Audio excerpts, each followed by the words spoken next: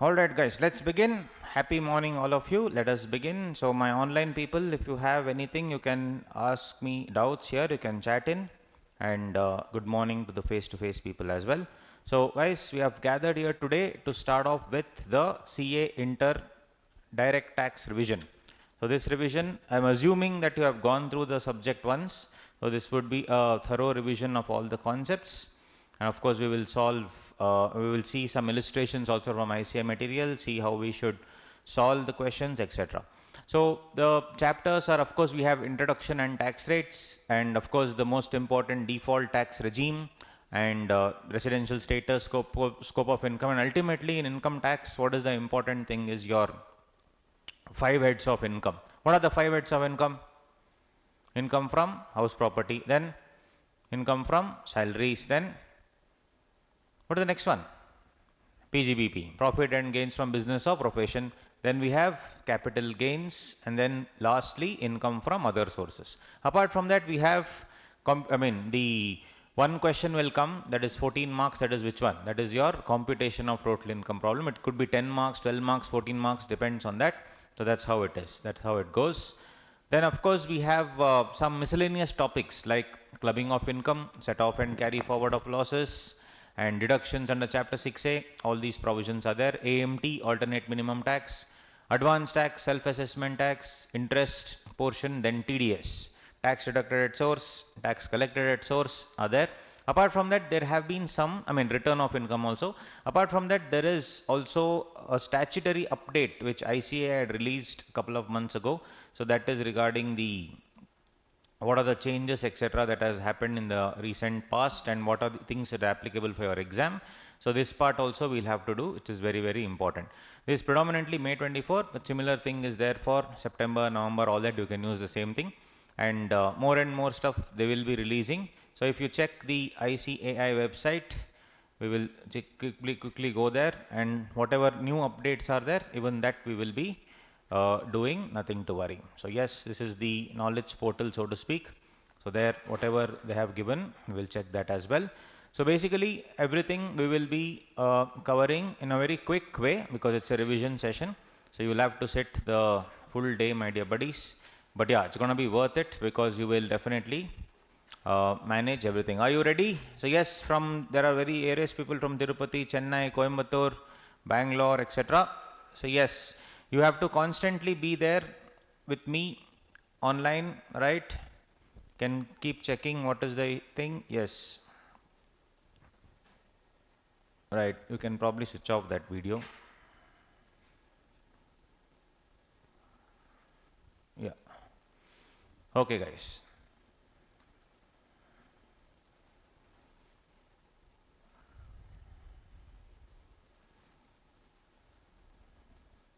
Yeah, so similar thing is given for September 24. It's the same, not money changes, but nevertheless we will do it from there.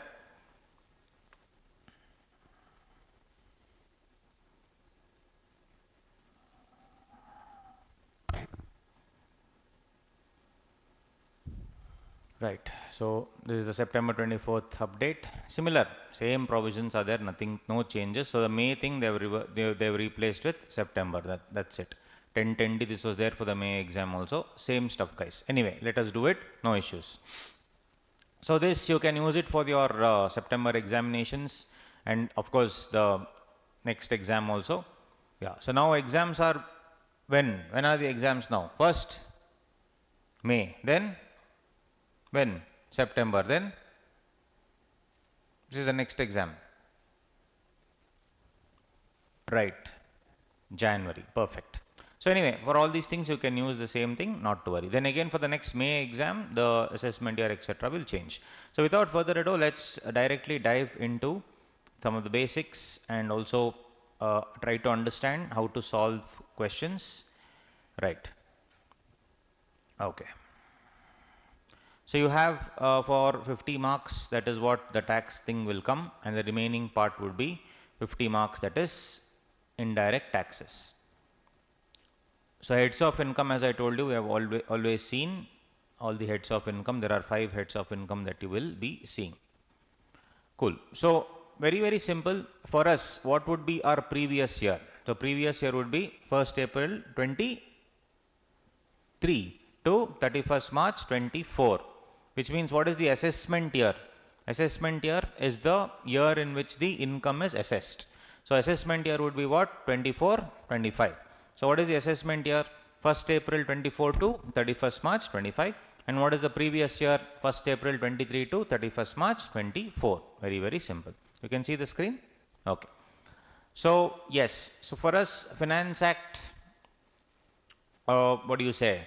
1st April 23 to 31st March 24 will apply, and yes or no, all of you guys, right? Yes. So that is what it is. Anyway, so going forward, more and new Finance Act will apply for the next year, 25, 26, like that. That's how it works.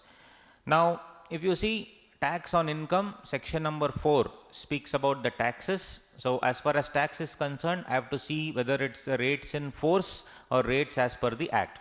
What do you mean by rates as per the Act? Which means it is as given in the Income Tax Act. For example, in section 194J, that is TDS section for professional services, rates are given as 2% and 10%. They only have given the rates.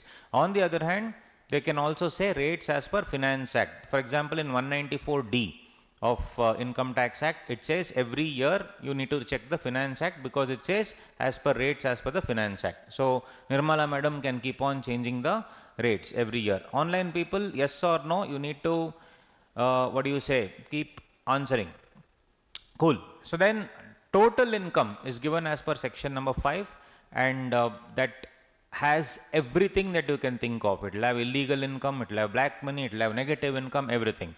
Manner of computing also will be clearly given in the particular section. So income is defined in 2 clause 24. First of all, should you remember the section numbers and all that? Leave it, not needed. If you just write as per the Income Tax Act, it's good enough. Don't worry about the section number, don't bother. When few months are there to go for the exam, you cannot sit and study all the section numbers again. Then person, on the other hand, is defined in 2 clause 31. This is the basics that I want to tell you. Who is a person? Now everybody is assessed to income tax. Every person is assessed to income tax. Next question is, who is this person? That is what we need to see. Who according to you will be called as a person. So guys, individual is a person, Hindu undivided family is a person, firm is a person, company is a person, AOP BOI person, local authority person, artificial juridical person is a person. So individual means single human being who has been allotted a PAN and Aadhaar card is a person. HF, Hindu undivided family, there are 2 types, Mitakshara school of Hindu law, which the rest of India follows, and the Dhaya Bhaga, which is the West Bengal and Assam people follows. Online people, yes or no, you need to keep responding in the chat window. Yes. Firm. Firm, you have partnership firm and LLP. So for income tax purposes, firm means everything, LLP, partnership firm, etc. Right? Next, company. We have Indian company, foreign company, domestic company, etc.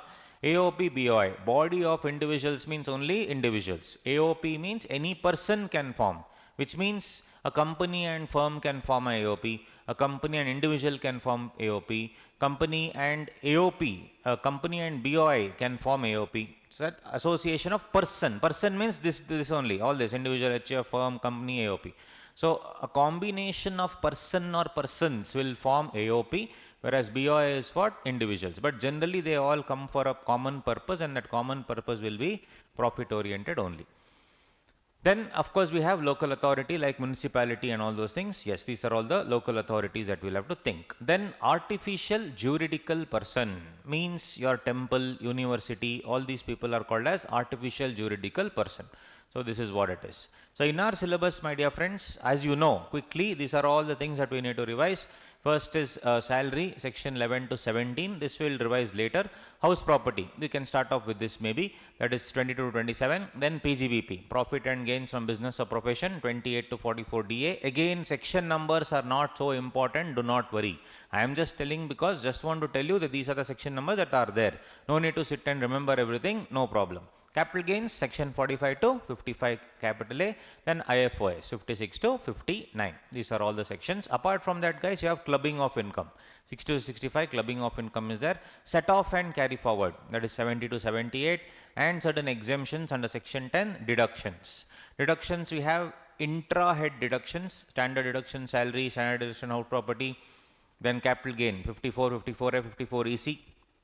Apart from that, chapter 6A deductions, that is deducted from the gross total income, that is after adding everything, finally whatever you do it, that is called gross total income, ATC, ATD, ATG, etc. These are all the things that we have, obviously.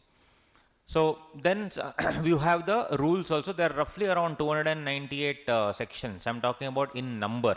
So 1, 2, 3, 4 like that, 298 is there. But in AT only there are so many, ATG, ATGG, ATGGB, GGC like that. So number of sections will be crazy. But and the numbering, if you follow, 298 sections, 23 chapters are there anyway. Then we have rules, clauses, subsections, etc. Rules. What are rules? Rules are the procedures which are framed by the Central Board of Direct Taxes. For our income tax, everything is given in the notes, rules, procedures, everything. Clause, subsection, etc. you leave. Sometimes CBDT issues notification. So notification is like law only. It is published by CBDT. It is published in an official document called Official Gazette. Everybody should follow the notification. Notification everyone should follow. So you would have heard something called circular also. Circular is what? Issued by CBDT. Again, it's guidelines, clarification in nature, but this is binding not on everybody. It is binding only on the assessing officer. The person who assesses your income, the income tax fellow, is called as AO, assessing officer. Then there are provisos, etc. that you leave, guys. No problem. All that you can leave. Anyway, so coming to the basics, let's directly dive into the basics, my dear friends. So what I'll do is, I will open the institute material later. I will show you some illustrations, etc. we will solve, but first we will do it from our material quickly. Whether you are my student, you are not my student, doesn't matter. This, I have just simplified the entire thing, that's all, nothing else. Same thing is given in your ISM also. Whichever book you are comfortable with, you can study. If you are comfortable with ISM, you can study. If you already are my student, then study from my notes. At this juncture, when a few months are there for the exam, do not change any book. Oh, this is full color book, let me buy this. No, please don't buy. When you have exam nearing, do not change your book. If you are following ISM, kindly follow ISM, no problem. Online people, are you dead? Good morning. Yes, come on, you need to reply. Yes, yes, I cannot see you only. I cannot, you have to reply and only then I will continue. All of you, come on. Just put a thumbs up, all of you, thumbs up. Awesome, awesome, awesome. Super, super. That's all, isn't it? Just to know you're alive or not. Yes. 3 days, I'll kill you anyway. Yes, moving on. It's very easy. Income tax is very, very easy subject. Simply people think it's very difficult. Extremely easy subject. Anyway, moving on quickly. Person, we have already seen all this. What do you mean by India, guys? India is a territorial entire land of India along with the, what do you say, the waters that comes. How many waters will be there? 12 nautical miles. Just for the MCQ purposes, 12 nautical miles you can remember. Apart from that, it will also include something called exclusive economic zone.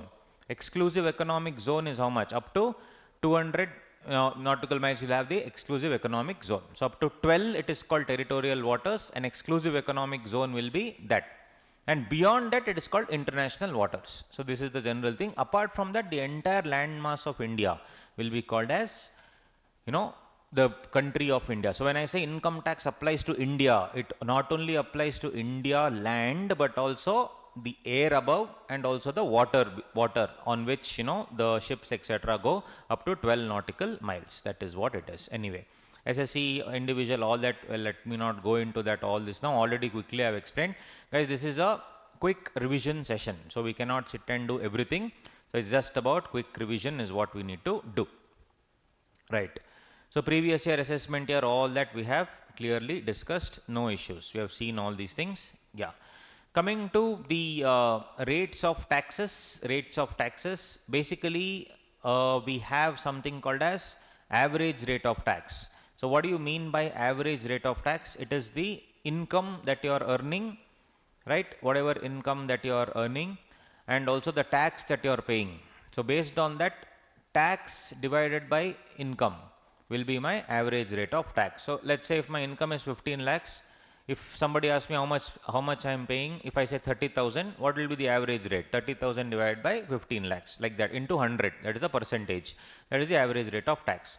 Anyway, as far as rates of tax are concerned, there is something called as the maximum rate that everybody has to pay. So for individual HUF, AOP, BOI, etc., it is 42.744%. So how is this calculated? Basically, what is the highest tax that individual has to pay? 30%. Then what is the highest surcharge that an individual has to pay? 37%. Correct? So 37% of 30%. Then how much cess they have to pay? 4%. Correct? So 37% of 30% will be some 11.11. It will come 41.11. 41.11 plus 4% will give me 42.744%. That is called the maximum marginal rate. This is the highest tax. Virat Kohli, MS Dhoni, all these big shots will be paying how much? 42.744%. As individuals, this is the highest maximum rate that they can pay. It is called as MMR, maximum marginal rate. Then we have cooperative society, firm. So cooperative society, firm, domestic company, foreign company, all these things these are the rates that they will obviously pay. 34.944 and all the same. We will see the surcharge, etc. Then you will understand the entire thing. So generally, the previous year and assessment year, the income is generated in the previous year. Our previous year is 1st April 23 to 31st March 24. Income is generated in the previous year, but income is assessed in something called as the assessment year. Assessment year is what? 1st April 24 to 31st March 25. Income is assessed in the assessment year. Correct? So now we are studying for September 24 and January 25 examinations. We are in 24-25. So can I say I am in the assessment year now? Yes. Assessment year of which previous year? 1st April 23 to 31st March 24. Yes, that's what it is. So income is always assessed in the assessment year. Income is never assessed in the previous year. But there are certain areas where special cases, sometimes some 2-3 marks question they have asked, special cases where income is taxed in which year? In the same year. In the same year means in the previous year, same year will be my assessment year also for certain cases, which means if I have earned something in 1st April 23 to 31st March 24, within that time only income is assessed also. Only in special cases. Got it, my dear friends? First one, shipping business of non-resident. So somebody from USA comes to India, docks their ship at Chennai port, and he is dumping everything, let's say goods, services, goods and people, everyone will dump and is going. He is taking nicely freight. Freight is the carriage charges. So once he is taking and going outside India's territorial waters, Nirmala madam is waiting at the port.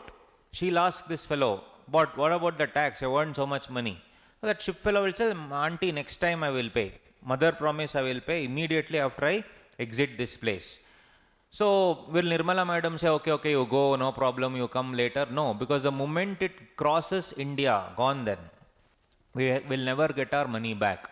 And they'll ask, Nirmala madam will ask, do you have an agent in India? No. Do you have any other business in India? No. Do you have a person representing you? No. Do you have a place of business in India? No. Nothing you have. You are telling that you are going and your mother promise come back. You will not come back. Hence, shipping business of non-resident, if you don't have anybody with you, no agent, nothing, in that year only. So Nirmala madam says, if you want your ship to get out of the territorial waters of India, kindly pay tax and then you can go. That is section 172. Then persons leaving India, right? You have Sri Ravi Shankar, who is art of living, but you have Sri Vijay Mallya. He will follow art of leaving, correct? Art of leaving ashram he has, not art of living. But that fellow just left. Anybody who doesn't intend to pay taxes and who the government feels will escape India, they can charge the tax that year only. Right? Persons leaving India, because now I will feel I have no intention of returning to India is what I will feel. So that is that part of the story. Then assessment of AOP, BOI or artificial juridical person formed for a particular event or purpose. So if we all come together for a particular purpose, let's say, an AOP, BOI specifically to celebrate 2024, what do you say? New Year, that's it. After that, gone. So we'll have a huge party, we'll make a lot of money in that party, or any specific AOP created to organize Anant Ambani's wedding. So hopefully it is only one time in this lifetime that is getting married. We are only tired of the entire celebrations. Forget about him. So now that association is only for that particular thing. That's it. After that, gone. So in that year only it will be taxed. Persons likely to transfer property to avoid tax. So if I'm transferring tax somewhere else to avoid transferring my properties, I have my property in my name, but I'm transferring in somebody else's name. That's called Benami property. Yes. Then what will happen? Then it will be also likely to, since I'm likely to transfer that property, that also will be taxed in the same year. Then any discontinuous business. I had discontinued one business 3 years ago and one fellow had to pay money. Suddenly that fellow came and paid money today. Now tell me, when will the business be? When will I get the money? I'll get the money 3 years later. When is it taxed? 3 years later only it is taxed. In the year of receipt it will be taxed. These are some of the examples for a 2-mark question they can ask you. They have asked also, what are the special cases where income is taxed in the same year? Same year means which year? Previous year is equal to assessment year. Everybody with me understanding? Yes, you guys, you understanding? What's your name? Prithvi, yes. Your offline, online people, thumbs up. Yes, super. All right, good.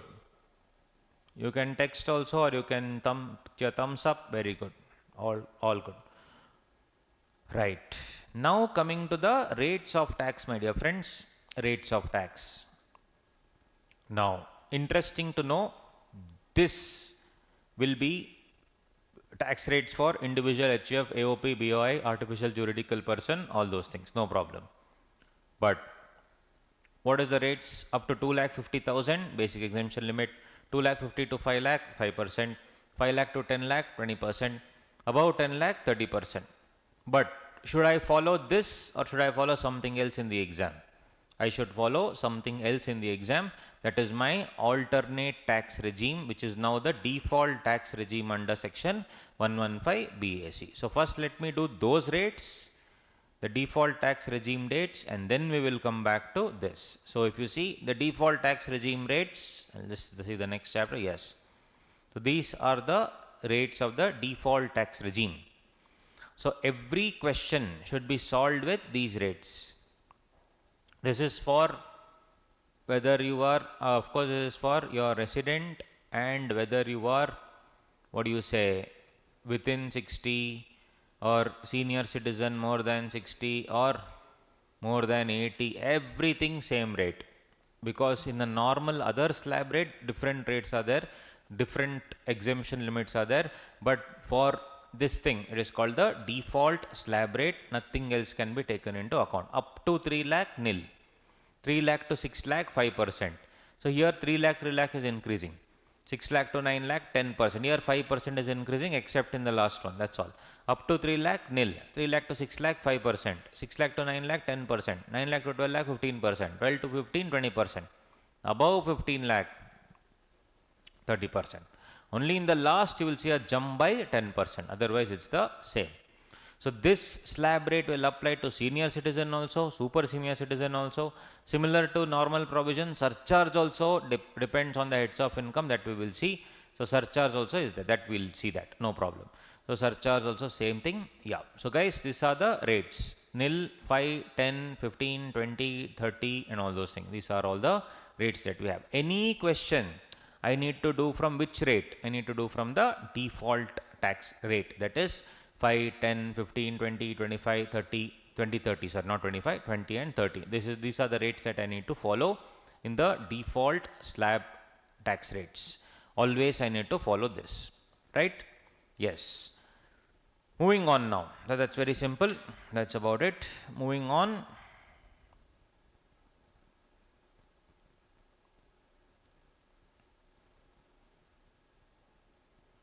On the other hand, what are the old rates? Now they may ask you also, he has opted out of 115 BAC or he is opting for 115 BAC. Opting for means that's a default. No, you cannot change only. That is a default. Anyway, you have to opt for that. You can also say opting out of 115 BAC. Opting out for 115 BAC means what? You are following these rates. So what is the benefit of this? You will get some deductions, etc. In 115 BAC, what you will not get, you see that quickly. We'll just see 115 BAC. In 115 BAC, you will obviously these things you will not get the exemptions or restrictions. You will not get leave travel concession, you will not get HRA, you will not get special allowances. But you will get transport allowance, conveyance allowance, daily allowance you will get. Then allowance to MPs and MLAs you will not get. Then perquisite free food you will not get. Entertainment allowance you will not get. Professional tax you will not get. And guys, house property, very interesting to know, only interest on loan borrowed in case of self-occupied property only you will not get.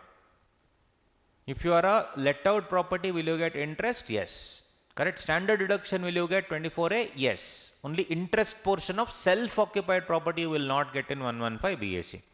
Then in PGBP you will not get additional depreciation, you will not get investment allowance, you will not get any deduction for scientific research, you will not get specified business capital expenditure 35 AD. That's it. Apart from that, everything else you are getting.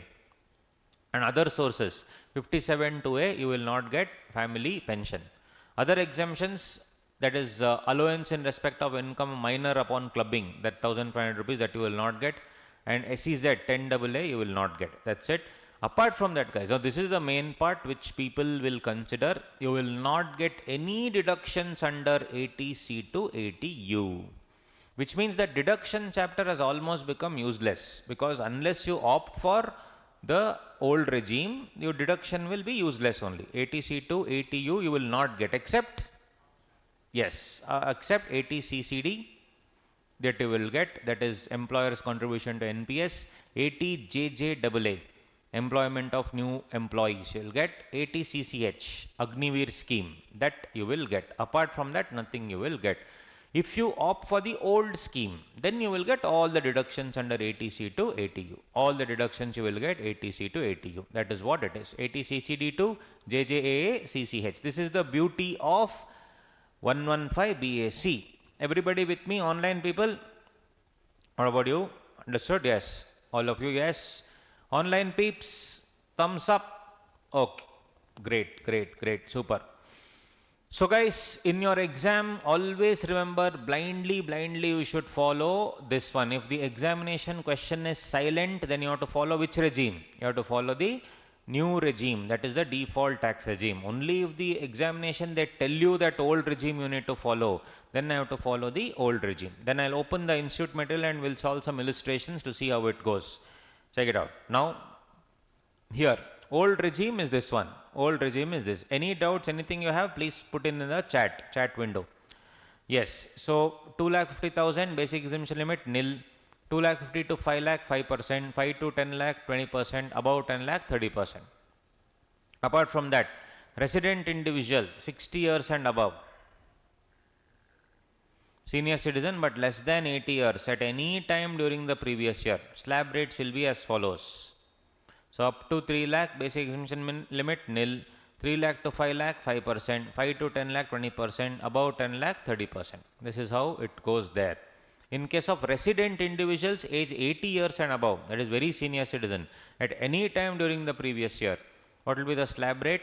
Here you have 5 lakhs. So normal fellows 2 lakh 50, senior citizens 3 lakh, super senior citizens 80 years and above, very senior citizen, you will have up to 5 lakh. Then 5 to 10 you have 20%, above 10 lakh 30%. That's what it is. Now coming to the concept of surcharge. Surcharge, this is for the normal, that is the old regime, I can say, old regime. In new regime only one change is there, we will see that.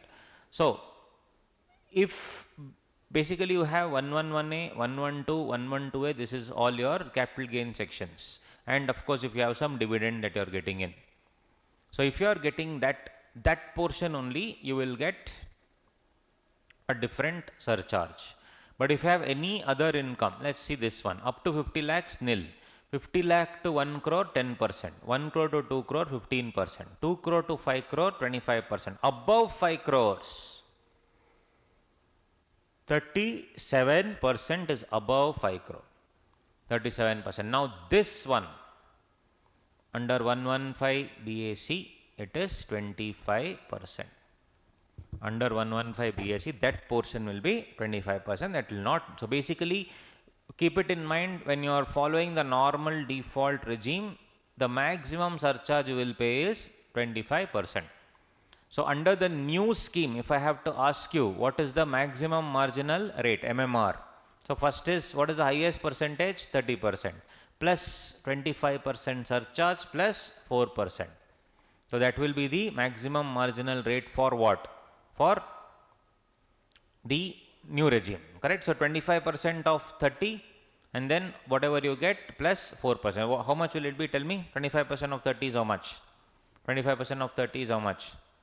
7.5%, right? So it is 37.5% into plus 4%. How much will it be? How much? How much? Do it. How much? 37.5 into, yes, 39%. Yes or no? All of you? 39%. You can bring your, what do you say? Calculator. No tension.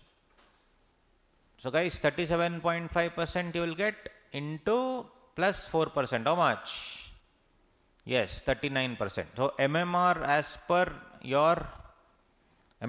per the new regime will be 39. Yes, correct, Shankari, 39%. So MMR as per old regime 42.744. MMR as per new regime 39%. So Virat Kohli, it is better if he opts for the new regime. If assuming everything is the same for him, better to opt for the new regime. I'm saying assuming everything is the same for him, better for him to opt for the new regime, because he will be getting how much this thing, what do you say, saving, because 42.744 he would have paid, now he will pay 39%. That's all. Cool. So moving on, this is the surcharge point. However, the other surcharges, guys, this dividend income, so this I have to calculate separately, dividend separately, this income separately, 111A, 112, 112A, all this should be separate. So this, this all together is one. Here up to 50 lakhs, nil. Now these rates, 10, 15, 15, 15, this is the maximum. Beyond 15, it cannot go. So if they are earning other income, it should be maximum 15. Because if you charge more surcharge, then I will stop investing in the market. If you stop investing in the market, then obviously the stock market will collapse. That's the reason. Okay, just simply for your information. Anyway, so this is how it is. Now, if you see, now these are all the rates. Only this part again it will become 25%. This is 115 DAC. So once we see the surcharge part, then I'll immediately go to the institute material and then we can discuss the questions there. Right. Total income including specified income does not exceed 50 lakhs. So basically this here, nil nil. Both the cases it is nil. You see here, total income all inclusive. Total income all inclusive specified income exceeds 50 lakh but does not exceed 1 crore. Exceeds 1 crore but does not exceed 2 crore. Exceeds 50 lakh but does not exceed 1 crore. How much will it be? 10%, 10%. Exceeds 1 crore but does not exceed 2 crore, 15%, 15%. Here 4 and 5 on the other hand, excluding specified income, exceeds 2 crore but does not exceed 5 crore. Exceeds 2 crore but does not exceed 5 crore. Here it is 15% and here it is 25%. Because I am excluding everything, and it is exceeding 2 crore but does not exceed 5 crore. So here I should use this 25%, but as I told you, if you include everything, it will never go. It is never going anywhere, right? So hence it is 15%. Got it? Right. On the other hand, here, this also, total income excluding specified income exceeds 5 CR. So if it is 5 CR, as I told you, 37% is in the old regime, new regime, 25%. And other income, whatever it is, it can never exceed 15%. On the other hand, this is all excluding. What if all including everything, it exceeds 15%? Sorry, 5 crores or 2 crores basically, then maximum it cannot go beyond 15. So let's see a sum, only then you will understand. Check this illustration, you will understand very, very clearly. Important illustration to get you to understand this entire point. Very simple. So for example, this is that capital gain income, 7 lakh, 6 lakh. So how much is it? Less than 50 lakhs? Yes. Other income is more than what do you say, 50 lakhs. But all inclusive it is less than how much? 1 CR. All inclusive. So if you see all including everything, it is exceeding 50 lakh but less than 1 crore. Hence 10% surcharge on other income, 10% surcharge on that dividend income or capital gain income, 10% surcharge on other income. So basically 10 and 10, very simple. So you should see whether it's all inclusive or excluding. Here all inclusive, it is less than 2 crore.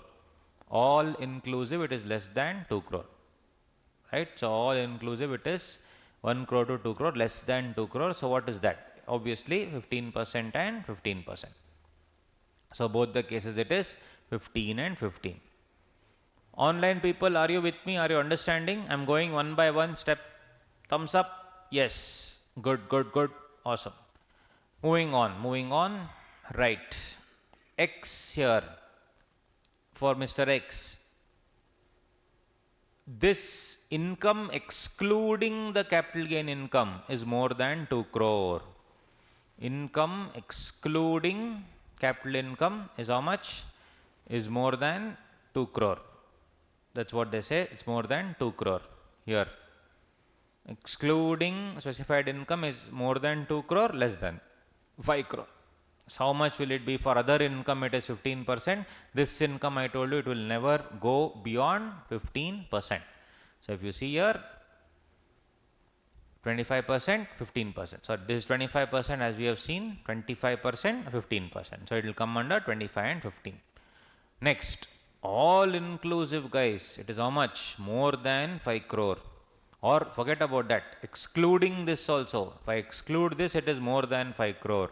So this will be 37% under old regime, 25% under new regime.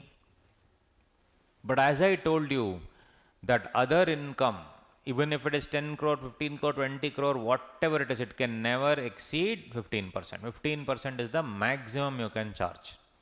Next, these two put together, all including actually, if you exclude it is coming less, but all including it is more than 2 crore. All including it is more than 2 crore. So guys, last point here as we discussed, everything including, if it is exceeding 2 crore, what is the maximum surcharge? 15%. So surcharge will be 15%, 15.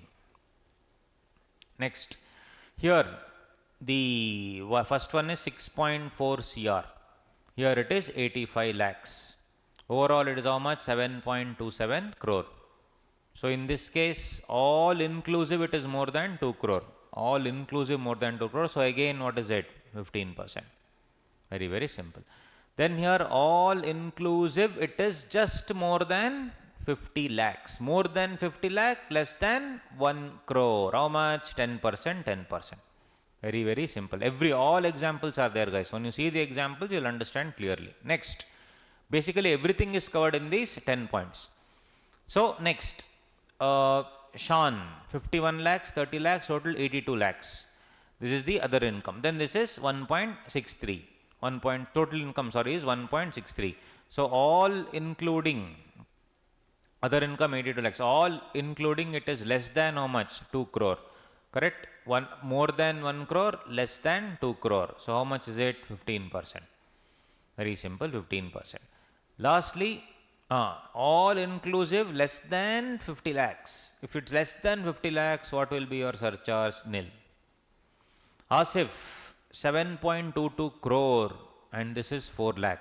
So as I told you, excluding less than 50 lakh, there is no surcharge, but if you include everything, it is going beyond 2 crore. So that's the last point. All including more than 2 crore, which means it will never exceed how much? 15%. So this, you will get all the examples with this. So you can obviously either take a picture or note down or whatever. This is the example. This is an example for everything that you can think of. Got it, guys? Thumbs up, all of you. Understood? Yes, yes, yes. Others? Right. Did you understand, all of you guys?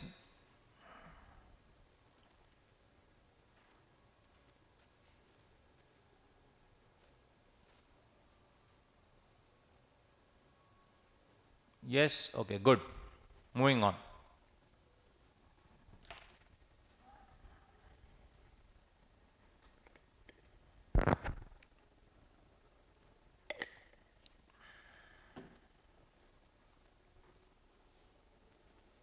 Just a sec.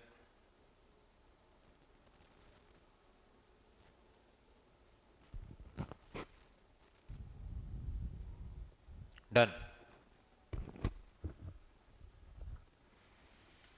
Health and education says how much? It is at 4%. Tax shall be increased by health and education says at 4%. That we have seen. So now one more interesting thing in the old regime versus new regime concept is the concept of rebate. So once we do that, then we'll solve the problems. We'll just to understand what all types will come. So generally tax on total income, tax on total income less rebate under 87A as applicable will be there, and surcharge you will have to add, and then health and education cess also you need to add. Then will give us the total tax liability. Very simple. So you will have to do some rounding off.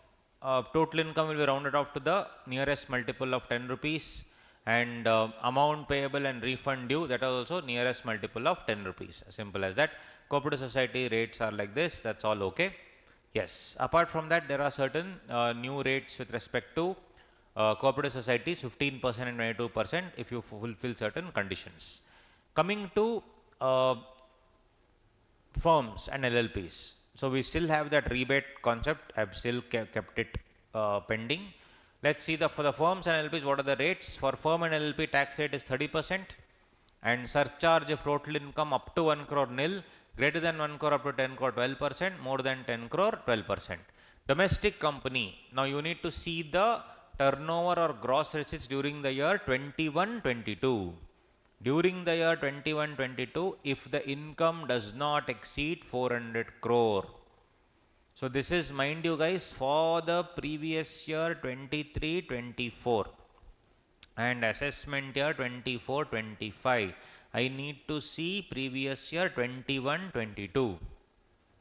I need to see previous year 21-22, 2 years before I need to see. How much? If it should be less than 400 crore. Does not exceed means less than or equal to 400 crore. What is the tax rate there? Domestic company 25%. But there are certain domestic companies who can pay 15%, that is manufacturing companies, and some companies can still pay 22%. That is another thing. Apart from that, normal rate is 25%. So in the exam, if nothing is given, you can blindly follow 25%, assuming that turnover is less than. If they have given it specifically, then you should write it as 25%. Otherwise, normal domestic companies, what is the tax rate? 30%. Up to 1 crore nil, greater than 1 crore up to 10 crore 7%, greater than 10 crore 12%. Normal companies, domestic companies, how much will it be?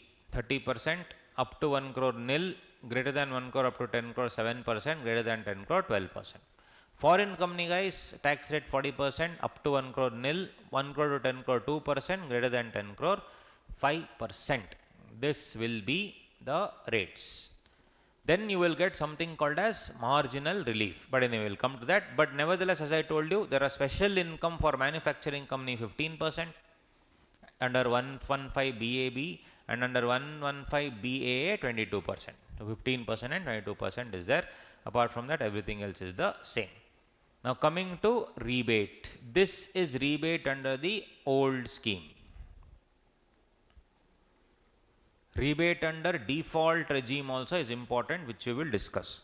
This is the rebate under the old scheme. So here, an SSE being an individual resident in India whose total income does not exceed 5 lakh will get rebate up to 12,500. 100% of income tax or maximum 12,500, whichever is less.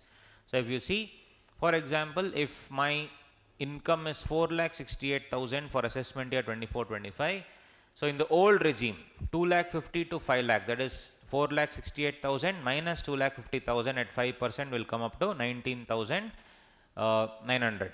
Correct? 19,900, because up to 2,50,000 it is exempt. Correct? So 4,60,000 minus this one, it's coming out to 19,900. Now, what is the rebate? As I told you, rebate will be It's not 19,000, 10,900, 10,900. So the rebate will be what? 10,900 or 12,500, whichever is less. So what is less? 10,900. So you will not have to pay any tax on it. So my question is, if your income goes to 5 lakh 1,000 rupees, if your income is 5 lakh 1,000, will you get rebate under old scheme? What do you think? Will you get rebate under old scheme? If your income is 5 lakh 1,000 rupees, will you get rebate under old scheme? No. No rebate under old scheme. This is very important to know. If your income is 5 lakh 1,000 rupees, there is no rebate under old scheme. Under old scheme, there is absolutely no rebate. What about in the new scheme? That is the interesting part. Now this they can ask in the exam. What about the new scheme? Only for this one section, I would want to take you to CA final basics material, because there no they have given it little better. So you can take a picture of that more than your study material in the what do you say, rebate with respect to the new study material, that is your CA final study material, same basics only. That rebate example they have given it in a better way. So I would suggest that if you can use that, that will be good. So let me just take you to the rebate part of the old one. So because in that particular thing, right, in the what do you say, CA final material, they have given it in a slightly better way. So I would like to take you there to the CA final, only that one part, don't worry, not everything, because that examples in your material it is not yet given. I don't know why, but let me just take you to that basics there. Don't worry, only that one part that you copy it down from there. This is the institute material for CA final. Rebate portion they have really given it nice. We need to study that. So let me show you, very important guys. There's a very important discussion on rebate. This is for CA inter and CA final. Predominantly CA inter only they will ask. CA inter only they will ask, because that rebate is interesting. What did I tell you now? Up to 5 lakh rupees in the old scheme, no 12,500 rebate. If your income is 5 lakh 1,000 rupees, will you get rebate? 5 lakh 1,000, will you get rebate? No. In the old scheme. In the new scheme, that limit has been increased to dash. How much? Answer guys. New scheme. How much? Rebate, how much? Up to dash. Answer, online people. 7 lakhs. Perfect, 7 lakhs. Now my question to you is, if my income is 7 lakh 10,000, will I get rebate? Will I get rebate if my income is 7 lakh 10,000? What do you think? You see, right. So this mark it as important. I am taking from DT final material ISM. It is more important for inter rather than final actually, right? So please stick to that. You can take a picture or something, or you can go to the institute material and download only the basics chapter of CA final material, only the basics, nothing else. Don't see anything else. That example they have given it nicely, that's why I am solving. If the total income of such individual does not exceed 7 lakh, rebate shall be equal to amount of income tax payable or amount of 25,000, whichever is less. How did I get 25,000? Up to 7 lakh, up to 3 lakh, nil, no. Then 3 lakh to 6 lakh, what percentage? 5%. So that is how much? 3 lakh into 5% is how much? 15,000. Then 6 lakh to 7 lakh, for 1 lakh it is 10%, that is 10,000. That's why they are trying to tell 25,000 you will get rebate. This is still okay guys. What if my income is 7 lakh 10,000, will I get rebate? What if my income is 7 lakh 10,000, will I get rebate? If my income is 5 lakh 10,000, will I get rebate under the old scheme? No. If my income is 7 lakh 10,000, will I get rebate under the new scheme? Yes, we will see that. So anyway, this you see, this is 6 lakh 50, this is easy. Example number 1, this is if your income is less than 7 lakh, then no tension. So for example, 32-year-old Mahesh is earning 6 lakh 50,000 rupees money. What is his Default tax regime tax.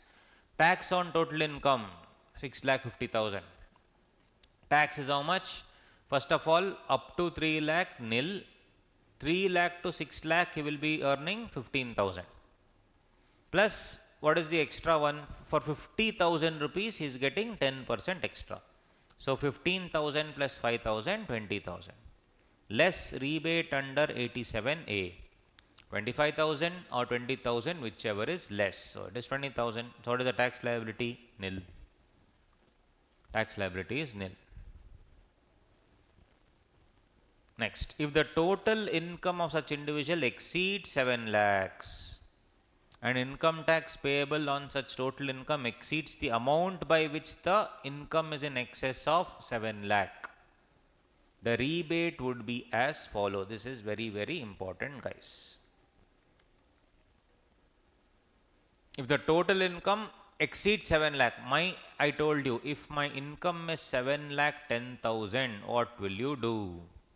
Will you get rebate or not? In the old regime, no rebate. If my income was 5 lakh 1,000, no rebate. But in the new regime, if your income is 7 lakh 10,000, will you get rebate? Let's see. But that is limited to the step number 1, 2, 3. First one, step number 1, total income minus 7 lakh. What is total income? 7 lakh 10,000. What is 7 lakh 10,000 minus 7 lakh? 10,000 rupees. Step number 1 is just do the difference between total income minus rebate. Rebate limit 7 lakh. Next, compute income tax liability on total income. What is the income tax liability on total income? You only tell me. How much will it be? Up to 7 lakh 10,000, how much will it be? We'll compute, right? They have given 7 lakh 15,000. Let's take that example, it will be easier. So first one, 7 lakh 15,000 minus 7 lakh. How much will it be? 7 lakh 15,000 minus 7 lakh 15,000. Difference is 15,000. What is the income tax liability on 7 lakh 15,000? Up to 3 lakh, nil.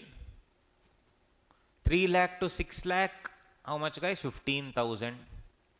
6 lakh to 7 lakh 15,000. On 1 lakh, correct? On 1 lakh 15,000 into 10%. How much will it come up to? 11,500. So 15,000 plus 11,500 is how much? How much, guys? Are you understanding? How much is this? 26,500. 26,500.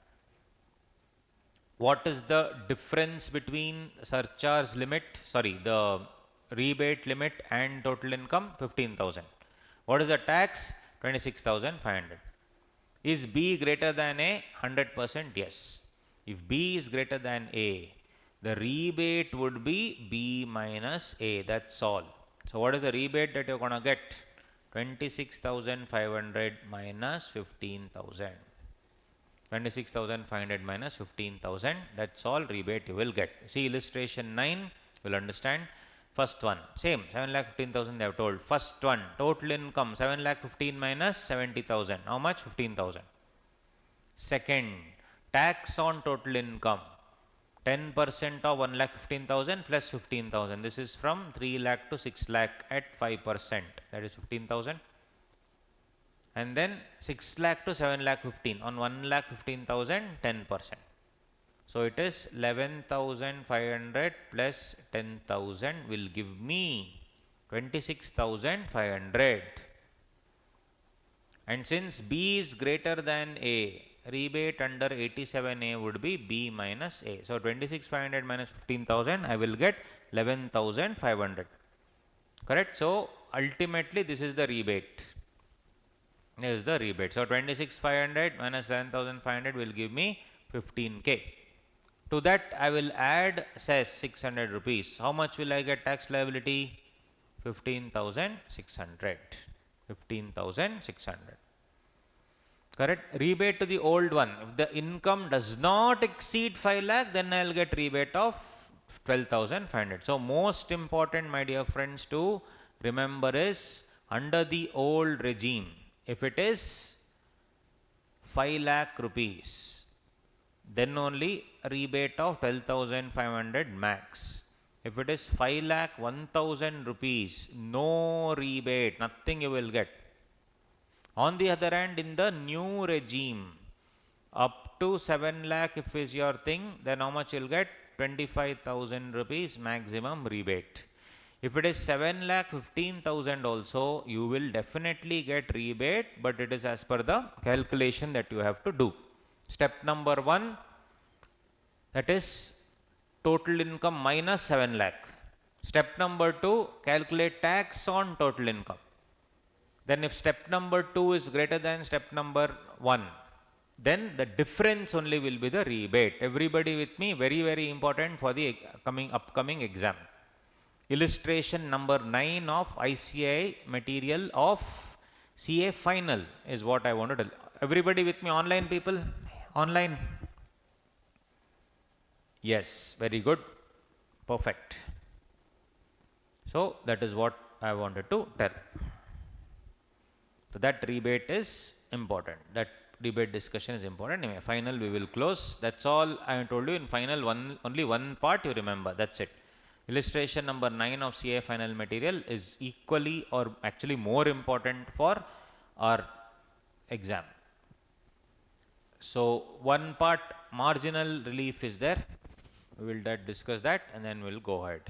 So every time when you are solving in the exam, in your examination, you have to write this format. You have to write the name of the SSE. They would have given in the question. Then you have to write previous year. You can write PY, it's okay, 2024, and then you have to write assessment year. Then you should check computation of tax liability. Handwriting does not matter. No one cares about it. It's the way you present it. Name of the SSE, previous year, assessment year, computation of tax liability, like this you should go then. No problem. So up to 2 lakh 50, 2 lakh 50 to 5 lakh, 5 lakh, like that. In the new regime, how much will it be? Up to 3 lakh, nil, 3 lakh to 6 lakh, 6 lakh to whatever, like that you should write. Tax payable, cess, total tax payable. If rebate is there, rebate. We have seen that. So this has to be followed always like this, is what I wanted to tell you. Now, next part is marginal relief. After that, again, we will solve some questions. So, in the total income format, this is the total income format. Name of the SSE you should write first, then previous year, next assessment year, then computation of total income, net taxable income. First, income from salary, note number 1. Separately below, you should do, first you can write out the full format, and then you can write the relative notes. Income from salary, note number 1, amount. Income from house property, note number 2.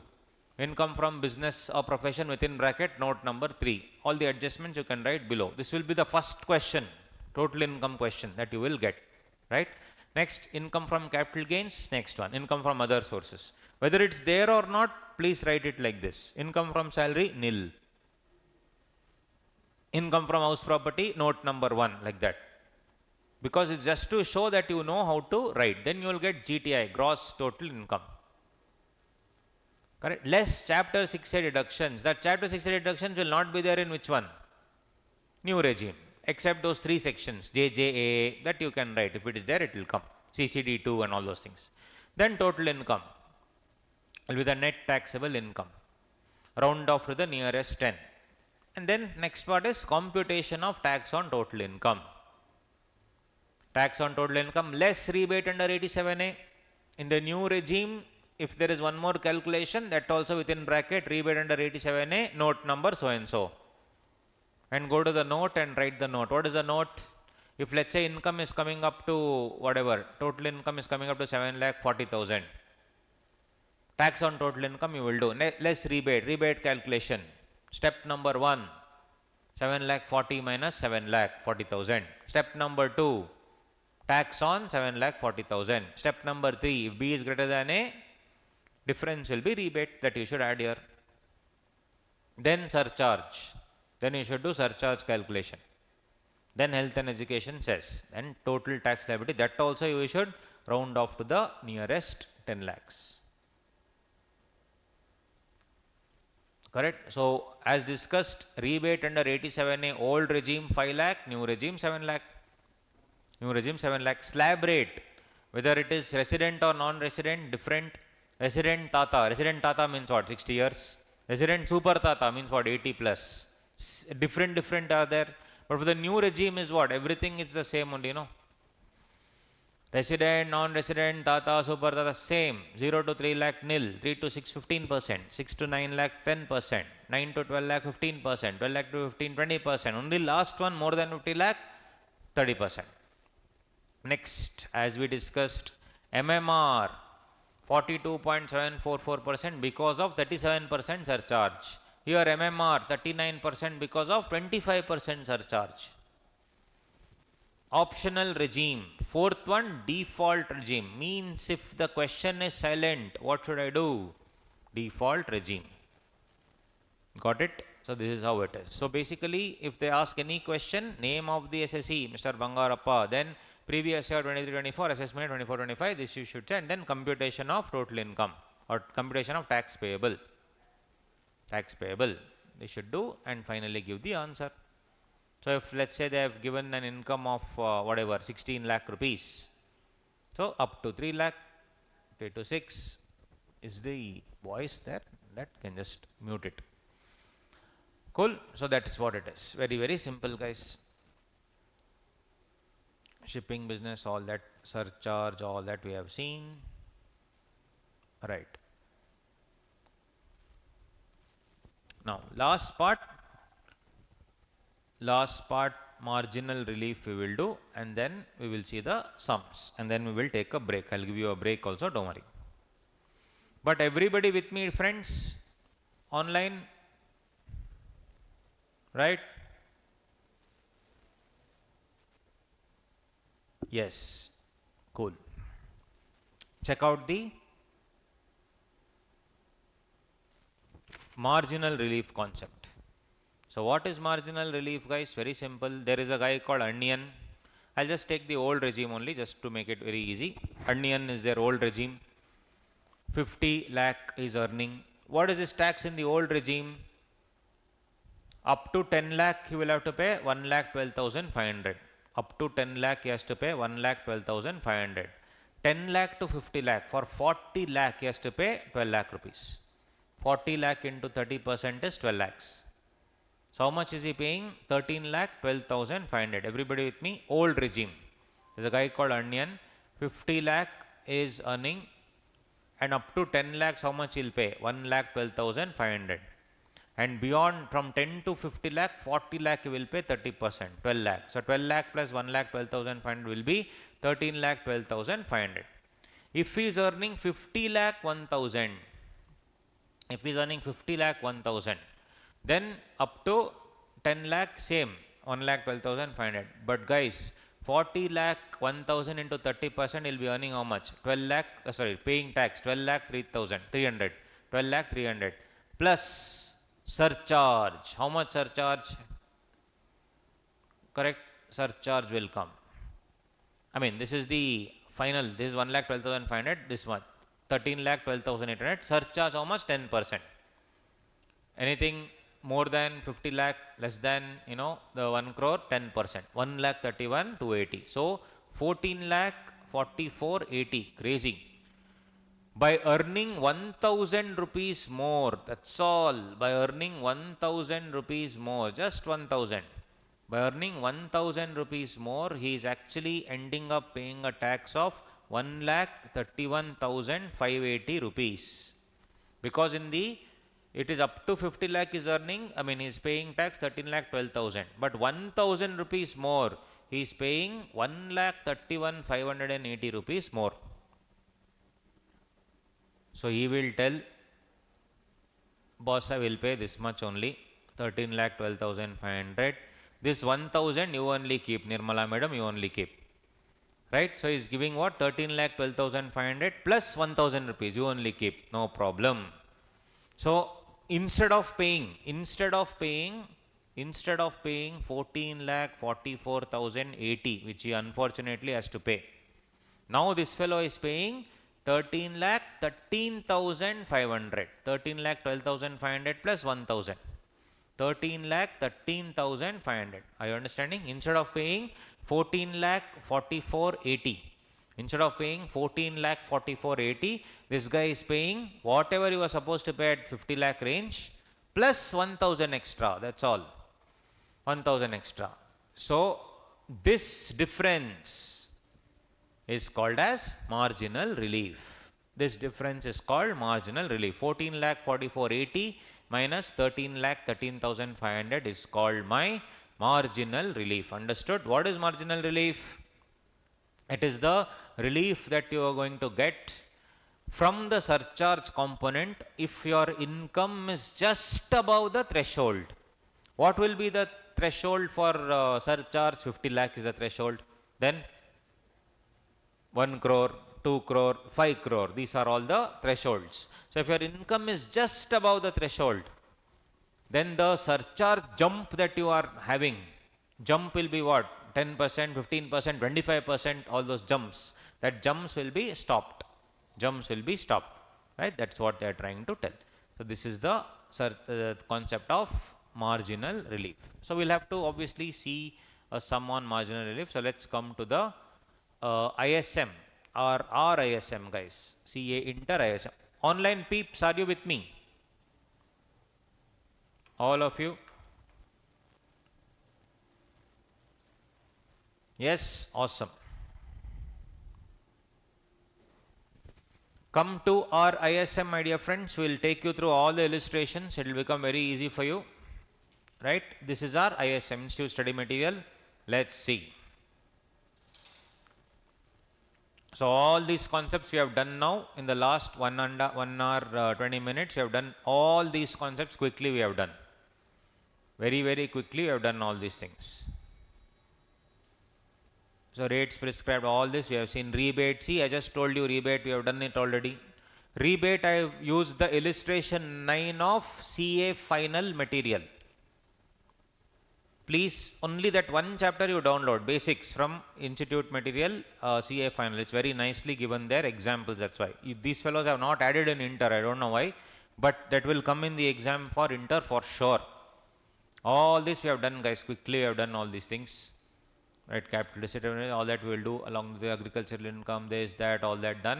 So we'll start this agricultural income, we will see that part later. That's a separate thing. So let's not mix it here. Then what is agricultural income, all that we will see later in a while. So let's just do the marginal relief questions. So all this we will see, no problem. Rates of tax we saw. These exemptions, what will come, what will not come, all that we have seen, no problem. Yeah, see for example, this will be the new regime calculation. Illustration number 3 I am quickly seeing. Mr. X has a total income of 16 lakhs for previous year 23-24, compute under the new regime. Very simple. First, as I told you, name of the SSE that they have not given here, you should write. Name of the SSE Mr. X. Previous year 23-24, assessment year 24-25. Computation of tax liability of Mr. X for assessment year 24-25.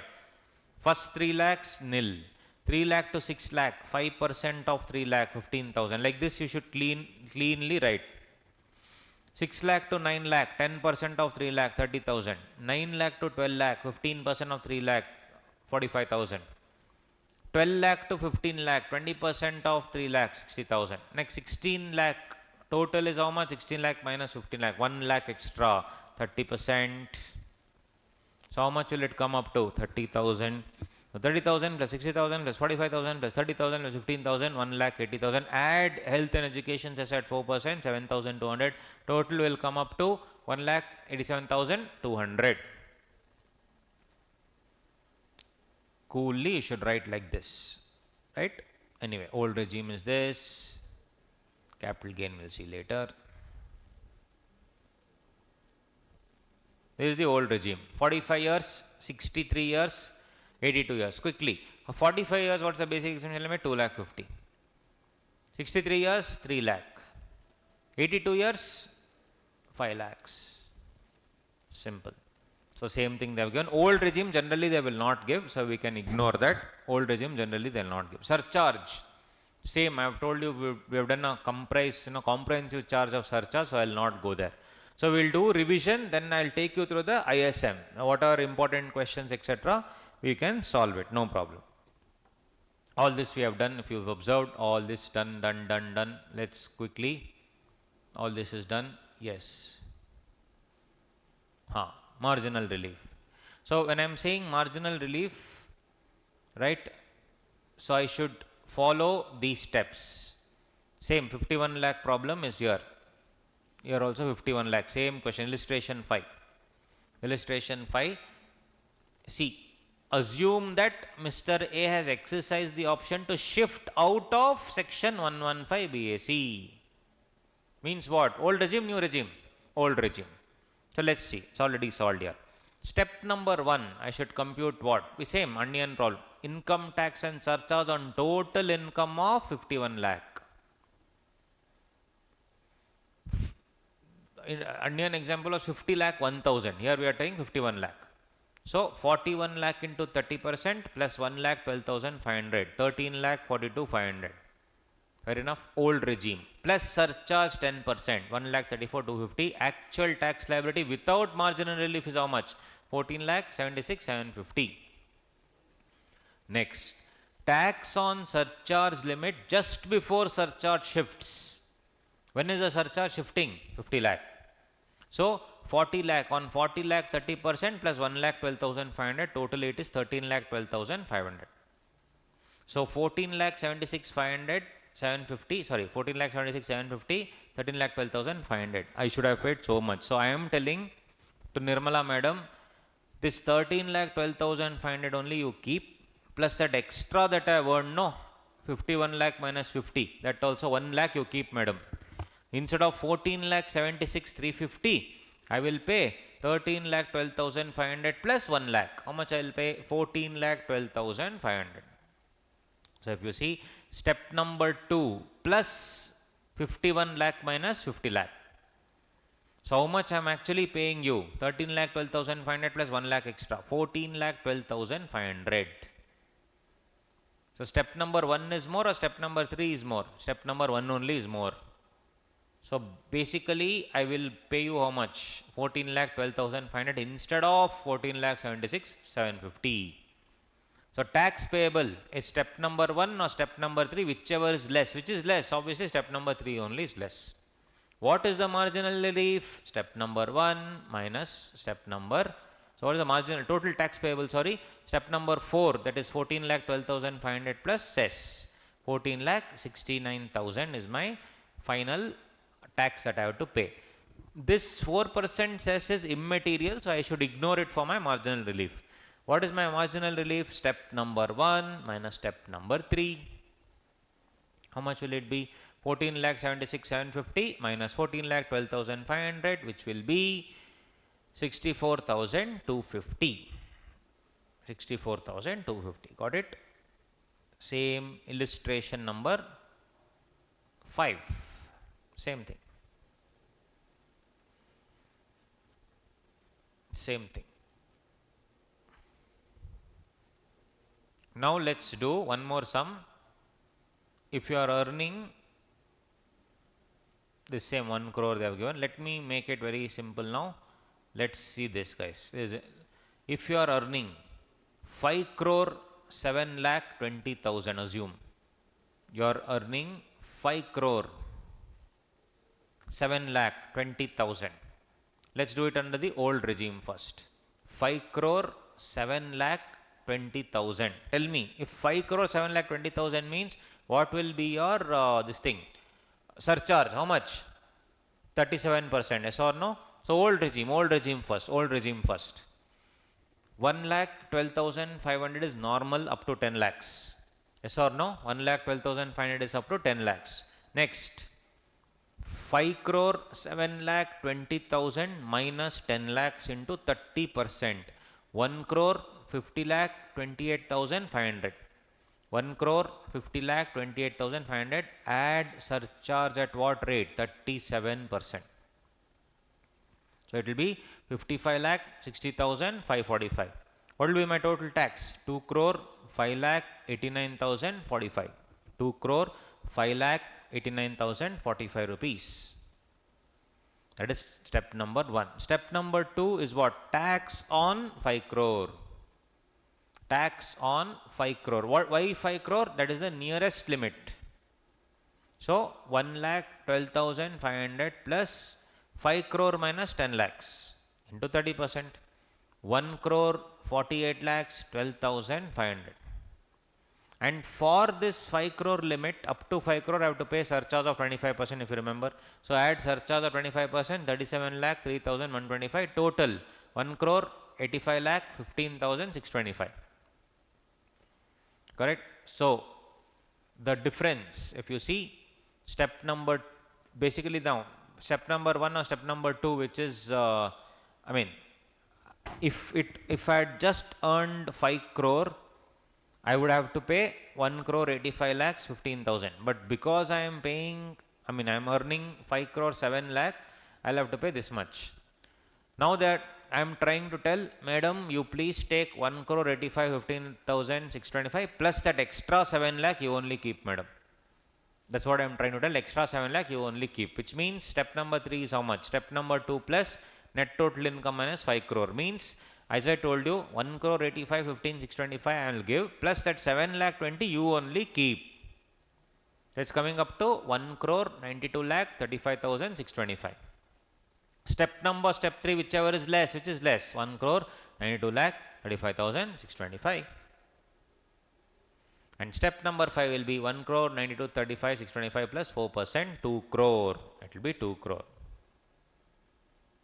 So this is my, what is my marginal relief? Obviously it is 2 crore 5 lakh 8945 minus 1 crore 92 35 625. 1 crore 92 35 625. So my marginal relief will be 13 lakhs 53,420. Now if the same question that given in new regime, will there be marginal relief? What do you think? Answer, guys, come on. Same question, 5 crore 7 lakh 20,000 in the new regime. Answer. Solve, all of you solve. 5 crore, I'll give you 2-3 minutes. 5 crore 7 lakh 20,000 in the new regime. Solve, all of you solve, guys, come on. Solve it, my dear friends, online people. Solve.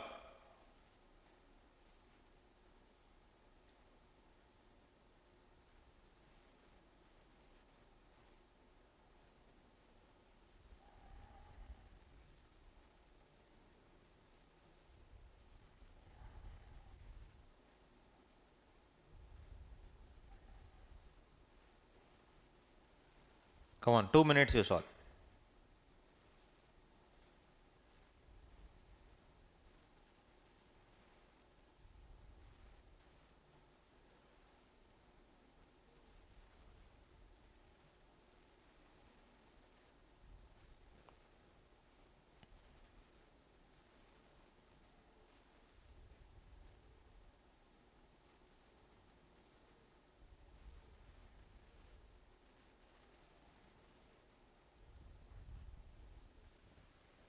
Online people, come on, solve it. 2 minutes, take, solve it, and I'll discuss.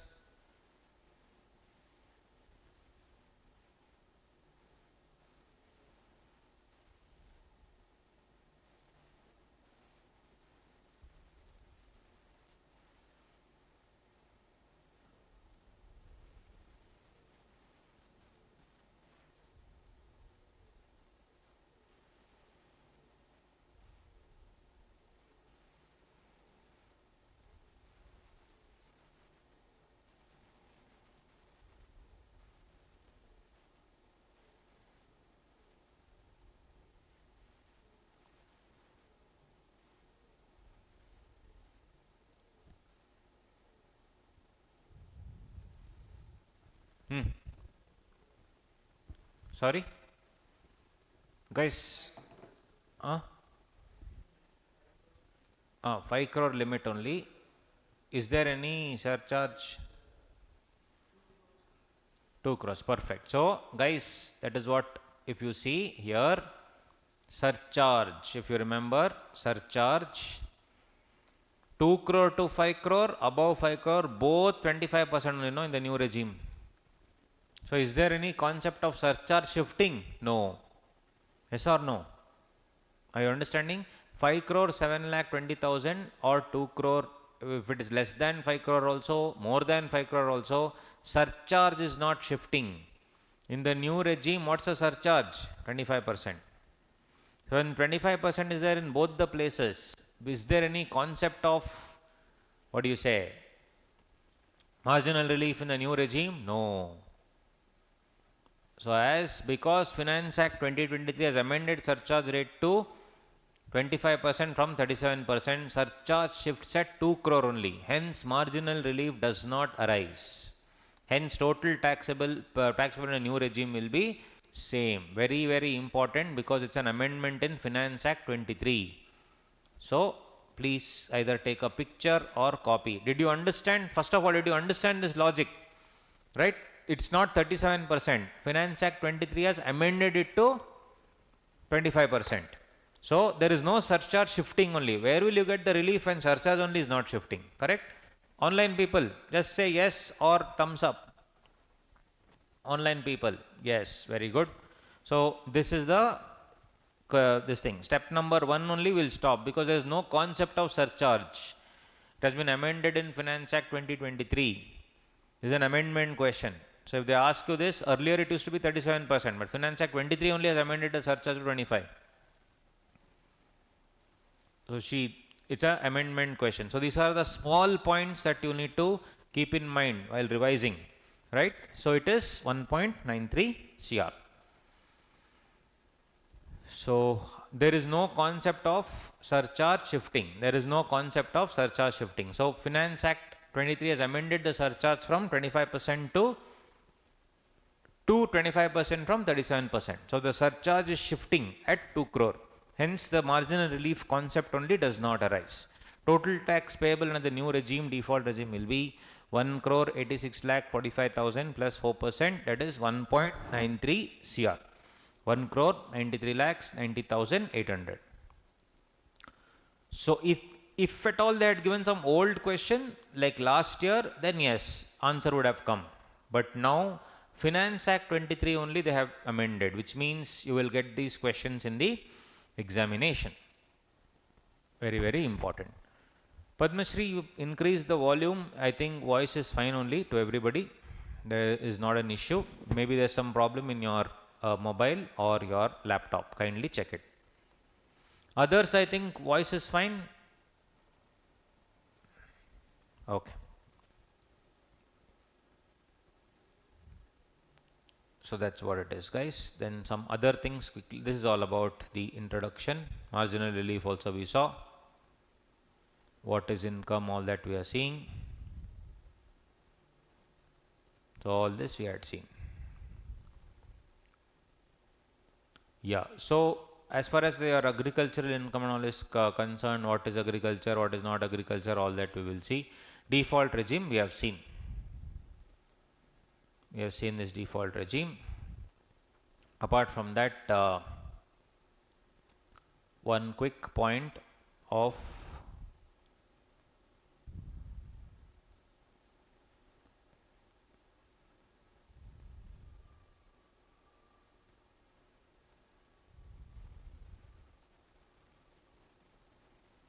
all that is fine. Cool. So after I will just take a short break. But before that, just 1 second. Let's just that's about it. So here we finished all those things. Let me see if there's any more questions. Rebate, resident, individual, we have seen already. Guys, they have actually given no need to. In fact, in the new material, they have added that thing. No need to download the CA final material. No problem. It is the same, right? CA final material don't want. This only they have given. No problem. See, page number 1.81. Page number 1.81. This is like the newest material they have released. 1.81. Same. Illustration. Same. See the copy. No change also. Same thing. So basically, final and this thing. Inter same. Illustration number 9 you solve, already done. This one also. Illustration 10, same, no change. So actually, whatever earlier updated, it was not there, now they have added. So this is page number 1.81 of our institute material. Mark this as important. Illustration 10. Already solved. Already solved. 11 is useless. Agricultural income, that one part we'll see later. Now that's about it. This is all the full revision of the same thing. These are all the questions that they had asked.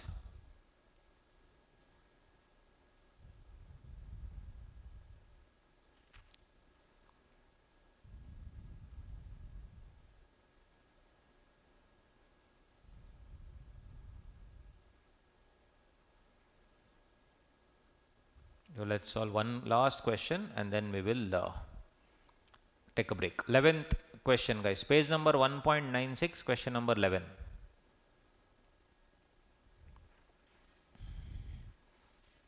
ISM, page 1.96, question number 11. Mr. Sharma, age 62 years and a resident of India.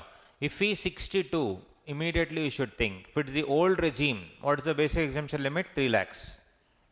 Correct? If it is a new regime, how much? Nothing. Correct? Has a total income of 2.3 crore, comprising of LTCG 52 lakh, STCG 64 lakh and other income 1.14. All put together exceeds 2.3 crore, means what would be the, exceeds 2 crore means what would be the surcharge? Correct? I told you everywhere surcharge will be 15%. Compute his tax liability for, and moreover, okay, excluding if it is more than 1 crore, how much will it be? 15%. So compute his tax liability for assessment 24 under the default tax regime and optional tax regime as per the novel provisions of the Act, assuming total income are the same in both the regimes. So quickly let's go here. They've anyway solved it, but let me explain it how it is done. Simply they'll give, but then we need to explain that, right? So this one, let's see under the default regime. So long term, the capital gain they have given 52 lakhs. So what is the thing here? 1 second.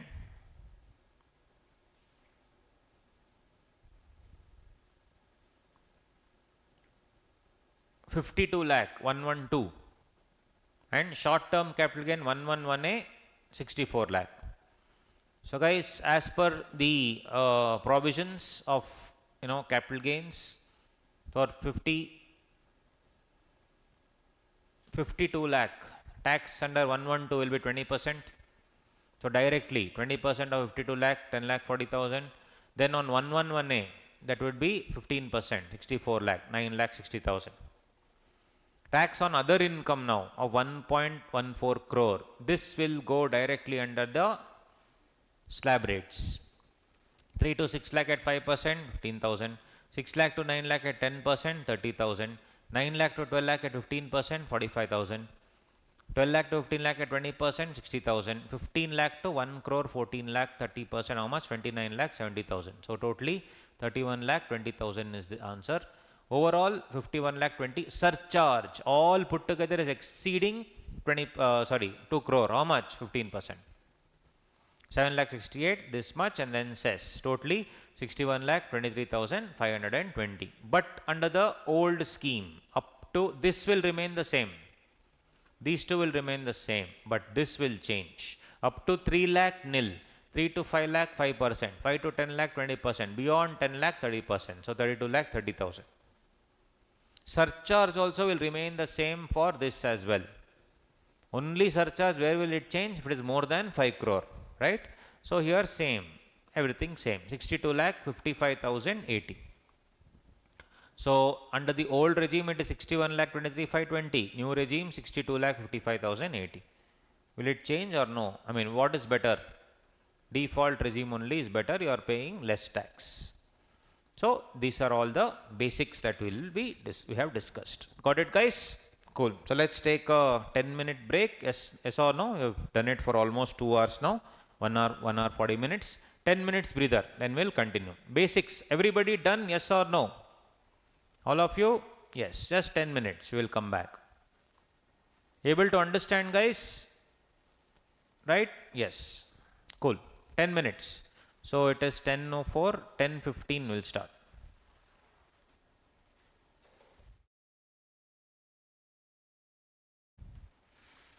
All right, friends, let's begin. After the break, all of you here? Yes, let's go. So now, the first basics, I hope everyone understood. We have done in depth. So what our strategy will be for the next 2-3 days, we will do in-depth revision of the concepts, and then we will solve the questions from ISM, so that somewhere if you are not able to understand that, it will be easier. So that's what we are going to do. So from ISM will pick these questions and we will solve. They have taken from the previous year's material and all these things, so it will be easier for us. Everybody with me? Okay? Yes. Let's go ahead, guys. Okay, good. So next we will do income from house property. So we'll do a thorough revision of the concept, because you will only be able to solve the problems only when you understand the concept. So I am going to assume that you have studied it at least once, because it's a mere revision session. So I will not be explaining the in-depth logic of all those things. That is not needed. However, all the concepts we will discuss. It's more of a revision session. So everything we will definitely discuss. But also you should know what, the concepts, basic concepts at least, if you know, that will be good. Anyway, so let's see. So we'll do a thorough revision only, not like a normal revision. We'll do a thorough revision. Everything will be covered. Apart from that, we will solve the problems in the ISM, so that at least you'll have confidence that you have solved ISM. Anyway, you would have solved your own questions. Apart from that, ISM also, if you solve together, if we solve together, it will be of good help. So as I told you, we are writing the exam the next, whenever it is. If you have 2-3 months to go for the exam, or 2 months to go for the exam, do not ever change your material. If you are studying ISM, stick to ISM. If you are studying from any textbook, stick to the textbook. Do not change, because it will create confusion, etc. So just stick to this, whatever we are doing, that's about it, right? Okay. So now let's go to income from house property, guys. Income from house property. It's a very easy chapter, very, very easy chapter, no tension at all. So it is easily, you can finish it off. So let us see income from house property.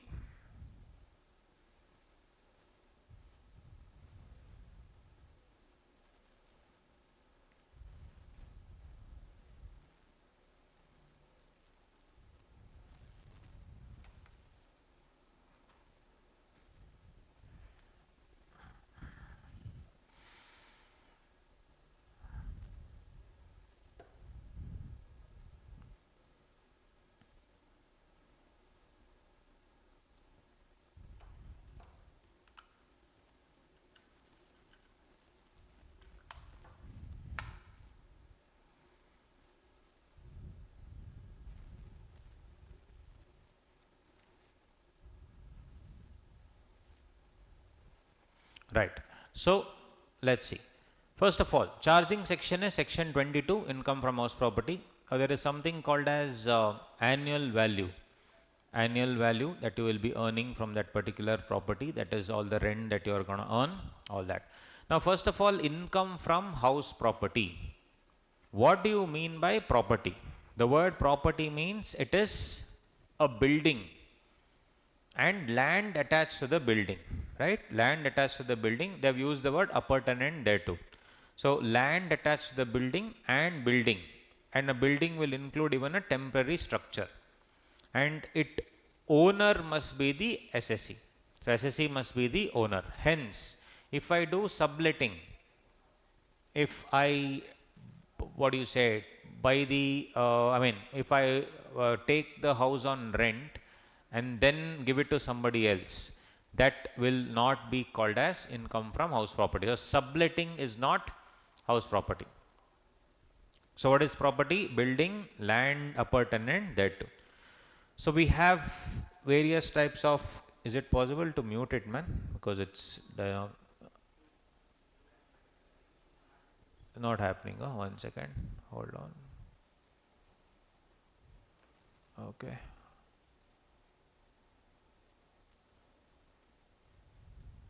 Now? No? You reduce the volume then. Full volume you reduce. That's the only thing. Okay. So yes. So building or land appurtenant thereto, SSE is the, should be the owner. Very, very simple. So let's see the quick meanings here. Basically the annual value of property comprising of land, building, land appurtenant thereto, of which SSE is the owner, is chargeable to tax under income from house property annual value. So what is this annual value? We will see. So first of all, guys, there should be a house property and SSE should be the owner of the house property. We have already discussed. Now what do you mean by building? Building will include everything, including a temporary structure. So building can be what? Residential building, factory building, office, all these things. Even what do you say? Go down, shop, everything will be building. Theater, commercial premises, stadium, swimming pool is also building, imagine, because it is land appurtenant thereto. Land appurtenant thereto means land forming part of the building, compound area, garden, garage, portico, car parking, all this will be that. Only land, guys, very, very simple, it is building or land appurtenant thereto. So if they only tell you there is a parking lot, only parking lot I will lease it or rent it, is that house property, income from house property? No. Why? Because it is building or land attached to the building. It doesn't say building and land. So if only one land is there and I am leasing out that land, will it become income from house property? No. That will become probably income from business, that is PGBP, or it can also become income from other sources if you are not running it as a business. Correct? So it's very important to understand building or land appurtenant thereto. SSE must be the owner. Building includes residential building, factory building, shop, godown, theater, complex, etc. All these things. Next, any building or portion of the building occupied by the SSE for the purpose of business or profession, then it is not chargeable. That will be chargeable under income from house property. So basically, if I have, what do you say, one house of which 3 floors are there, third floor I am using it for my business, and that third floor will not be computed here. Third floor will be income from business, whereas the first 2 floors, it will not be income from business. That third floor I will use it as a expense in my business, right? If I whatever, but basically there is no if I am using electricity, etc., everything will be a portion. Electricity expenses, water expenses for the third floor will be taken as business expenditure, whereas the first and second what do you say, floors will be income from house property.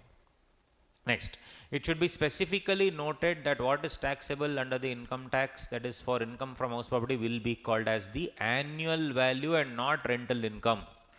So you have to compute something called as annual value, which we will see. So determination of annual value in case of let out property, we will have to see how it is done and all those things. Income from subletting, as I told you, will come under the head income from other sources and definitely not under the head income from house property, as tenant is not the owner. SSE must be the owner. Very, very simple. Where rental income is letting out for vacant land alone, as I told you, vacant land, etc., that will be income from other sources again. Where the main business of the SSE is letting out properties and the same is included as principal business in the memorandum of association also, then it will be income from business. My entire business only is renting business. I have so many homes and I have all the homes I am renting it out. That's my business. Is it income from house property? No. Because in the memorandum of association, it's my company. I have clearly mentioned it as business. So in that case, it will be what? Business. It will not be income from house property. There was one Supreme Court judgment, Chennai Properties and Investments. Chennai Properties and Investments. In that, they have clearly mentioned it is income from what? Business. SSE must be the owner in the previous year.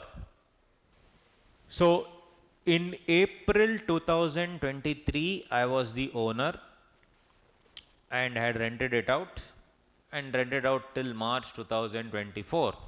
No problem. In an assessment year is what? 1st April 2024 to 31st March 2025. Sometime in May 2024, I will sell the house. What is my assessment year? 24-25. But in the assessment year, tell me, I've already sold. As of today, let's say I'm deciding my tax in June. June 24, I'm deciding my tax from April 23 to March 24. My question is, as of June or May 24, am I the owner? No. But last year I was the owner. Should I take income from house property? Yes, because SSE must be the owner in the previous year. It is not material whether he is the owner now or not. So he should be the owner in the previous year. That is the question. So this is what it is. Very, very simple. Computation of income. How will you compute the income? Let out property LOP, section 23, it is always taxable. Self-occupied property SOP, section 23(2), whether it is residence or whether it is business or profession, I should see. I have a self-occupied property, I have used it fully for business or profession. So there is no tax, etc., but any electricity, etc., charges I will take it in as an expense in my income from business. Is it related to income from house property? No, that's why I am saying ignore. On the other hand, if I hold my property as stock in trade, where I am buying and selling, etc., then yeah, that is a separate treatment. Buying and selling, it's like stock, but if I am renting out the land, then it is different. Renting out the buildings, then it is different. Anyway, self-occupied property, residence. Now this is the thing. If I have two SOPs, self-occupied, then it is exempt, no problem. Up to 2, I have no issues. The moment it is more than 2 SOPs, then it is exempt. Up to 2. Third one onwards, it is called DLOP, deemed let out property. So third one, it is called as DLOP, deemed let out property. Everybody with me? Yes. So it is deemed let out property. This is the entire structure. Understood? Online people? Thumbs up. Everybody, I can only see one out. Others left off. Wake up. Yes. Good. So one is what, guys? Self-occupied and unoccupied. One more is deemed let out property and all those things. Now, the annual value of self-occupied property will always be what? Nil. Why nil? You are not earning anything, no? That's why. Right? So that's what it is. So self-owned residence house property, business not house property and all these things. Guys, very simple. Annual value. There is a 1 BHK on rent I am paying 5,000 rupees per month, assume. What is my rental income per annum? 5,000 into 12, 60,000 rupees I am earning. But in my computation of annual value, how will I compute?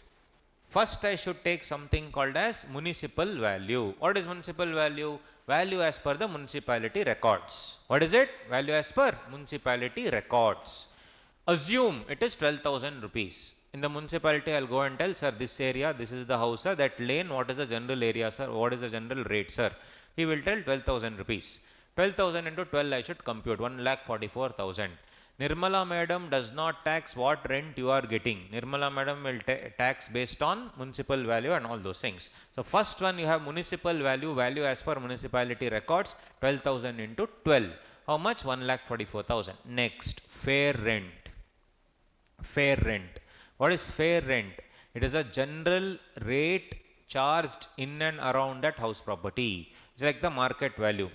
So municipality value will be different. Market value may be higher or lower, whatever the case may be. So it is how much?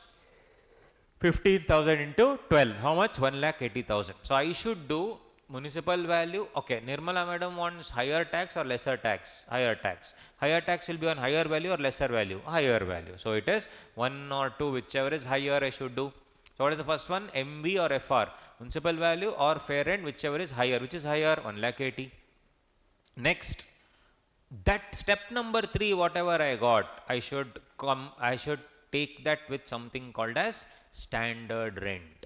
Standard rent is the maximum rent that you can charge as per the Rent Control Act. Beyond that, you cannot go only. There's something called Rent Control Act, maximum that you can charge. According to that Rent Control Act, 30,000 rupees is there. 30,000 into 12, 3,60,000. So beyond that, can you charge? No. Since you can't charge beyond that, it cannot be whichever is higher. It should be whichever is lesser. So the fifth one is called as expected rent. Expected rent is step number 3 or step number 4, whichever is less. So it is 3,60,000 or 1,80,000, whichever is less. Which is less? 1,80,000. So I will take 1,80,000.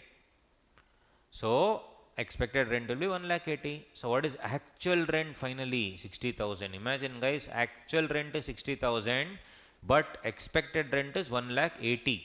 Nirmala madam will want you to charge this thing on 1,80,000 or 60,000? 1,80,000. So it is step number 5 or step number 6, whichever is high. Whichever is high. So it is gross annual value, GAV. So again, first from beginning, quickly revision. Municipal value or fair rent, whichever is high, 1,80,000. Then you will get standard rent as per Rent Control Act. Then it will be what? That is 1,80,000 or Rent Control Act, 3,60,000, whichever is less expected rent. Then you have your actual rent. Then actual rent or expected rent, whichever is high. That will give me my gross annual value. That will give me my gross annual value. So this would be the entire calculation. Gross annual value I will get. So this only I did first. Municipal value, fair rent, whichever is high. And this or standard rent, that is whichever is expected rent, that is whichever is less. Expected rent or actual rent, whichever is higher, will be my GAV. And after that, what should I subtract? Municipal taxes paid. I should subtract. Then I will get my net annual value. Net annual value. Then standard deduction I will get 30% of NAV. Guys, if it is my SOP, till here nothing I will get. Interest on capital borrowed, loans paid or payable, section 24B, then I will pay. If at all I have taken any interest, this will come here. And mind you, this part under the new regime, there or not? New regime, will you get standard deduction? That is, will you get interest on borrowed capital on self-occupied property? No. This and this, old regime, new regime is the same. Let out property, old regime, new regime is the same. What you will not get in the new regime? Interest on borrowed capital for self-occupied property you will not get. Yes or no, all of you? Yes, online people? Right. Everybody with me? Yes, very good. So please keep that in mind. We'll solve illustrations. In the new regime, for self-occupied property, you will not get interest on capital borrowed. You will get it for LOP and DLOP. You will not get it for SOP.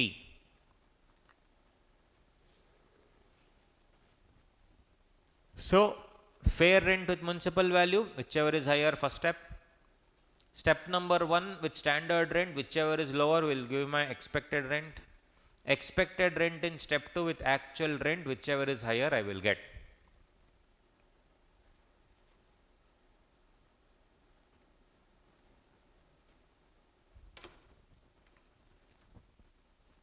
Now, what do you mean by actual rent? One by one we have to see. Municipal value done, fair rent. What is municipal value? Municipality records. What is fair rent? In and around that area, what is the rent payable? What is standard rent? Maximum rent as per Rent Control Act. Actual rent. Actual rent means what? Is it just the rent that you have received, or is it the rent that is receivable also is the question. So, here. Actual rent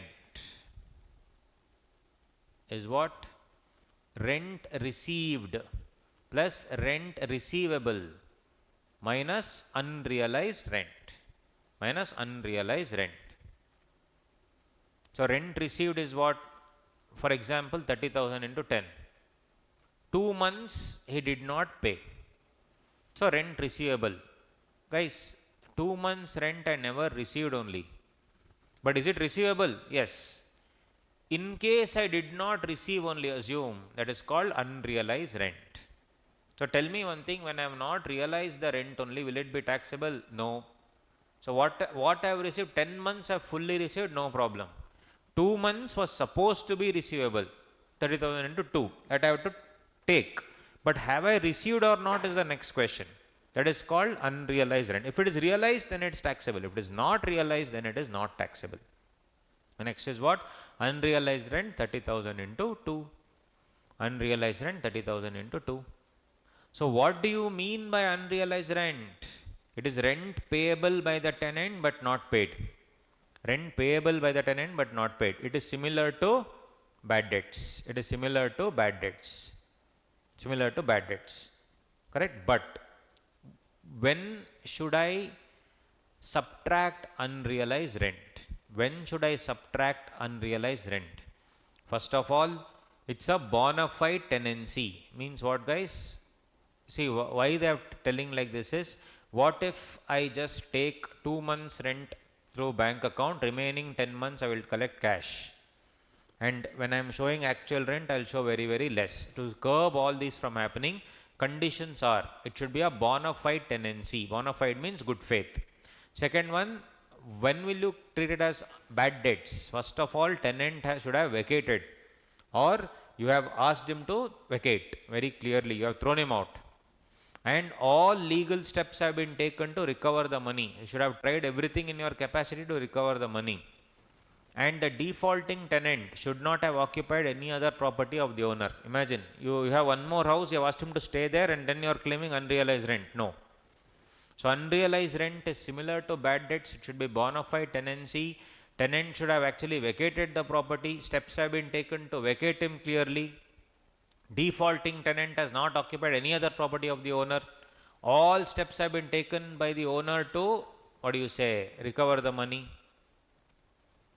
And in case there is any deposit initially that you have taken, unrealized rent should be adjusted against the deposit also. For example, I have already taken 1 lakh deposit. You have not realized 30,000. So you can adjust it there, no issues. You can adjust it there, no problem. So anyway, coming back, that is called the unrealized rent. Unrealized rent is that.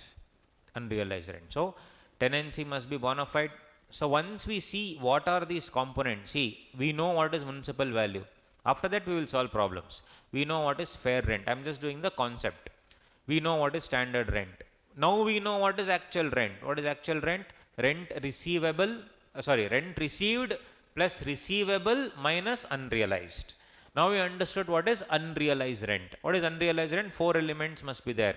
Bona fide tenancy, defaulting tenant has actually vacated the property and is not in any other property of that same SSE, and reasonable steps have been taken to throw him out. And as I told you, in case any deposit has been taken, you should adjust it against the deposit. For example, if there was a security deposit of 50,000 and rent received was 3 lakh, total rent receivable is 3 lakh 50,000 and not 3 lakh, because 50,000 you should add.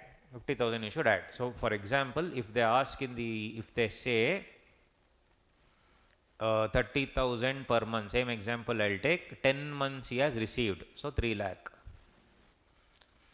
Then he has also received one deposit initially, 1 lakh, that 1 lakh also I should add. Then I should say rent receivable, 2 months is receivable still, not received unfortunately, 60,000 not received. And unfortunately it will become unrealized. So 60,000 unrealized. So this will get knocked off. Right. On the other hand, if unrealized rent is some 80,000, then 20,000 I can deduct it from what? The deposit. I should deduct from the deposit. So deposit should be added, is what they are trying to tell. You see, the security deposit 50,000 and rent received was 3 lakh, then total rent receivable is 3 lakh 50,000 and not 3 lakh. In order to calculate, why? Because advance money I already have, no, I can recover from that advance money. Very, very simple. So we are just doing the concepts here, and then I will come back to the problems. Municipal value we know, fair rent we know, A and B whichever is higher we know, standard rent we got, expected rent is C or D whichever is less, then we have actual rent, then E or F, whichever is higher, that is gross annual value. Next you see, property taxes paid to local authority, municipal taxes paid.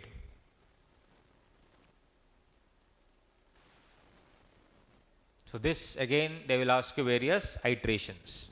Property. So then we still have to discuss what is interest, remember? So once the concepts are clear, other things will become fine. What is municipal taxes?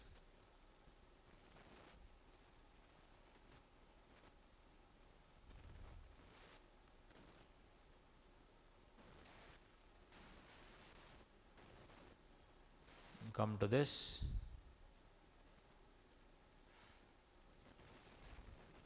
Here. Municipal taxes, they have used the word paid. Deduction is permissible in respect of property taxes levied by local authority. It should be borne by the SSE. Means SSE should be liable to pay. Second one, it should be actually paid during the previous year. If they have told municipal tax payable, you should not take it in the calculation. Right? And actual amount paid is what you need to take. It is fully allowed in the deduction. For example, they will say municipal taxes for 2021, 21, 22, 22, 23, 23, 24 municipal taxes.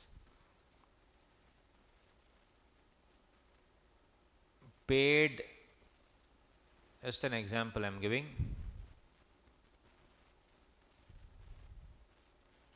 Total amount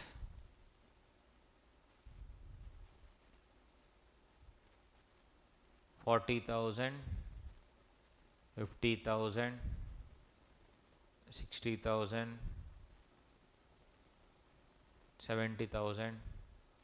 Municipal tax 24, 25 also. Advance payment 20,000. This was all the payable. Let's say they have told paid in 23, 24, 10,000, 20,000, 20,000, 70,000, 60,000, 20,000. Means in those years you did not pay, now you are paying. And you have paid advance of next year also. What should I take in my answer? Should I take 70,000 only of 23, 24? Or rather, I have paid only 60,000. Should I take 60,000? Or should I take everything? 10, 20, 20, 60, 20. How much? 80, 1 lakh, 1 lakh 20, 1 lakh 30 should I take? MCQ they can ask you. Is it 70,000, 60,000, 1 lakh 30,000? How much? Answer? Answer?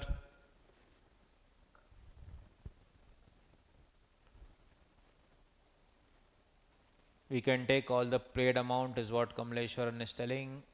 Wales is telling 1.3 lakh. What do you think? Yes, you are right, 1.3 lakh. Whatever has been paid by you is what you should take. Good, 1.3 lakh full you should take. So you see here, actual amount paid during the year shall be fully allowed as a deduction. Actual amount paid during the year will be fully allowed as a deduction.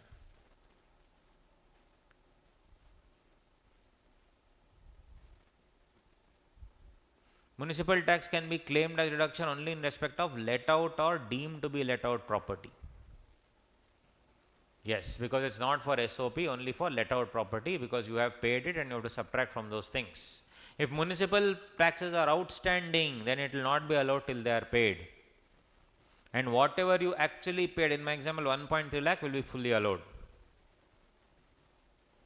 If nothing is given, if they have told municipal value 2 lakhs and they have told fair value 2.5 lakh and they say municipal taxes is 10%. Actual rent 3 lakh. Tell me, now municipal tax will be 30,000, 2 lakh 25,000 or 20,000? Municipal tax will be 30,000, 25,000 or 20,000. Answer. MCQ again.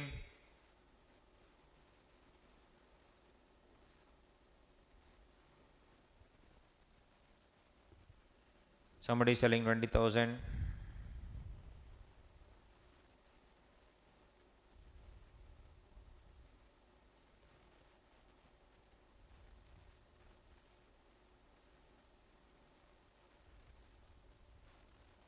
Come on, guys.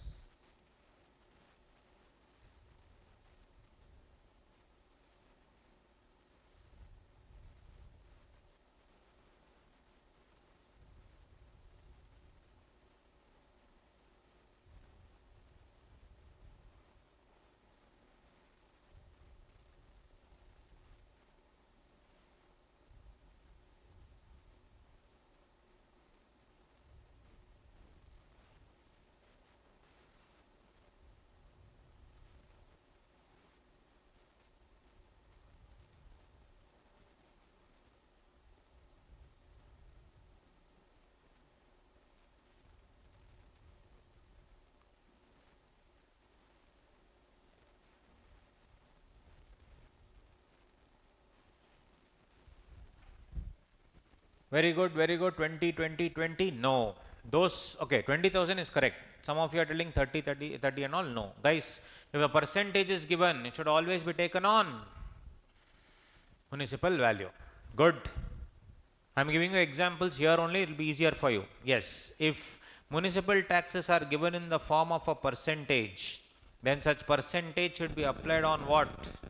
Municipal value to obtain this. So, one more example they will ask you, municipal taxes was 5 lakh payable, 5 lakh paid 4 lakh by owner, but it was paid 50,000 was paid by tenant, but it was paid. How much will you take? 5 lakh, 4.5 lakh, 4 lakh or 50k? Answer. Excuse me.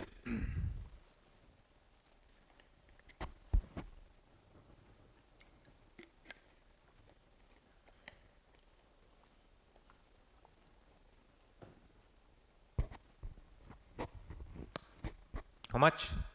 4 lakh. 4 lakh, 4 lakh, 4. Yes, very good. All of you are telling 4 lakh. Very good, guys. Perfect. Why? Because whatever is paid by the owner only we should take, not whatever is paid by the tenant. Just because you see municipal tax paid, it is not payment by everybody. Correct? If municipal tax are paid by the tenant, then such amount is not allowed as a deduction.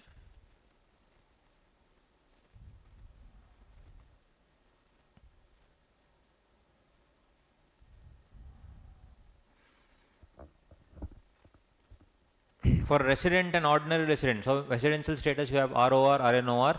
For resident and ordinary resident, income derived from property situated outside India is also chargeable to tax in India under the head income from house property. For resident but not ordinary resident and non-resident, income from a property will be chargeable only if it is received in India. So taxes etc., if any, will be levied by local authority in which the property is situated as a deduction. But for a resident and ordinary resident, it will be, even if it's outside India, it is chargeable to tax in India. Global income will be taxable. So in the exam, if municipal tax is not given, but they have given water tax, then sewage tax, conservancy tax, etc., everything to be taken into account.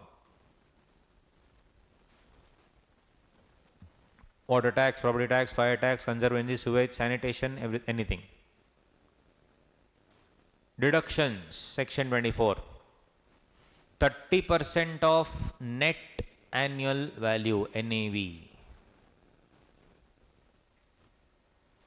should be taken into account. This is whether it is old scheme, new scheme, all the schemes, 30% of NAV should be taken. It's flat deduction. Will it come for SOP? No, because everything will be 0. GAV will be 0, or NAV will be, 0. What will you take? Nothing you will take. It only for LOP it will come. It is automatic and does not depend on any quantum of expenditure. The deduction is allowed even if no expenditure is incurred by the SSE. Best part. 30% is standard deduction for repairs, etc. In case you have not done any repair this year, still 30% is allowed. SSE will not be entitled to deduction at 30% and the annual value is nil. That is, in case of SOP, there is no deduction. So the same main chart that we are seeing, we are dissecting it into various parts. That's all. Sorry. In the same chart only, we are understanding what is each of these elements. Then we can see the problems. Then it will become very easy. We should understand what is there first. Municipal value, municipality records. Fair rent, market value of the property in and around. Standard rent, maximum rent as per Rent Control Act. Actual rent is rent receivable plus rent received minus unrealized rent. What is unrealized rent? We have seen. Gross annual value we know, minus property taxes paid to local authority by SSE. Not by everybody, paid by SSE. Then I'll get my NAV. Less deductions under section 24, standard deduction 30% of NAV, 24A. Now comes the last part, interest on capital borrowed, that is loan, payable or paid or payable. On loan, first of all, what do you mean by loan? Very, very interesting. What is a loan? Lender may lend money, repayment by borrower, money. I will give you money, you will give me back money. Next, I will give you my Activa, you will give me money. Third one, I will give you money, I will take your Activa 3 months later as repayment. Fourth one, I will give you Activa, you will give me Pulsar. They can put anything in the exam, so you should be very careful. Supreme Court decision says lender should lend in cash or kind. Lender should lend in cash or kind. But the repayment should always be in cash. Repayment should be there in cash. So only the first second. Lender can give in money, repayment by money. Lender can give Activa, repayment by borrower, this thing. But for my 24B, it is very, very clear, lender should give money, repayment also should be money. A 24B only covers the first thing. 24B only covers the first thing. Next, what is the purpose of the loan? It is not just for acquiring the property, it can be repair also, renovation also, reconstruction also, construction also, renewal also, everything. Purpose of the loan can be anything. Acquisition, repair, renovation, reconstruction, construction, renewal, everything. Now what is the sources of the loan? Income Tax Act is silent about it. Means what? You can take the loan from bank, you can take the loan from financial institution, you can take the loan from related parties, you can take the loan from friends, you can take the loan from family, you can take the loan from money lender, whatever it is. Will you get deduction at 24B? Yes. Will you get the same deduction if you take a loan from bank account for self-occupied property? Will you get for self-occupied property? No. Why? Under new regime, you will not get. Why? For self-occupied property, you will not get any interest. Right? But for, that's what. So let's say, if anybody asks you, you are a person who has SOP, you have taken a bank loan for your house. So they'll ask you, you will ask what is better, new regime or old regime? What is better? In new regime, you will not get that 24B. So probably old regime only will be better. But calculate and see. Leave it. Right? This is the thing. Next, what about this? I have a 3 crore house. I am paying 9% per month per annum interest. Or rather, I'm taking a loan from Tata Capital. When I had bought it, it was 8.5%. Suddenly, they have increased it to 11%. Tata Capital has increased the interest rate to 11%. What? Because of a repo rate. Now, I am going to shift the loan. And I am going to take from ICICI Bank, who is giving me at 9%. I have taken one interest, I am paying 9% to repay another loan of interest 11%. Is this also allowed? Yes. Interest to pay interest, that is also allowed 100%. Yes. Right? So, those are the elements with respect to interest. Come back here quickly. Interest payable on loan borrowed, everything will be taken. Interest can be claimed not on payment basis, interesting to know, accrual basis. Municipal taxes will be on payment basis. Interest will be on accrual basis. Even if you have defaulted on the interest, best part is you can still claim deduction. Interest on subsequent loan borrowed to repay the original loan also will be admissible. I told you that ICICI Bank example. See, a loan of 5 lakh, 12% was borrowed from ICICI Bank. He was also a good friend of urges to another friend to go to manager SBI. So, both the interest will be allowed until you repay. That's what I am saying. Penal interest on unpaid interest cannot be claimed as a deduction. Interest on unpaid interest not allowed. An interest of 25,000 was not paid. The bank had a penal interest of 3,000 on this interest. 3,000 was due. It is not allowed. Even if you pay it, it's not allowed. Interest on interest not paid, not allowed. Whenever you take a loan, there will be some commission or brokerage charged by the bank. That can be 0.1%, 0.2%, or 10,000, 20,000 rupees. Will that be allowed? No. Any brokerage or commission paid or acquiring the loan will not be allowed as a deduction. Now, what if I have taken a loan from outside India? That case, very simple, TDS has to be deducted. If it is deducted, then no tension. Deducted and remitted to the government. And that concerned person, agent must be there in India. You are sitting abroad. I have taken a loan from you. So, when I am paying interest, I should deduct TDS and I should give it to you. And moreover, there should be a person representing you. You are a person outsider. We told for you, assessment here will be normal. But it should not be like the shipping case where you will take the money and run away. That's why tax I am deducting, agent must be filing all the returns in India. So, you should be an agent also. This is regarding interest. Now, limits of interest, how it will go like this. Interest limits. Everybody with me, online people, first of all, online. Understanding? Online. Thumbs up, thumbs up, thumbs up. Yes, very good, very good. As long as you are alive and kicking, good for me. So, as you can see, we are going slow because these 5 heads of income, we should do it properly. Correct? Maximizing the thing rather than doing something of everything. Let's do everything in most of the things. That is the idea. Full thorough revision. Can't be some half-half revision. Right? That's why. Then we'll solve problems also. My thing is, theory only if it is weak, how will you solve problems? This is not even theory, these are concepts. Concepts, if they are weak, how will you solve problems? So, concepts must be strong, then problems will automatically come. We'll definitely solve problems also, don't worry. Interest limit, LOP, DLOP, no limit on interest. Full interest is allowed for LOP. I am paying 10 lakh rupees interest, fully allowed. But if it is SOP, if the following conditions are met, maximum interest allowed is just 2 lakhs.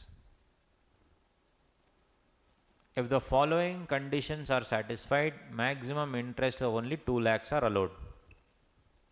First, loan should be taken on or after 1499.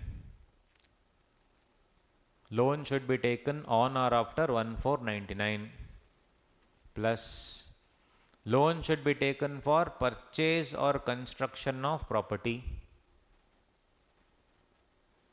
It should be taken either for purchase of property or to construct the property. We already discussed, it can be taken for anything generally, renovation, rebuilding, but if it is taken for renovation and all, you will not get 2 lakhs. Purchase or construction. And loan, if it is taken for construction, the construction should be completed within 5 years from the end of the financial year in which the loan was taken. Assume the loan was taken on 14th October 2023, or let's say 2018.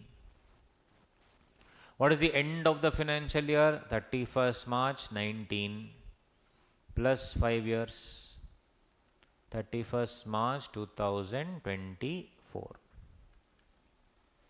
By 31st March 2024, what should happen? Loan should have been, construction should have been completed. Loan you can repay any time, no problem. Construction should have been completed. It should not be some time pass loan that you have taken and not finished construction only. Correct? Loan should be taken on or after 1499 plus, it's all and, plus it should only be for what? Purchase or construction of property, plus 5 years from the end of the financial year in which the loan was taken. Got it? This is the 5 years concept. If it is any other thing, means what? Loan is taken after 1499, but it is taken for renovation. Maximum interest allowed is only 30k.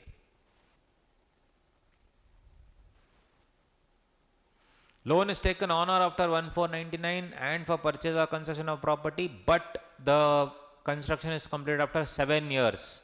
Interest allowed is 30,000. So you should see that very, very carefully.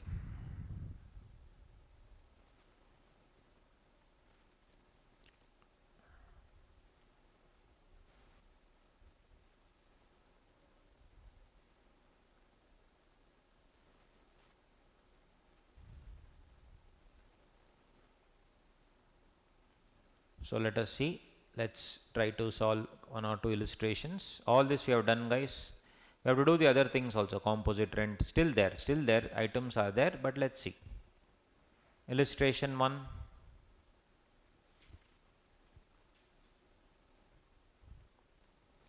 Page 3.140.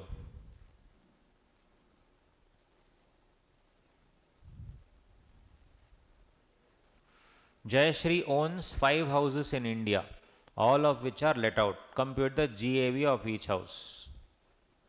Very easy. Tell me. First one, municipal value or fair rent, whichever is high. Fair rent. Then that step number 3 will be this, whatever I have put dot here. 55 or 60, 60. 65, 65, doesn't matter.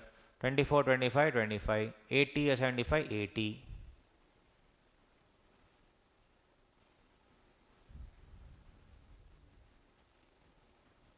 This or standard rent, whichever is less. Here it is 90. This or this, whichever is less, 60. This or this, whichever is less, this one. Whichever is less or high? Less only, no? Why? Standard rent is the maximum rent chargeable as per the Rent Control Act. 25 not applicable, 25. 80 and 78, 78. This will become my expected rent. Whatever I have circled, it is called expected rent. Yes or no? Yes. Next, expected rent should be compared with actual rent received or receivable, whichever is higher. Yes or no? So 90 or 72, whichever is higher. 60 or 72, higher. 58 or 60, higher. 25 or 30, higher. 72, 78, 78. Whatever I have marked in yellow will be my what? Gross annual value. 90, see 72, 60, 30, 78. 90, 72, 60, 30, 78. Tally. Understanding, online people? Yes. Very simple. Step by step, methodically, without mugging up. If you do, it will become very simple.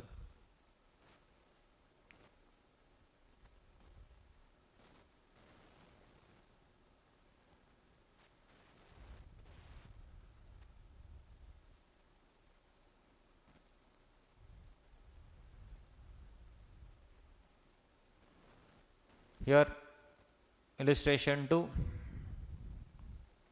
page number 3.145.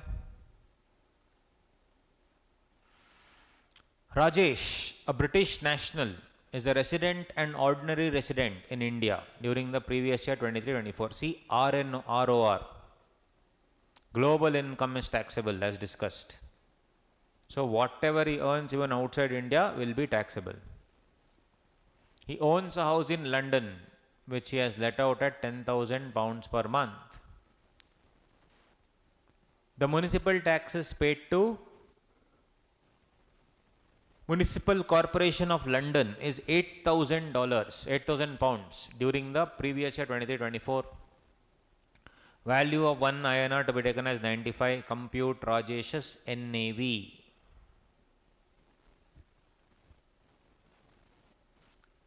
Very simple. Will it come or not? Yes. GAV they have already given 10,000. So it is 10,000 into 12 months into 95 rupees they have given.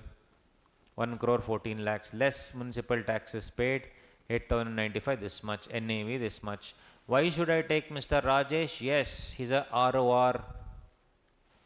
Global income is taxable as discussed. So it will come.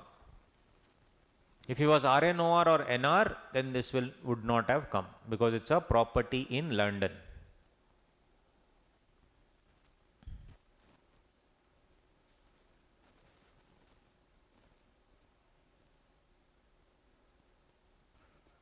And if you come to 3.147 as discussed, under default tax regime, no deduction in respect of self-occupied property. No deduction of what? Interest under 24B.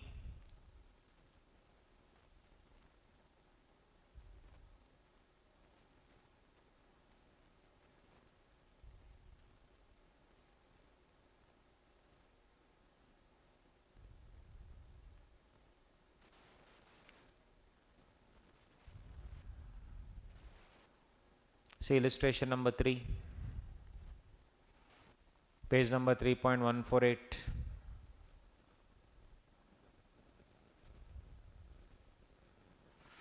Mr. Manas owns 2 house properties, one at Bombay, wherein his family resides, another at Delhi, which is unoccupied. Whether you occupy or not, I don't care. He lives in Chandigarh for his employment purpose in a rented house. For acquisition of house property at Bombay, he has taken a loan of 30 lakh rupees at 10% per annum on 1422. For acquisition of house property, he has not repaid any amount so far. Does this matter? Is it on incurred basis or is it on payment basis? Interest incurred. In respect of house property in Delhi, he has taken a loan of 5 lakh at 11% per annum towards repairs. Is it after that 2008 thing? Yes. Is it taken for construction or repair? Repair. And if it is SOP, what is the maximum allowed? 30,000. Compute the reduction which would be available to him under 24B of for assessment year 24-25. In respect of interest payable on such loan if he exercises the option of shifting out of the default tax regime.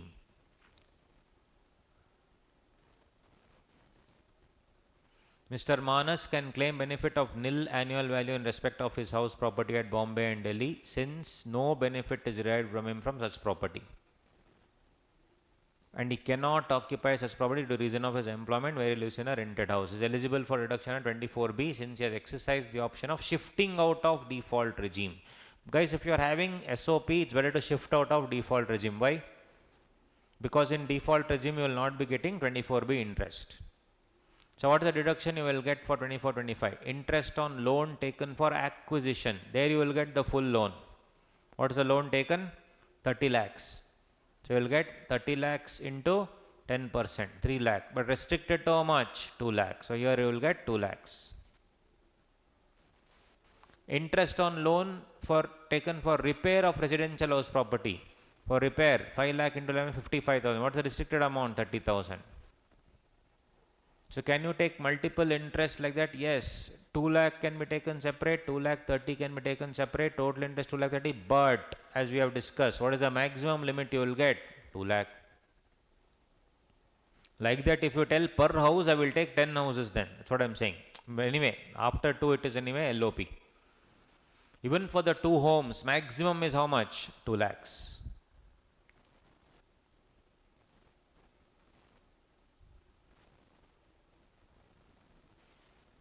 Interest on unpaid interest, not everything we have discussed.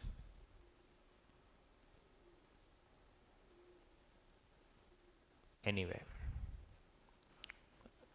other parts, still long way to go, but still. There is something called pre-construction period interest. You will get the, interest component. You will get the interest component for what? You will get the interest component for from the year it is constructed, or the interest you can claim even when you have not even taken possession of the house. It is always and always till the construction is complete. From the day you complete construction, that from that day onwards you will get. It means the interest pertaining to the period before the year in which construction was completed or house property was acquired. Interest payable during the construction period preceding the year of completion of construction can be accumulated and claimed as deduction over a period of 5 years. So you have taken long time back, but today, this year it getting constructed. Till now, whatever you have paid, you accumulate, and then over next 5 years you take. Next 5 years means what? Divided by 5. 20% every year you will get. Equal installments, 1/5. So if you see, for example,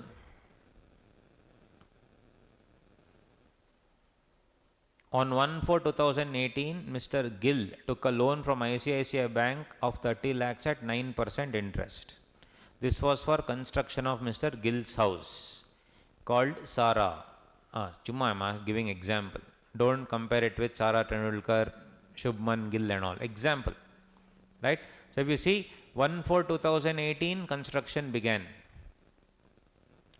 31/3/2019 first year, 31/3/19 to 31/3/20 foundation completed, and 20 to 31 CA inter completed. Like that, don't think, come back. First floor is constructed.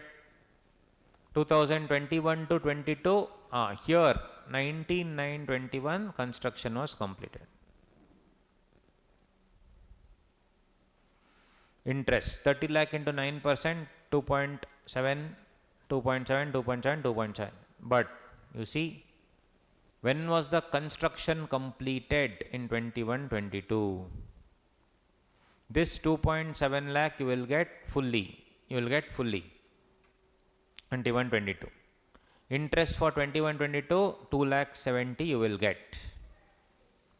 The remaining you see, 2.7, 2.7, 2.7. Thank you, Amma. Thank you. Thanks. 2.7, 2.7, 2.7. 3 years. Now this, as I told you, till the year it is constructed, you will get for how many years? 5 years.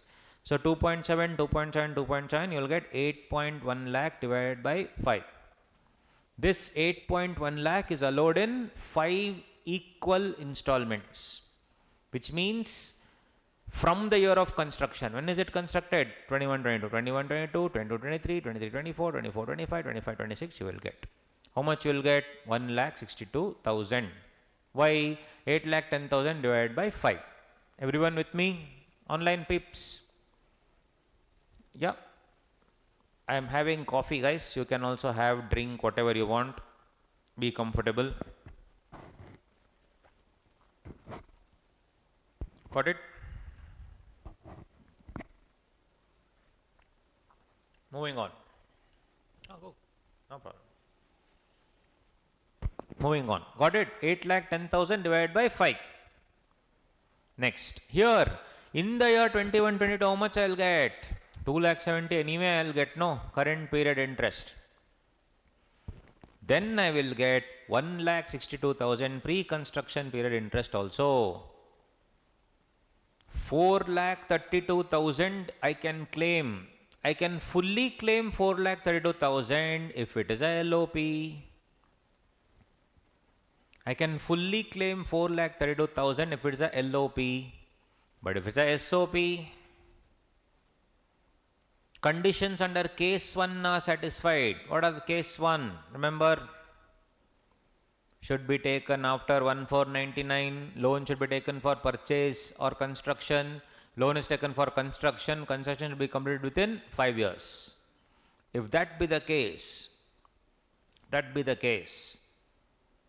SOP, then maximum 2 lakhs. If it is case 2, then maximum 30,000. Everybody with me? But if it's a LOP, fully allowed. If it's a LOP, fully allowed, no problem.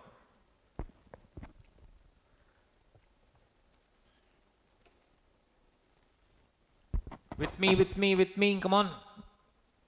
Yes. Got it. So now you see, guys. Other expenses such as repairs, maintenance, insurance, electricity, water, etc. are not allowed as deduction, already allowed under 30%. So, summary chart. I'll make it full screen, go through once, 2 minutes. Everything is covered. Whatever we discussed, fully covered. 2 minutes, go through. In the meantime, I'll finish off my coffee, just go through. I'll make it full screen for you.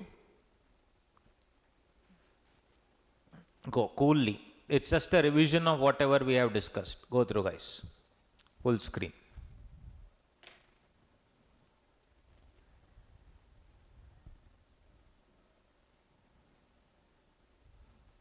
Coolly. Revision of everything that we have done till now, in the sense with respect to deductions.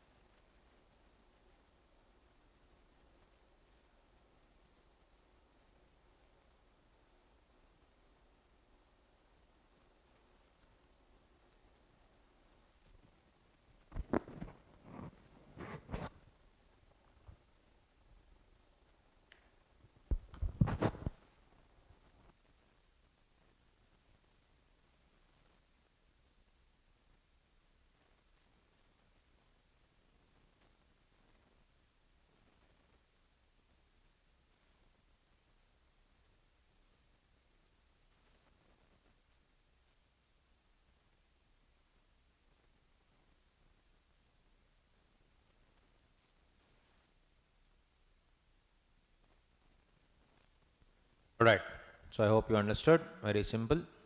Simple revision of the same provisions. Done. Next, moving on.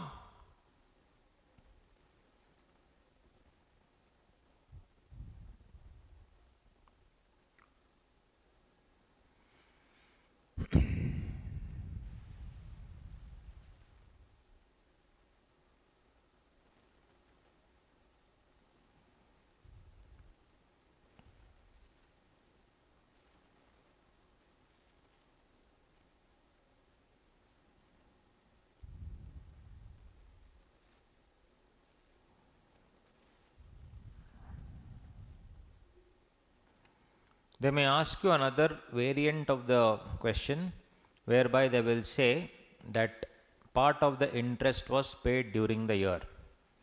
Part of the interest was paid during the year, like that they can ask you a question, right? So let's take that question once again.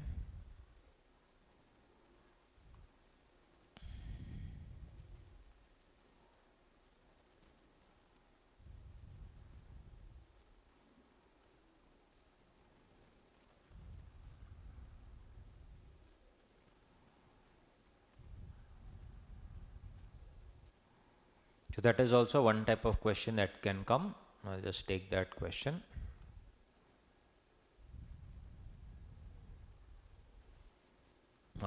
Question number 20. Just go through, then we'll solve. Question number 20, guys. I'll make it full screen. Just write down, jot down what all may come. Then we'll solve it together. Don't worry. Question number 20, go through. My intention of the revision is all the important concepts with tricky areas you should be able to solve. That is my intention. All tricky areas you should be able to solve. Go through. Question number 20.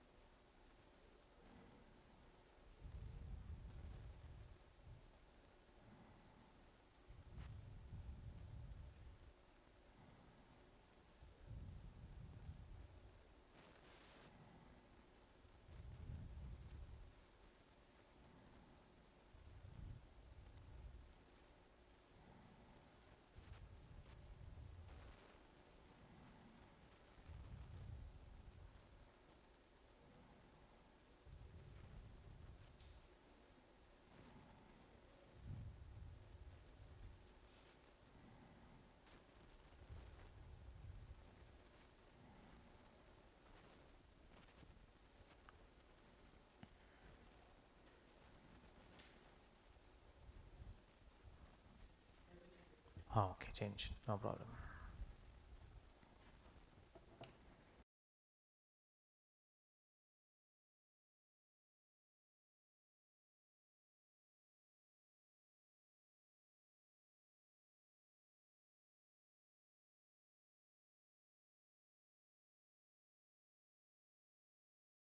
Okay, no?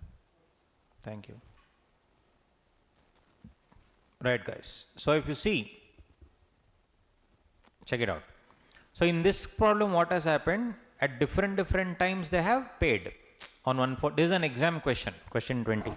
So they have paid 7 lakh sometime, 1/4/21 sometime, that 4 lakh they have paid, 5 lakh they have paid. So they have kept paying. So how will the answer, what will the answer be? Very simple. You see, loan amount is how much, guys? 42 lakhs. Interest is how much? 7%. Correct? So on 22/21, that is the first year, 42 lakhs.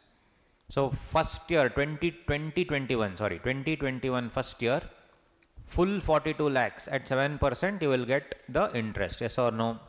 Yes. So 42 lakh into 7%. But When will you get? Has taken a loan only on 1st December. So you can't calculate the full year. You will calculate for December, January, February, March. 4 months only. Obviously, interest should be from the month you have taken the loan. When you have taken? December. 1st December. December, January, February, March. 4 months. So, first one is what? 42 lakh into 7% into 4 by 12. So, on 2021, how much you will get? 98,000. And if you see, the house got constructed on 15/12/23. Correct? So, what is the post construction? When is the year of construction? 23/24. Now, today we need to figure out the pre-construction interest. Pre-construction will be 2021, 21, 22, 22, 23. 3 years pre-construction interest. Full interest divided by 5 I will be getting. Correct? So, this year I will get what is the balance amount. Now, all this I have to keep it into account. So, in 2021, 4 months interest I have to compute. So, how much will it be? 42 lakh into 7% into 4 by 12, 98,000. How much was repaid? 7 lakh was repaid. On 1/4/21 only. So, now I have to do from 1/4/21 to 31st March 22.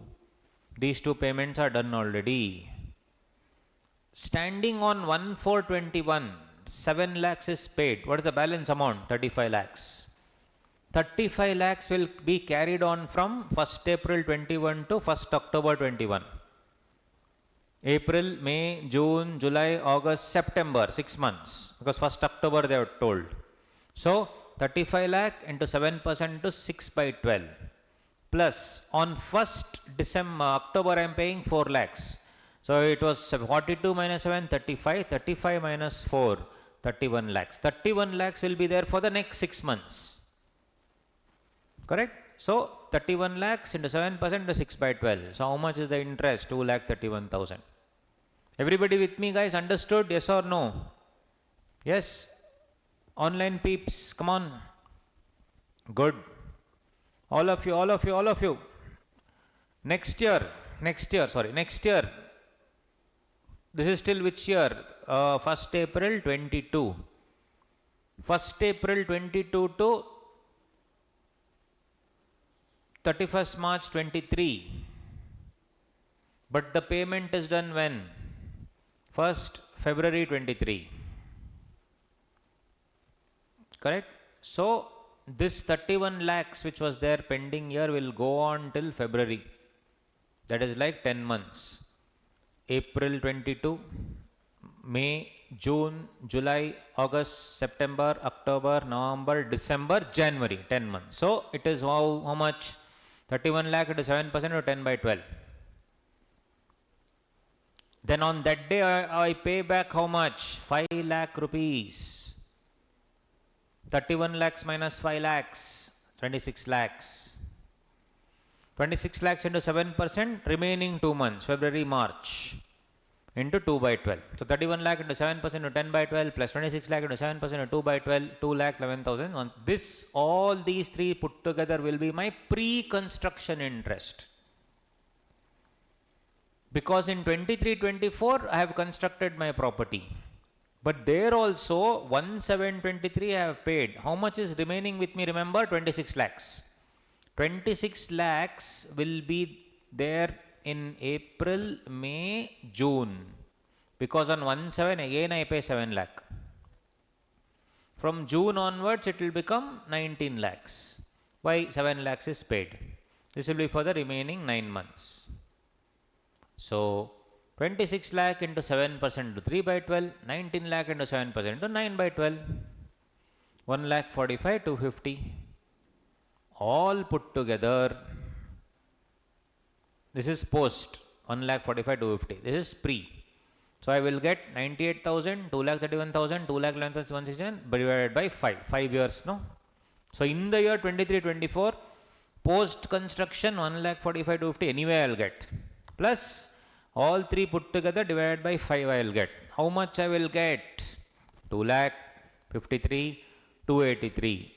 will I get up to 2 lakh or full I will get? If it is LOP, full I will get. If it is SOP, up to 2 lakhs I will get. That 2 lakhs I will not get if it is a new regime, yes or no? If he has not opted out of the new regime and if it is SOP, will he get 2,53,283? No. If he has not opted out of the old regime, continuing in the new regime, if it is SOP, he will not get. If it is LOP, full amount he will get. Under the old regime, if it is SOP, 2 lakh. LOP, full amount. I hope you understood. Whatever question they ask, this should be the way to answer. All of you with me, guys? Yes or no? All of you? Right. Good.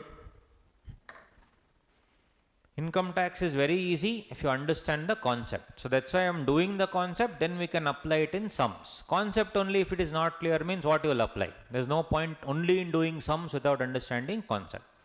Concept must be clear fully first.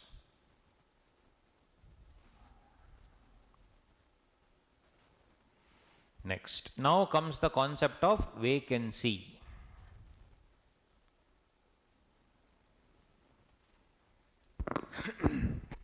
Vacancy. Because in vacancy there is something called, expected rent and all those things. We will see that. When there is vacancy, which means there is no tenant, nobody has occupied, property is completely locked. So for example, my expected rent would be 3 lakhs. Rent per month will be 30,000 rupees. Vacancy is 3 months. When I say vacancy, what does it mean? Office is locked, property is locked, nobody is there. So actual rent 30,000 into 9, 2,70,000. Vacant rent 30,000 to 3, 90,000. So what is the final rent coming up to? 3,60,000. What is this expected rent? This is your final market rent, how much it will be. They are telling at least you should get 3 lakh. What is expected rent? Remember, standard rent and at step number 3, whichever is less, that is called expected rent. So the rent expected in the market is 3 lakh. How much have I received? 2,70,000. No problem. That is because 3 months it is vacant. If I add that also, I would have received 3,60,000. Yes or no? Yes. If my property would have been given on rent, I would have received 3,60,000, which is very much higher than the expected rent. Fair enough. So now, is my expected rent 3 lakh less than actual rent and vacant rent? Yes. Definitely yes. So what should be the gross annual value? Actual rent. I am not cheating. Am I cheating? No. Just because the property was vacant, I got lesser amount. So Nirmala madam will tax on 3 lakh or 2,70,000. She is like, okay, you are not cheating, because if I added the vacant rent also, no problem, it's coming to 3,60,000. You have at least maintained that expected rent, no problem. So I understand people, it's locked and people, you are not able to go for it, no problem. This GAV will be what? Actual rent. So if the expected rent is less than AR plus VR, if expected rent ER is less than AR plus VR, people just mug up this formula and go. It is wrong. You should understand the concept. So the expected rent is less than AR plus VR, GAV is equal to AR, because you are not cheating. Next concept. Expected rent, according to Nirmala madam, you should get 3 lakhs. You are charging only rent of 20,000. Vacancy is 1 month.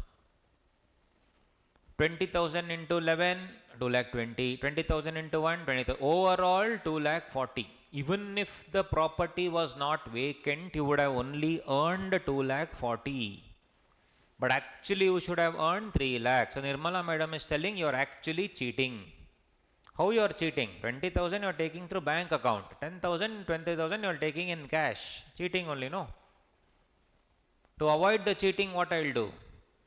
If expected rent is greater than actual rent and vacant rent, if expected rent is greater than actual rent and vacant rent, Nirmala madam says you are actually cheating. This actual rent is not 2,20,000 or 100% taking cash. Which fool will give lesser rent, guys? Which fool will rent out his property for lesser rent? He must be a fool only.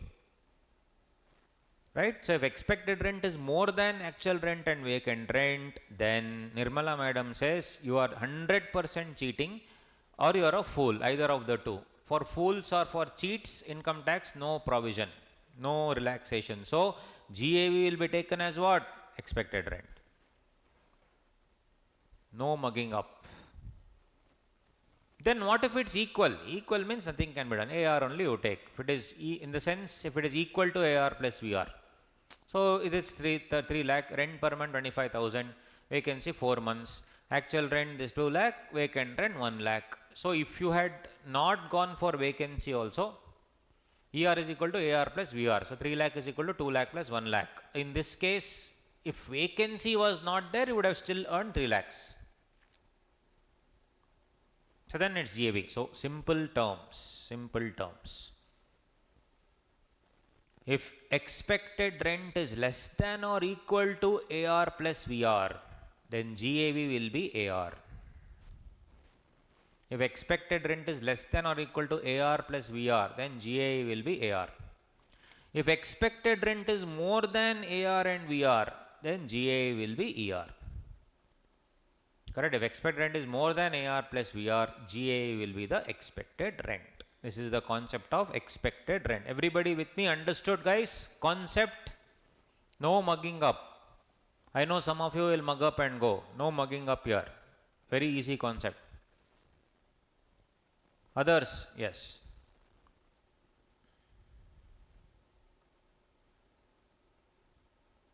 So, when I am doing this expected rent and finally when I am doing this GAV, I should also take into account all these things. So, similar provision here, if you see in our ISM,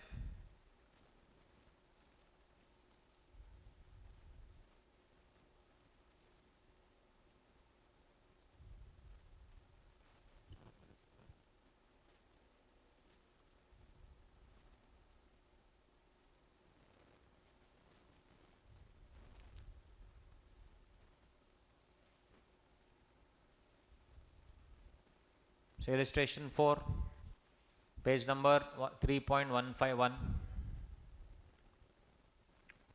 Anirudh as a property whose municipal valuation is 1,30,000 per annum, fair rent is 1,10,000 per annum and standard rent fixed by rent control is 1,20,000. Property was let out for rent of 11,000 per month throughout the previous year. Unrealized was 11,000 and all the conditions under rule 4 are satisfied. What are all the conditions? Bona fide tenancy. I have asked for steps to throw him out, have thrown him out also, is not living here and is not living in any of my other homes, and I have taken reasonable legal steps to take my property back, everything. He paid municipal taxes at 10% of municipal valuation. 10%, that's that we are given, is always a municipal valuation. Interest on borrowed capital was 40,000 for the year. Compute his income from house property. Compute expected rent higher of municipal value 1,30,000 and fair rent which I have given restricted to standard rent of 1,20,000 per annum. Right? Actual rent or receivable is how much? 1,32,000 minus 11,000, 1,21,000.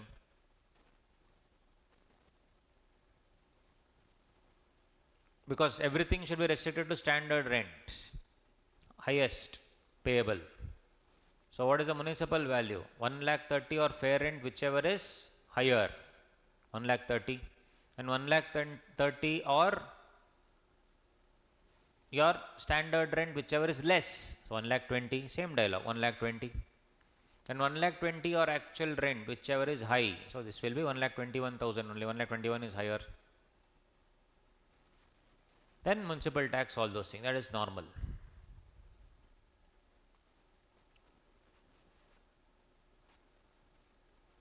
Now, see this second one, illustration 5. Ganesh has a property whose municipal value is 2,50,000, fair rent is 2 lakh and standard rent is 2,10,000. First one, 2 lakh 50 or 2 lakh, whichever is higher. Which one? 2 lakh 50. Then 2 lakh 50 or standard rent, whichever is lower. 2 lakh 10. 2 lakh 10 will be my expected rent. Yes or no? Yes. Then this or actual rent, whichever is high, I should see. But with that particular vacancy, if vacancy is there, different concept. Property was let out for 20,000 rupees per month. However, the tenant vacated on 31/1/24. After how many months? 11 months he vacated. Unrealized rent was 20,000 and all the conditions are satisfied. No problem. What is actual rent? Rent received plus receivable minus unrealized rent. So that 20,000 will get knocked off. He paid municipal taxes at 8% of municipal valuation. Interest on borrowed capital 65,000.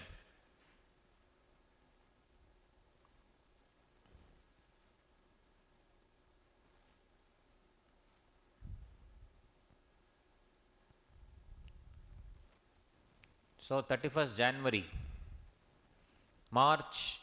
April, May, June, July, August, September, October, November, December, January, 10 months. 10 months he got 20,000 into 10, 2 lakh. 2 lakh plus 20,000 minus 20,000. Very simple. Rent receivable is not there because he vacated. Right? So that's the reason. So here they are taken at 1,80,000. Correct. 2 lakh minus 20,000, 1,80,000. Now we have to compute that. This is ideally speaking, I will take this, but now I have to compute this concept of vacant since there is vacant. Actual rent of 1,80,000 is lower than ER of 2 lakh. This now concept. ER, if it is less than or equal to AR plus VR. What is expected rent, guys? 2 lakh. 2 lakh only, no? 2 lakh 10,000, sorry. Expected rent is 2 lakh 10,000. What is the actual rent? 1 lakh 80. Plus what is vacant rent? 40,000. I could have received 2 more months, no? Yes or no? 20,000, 20,000. 1 lakh 80 plus 40. 2 lakh 20,000. Is it more or less? More only. Correct. Expected rent is 2 lakh 10,000. Actual rent plus vacant rent will become 2 lakh 20,000. Notional rent. Since it's notional rent, GAV will be what? So in this case, expected rent is less than 2 lakh 20. Actual rent and vacant rent only is more. Am I cheating or not cheating? Not cheating. Because if I had received that full amount, 40,000, I would have been happy. But I didn't receive, gone. Therefore, rent is what? Actual rent only is the GAV. Actual rent only is the GAV. So what is actual rent? 1,80,000. Got it? This we discussed. Now we are applying in the problem. Generally it is ER and AR, whichever is high. You are right. But one exception. Exception if the property is vacant. If the property is vacant. So mind you here, in the question, tenant vacated the property they have given. I would have done that actual rent is equal to rent received plus receivable minus unrealized. All that I would have done if he had not vacated the property. Means he had continued for 12 months and then bad debts. 2 months will be what? Not recoverable. Here they are telling unrealized rent was 20,000, which means what? In this 10 months only, 1 month he did not pay. That's what it means. I hope you understand. Unrealized rent was 20,000 means what? In this 10 months only, 1 month he did not pay. Understood? Which means 9 months he paid, 1 month he did not pay. Understood, guys? So it is what? Rent received 1,80,000 plus rent receivable 1 month 20,000 minus unrealized rent 20,000. So 2020 will get cancelled. So it's 1,80,000 plus 2 months vacant rent. When he's not even there, how can you say bad debts? He has vacated the house. Are you understanding? Everybody with me? Understood the concept? Yes, online people. Please don't make it like we made a mistake initially. We said 2 lakh plus 2 lakh plus 20 minus 20. That is wrong. It is 1,80,000 plus 20 minus 20. He vacated the property. So these illustrations are very good. That's why I am solving these illustrations. So 1,80,000. Municipal taxes 8% of 2,50,000. That's normal. Then NAV everything is fine. Interest on borrowed capital, how much they have told? 65,000. It's well within the limit, and anyway, so this is a final thing. Anyway, it's LOP, so no tension.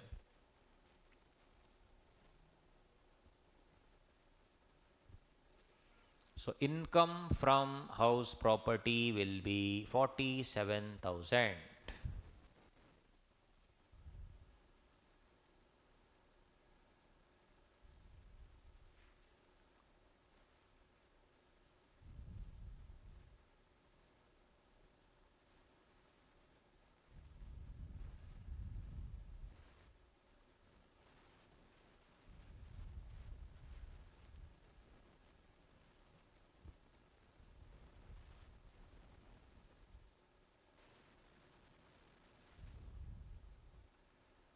Quickly solve illustration 6. Come on, I want you to solve. Take 2-3 minutes.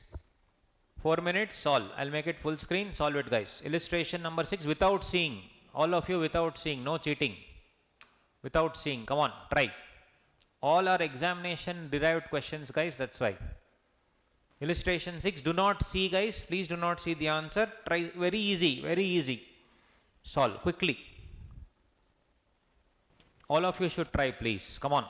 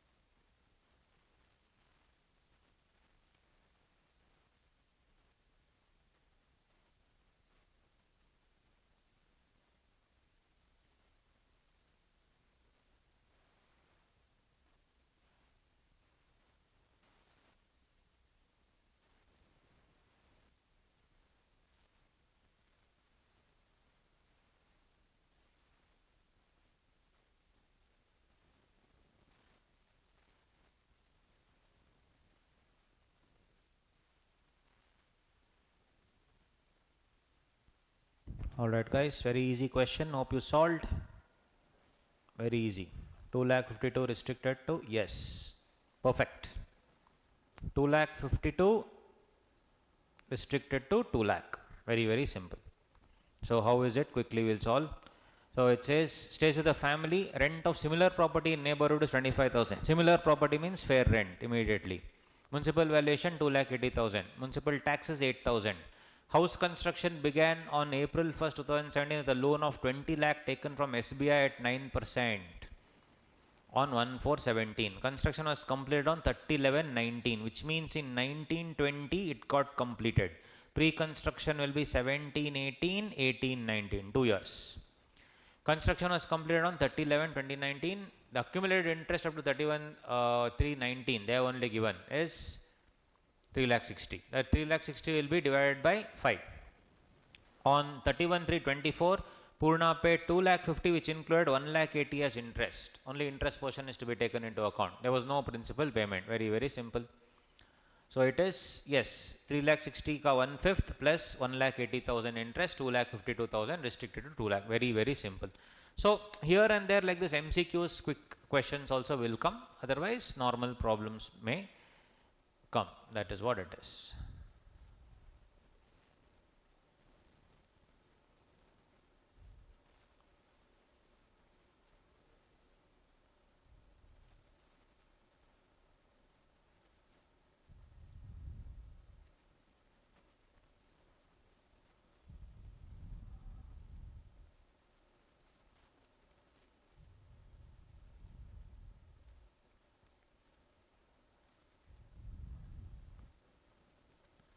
This is fine.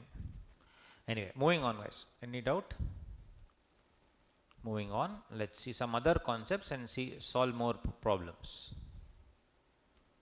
Unrealized rent, all those things.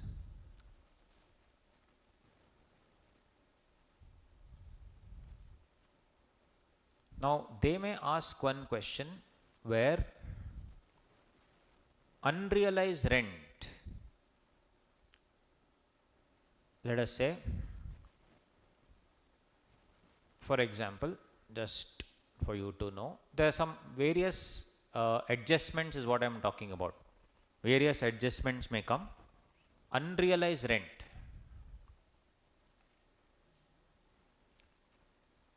$2,50,000 is the rent received, receivable 50,000 minus unrealized 50,000. This I will knock off. And on this will be my final rent into 30% deduction I will get, and on 70% it is taxable. Fair enough. One more iteration or one more adjustment in the exam will be, they will say this 50,000 which was unrealized, let's say this was, I am talking about 2021 COVID second wave. Now they will tell this 2024, this fellow suddenly woke up and said that I could not pay and all those things. Bad debts had happened. Bad debts recovery is happening this year. 50,000 bad debts recovery. Question is, this 50,000 suddenly if you receive, like that they will ask in the exam, suddenly they will receive 50,000. Let us say you don't even have the house anymore. House also you don't have. This 50,000, will it be taxed this year or not? What do you think? Answer guys, will it be taxed? 50,000. Will 50,000 be taxed? Or you will get 30% deduction and 70% will be taxed? Answer. 35,000 will be taxed, or 30% is 15,000 is gone, no? So 35k. Will 35k be taxed or 50k be taxed? 35,000 is taxed. Why? Because you will have to give that standard deduction. If this 50,000 was taken in 2021 only, would have got that 30% deduction. So same concept. That is one more concept that they can ask in the exam. So quickly.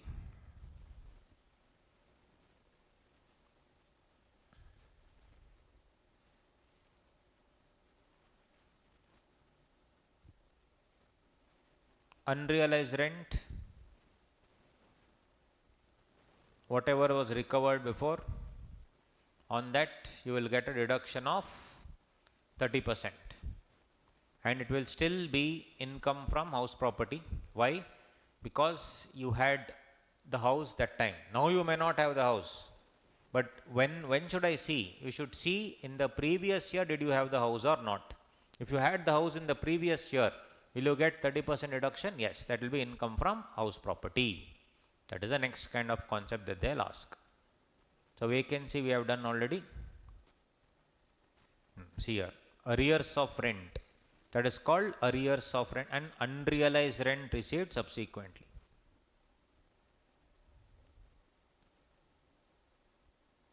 Arrears of rent also is what is this arrears of rent concept? Let us say we had discussed, it happened to us only actually. What happened was during COVID, all our properties had a 10% increase every year. So 2 lakh rupees if the rent means 10% 20,000. During COVID, none of the owners asked for this 20,000 because they knew everyone was going through a bad time. So they didn't ask for any rent, nothing, everything was smooth. But in 2023 they said, sir, you actually had to pay all this. I am not waiving off that rent. Kindly pay all that rent now. So the rent which was supposed to be collected that time but collected now is called arrears of rent.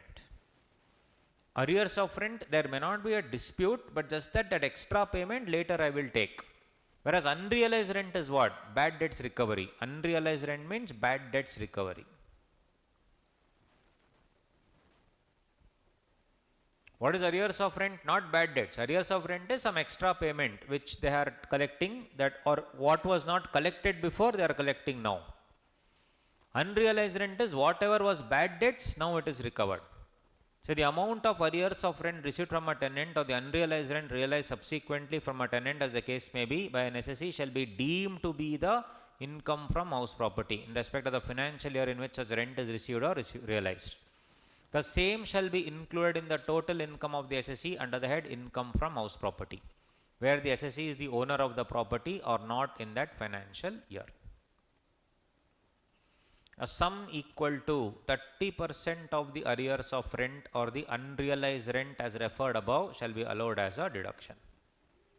Any expenses incurred towards recovery of arrears of rent shall be ignored. Why? Because already you are getting 30%, no? Why will you get expense like legal expense and all? You should not take into account. This is one type. All adjustments I am discussing. These are all the adjustments.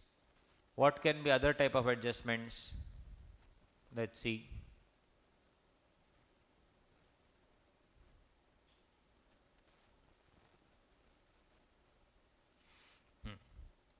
Next is other type of adjustment is jointly owned property. So this is one type of adjustment. One more is jointly owned. Like me and my sister jointly own a property. 50-50% jointly ownership. So then also what will you do? You will compute it normally, then you will divide it in the ratio. What ratio? Ownership ratio. Income from house property is calculated normally and then it is divided between co-owners in their ownership ratio. Accordingly, actual interest incurred by each owner in respect of borrowing shall be allowed. Now this is a deadly thing. This is the best way to do. If it's a self-occupied property, let's say, and it is jointly owned by A and B in the ratio 50-50, and we have taken a joint loan also and we are paying an interest of 4 lakh rupees. If it was singly owned property and if it is self-occupied property, what is the maximum interest allowed under old regime? 2 lakhs. What is the interest allowed in the new regime? 0. But if it's a joint property and joint loan, what will be the interest allowable? Because 50% A will take as income, 50% B will take as income. But interest, both of them jointly are paying 4 lakhs in the ratio of 50-50. The interest is SSC wise, loan wise or house wise? SSC wise.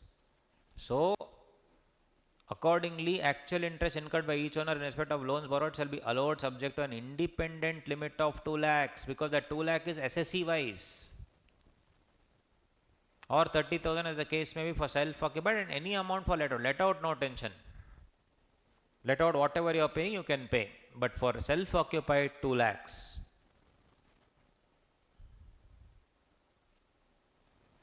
The share of each owner is not definite, then it will be charged as a AOP, Association of Person. In CA final, you will study that taxation of AOP. So if share is not definite, then AOP. If share is definite, then yes, ownership ratio 70-30, 30-40. But separate limit of 2 lakh and 30,000 is the case maybe for SOP, and for LOP any limit.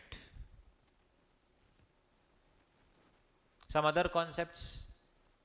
House property is let out for a period and self-occupied for another period, time basis. Even if the property is self-occupied for 364 days and let out property only 1 day,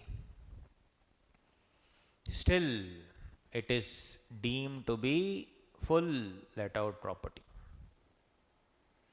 So it should either be self-occupied or it should be let out. Even if you do it partly, fully it is taken as what? Let out property.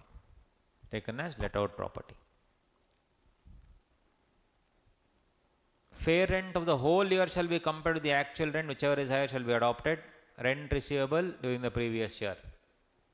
Actual rent shall be the rent received or receivable for the let out period during the previous year. So fair rent for the whole year should be taken. Actual rent of the whole year should be taken. As regards deduction of property taxes, amount for the whole year shall be considered. Actual rent shall be obviously what? Rent received or receivable for the let out period only, not for the full year.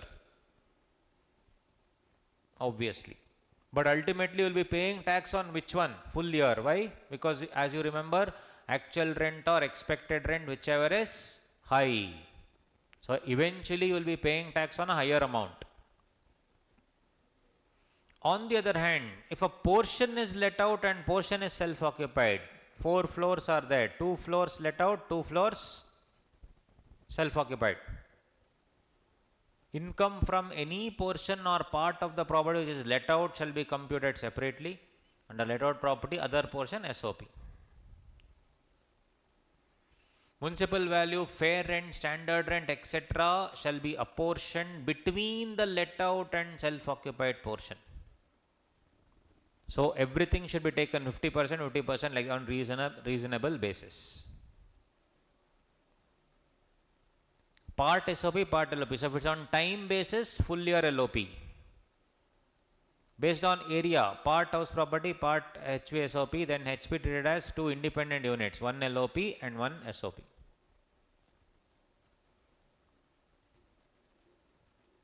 Then they will give a concept of composite rent. Composite rent means what? If rent can be taken for, if rent is paid for one item and that includes furniture, lift, security, backup, everything, that's called composite rent.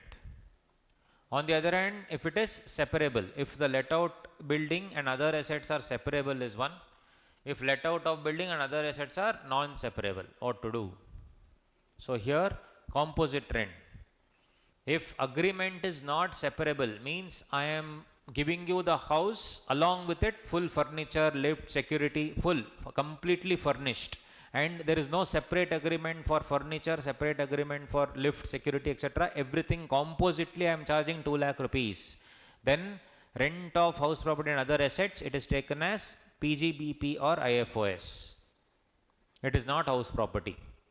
Because if I separate it, only rent of house property is income from house property. Other assets will be PGBP or IFOS, as the case may be.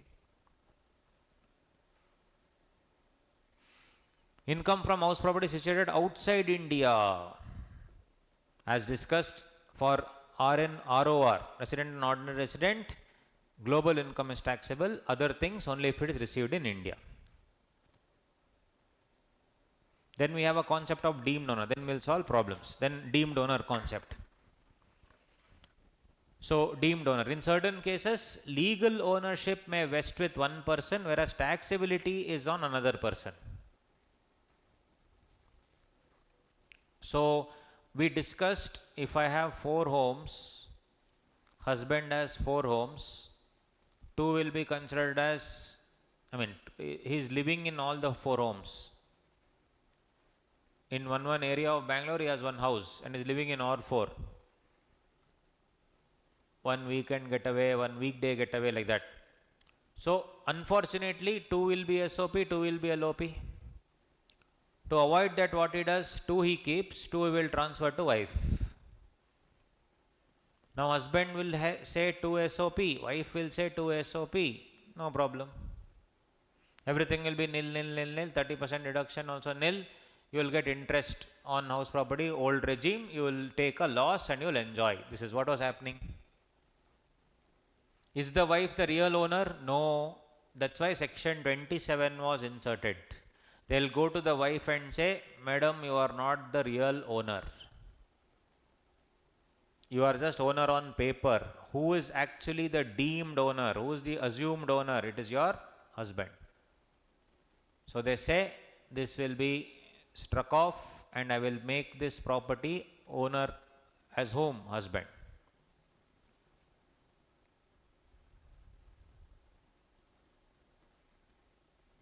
An individual who transfers any house property to his or her spouse without adequate consideration, not being a transfer in connection with an agreement to live. Agreement to live apart, if it is there, then no problem. Divorce proceedings, then no issues. Then such individual is treated as deemed owner of such property. Means what? Husband will be treated as deemed owner. If any individual transfers house property to a minor child, not being a married daughter, minor child, if they transfer, again clubbing will come, you will be the owner.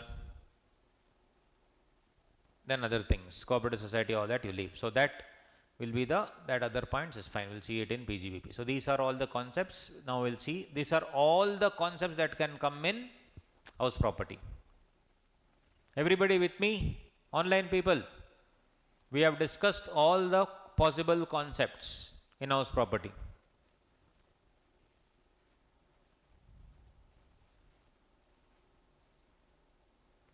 So let's see the types of problems that can come, other problems.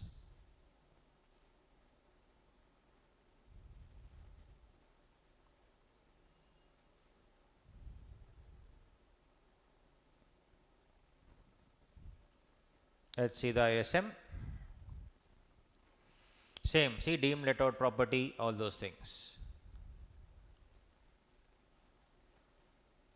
This is also an interesting question that can come, illustration 8.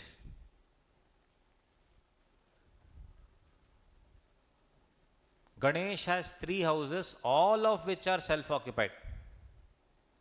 This is also one more type of question that can come. The particulars of these houses are as under. They have given house 1, house 2, house 3. Compute Ganesh's income from house property and suggest what he should opt for. Why? In this case, house 1 and house 2 can be SOP, house 3 is LOP. Next, house 2 and house 3 can be SOP, house 1 is LOP. Then house 1 and house 3 are SOP, house 2 is LOP.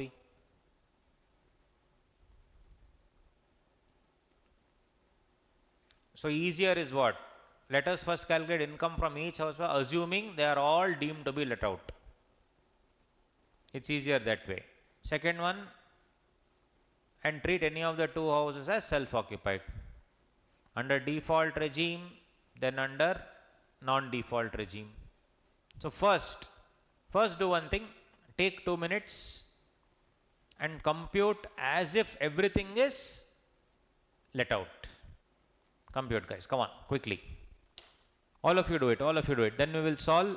Old regime what will be there, new regime what will be there. This is very easy. What is that? Municipal value or fair rent, whichever is higher. Fair rent or standard rent, whichever is less.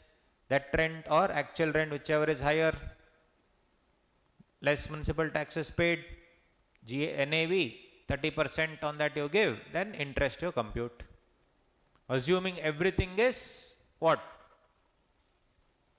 Let out. Come on guys, take 3-4 minutes, solve it. Please solve. Then I will solve it with you.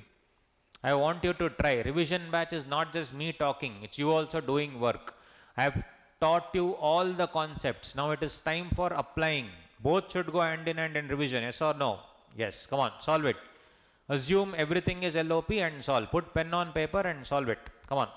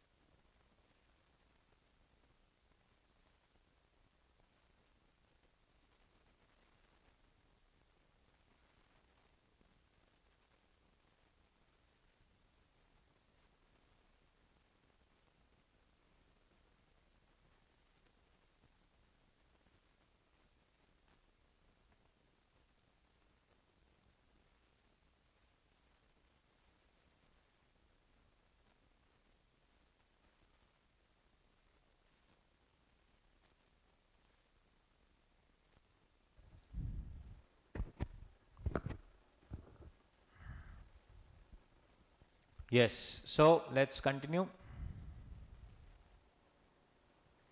Come on guys, how much will it be? Very simple. Ganesh has 3 houses, all of which are self-occupied. Particulars of the houses for the previous year 23-24 are as under. Just a sec.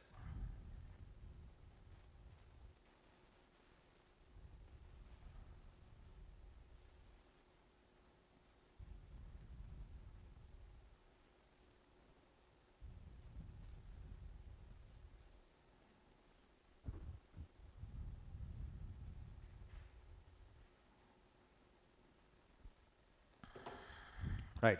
So, first one guys, 3 lakh, 3 lakh 60. So, you here only you tell me quickly. 3 lakh or 3 lakh 75, whichever is higher or lesser? Higher. 3 lakh 75. 3 lakh 60 or 2 lakh 75, whichever is higher. This one. Next 3 lakh 30. Online people, are you with me? Yes. 3 lakh 30 or 3 lakh 80, whichever is higher. This one. Done.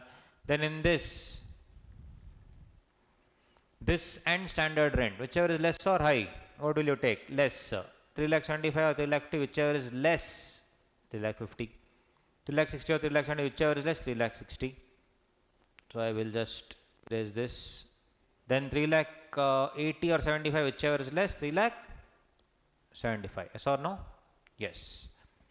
This and actual rent is given or not? Not given. So this only eventually it will become 3 lakh 50, 3 lakh 60, 3 lakh 75, same thing. Less municipal taxes paid. 12% of what? 12% of 3 lakh, 8% of 3 lakh 60, 6% of 3 lakh 30. So 36,000, 28,800, 19,800. So 3 lakh 14, 3 lakh 31,200, 3 lakh 55, 200. All these things it will come. Deductions under 24, 30% of NAV, all this. This interest from borrowed capital they have given here 55,000 and 1,75,000 on money borrowed for purchase of property, repair of property. That 30,000 and 2 lakh will only come for SOP. There is LOP, so full amount will be allowed. So 55,000 and 1,75,000. So totally it is how much? 2,19,800, 1,76,840, 73,640. There is income from house property. Income from house property. So Ganesh can opt to treat any of the above as self-occupied. So again, basically I'll have to see house 1 and house 2 as self-occupied, house 3 as deemed to be let out, like that. So under default tax regime, if house 1 and house 2 are opted to be self-occupied, income from house property shall be what? Nil, 73,640. Second one, house 1 and 3 are self-occupied, nil, 1,76,000, nil. Third one, like that. So which is the most beneficial thing? Obviously 73,640, this is the most beneficial. Option number 1 is most beneficial, like that you should write. And so this is probably one of the lengthiest questions that can come. Different types you should solve. Lengthiest question like this it will be. On the other hand, guys, you see why here one more interesting thing. I should take 1,76,000, 2,19,800, 1,76,800 deemed to be let out. Third case, I will not take loss from house property as 1,75,000. Why? That's more important here. There is no interest deduction.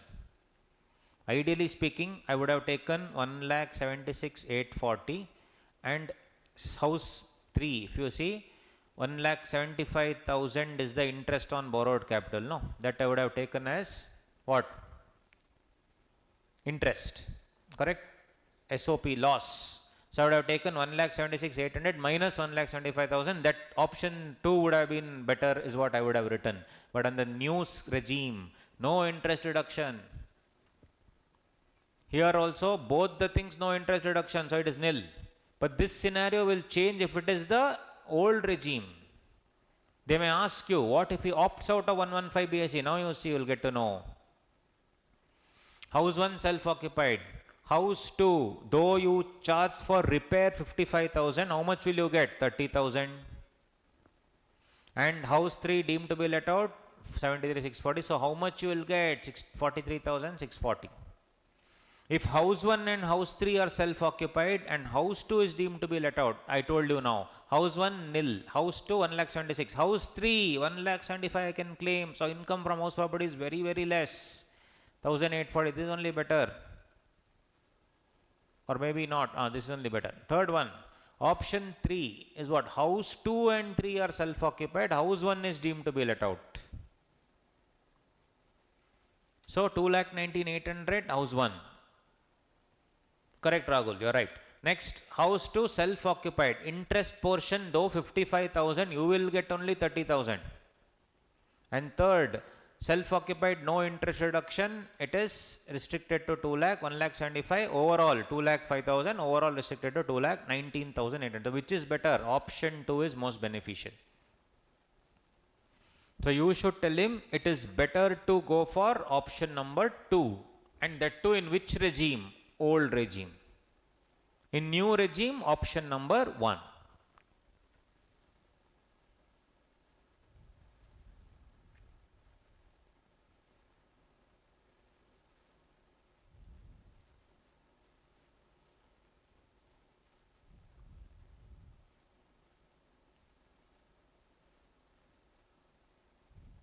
Everybody with me, online people? Yes.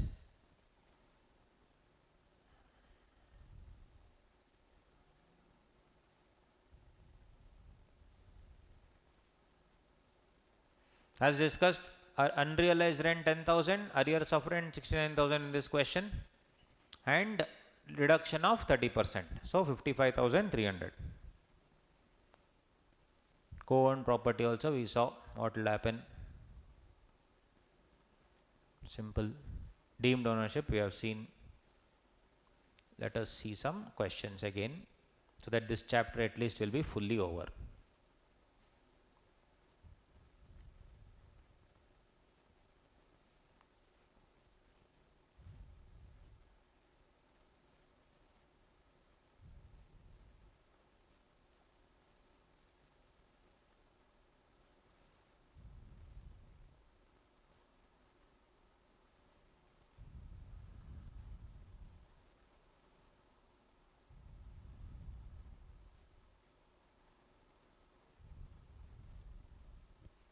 Question number 2, guys. Come on, solve.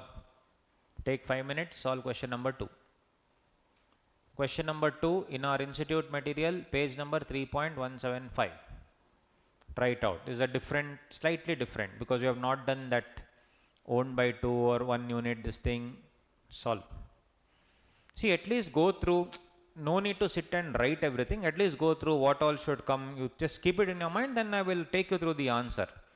Revision should always be, not that me telling, you also should work. It should be like that. Then only you will apply the concept. Everybody please try it. 5 minutes. Not 5 minutes, 3-4 minutes. Try it. Come on. All of you. Online people, thumbs up. Will you try? Thumbs up. Yes. Good. Good. Please try. Please try.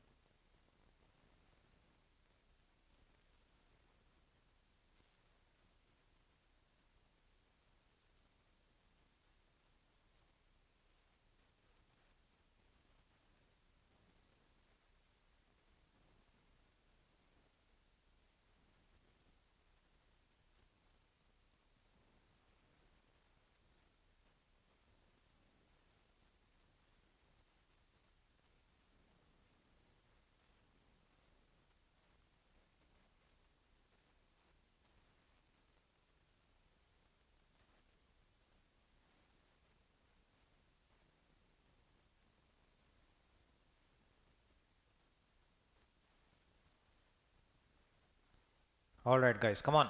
I hope you did it. Let's solve. At least overall, overview if you have solved. No, it's not that you put pen and paper and solve, but basic overview if you have done, then it will be good enough. So, standard rent 1,02,000 per annum, municipal value 1,90,000, fair rent 1,85,000. So, you see, owns one residential house in Mumbai. House is having two identical units. Means what? One house split into two. The one unit is self-occupied. One unit is let out. How much? 8,000 rupees per month. Rented unit was vacant for 2 months. Vacancy is also there. Means not bad debts. That fellow left. So 10 months it was let out. 2 months vacant. Simple. Particulars are as under. Standard rent 1,62,000, 1,90,000. All these things are there. Now tell me, when I am doing it, should I take 50% or should I take full? Because I am dividing it as per the area, not as per time. So I should obviously take 50%. So if you see, let's come to the answer now. Second one, 50%. Why 50%? Because I am using the same area twice. Municipal value 1,09,000. This is also important. People miss out on this. And gone. Actual rent also they will do 8,000 into half. Guys, actual rent is for that unit, not for the entire thing, right? That's why. So if you see how much is it? Municipal valuation 1,90,000 into half, 95,000. Fair rent 1,85,000 into half, 92,500. Standard rent 1,02,000 into half, 81,000. So now I can do municipal rent or fair rent, whichever is higher, this or standard rent, whichever is lower, 81,000. 81,000. Rent receivable plus received minus unrealized rent, whatever it is, 10 months it was there. So 80,000. 8,000 into 10. Remaining 2 months it was vacant. Now you tell me, guys. Expected rent is how much? 81,000. Actual rent is how much? 80,000. Vacant rent is how much? 16,000. 8,000 plus 8,000. Yes or no? Yes. So totally 96,000. ER is less than or equal to AR plus VR. I am not cheating. So Nirmala madam will say no problem, take 80,000 only. Correct? Generally what you will do, ER plus AR, whichever is higher, you will take 81,000 and come wrong. There is another concept called vacancy, which we did. So it is AR plus VR 80,000. So here actual rent of 80,000, that same thing logic, 80,000. Yes, good Rahul. Next, gross annual value, municipal taxes 5% of 95,000. Here 95,000 is there, 5%. So 4750. 80,000 minus 4750, 75,250. Deductions under section 24. 30% of net annual value 22,575. Interest on borrowed capital 750 into 12. Why 750 into 12? They have given interest on borrowed capital, right? 70 rupees. That's what, that taxable portion. Let out property 50% of road area, everything is nil. Interest on borrowed capital 750, because they have given 1,500, no? That's why. If you see 1,500 they have given, I have to split into 2, 50, 50. Here. Light and water charges, all this will not come, guys. It's all you can ignore, nothing will come. Compute income from house property, if exercise the option, shifting out of default regime and all those things.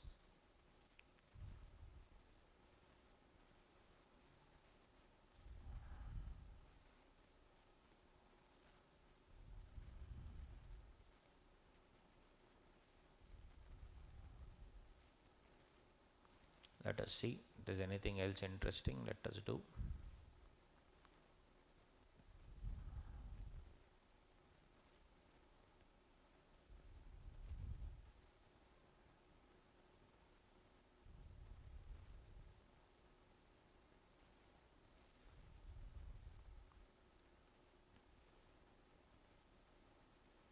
Okay, let's solve the last question. Question number 5, interesting. I am trying to solve all the different types of questions, guys. Question number 5, interesting question. Let's solve. First, read. Two brothers, Arun and Bimal, are co-owners of a house property with equal share. So Arun has 50%, Bimal has 50%. Property was constructed during the financial year 15-16. Property consists of 8 identical units situated at Cochin. Brilliant. So entire property has 8 units. 1, 2, 3, 4, 5, 6, 7, 8. This is the house. 8 floors, assume. 4 floors, 1, 2, 3, 4, 5, 6, 7, 8. In that 4 floors belong to Arun, 4 floors belong to Bimal. Got the point? During the financial year, each co-owner occupied 1 unit and the balance 6 units were let out. Brilliant question. Good question. First floor was occupied by Arun, 8th floor was occupied by Bimal. These three, 6 floors they let out. Balance 6 units were let out at rent of 12,000 rupees per month per unit. Municipal value 9 lakh, municipal taxes 20%, all these things. Repairs, insurance premium not to be taken, 3 lakhs they have taken interest. One of the let out units remained vacant. Arun could not occupy his unit for 6 months as he was transferred to Chennai, does not own any other. Very good question. Mark this as important. Coolly go through, then we'll solve. Come on. I've given you a hint. Go through 3-4 minutes, then we'll solve. Come on, guys, all of you. Online people, yes or no? Will you solve it right now? No looking at the answer. Try to solve. Revision classes, others. All right. Very good. Very good. Awesome. Come on, guys, solve.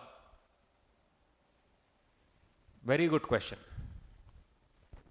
This is actually a previous year question. So please solve all these illustrations. It will really help.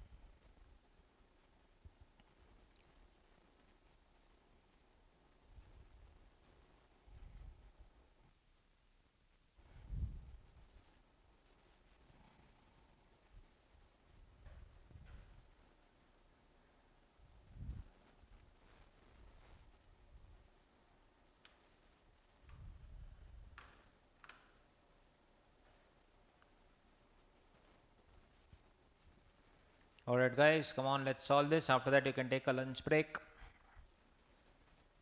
So let's not drag it till 6:30 because I also want you to assimilate everything. So we'll end earlier only, don't worry. But I want you to understand everything properly. Yes or no? Because I believe if we take till 6:30, you will everything, costing will start, overheads. Everything will go over your head. Yes or no? Yeah, that's why. We'll not take till 6:30, don't worry, but we'll do it. Online people, how long do you want lunch break?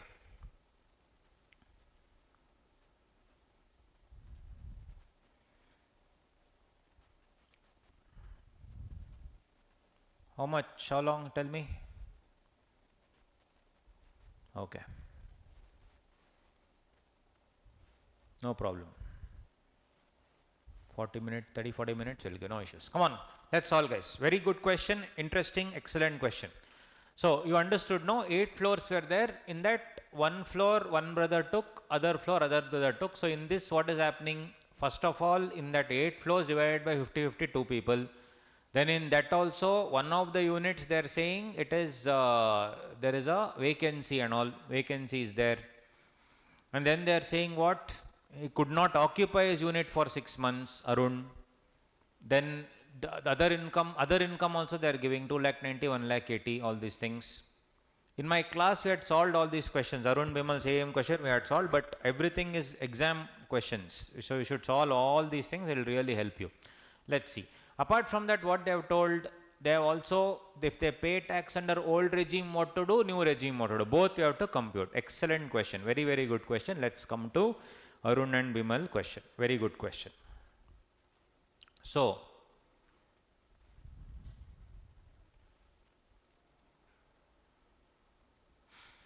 yes, if Arun and Bimal pay tax under the default tax regime under 115 BAC. So what we'll do is we'll compute the full income, then divide 50-50, easy. Correct? Compute the full income, then divide 50-50. So if I take 8 units, 2 out of 8 units is self-occupied. 6 out of 8 units is let out property. Which means 1/4, 25% is self-occupied, 75% is let out.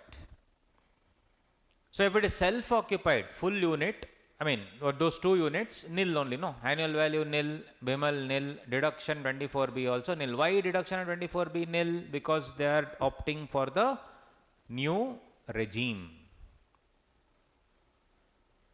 Let out portion, let out is the let out portion. Gross annual value 75% I should take. Municipal value 75% of 9 lakh, this much. Actual rent, what did they tell you guys? 12,000 rupees into 6 units into 12 months. And he told what? In that, what was unrealized? What was unrealized? For 4 months it was unrealized. 12 months full I should take. In that, what was vacant? They are telling vacant, no? 12,000 was vacant. How 12,000 vacant? See here guys, very clearly they have given in the question.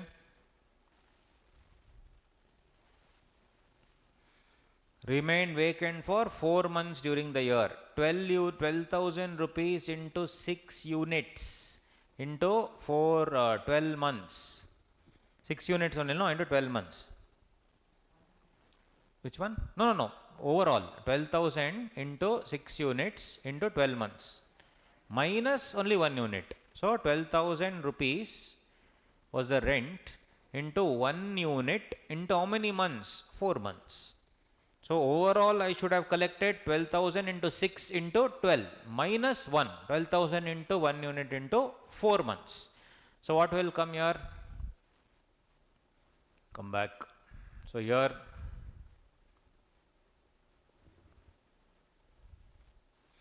12,000 into 1 into 4. So 12,000 into 6 into 12 minus 12,000 into 1 into 4, 8,16,000. That is 8,64,000 minus 48,000, 8,16,000, whichever is higher. So it is municipal value, actual rent, whichever is higher. 8,16,000. Now municipal taxes for the entire building is 1,80,000. But I should not take municipal taxes for self-occupied, right? This is one more thing which we generally miss out. What we'll write full 1,80,000 and come in the exam. Wrong.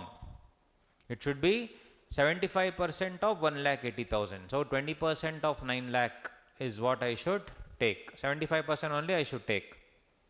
So it is 1,35,000. 9 lakh they have given, municipal value 20% they have given. So 9 lakh into 20%, 1,80,000. But 1,80,000 is for the full building. I should take only for the let out portion. So this is one more adjustment where students, we all of us go wrong. We will put 1,80,000 and come, right? So 1,35,000, then net annual value. So does it mean the entire answer will be wrong? Yes. But then will you get marks for the other steps? Yes. For gross annual value you will get marks, municipal value you will get marks, actual rent you will get marks. This one and all you will not get marks. Net annual value 6,81,000. Deduction under section 24, 30% of NAV, 2,04,300. Interest on housing loan taken, they have given. 3 lakh is the housing loan for the entire building. Will you get it and how much of that is for let out property? 75%. Whether it is new regime, old regime, will you get it? Yes, you will get it. So it is 75% of 3 lakh, 2,25,000, 4,29,300. Income from let out portion 2,51,700. Share of each owner into 50%. 1,25,850.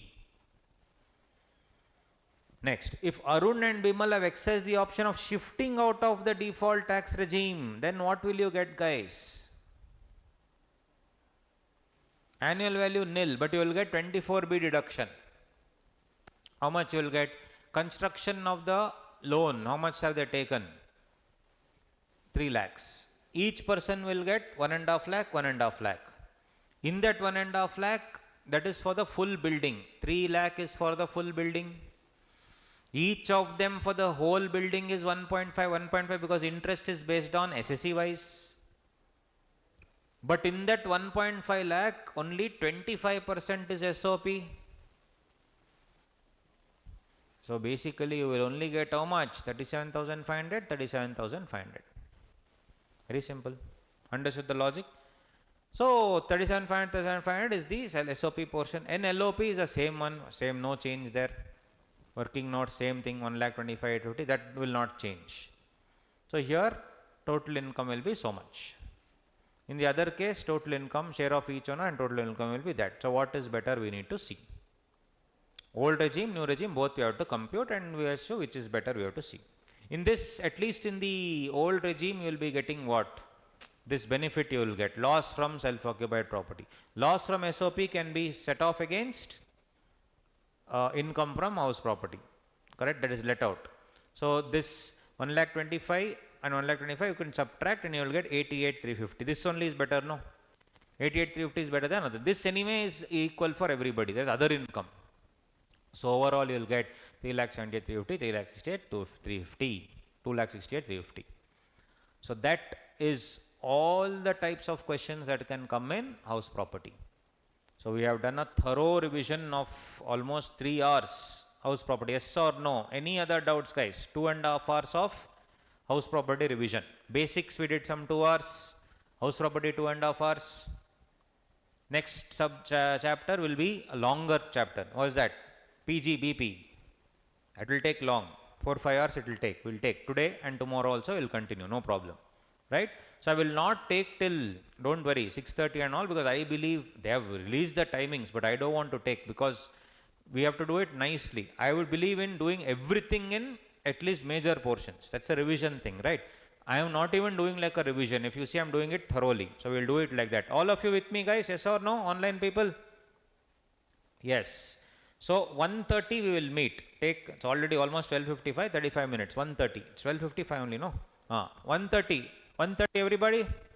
Yes? Yes. 1:30 buddies. We'll take till 4:30, maximum 5. It's okay. Coolly, we'll give one break also in the between and we'll take. Okay? Don't worry. So 8:30 we'll start. Morning fresh will be fresh. After lunch we will take less. Okay? Till like 4:30, 5 o'clock maximum. Okay? Yes. See you guys. Bye. Don't exit and all. Come back. Come back sharp at 1:30.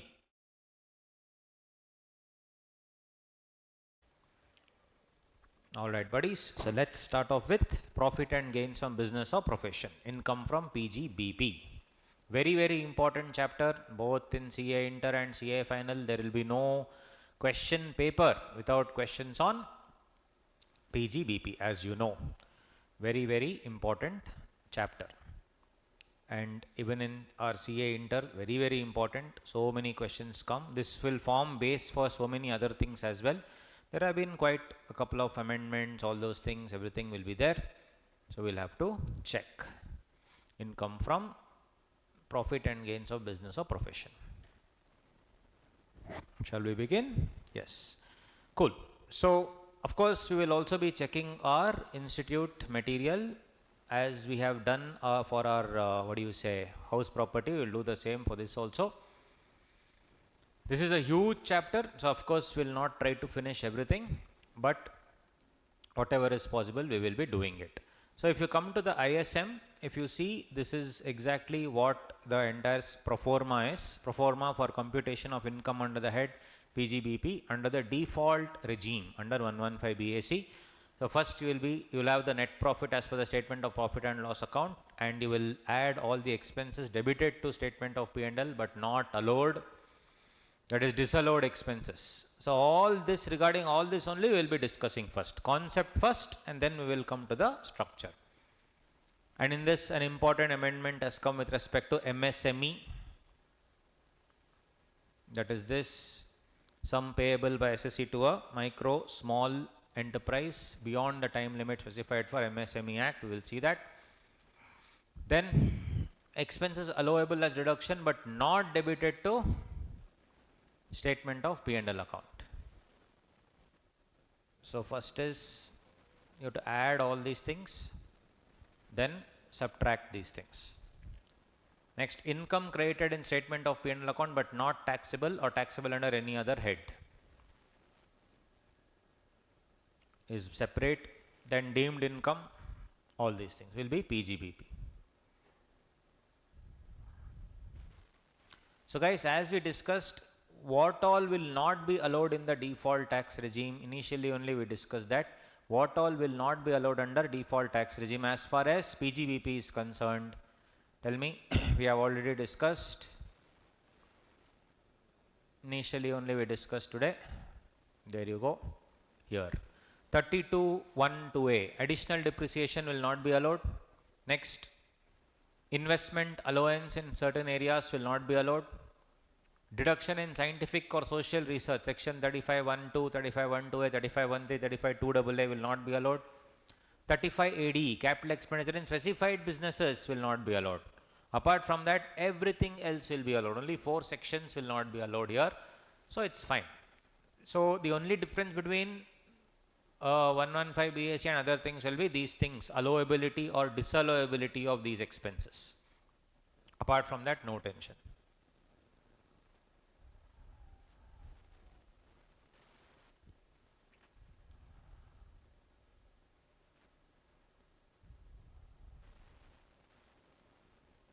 Calculation of total income will come to that. It is the overall put together, all incomes put together later we will have to see.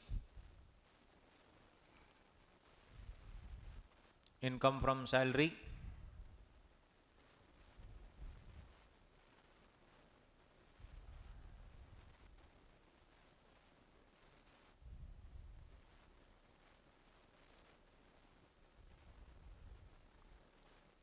now income from house property is also done.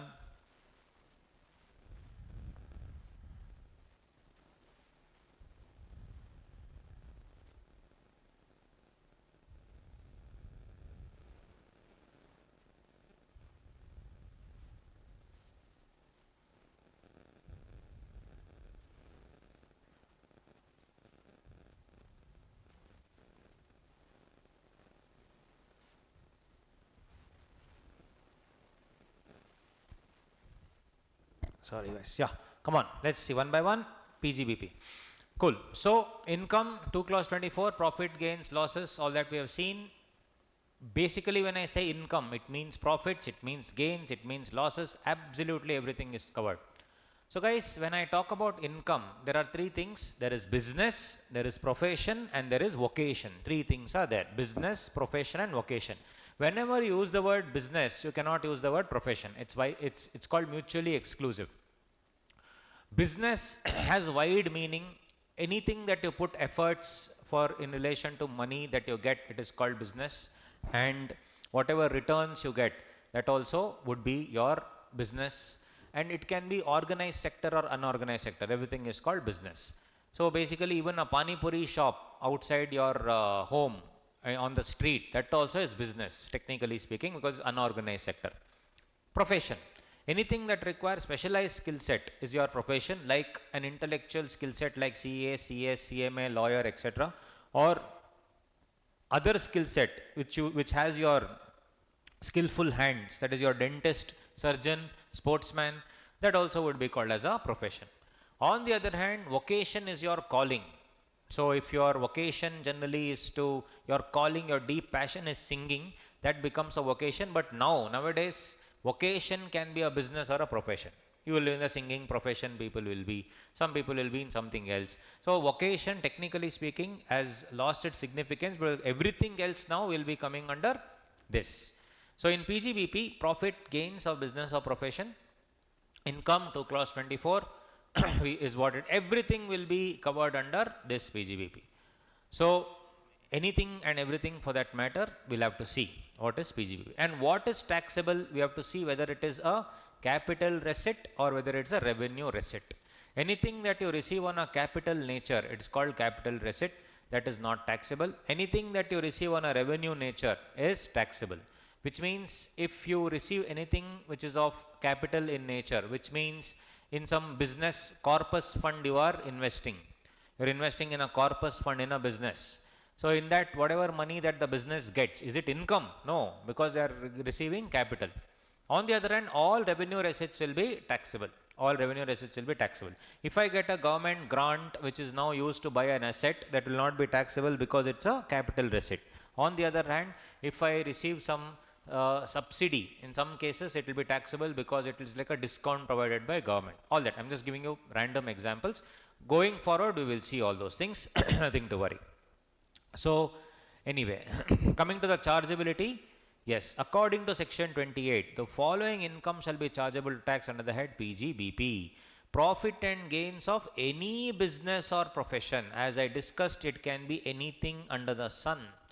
Structured, unstructured, doesn't matter, everything will be charged to tax.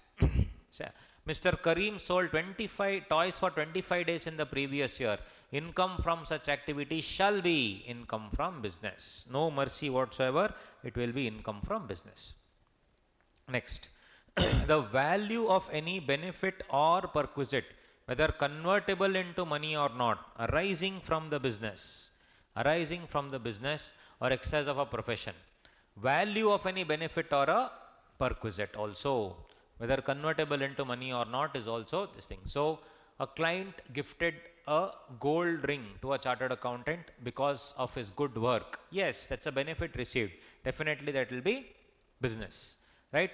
You are an agent working for something and you do very good job. So the company sponsors one trip for you. Is that a benefit received? Yes. Will it be taxable? Actually, yes, under 28(4). Any sum received or receivable in respect of a capital asset other than land, goodwill or financial institution which has been discarded, demolished, destroyed, transferred, if whole of the expenditure has already been allowed under section 35 AD.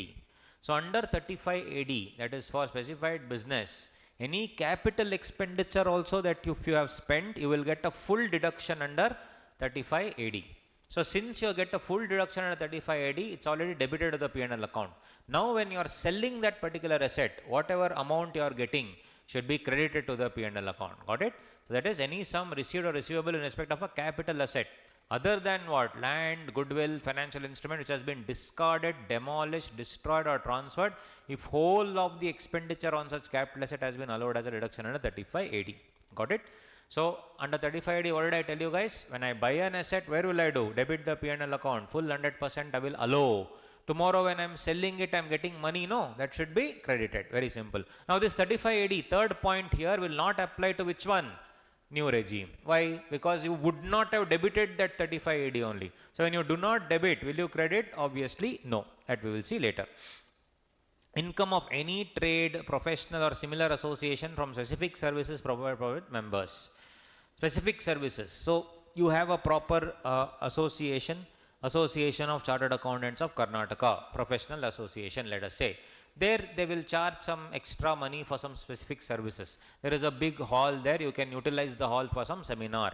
So you will pay some money to that particular association. Is that association income? Yes, that will become association's income. Very, very simple. Next, any compensation or other payment due to or received by a person in connection with termination or modification of terms of a business contract. Any compensation or other payment due to or received by a person in connection with termination or modification of terms of a business contract. So here, when I am changing the business contract, any compensation if I receive, that also will be business. For example, business income. For example, telecom company appointed an agent, Mr. Z, to sell SIM cards in the whole of Karnataka. Business plan was revised and Mr. Z was asked to manage only North Karnataka, while another agent, Mr. Y, was appointed to sell SIM cards only in South Karnataka. So first you had given me full Karnataka, now you are shifting me to North Karnataka, South Karnataka. Mr. Z was paid a sum of 10 lakhs in this regard. In this case, there was clearly a modification in the terms of business contract. 10 lakhs whatever this fellow received will be taxed under section 28. Got it? So if I am changing the business contract and getting something, that will be taxed under PGBP. Everybody with me? Online people, thumbs up. Online people, understood? Online people, come on, all of you. Yes, yes, yes. Good, good. So the objective of the revision class is simple. Every concept you should understand and sums you should be able to solve. Then you will get out of out. I was very happy that recently concluded examination, many of my students have scored really well. One fellow scored 84 and all in taxation. He had messaged me saying that, we followed whatever you told.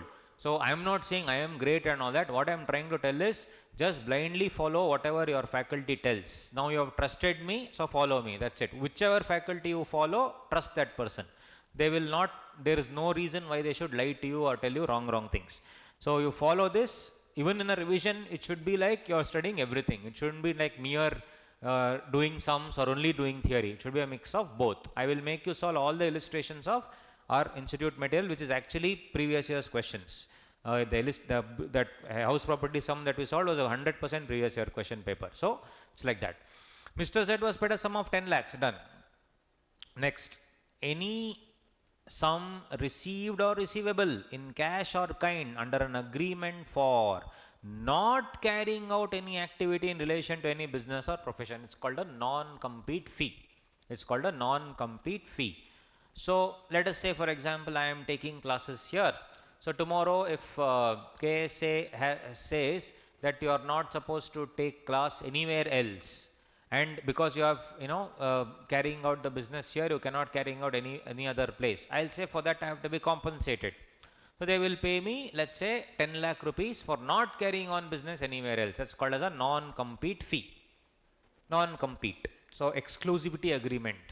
So the thing is, or if I leave this, they'll tell for the next 2 years you should not teach anywhere else.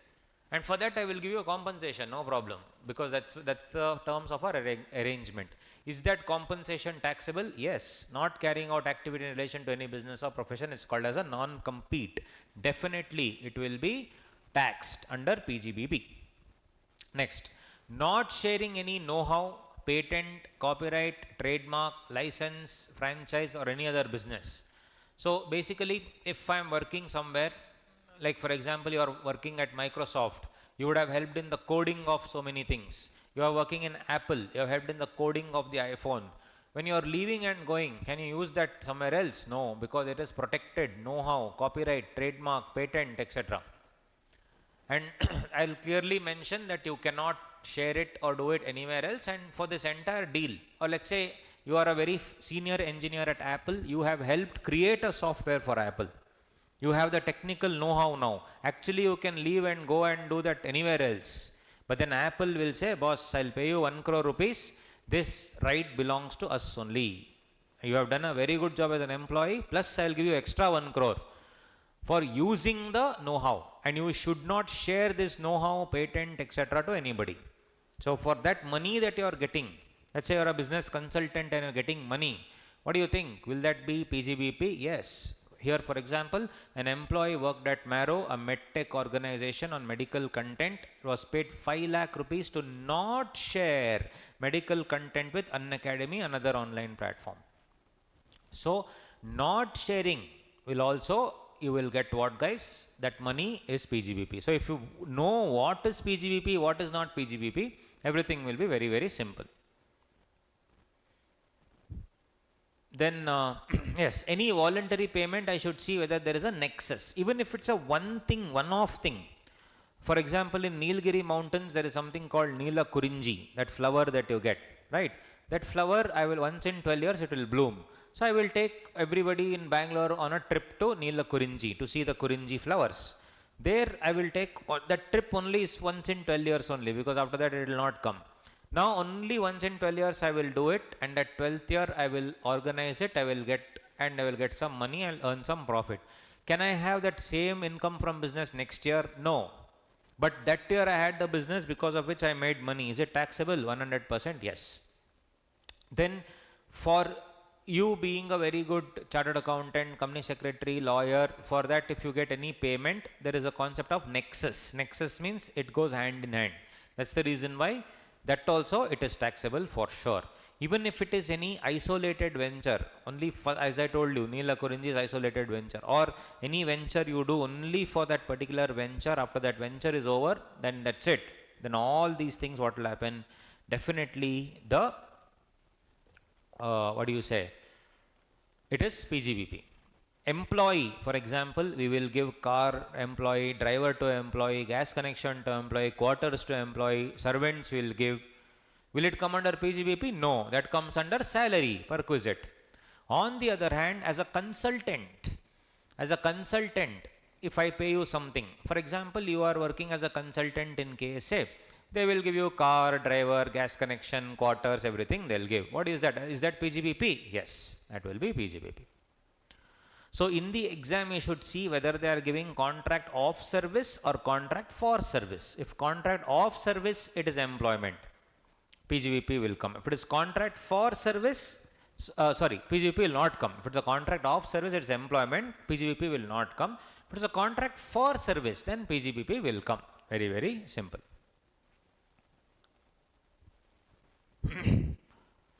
Yeah, so basically that's what it is. So anything that you receive will be PGBP. Now on the other hand, let us say there is a key managerial personnel, MD, manager, role-time director, CEO, CFO, all these people. Now whether they will commit fraud or not, I don't know. The company has to protect itself. To ensure that the company is protecting the life of these people and also to protect itself from any fraud from these people, the company will take an insurance called Keyman Insurance. Keyman Insurance. And insurance premium will be taken. They will pay. Who will pay insurance premium? Company will pay. Saying that if tomorrow anything happens, I will now give it to the, insurance company will give money to the particular company. So company every single year they will be giving what? Insurance premium, with the hope that nothing will happen. But if something happens, will the company be protected? Yes. Now, the question is, premium is paid by the company. Is it allowable expenditure? Is it allowable expenditure? Yes. Under 37(1), they can claim an expenditure. What is that? Premium paid by company.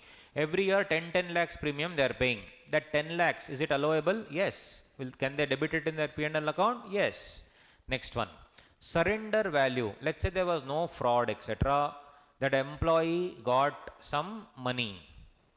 That's called surrender value. What about the tax on that?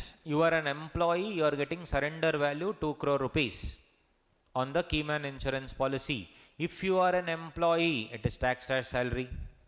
If you are an employee, it is taxed as salary. If you are a consultant under section 28, then it is taxed as PGBP. If you are an employee, taxed as salary. If you are a consultant, then what? It is taxed under section 28. If you are getting it as a honorary chairman, means what? You are neither an employee nor a consultant. For example, Narayan Murthy is an honorary chairman of Infosys. He is neither an employee nor a consultant anymore. He is no longer there. Very, very simple. Right? So, that is what. So, in that case, what is it? It is to be taken as IFOS. That is income from other sources. But will it be taxed? 100% it will be taxed. Now, where will our PGBP come for companies? If any fraud happens, company receives the claim amount. No, claim amount. How much claim? Every month, every year they are paying 10 lakh, 10 lakh, 10 lakh, 10 lakh, debiting to P&L account. Suddenly they will receive some 5 crores. Is that 5 crore taxable? Yes. Now it is taxable under 28(6). Now it is taxable under 28(6). Got it? It will be taxable. Yes or no? All of you? Yes. Then guys, apart from that, we have always seen that salary to a partnership firm, it is not allowable under 40B, if you have observed. Why? Because salary also is not salary also under income from salaries, salary to partner. 192 section will not be debited because it is not a salary at the end of the day. So if you see salary, commission, bonus, interest, everything received by a partner of a partnership firm. For a partner, it is not income from salary, it is income from PGBP. It is income from PGBP. That's what it says. Salary, commission, bonus, interest from PGBP. And I mentioned any non-compete fee, again it will be PGBP. Anything, know-how, technical know-how, that is also PGBP. Everything is PGBP. Compensation received, that also is the same. Apart from that guys, if you receive any subsidy, I just told you, subsidy, refund, they are called as duty drawback, cash compensatory support, correct? Then your DPB, DFRC, all that full form not needed. But yeah, basically any sort of subsidy or any sort of refund if you are getting, which is credited to your P&L account, will it be taxable? Yes, it will be taxable. Next, as I told you, a club is a AOP. They follow the principle of mutuality.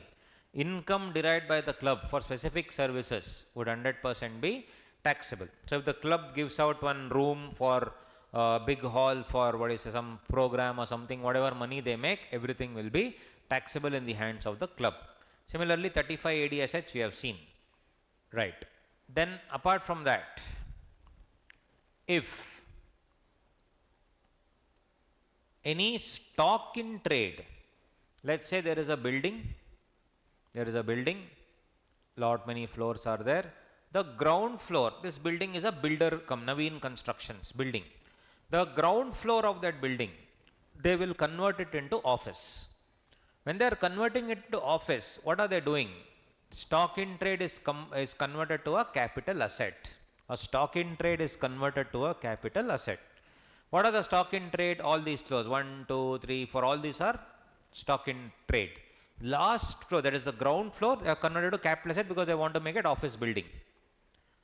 Now, that particular entire floor, the cost of construction is 3 crore. What is the fair market value of that floor? 6 crore. Now, what has happened? This closing stock is 3 crore. Now, stock I have to remove, no? 3 crore I have to remove and convert it into capital asset. The moment it's capital asset, I am removing that 3 crore from there, right? Yes. And I am converting it into what? An asset, capital asset. So, when the stock in trade is converted to capital asset, then the fair market value will be PGBP. Fair market value will be PGBP, which means closing stock, opening stock will be basically the stock will remove 3 crore, 6 crore will be credited, 3 crore will be removed. Technically, what is the income? 3 crore only, but FMV will be PGBP. So, what is the income from PGBP? 6 crore minus 3 crore. 3 crore will be PGBP. So, asset to be recorded at 6 crore in the balance sheet of Naveen, depreciation is charged on 6 crore. Right? So, basically, closing stock 3 crore, opening stock 3 crore, FMB 6 crore it will become. Right? So, ultimately, if I put FMB as the P&L account, ultimate profit, opening stock also will be there 3 crore. No, that will go now. So, balance is how much? 3 crore will be there now. 3 crore will be there. So, guys, when a stock in trade is converted to capital asset, what will happen? The FMV, the fair market value, will become the PGBP. But ultimately, the difference between the FMV and the cost only will be income from PGBP, which will be taxed. But what will be taken as PGBP? The full FMV. Everybody understood? Online people?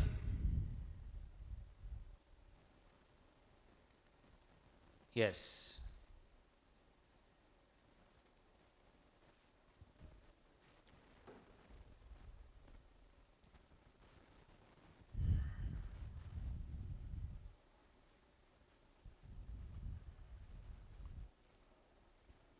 Depreciation charge on 6 crore. Got it, guys? Okay, next.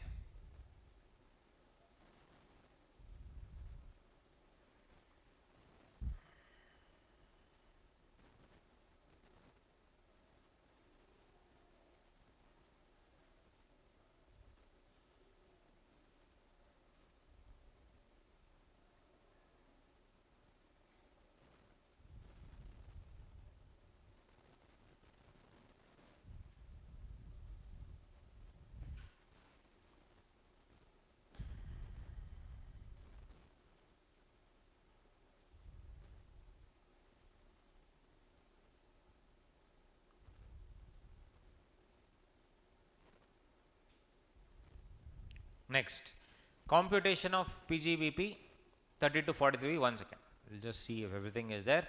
Key man insurance done, incentive due by all this we did, conversion of inventory, everything done. Speculative business, we'll see that later. Computation of income, guys. Computation of income.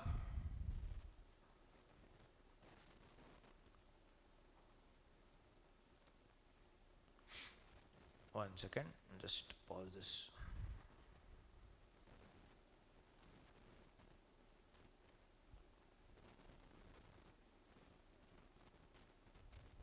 Yeah, computation of PGBP 30 to 43B. Now, for example, guys, my company got incorporated on 1st April 2023. Jan 23 to April 23, income was 1 crore, expenses was 40 lakhs. It happens just before incorporation, you have started business, no issues. It's called pre-incorporation. January 23 to April 23, income is 1 CR, expenses 40 lakhs. What is the profit? 60 lakhs. Now the thing is, the company got incorporated on 1st April, right? And the profit it has earned after 1st April is 5 CR. Profit it has earned after 1st April is 5 CR. January to April, pre-incorporation. After April, 5 crore PGBP. The question here is, 60 lakhs overall you have earned now from January to April.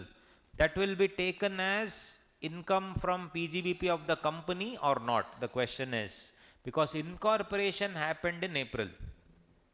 So the question here is, what happens to pre-incorporation profits? What happens to pre-incorporation profits? Will that also be PGBP? Answer is no, because it will be PGBP only if the person is born. When did the person, when was he born? April. Person means what? Company. When was the company born? April. So can you make something, can you insert something as PGBP when they actually are not born only? No. So this 60 lakhs here, pre-incorporation profits will go where? It will go to AOP. So basically guys, here 1 crore income, 40 lakhs expense, taxable 60 lakh, taxable not in the hands of the company, but in the hands of the promoters as a AOP, association of person, because the company is not born yet. Company is not born yet. All revenue receipts are always taxed unless exempt. That's the general rule. All revenue receipts are always taxed unless exempt. Reverse, all capital receipts are not taxed unless taxable specifically. Right? All capital receipts are not taxed unless taxable specifically. All revenue receipts is taxed unless exempt.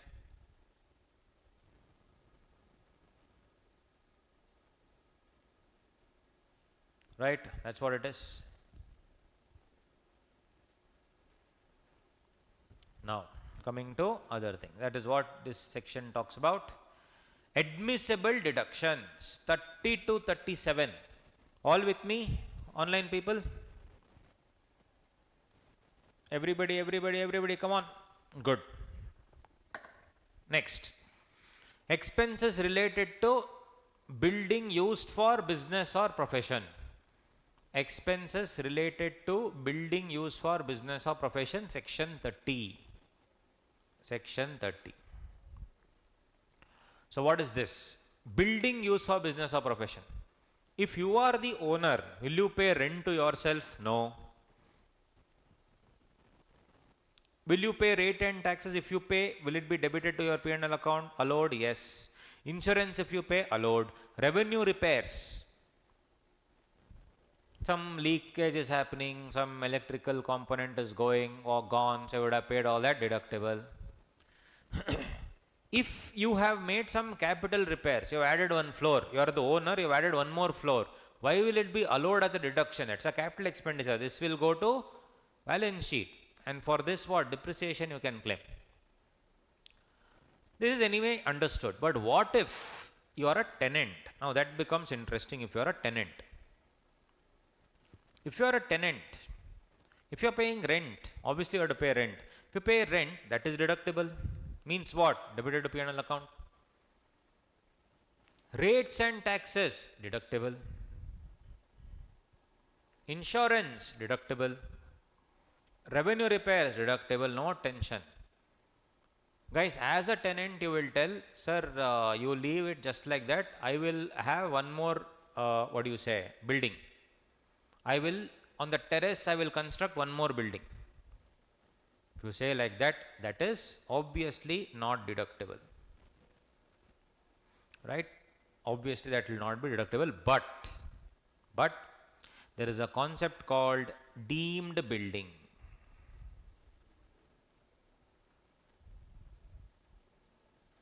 Capital repairs by tenant, where the SSE carries on business or profession in a building not owned by him. Any capital expenditure incurred by the SC for the purpose of business or profession on construction of any structure, renovation or extension to the building, such capital expenditure will be treated as if the building is owned by the SSE. And the SSE can claim depreciation on the expenditure incurred. General rule, not possible. What's the exception? Very much possible. Concept of deemed building.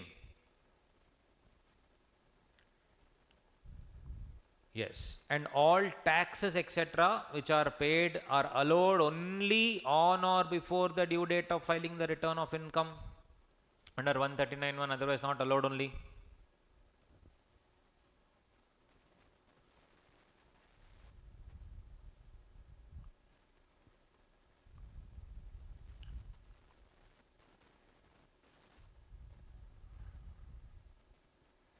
Depreciation under section 32 shall be allowed on such capital expenditure relating to repairs. Capital repairs are added to the cost of the asset, as we discussed already. In case the building is used partly for business and partly for personal purposes, then only that portion of rent attributable to business shall be allowed as a deduction. Right? What is this? If one building is used partly for business and partly for personal purpose, then only that portion of the rent which is attributable to business portion only will be allowed as a deduction. Means in my house, in my building, 50% I am living there, 50% I am using it for business. Possible. So full rent is deductible? No. 50% is house? No.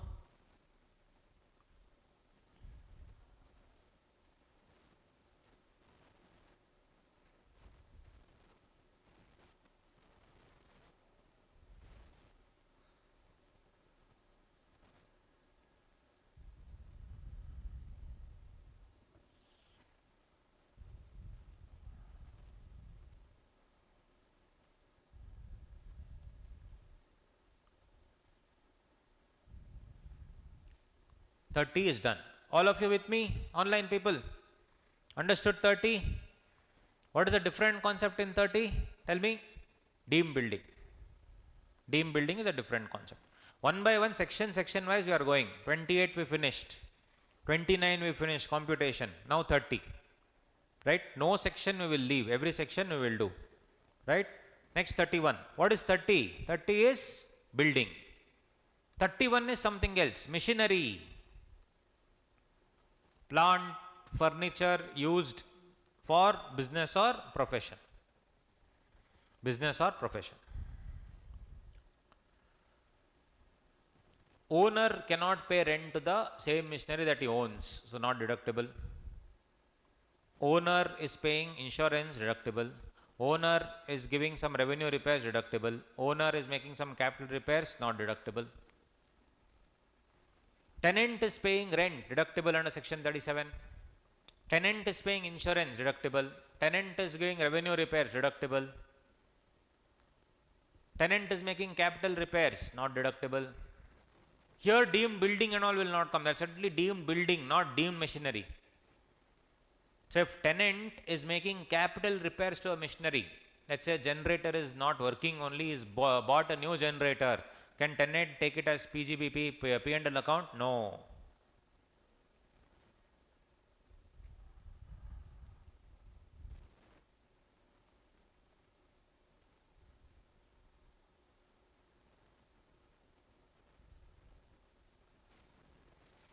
An expenditure would qualify as current repairs if it is incurred to preserve and maintain an already existing asset. So basically, adding fuel to the generator, oil, servicing, all these will be called as current repairs. Repair versus replacement. If a component is replaced, that is still called repair. But what if the entire asset only is replaced, gone? In a projector, the most important thing is the bulb. The bulb only, if it goes, means it's the entire projector is gone. So if I'm replacing the bulb, actually it's not repair, it is like replacement. Cost of replacement has to be classified into revenue or capital based on the criteria, I told you. In a camera, if there is some problem with the video display is not working, then there is some repair issue. In a projector, if the bulb only is not working, if the projector is costing 40,000, 35,000 is bulb only actually. If bulb only is not there, then that's what it is. That's what we should take it into account.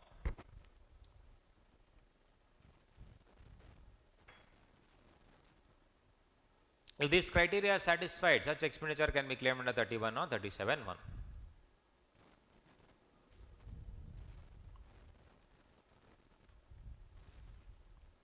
Depreciation under section 32 shall be allowed on such capital expenditure related to repairs. Capital repairs are added to the cost of the asset. Got it, guys? So that is 31. What is 28? Charging section. What is 29? Computation. What is 30? Building used for business or profession. Expenses to building. What is 31? Machinery, plant and machinery, furniture and all those things. Now comes depreciation, 32.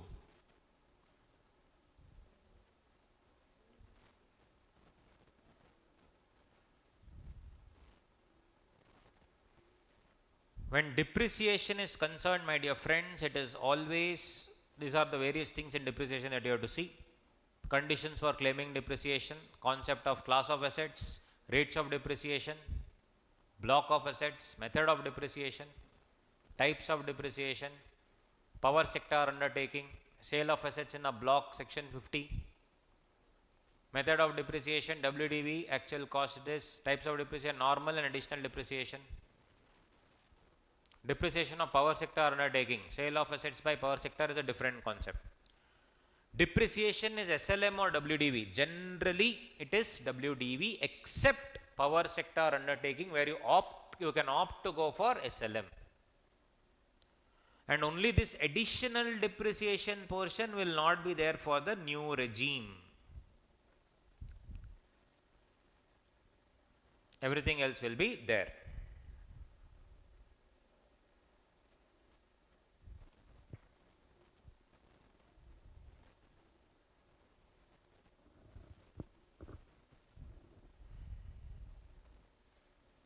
Conditions for claiming depreciation. What are the conditions? SSE must be the owner of the asset. Even a fractional ownership, little bit ownership also if he has, that it good for depreciation. When asset is purchased by 3 concern at the cost of 9 lakhs equally, fractional ownership 3 lakhs. So 3 lakhs I can claim depreciation, no problem. Ultimately what I am trying to tell is, these are the conditions, then we will talk about what is depreciation all about in our income tax law. Basically I am saying assessee must be the owner. Is there a scenario where assessee, even though is not an owner, can still claim depreciation? Deemed building. What is deemed building? Tenant, is he the owner? No, but tenant is building a floor. Can he claim depreciation? Yes. So you see here deemed building concept. Here. First one. Next, lessor. If you are a lessor, not lessor, sorry, we'll come to lessor in a while. This one. You are the owner of the car, but registration is in somebody else's name. Right? You are the owner of the car. Father buys the car, gives it to his friend. Not gives, he'll buy it for his friend only. Who is the owner of the car? One guy. Who is the registered owner as per the Motor Vehicles Act? Somebody else. But who can claim depreciation? The original owner. Beneficial ownership in terms of possession, usage and control is, it is not mandatory for the assessee to have legal ownership of a property. Merely because the title deed is not yet registered in assessee's name, depreciation cannot be denied. This is the reverse case. Beneficial ownership in terms of possession, usage and control is sufficient to claim depreciation. In Mysore Minerals, somebody else held the asset, but Mysore Minerals was using the asset. Do they have legal ownership? No, but are they using it? They were getting it. But in motor vehicles case, it is ulta. Different cases, different things. Hire purchase contract, assessee becomes owner only after the last installment is paid, but depreciation can be claimed initially only. In case of leasing transactions, owner is entitled to depreciation. Lessor, always lessor will get depreciation. So D1 is actually not an exception. A, B, C are exceptions. Non-owner will get, motor vehicle I told you, owner only will get. In leasing, lessor only will get, that is owner. But in a deemed building concept, other than owner will get. In usage of some asset held by somebody else, other than owner will get. Hire purchase, other than owner will get. In ABC, other than owner will get. In everything else, owner will get. Yes or no, all of you? Yes. So in income tax law, it is not ready to use basis. It is put to use.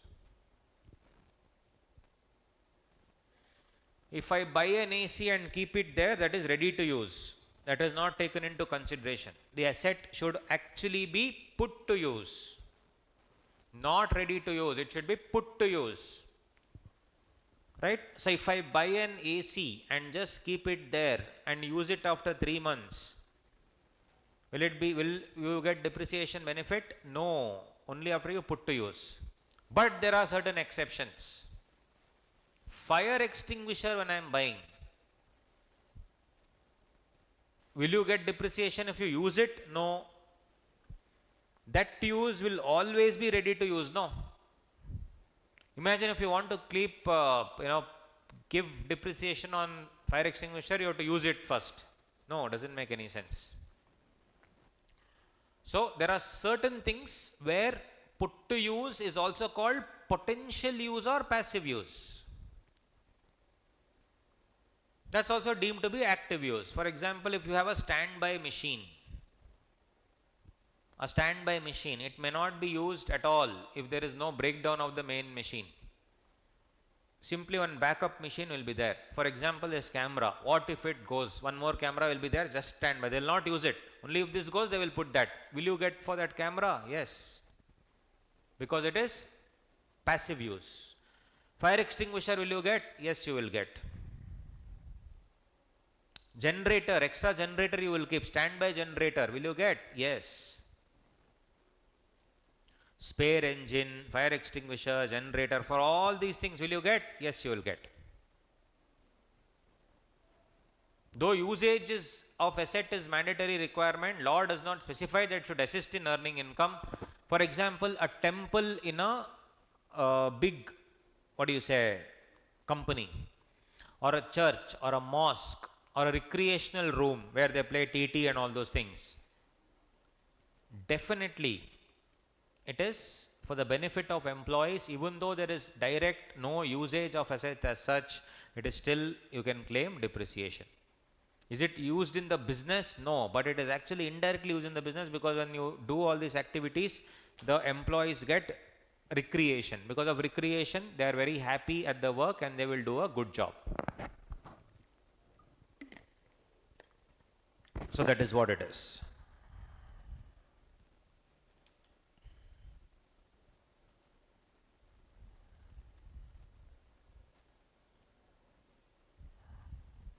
Asset put to use outside India and outside SC's factory also, like customers' premises, are also eligible for depreciation. Definitely. So in the factory, one more thing is there. One of the clients says, you please give one machinery extra. I want to keep it there in the premises. Please give it. Yes, depreciation you will get. So the concept in depreciation here is the block concept. It is no longer, it is not a concept where all the assets are depreciated separately. It is converted into various blocks. So if building is there, all the buildings will be in one block. If the furniture, all furniture in one block. Machinery, everything in one block. Basically, the asset loses its individual value when you come to depreciation in Income Tax Act. In Companies Act, you may give separate depreciation. But in income tax law, it is converted into a block. So all the assets are merged into one block. If assets are added, it is added to the block. If assets are removed, removed from the block. Ultimately, WDV at the end of the block is what we need to ascertain. WDV at the end of the block is what we need to ascertain.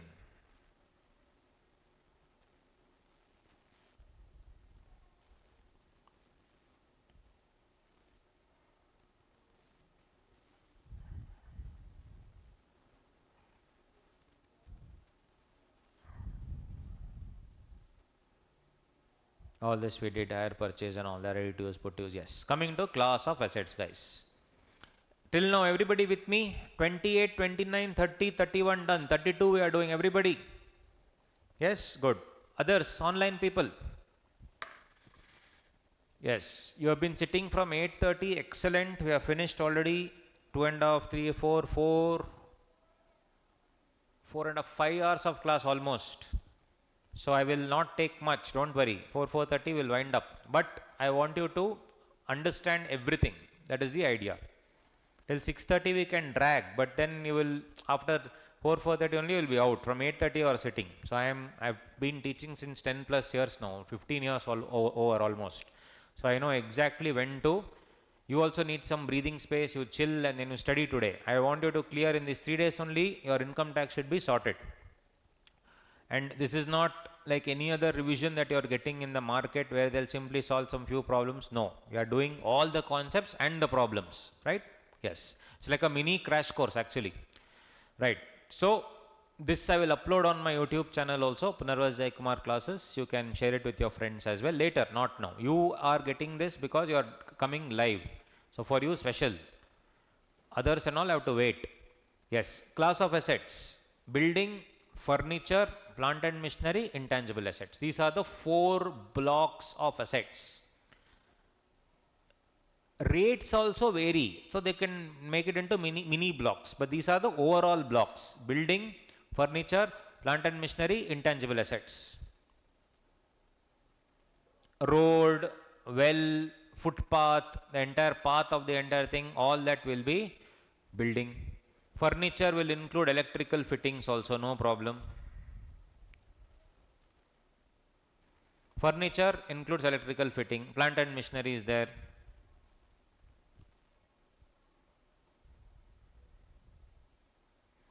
Intangible asset, patent, copyright, trademark, etc. Goodwill is not intangible assets.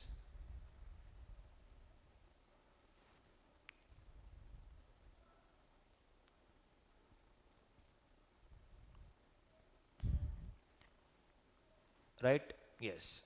Now, goodwill is not intangible asset. Why? That was removed recently. That also is, recently means 2-3 years ago. That also is an important point you need to keep in mind. Anyway, method of depreciation, SSE, generation or distribution of power. It can be SLV or WDV as the option of the SSE. Other SSEs always WDV. If you are not in the power generation thing, it should be always WDV method. Rates of depreciation, you have building, furniture, intangible asset, plant and machinery.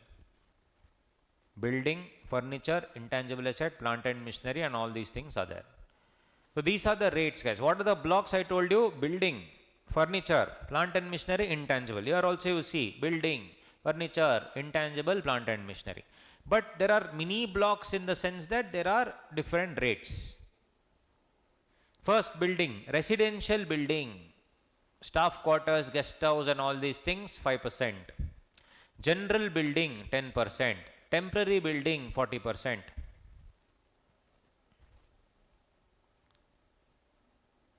Furniture, we have 10%. Intangible assets, 25%. Now remember these rates. Residential building, 5. General building, the normal building, 10. Temporary building means what? They are constructing something and they'll have a small shed for these workers to sleep.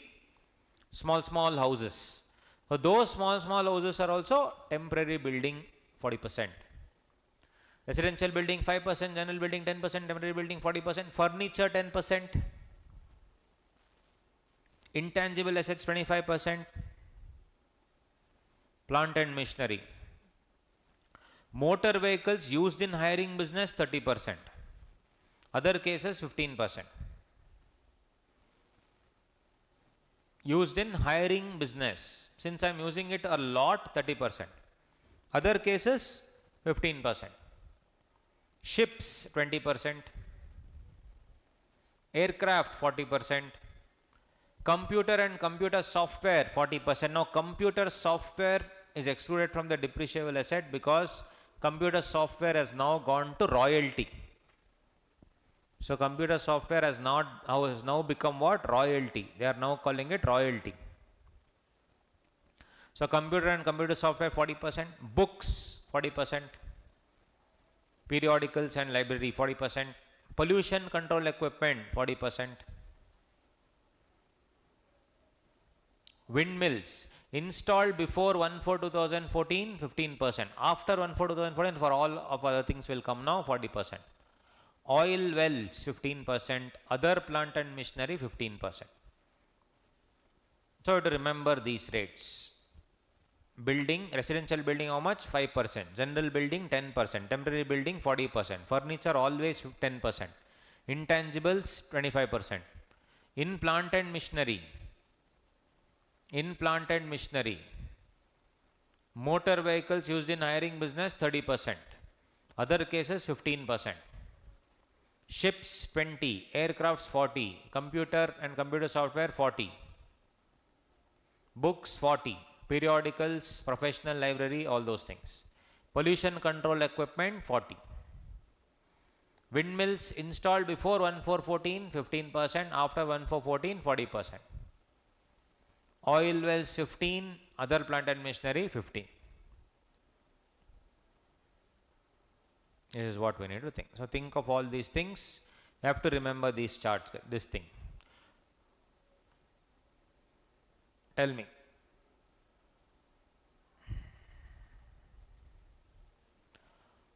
Rate, full rate guys, full rate greater than or equal to 180 days. Full rate greater than or equal to 180 days. How much? You will get the full rate if it is used for. Half rate if the asset is put to use for less than 180 days. How do you do this 180 days scene? Now this is interesting for Finance Act 24, that is 23. Will start from April 1st 23 to when? April 1st 23 to when? March 24. What is it guys? It is a leap year. So you need to be very careful in your answers. How is this 180 days? You see, April, May, June, July, August, September, October, November, December, Jan, February, March. November, December, January, February, March is 151 days in a non-leap year, and October 28 days. So on or after 4th October half rate. Before 4th October full rate. But guys, 23-24 is a leap year. So please remember this. In the question, if they have told asset is put to use on or after 5th October, what rate you should take? Half rate. If they have said asset is used before 5th October, what rate you should take? Full rate. I repeat, if they say on or after 5th October, you should take half rate. Before 5th October, you should take full rate. You remember these two dates. And then WDV. There will be a structure for the entire WDV. So as discussed, class of assets. Tangible asset, intangible asset. Tangible asset means what? Building, furniture, plant and machinery. Intangible assets, patents, know-how, copyright, license, franchise, etc. Goodwill, assessment year 21-22. Goodwill is what they have taken.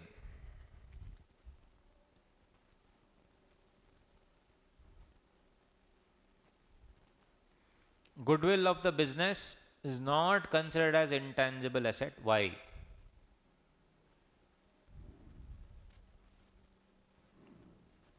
Because guys, it is not considered only with effect from assessment year 21-22.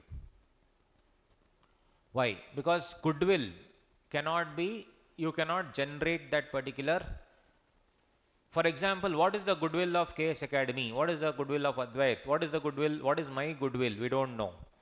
I can put whatever figure I want. That's why these valuation people will put a figure onto that. Right? We do not know what it is. So what is this intangible asset? What is this goodwill, etc.? We don't know.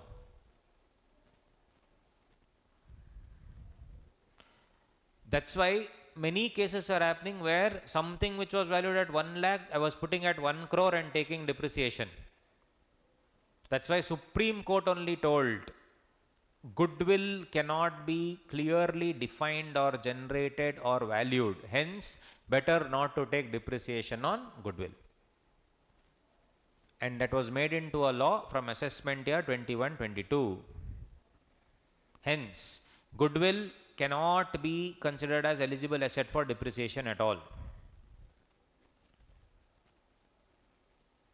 If an intangible block of assets on 1/4/22 includes business of goodwill, WDV of goodwill shall be calculated till such date. So if at all it included, I should take the WDV as on that date and remove it. For example, WDV of block of intangible asset including goodwill was 80 lakhs. Goodwill purchased for 20 lakhs on June 19. In this case, WDV of goodwill computed till 1/4/2020, that is 20 lakh rupees. Depreciation 25%, 15 lakh. This WDV is removed from the block of intangibles. Why? Because I have computed the depreciation at 25% and this 20 lakh I will have to remove. That 20 lakh has now become 15 lakh. So I should remove that. So what? Remaining WDV 80 lakh minus 15 lakh, 65 lakh. For the previous year 2021, depreciation shall be calculated for the remaining assets in the block. If such goodwill is sold subsequently, then cost of acquisition shall be the actual cost minus depreciation claimed for the purpose of computing capital gain.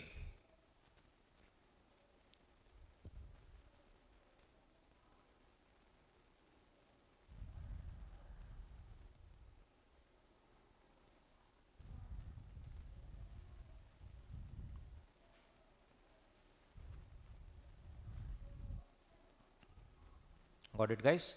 So any goodwill, if it was already there, it should be removed from that block and then treated separately, because from assessment year 21-22 it is not allowed. So please look out for any goodwill in your block, remove it.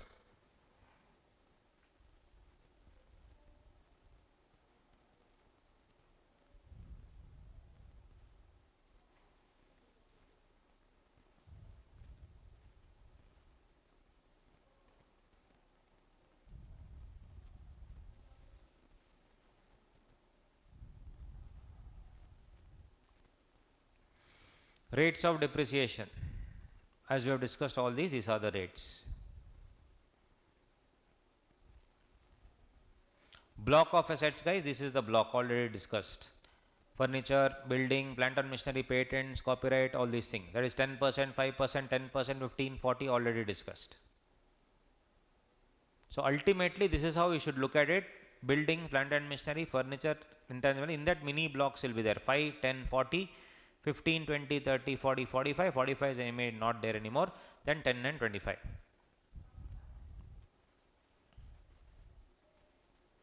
Plant will include what? Ship, vehicle, book, scientific apparatus, surgical equipments, everything.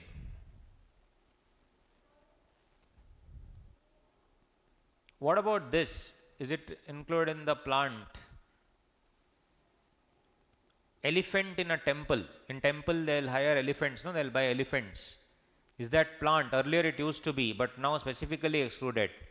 Tea bushes or livestock is not plant. Theatre building, hotel building are still buildings, cannot be treated as plant for the purpose of claiming depreciation. So the functional test has to be applied as to what is plant, what is not plant. Ponds, for example, if it's a river or a pond which is used only for breeding of prawns or rearing of prawns, then this entire thing is called as a plant, because this pond, the lake, is used to breed these entire things. So then you have to take it like that. Right? So ponds are specifically designed for rearing or breeding of prawns and have to be treated as tools of business, and depreciation is admissible on these ponds. What are the methods of depreciation? Power generation or power generation and distribution companies, straight line method or WDV method. Others, it is always written down value method. So this is the WDV, guys. This is the entire calculation purpose, right? WDV of block of assets of the immediately preceding previous year. Whatever amount you take, less depreciation actually allowed in the immediately preceding previous year. What is that actually allowed? We will see. It will give me the WDV of the block at the beginning of the previous year, opening WDV. To that add what? Actual cost of asset acquired during the previous year. Put to use for 180 days or more, put to use for less than 180 days, acquired but not put to use. There may be certain things which I have acquired but I have never put to use. It will be added to the block. Will you get depreciation? No.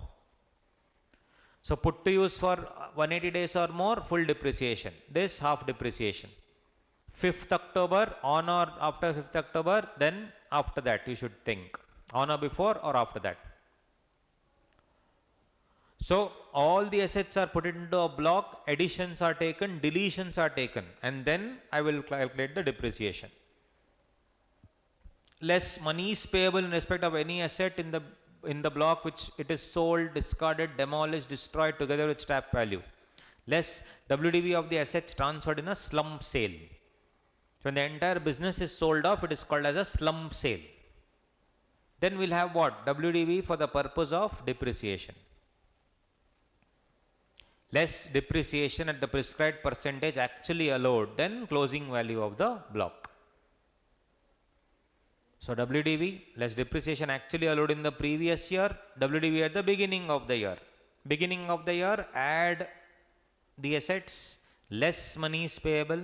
What you get is WDV for the purpose of depreciation. Again, less what? Depreciation on the prescribed percentage actually allowed will give what? Closing value of the block.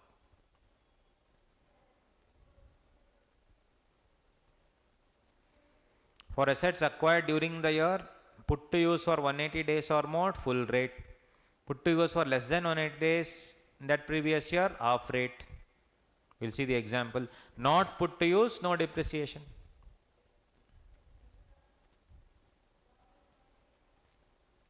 Money is payable means what? It actually means money is receivable. Money is payable actually means money is receivable. Money is payable, they have just given. Payable from whatever is receivable to you is what is called payable. So for assets acquired during the year, all that we have seen, right? All that we have seen this. Cool. So guys, 2 minutes, just 2 minutes. 1 second, hold on. There is something, some issue. Hold on. Online people, just hold on, guys. Right. Okay. So moving on, guys. WDV structure, let's do it.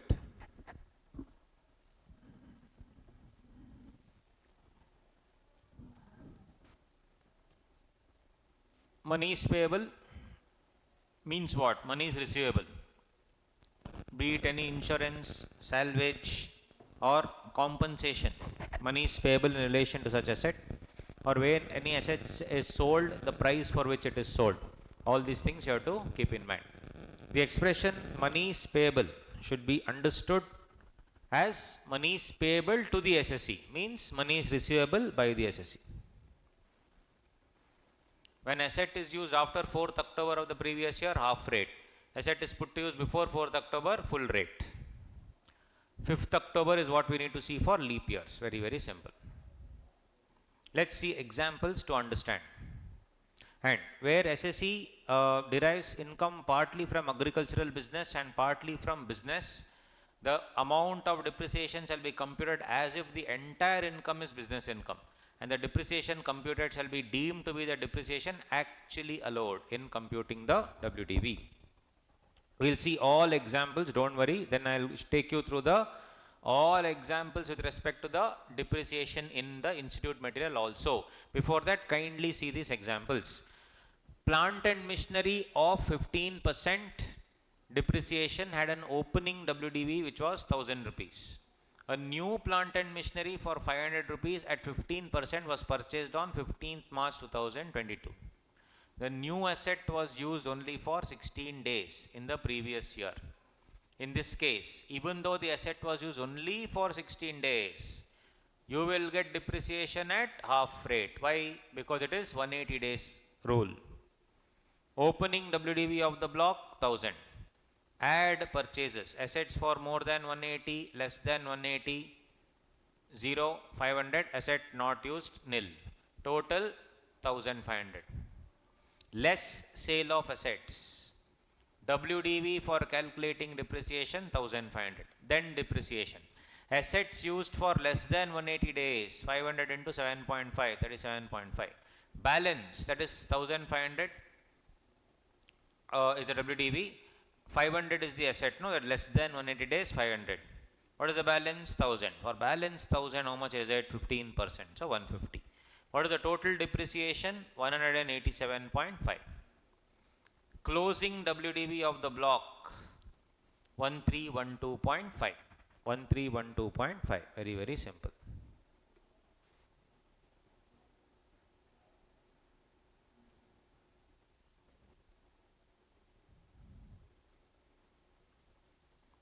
Plant and machinery at 15% depreciation had an opening WDV which was 1000 rupees. Part of the plant and machinery was sold for 500 on 1st March 22. In this case, even though the asset was used for 11 months, depreciation benefit will be available only on the balance remaining in the block. You see guys, even though I have used it for 11 months, in February I sold it off. So will I get the depreciation for that? No, because it is added to the block and subtracted. No, whatever balance, only that much only I will get. Opening WDV of the block 1000. Add purchases. Asset used for more than 180 days, less than 180 days, nil nil. Asset not used, nil. Total 1000. Less sale of assets 500. WDV for calculating depreciation 500. Depreciation at 15% on the balance 75. Closing WDV of the block 425. A plant and machinery at 15% depreciation at an opening WDV of 1000. A new plant and machinery for 500 at 15% was purchased on 15 March 22. Part of the plant and machinery was sold for 300 on 20th March 22. In this case, what has happened? Same. 1000. Assets used for more than 180 nil, less than 180 500, not used nil, total 1500. Less sale of assets 300. WDV for calculating depreciation 1200.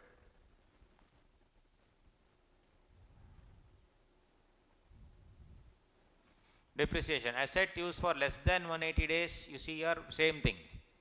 This is fine. Sale of assets 300. So on 1200 I'll get, but then in that 500 was used, which was added less than half a year. So 500 into 7.5%, 37.5. What is the balance? Balance is what? Whatever is left, 1200 minus 500.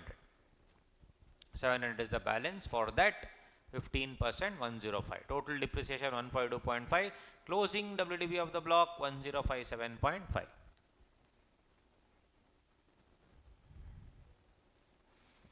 If in the above example, everybody with me, online people?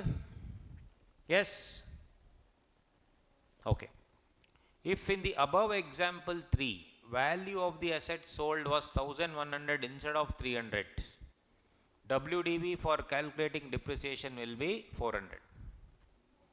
Depreciation will be calculated at half the rate as this is the balance value remaining in the block. So in this third example, if asset was sold for 1100 instead of this 300, 1100, then what is left? WDV will be 400. This 400, you should assume that it is part of this 500 which was added for less than 180 days. So how much will you get guys for the balance 400? Half rate, 400 into 7.5%. If the asset was purchased in July of the relevant previous year but put to use only in December of the relevant previous year, depreciation must be calculated from the month it was put to use, that is from December, less than 180 days. Hence, half rate of depreciation to be considered. These are again important. It was purchased in July but put to use in December only. We should always see what? Put to use, not when you bought it. You would have bought it last year also, but put to use this year. Then that is a different thing. That is example number 6. This is bought and put to use same year. If it was bought before 180 days, but put to use, bought way before, but put to use before just less than 180 days, then half depreciation. On the other hand, what if I bought it last year? The asset was purchased in July 21, but put to use only in December 22. Depreciation will not be charged for previous year 21-22 as the asset was not put to use. However, for the previous year 22-23, depreciation will be charged at full rate and not at half rate. Why guys? Because it says very clearly, that is the key word, if you remember here. I did not tell it properly because I want to show it now. See here, asset put to use for less than 180 days in that previous year. So it should have been bought that year, put to use that year, only half year depreciation. If it is bought last year, put to use this year, will you get half rate depreciation? No. Example number 6 is that only. If the asset was purchased in July 21 but put to use only in December 22, depreciation will not be charged in the previous year 21-22, as the asset was not put to use. However, for the previous year 22-23, depreciation will be charged at full rate and not half rate. Half rate is only for that previous year. It is only for that previous year. Done. So let us see the few of the questions come to our PGBP. Did you understand, online people? I am going very slow in PGBP. We will do very much in depth, 4-5 hours of discussion.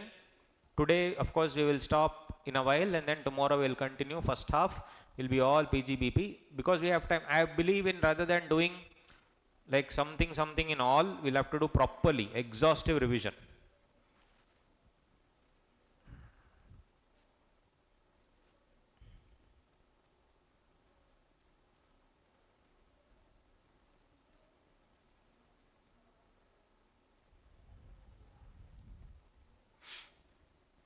Block of assets, all these things. Yeah. And there is a concept of, just a sec.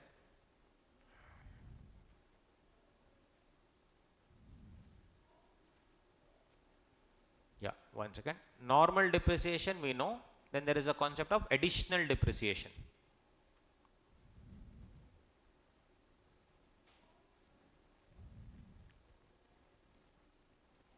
Additional depreciation. 32(1)(2)(a). It is for what, guys? After that, I will just take you to the sum. 32(1)(2)(a), manufacture or production of an article or a thing, or for a power undertaking. New plant and machinery, if it is acquired and put to use. Business can be new or old, doesn't matter. New plant and machinery acquired and put to use. 20% of the actual cost will be allowed only in the year in which it is put to use. 20% of the actual cost only in the year in which it is put to use. No additional depreciation. So it is for new or old asset, whatever, 20% of the actual cost. It is only in the year in which it is put to use. No additional depreciation for the following: ships, aircraft, building, furniture, intangible asset, vehicle, plant and machinery. You will not get any additional depreciation. It's only for new plant and machinery. Business can be new or old. Plant and machinery must be new. It is not applicable for what? Ship, aircraft, building, furniture, intangible asset, plant and machinery, vehicles, etc. But vehicles, important thing to know, additional depreciation is allowed for forklift trucks and cranes used in the factory. Even though it is a vehicle, it is used in the factory. So for forklift trucks, these big boxes will be there to lift it is there. No, that truck or the crane used in factory, additional depreciation is allowed. Plant and machinery, second hand plant and machinery, India, abroad. Used in office premises. So basically, guys, for second hand plant and machinery, you will not get additional depreciation. Whether you bought it in India or abroad, imported into India, you will not get additional depreciation. Plant and machinery used in office premises, you will not get. Used in residential premises, you will not get. Plant and machinery for which 100% deduction is already allowed under other sections, you will not get. Scientific research asset under section 35. Example. So for that 100% reduction is already used elsewhere. So here you will not get. Second hand plant and machinery, India, abroad, used in office premises, used in residential premises, for which 100% reduction is already allowed under other section. Scientific research asset, it will not get. Plant and machinery less than 180 days, additional depreciation at half rate. Remaining 10% can be claimed next year also. Again, you see, plant and machinery 180 days, additional depreciation that year half rate 10%. Next year can you claim again? Yes, you can. Additional depreciation benefit is allowed only for the WDV method. For power generation undertaking, there is SLM and WDV, it's only allowed for WDV. Printing, publishing, FM broadcasting, etc. is also treated as manufacturing of a thing. Additional depreciation is allowed for that also.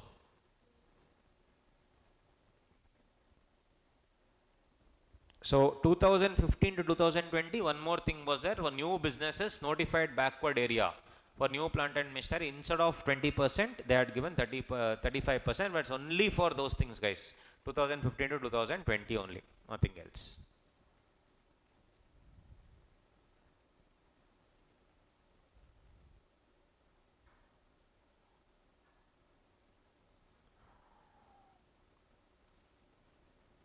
So please come to illustration 1, go through and try to solve, then I will solve it for you. 3.211, don't see the answer. Illustration number 1. 3.211 institute material, illustration number 1. Come on guys, all of you, please try. I'll make it full screen. Yes.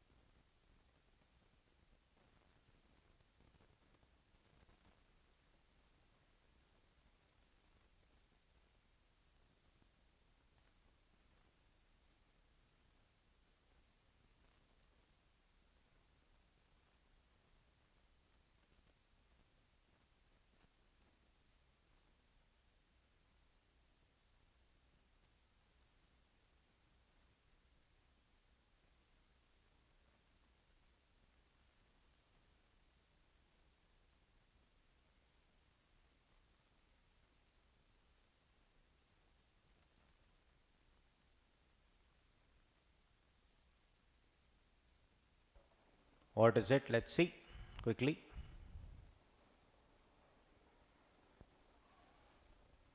Yes, so Mr. X, proprietor engaged in manufacturing business. So these things you should keep in mind. When you say manufacturing, what will you get? Additional depreciation. If it's new, opening balance of plant and machinery 30 lakhs. New plant and machinery purchase and put use on 8 June, half or full? Full. New plant and machinery acquired and put use 15/12. So here, this is what? New plant and machinery, normal plant and machinery, what's the rate? What's the depreciation rate for normal plant and machinery? 15. Plus additional you will get 20.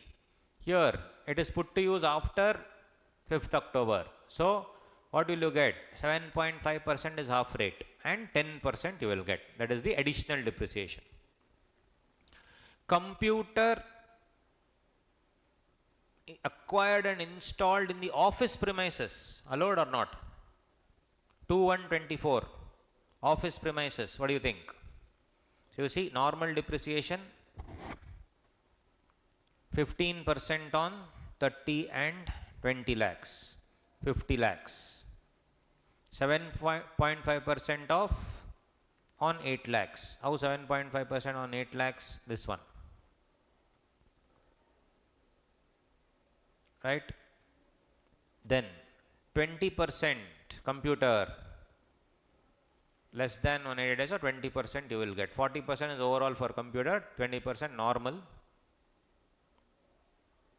and additional also will you get. Since it is used for what? Office purposes, it will not come. What did I tell you already? It will not come if it is used in the office. Remember? Here, plant and machinery, second-hand machinery, India abroad, no additional depreciation. Use in office premises, no additional depreciation. So, normal depreciation you will get, additional you will not get. So, it's a good question. So, if you see for this thing, computer 20% on 20 lakhs, new plant and machinery put to use for more than 180 days at 10%. This is 20% on 20 lakh, new plant and machinery put to use for more than 180 days, then 10%. 50% of 20%, since put to use for less than 180 days on 8 lakh, 80,000 rupees. This is what? Plant and machinery. This is for this 8 lakh. On 3 lakh rupees, will I get anything? On 3 lakh rupees, that is my computer acquired and installed in office premises, will I get anything? No, no additional depreciation. So, they have put this 3 lakh here separately. So, again plant and machinery for more than 180 days 50 lakh, less than 180 days 8 lakh, computer less than 180 days 3 lakh. No additional depreciation will be given.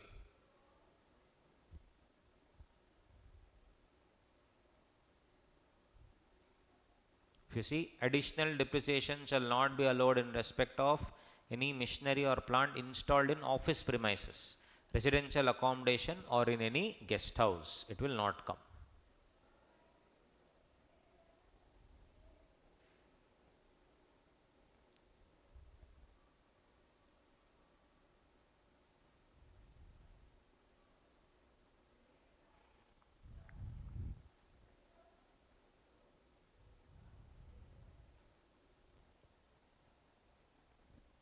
Online people, understood? Yes or no? All of you?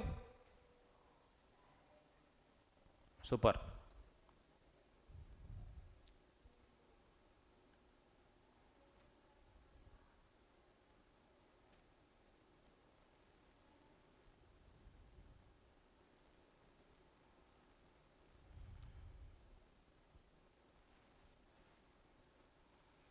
And then we have unabsorbed depreciation 32.2. So, that portion of depreciation which could not be fully claimed in any previous year is called unabsorbed depreciation. So, profit before depreciation is 30 lakh, assume depreciation is 50 lakh. So, what is the unabsorbed portion? 20 lakh. This 20 lakh is called as unabsorbed depreciation. Will it be allowed to be carried forward? Yes. Unabsorbed depreciation shall be allowed to be carried forward under section 32.2.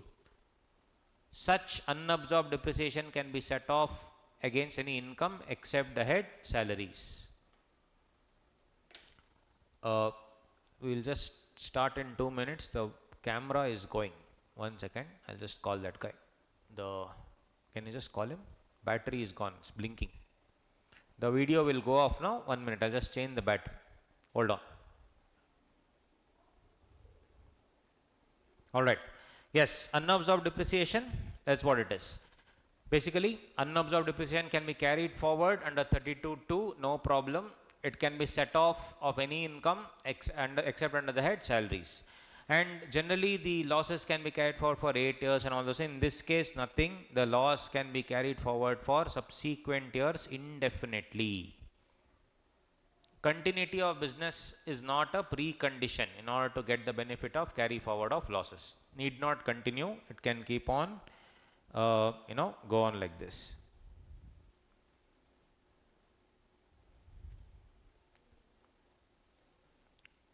Depreciation for power sector undertaking. Sale of assets under different scenarios. Where sale value is less than WDV, ultimately that shortfall is always called as terminal depreciation. Terminal depreciation is always written off in the P&L account. So, very, very simple, guys. This is Power undertaking is always like a straight line method, so it is very very easy here. So ultimately if even if it's straight line or WDV, whatever the case may be, so if the assets are sold, it is used in the normal sense. If the WDV, let's say, is 1 lakh rupees and the asset is sold for 80,000 rupees. Now only single asset is there, nothing is there now, block is not sold. In power generation thing, 20,000 is the loss. That loss, shortfall is called loss, is referred to as terminal depreciation. It is fully written off in the P&L account. Written off in the P&L account. Right? Where sale value is more than the WDV but less than the original cost. So cost was 5 lakh, WDV is 2 lakh, and you sold it for somewhere called 3 lakh. Right? So that excess 1 lakh rupees in this example is called as balancing charge. It is credited to P&L account. It's credited to P&L account. On the other hand, if I sell an asset worth 5 lakh, which the WDV is 3 lakh, and I am selling it at 6 lakh, assume. I am selling it beyond the original cost. So this extra 1 lakh will be treated as short-term capital gain under 50 capital A. These are some of the examples of this particular thing, power sector undertaking. Right. So when the assets are sold, what will happen? So we are still doing depreciation, guys. All the other parts of depreciation I am taking it in one shot only because it becomes very easy, and then we can go to actual cost. Actual cost is separate, we will see that later. So I am doing the other things now to make it simple.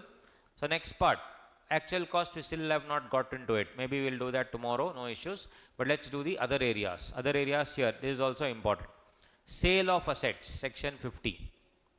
Now the thing is, when the block of assets are already there, if the assets are sold within the block, no problem. But the assets are sold and it increases, it becomes more than the WDV, then WDV can never be minus. WDV will have to be nil. So in the case of block of assets, depreciation under section 32 can be claimed on the written down value method and as on the last day of the previous year, the following two requirements. Very, very simple rule. There must be at least one asset in the block always. And there must be some value for the block on which the prescribed percentage can be applied.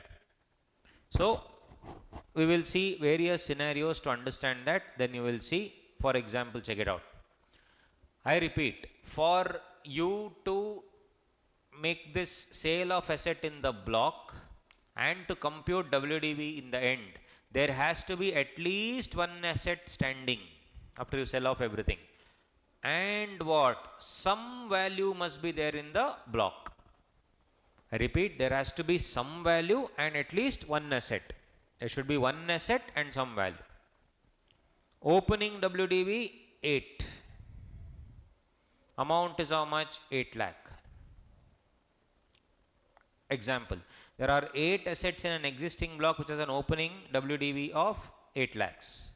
2 more new assets were acquired during the year which has an actual cost of 3 lakh. Opening WDV 8 lakh. Actual cost of asset acquired 2 assets. 8 lakh plus 3 lakh, totally 11 lakh. Total 10 assets I have.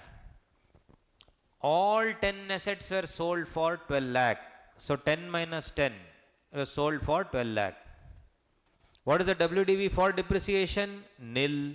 Why? Because asset also is not there, value also is not there. So will I claim any depreciation? No. No assets are left, nothing. So provisions of section 32 will not come. And provisions of section 50 are attracted. For provisions of section 32 to come, two things must be there as I told you. At least one asset must be there and some value must be there. Here asset also not there, value also not there. There are no assets left in the block and there is no WDV also. Hence provisions of section 50 get attracted and provision 32 cease to apply. What is the full value of consideration? 12 lakhs. What is the cost of acquisition? 11 lakh. What is the short term capital gain? 1 lakh. 12 minus 11, 1. All assets were sold for 10 lakhs. Opening WDV 8, 8 lakh. Added 2 assets 3 lakh. Total 10, 11 lakh. Less sale of assets 10. All 10 were sold for how much? 10 lakh rupees. What is the WDV for depreciation? 1 lakh. In this case, there are no assets left in the block. Asset only not there. But there is a value for the block, 1 lakh. As one of the conditions is not satisfied. What one of the condition is not satisfied? Value must be there, block must be there. Nothing is in this block, the assets are not there. Is the value there? Yes. Both the conditions must be satisfied. Provision of section 50 get attracted and provision of section 32 cease to apply. So full value of consideration 10 lakh minus cost of acquisition 11 lakh. Short term capital loss 1 lakh. When 32 fails, 50 comes. When 32 fails, 50 comes. Very, very simple. Understanding online people? We are doing sale of assets concept. Yes or no? All of you? Yes. You guys are awesome. You are sitting for so long. Very, very good. I know it's difficult to sit online for so long, but you guys are doing a fab job. Excellent. Case number 3. 6 assets are sold. Tomorrow if your friends etc. want to join, let them join in online, no problem. I'll ask the team to give you the link, okay? 6 assets are sold at 12,50,000 rupees. Opening WDV 8, add actual cost of assets 2, 8 lakhs plus 3 lakhs, 11 lakh. Total 10, 11, that's fine. But what is on 6 assets are sold at 12,50,000. 6 assets, 12,50,000. Asset is there, value is not there unfortunately. Still 32 will fail, 50 will get attracted.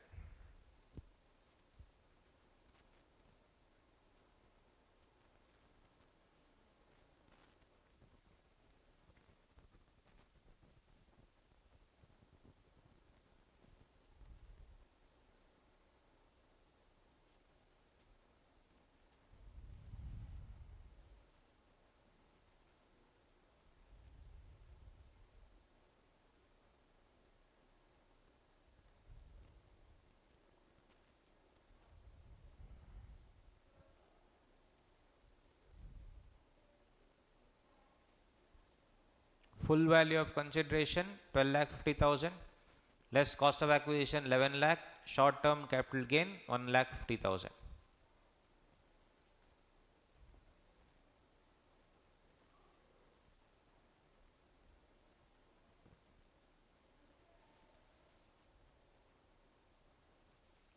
That's all. 6 assets are sold for 8 lakhs.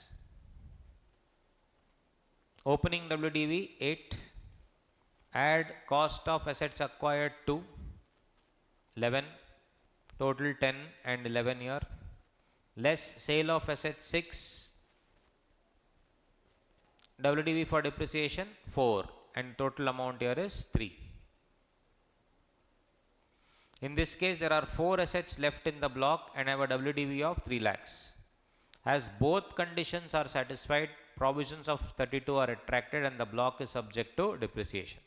Why guys? Because here assets are also there, amount is also there. Both are there. So basically when assets are also left, WDV is also there, then depreciation under 32 will come, capital gain will not come. In all other cases, assets are not there, WDV not there, depreciation will not come, 50 will come. Then not there, assets are not there, WDV is there, depreciation is not there, this will come. And similarly here also. Ultimately, value must be there and some asset must be there. Only then depreciation will be attracted.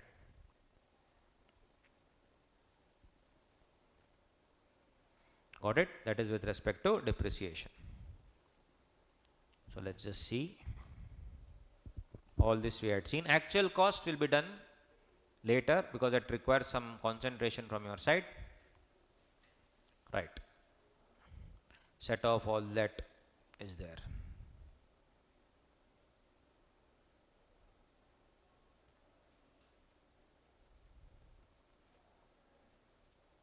Solve illustration number 3.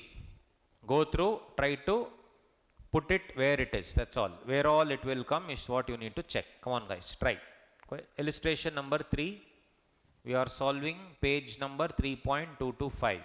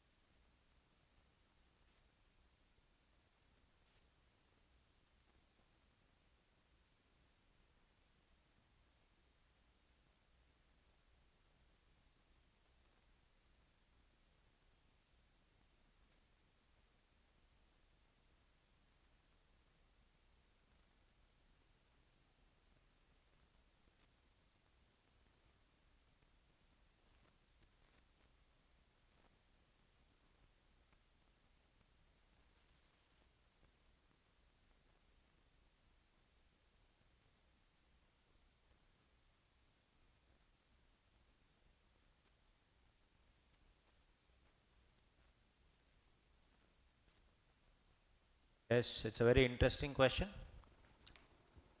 Right, newly qualified chartered accountant, Mr. Dhaval commenced practice and has acquired the following assets in the following office during 23-24 and as the cost shown against them.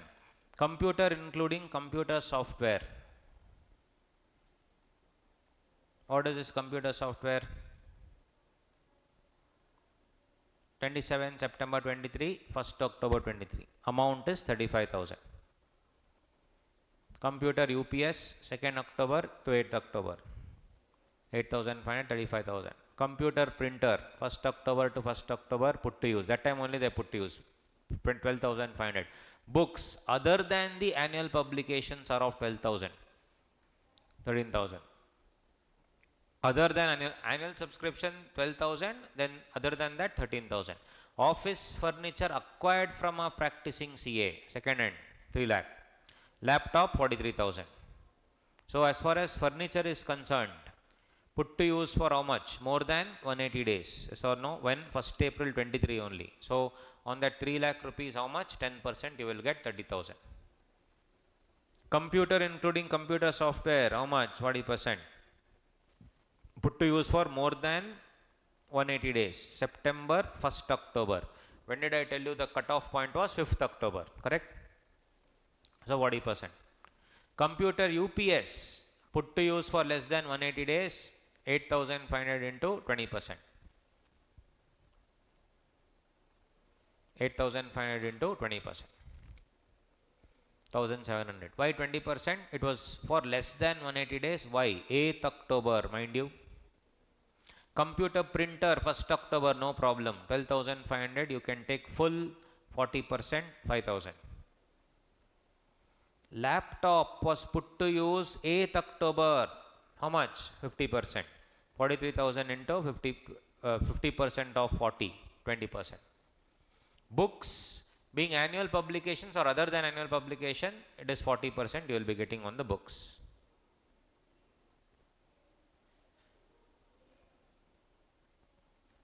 $34,500.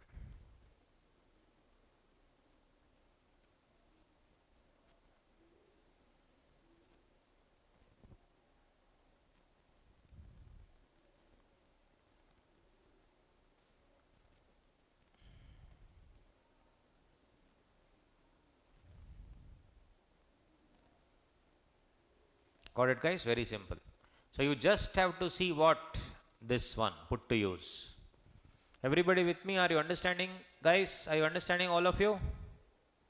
Yes. You just have to see the date when it's put to use. Always see the date when you are put to use. Okay? Then you can do the needful. Rates you already know. Date when put to use you see. Good question. Illustration 3 done. So you will get that confidence if we solve all these questions. Different types we are solving, not the same type.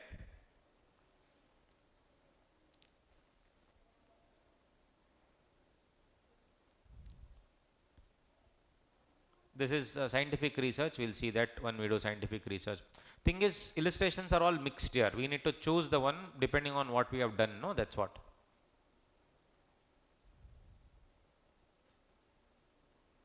This also is the same. This will be our scientific research. We can see tomorrow when we do that.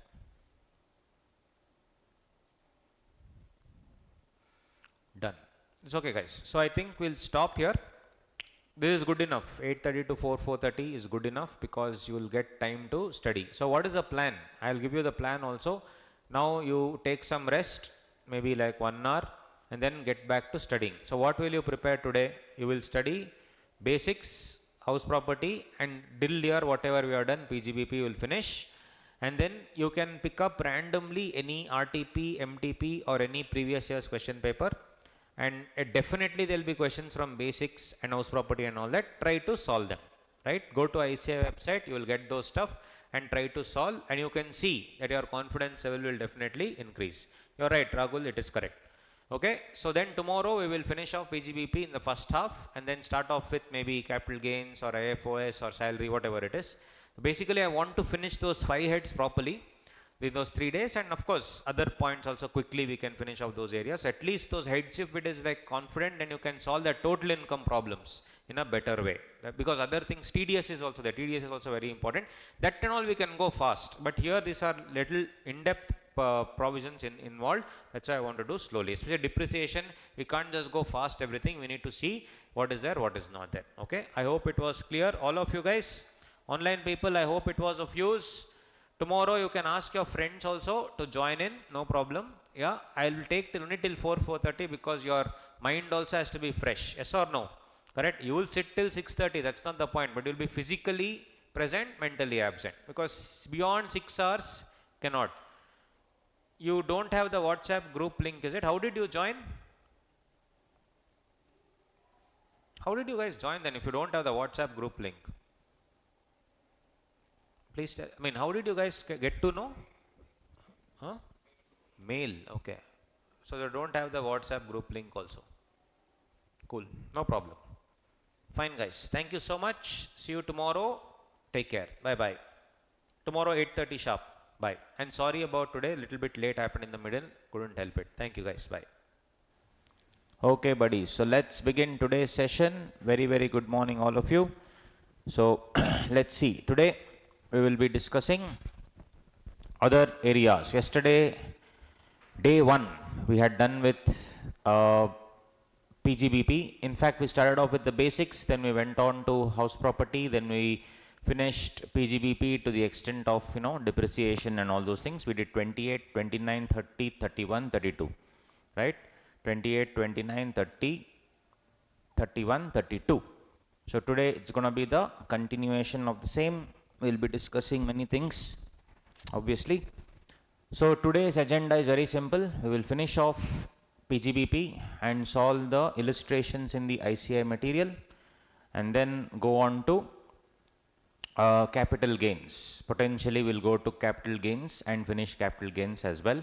I mean, finishing may not be possible. Let's see how it goes. No issues. And in PGBP there are quite a few amendments, couple of amendments which we need to understand. That's how we're going to roll. Okay, so right, so let's see classes of assets, all that we have seen. Yes, we saw the depreciation portion, all that was done. Method of depreciation we did, assets put to use, all that we saw. Moving on, guys, moving on. We saw questions on depreciation also. Yes, coming to types of depreciation, we saw normal depreciation, additional depreciation, and we saw additional depreciation in the new regime, that is in the default regime, will not be possible. Proportionate depreciation also will be there in case of amalgamation, etc. And in case of power sector undertaking, how to treat, we saw. Sale of assets, how to treat, we saw. So today we will go to the other areas. We will start off with the concept of actual cost. Yes, good morning all of you, good morning. Today we will start off with the concept of actual cost. So actual cost is section 43(1). What do you mean by actual cost of the asset? So if I buy some asset for 1 lakh rupees, that will not be the actual cost. We have to add certain things to it, subtract certain things to it, only then it will be called as actual cost, right? So as we discussed yesterday, we are going to do everything in depth, because even if we do the 5 heads of income properly and maybe TDS portion properly, then at least you'll be able to solve 60-70% of the paper easily. Other small concepts, I mean, we can do it later if time permits, but at least these areas I feel we should finish it off, right? Because what is computation of total income problem, total income, in that main thing is 5 heads of income. So this 5 heads of income, if we do it thoroughly, other things will be very simple. Okay, first one, computation of actual cost of the asset. So what should we do first? Cost of purchase or construction of the asset should be taken into account. Now if I have bought an asset for 10 lakh rupees and paid 1,80,000 GST, totally 11,80,000. If I have taken 11,80,000 here, and for this, in case I am getting GST credit, correct? Like certain vehicles, like certain assets like vehicles, etc., do not get the credit, GST credit. But in case you are getting GST credit, correct? Input credit. So what should I take that GST in the actual cost and claim depreciation on that? Definitely not. So amount of excise or customs, now GST, in respect of which input tax is allowed, should be reduced. Any subsidy or grant, government is paying me money to buy certain assets, subsidy or grant, should that be added? Definitely not, guys, because did I pay money from my pocket? No. Who paid? Government paid. So should I subtract that? Yes. For example, I bought an asset for 20 lakhs and that 5 lakhs government paid. Will I take that and claim depreciation? No. So I'll take 20 lakhs minus 5 lakhs. Everybody with me? Online people, thumbs up. Come on. Yes, good. Next, now this is one more thing. Point number 3. If I pay any amount through cash, right? So there is a section which is preventing cash payments called 40A3, right? So like that, here also a separate section is there. So with regard to the acquisition of the asset, if how much will it be, right? With regard to acquisition of the asset for which payment in a person in a day exceeds 10,000 rupees. Payment in a to a person in a day exceeds 10,000 rupees. And is made otherwise than by way of account payee check, or account payee bank draft, or use of electronic clearing system through a bank account. So here, guys, very simple, cash payment to a person per day if you have paid more than 10,000 rupees. Cash payment to a person per day if it goes more than 10,000 rupees. Then what will happen? That also will be, that portion will have to be subtracted from the cost of purchase of construction. So that also is there, right? That is also there. Forex fluctuations, that is decrease in liability. Very simple. If I have bought an asset from outside India, I'll have to pay in Forex. And let us say I had to pay for $10,000, I have bought it. And today, I mean, when I'm paying that particular amount, when I initially bought it, the dollar rate was 85 rupees. Today it has become 82 rupees. So 3 rupees, has it become less or more? Less. So cost of the asset has become less by 3 rupees per dollar. So what should I do? I should subtract it. But if 85 rupees has become 89 rupees now, it has become 4 rupees more. So then I have to add it. If it's an increase in liability, add. If it's a decrease in liability, subtract. Very simple. Right. Apart from that, if I have bought an asset to via loan, should that interest portion also be added to the asset is the question. So because I have bought a asset worth 1 crore and I have taken a loan worth 1 crore, 10% interest, so 10 lakhs, what do you think? Should I add it to the P&L account in the debit, or should I add it to the asset is the question. So very simple. It will be added to the asset payable up to the date on which the asset is first put to use. So until the asset is put to use, that interest amount will be added. Okay, that's what it is. Next, expenses incurred for acquiring the asset. Expenses incurred for acquiring the asset, that is freight, insurance, loading, unloading, all that also should be added. Expenses incurred in connection with installation of the asset, that is technical fees for erection, platform erection cost, etc. All these things will have to be added. Ultimately, what will I get? I will get the actual cost.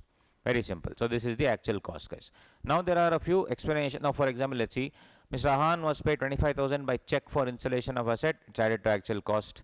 Mr. Rohit was paid 12,000 by cash for acquiring an asset. That has to be excluded because cash payment of more than 10,000 rupees, like that. And it is payment to a person in a single day. So here if you see 4,000, 2,000, 5,000. Though initially individually it is less, but if you add everything, it's going more than 10,000 rupees. Hence that entire 11,000 to be removed. Very, very simple. So it is to a person in a single day. But if I made it on different dates, then no problem.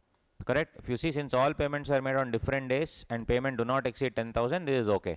But in the same day, if I make more than 10,000 rupees, then it would be a problem. So all this is what we need to understand. There are certain, what do you say? In actual cost, there are certain provisions that we need to see. Let us check those things. Those are the concept of the actual cost.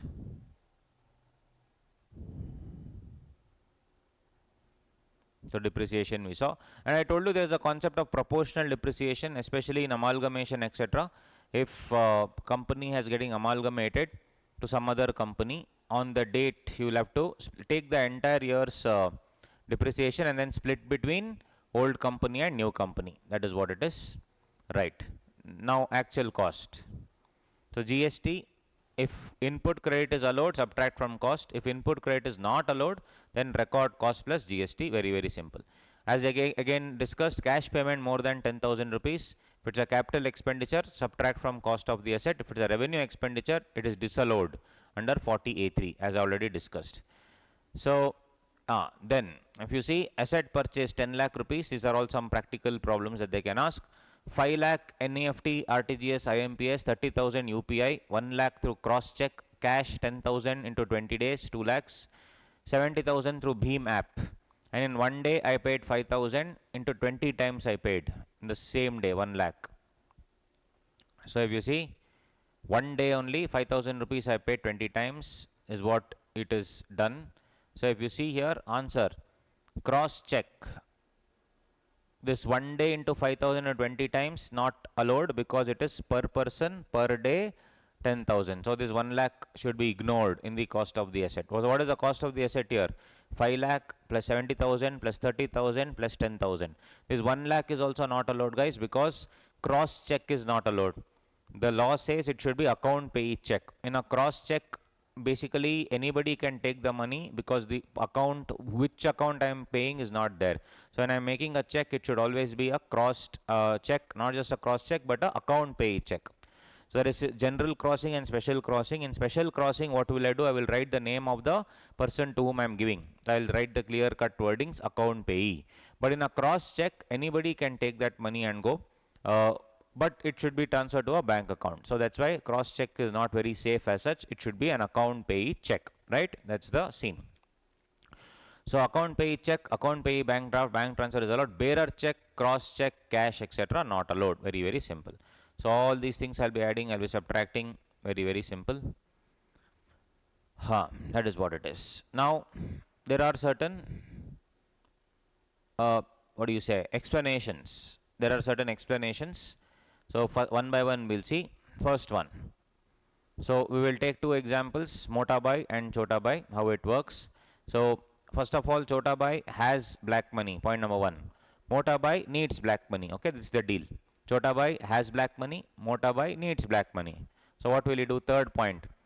Chota Bai has an asset, WDV 60 crore, but the fair market value 80 crore. So when he is selling, he will sell it at fair market value or he will sell it at WDV. Obviously, he will sell it at fair market value. But point number 5, he sold it not for 80 crore, he sold it for 95 crore. Sold it for 95 crore. And white money, it came into the bank account 95 crore. Very simple. 95 crore is sold, 95 crore he gave. On paper, what has happened? An asset worth 80 crore has been sold to Mota Bai at what rate? 95 crore. Which fool will buy for 95 crore when the FMV only is 80 crore? What is happening here? Chota Bai has given black money 15 crore to Mota Bai. Understood the entire transaction? Very, very simple. Now, Mota Bai got two benefits. One, he needed black money, he got 15 crore. Second, his asset, he should have recorded it at 80 crore. The asset that he purchased from Chota Bai should have recorded at 80 crore. How much is recording it for? 95 crore. So 15 crore extra. Now the beauty is what? Actual cost. What is he showing in the books? Instead of 80 crore, what is he showing? 95 crore. Will he get depreciation on the higher rate? Yes. Understanding? Thumbs up, guys, all of you. Isn't this cheating? 80 crore asset, I am buying at 95 crore. Plus I am getting black money also of 15 crore. Cheating. So explanation was added, where AO now, the assessing officer should value the actual cost. Assessing officer will come to them and say 95 crore is cheating, it should be 80 crore. So can he make the actual cost 80 crore if he wants to? Yes. So that explanation was added. So that is very, very simple. Like that, many explanations are there. We will see that. So first, Mota Bai has an asset in 2021 was WDV 5 lakh. Selling it to Chota Bai for 6 lakh. Chota Bai sold it to Tata Bai 7 lakh. Tata Bai sold to Bata Bai 8 lakh. Bata Bai sold to Sheila Aunty 9 lakh. And Sheila Aunty is now again transferring to Mota Bai at 11 lakh. Imagine. That fellow had 5 lakh asset. He's buying it back at 11 lakh. Crazy.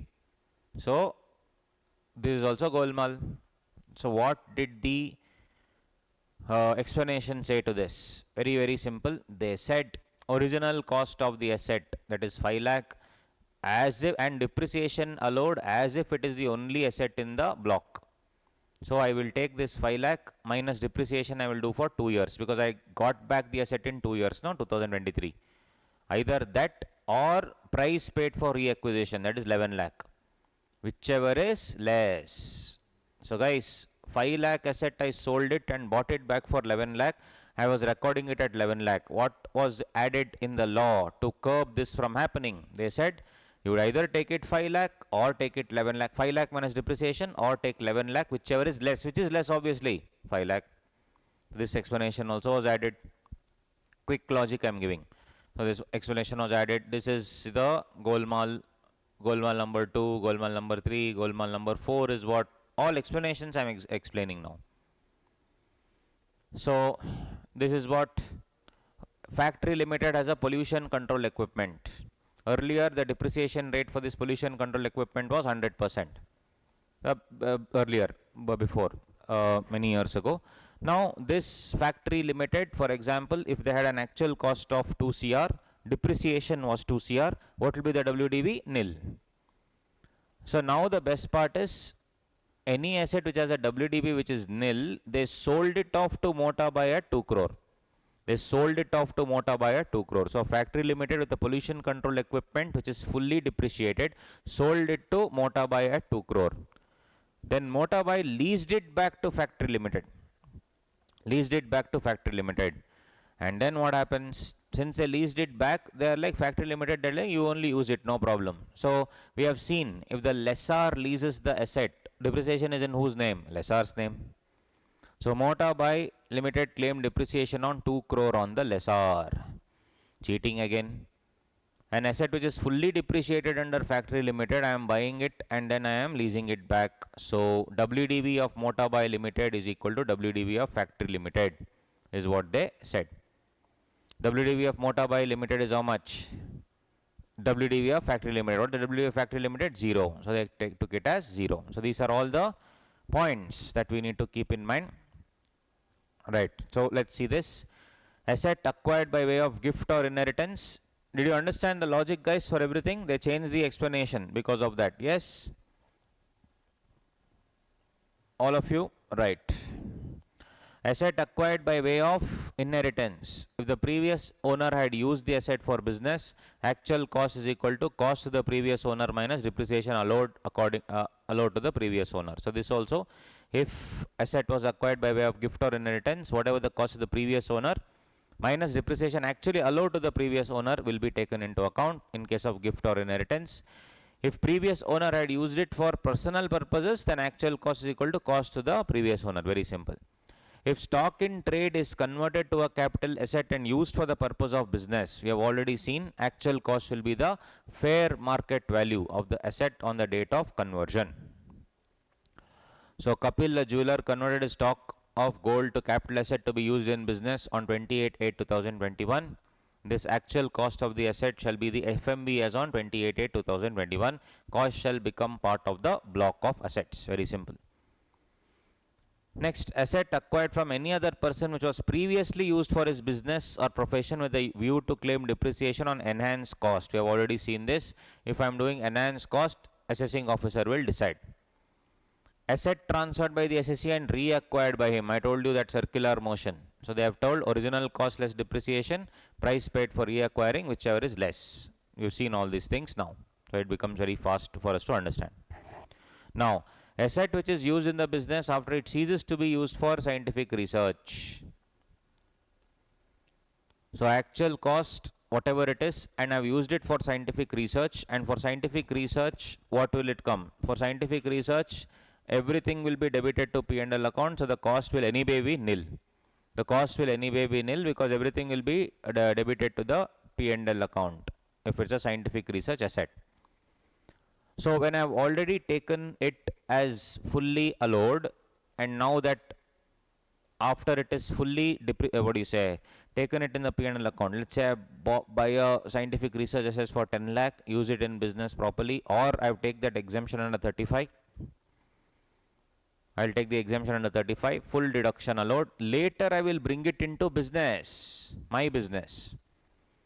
Something for which full 10 lakh has been claimed in the P&L account. Now I am bringing it into business. You only tell me, can I again claim depreciation on that? No, not possible. Actual cost from a person and leased back to the same person, this also we saw. Building used for private purpose subsequently brought into business use. So basically I have used building for the private purpose for many years. Suddenly I am bringing into business. What rate should I take? The cost of purchase or construction of the building as reduced by the notional depreciation calculated at the rate in force on that date. As the rate in force on that date is what you need to take. So let's see quickly other points.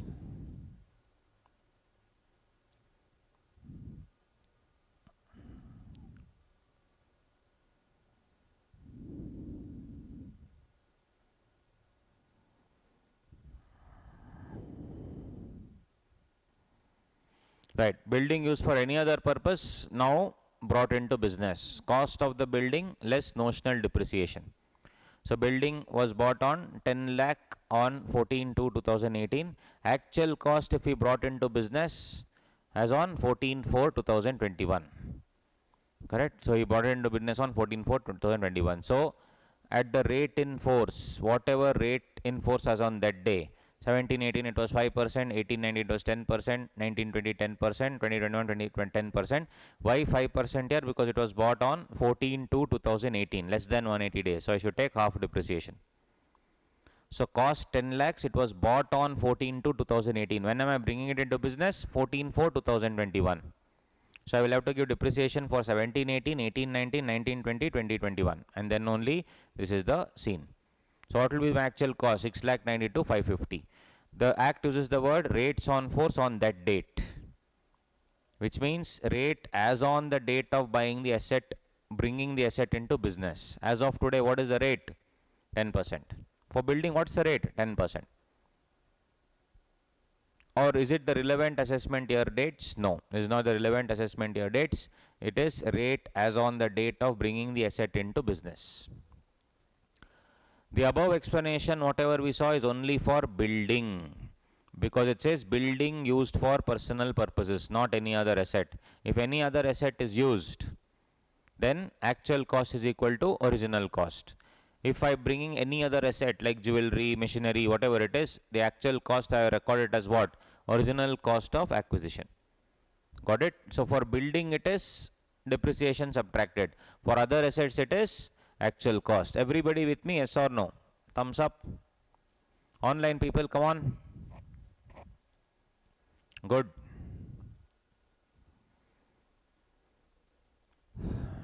Asset acquired by a gift or inheritance, all that we have seen, no problem. On the other hand, if a foreign company, for example, brings the asset from abroad to an Indian company, so which asset? Any asset. What would be this? Basically, in 2016 they had bought an asset worth 10 crore. They had depreciated in as per the laws of USA, let's say.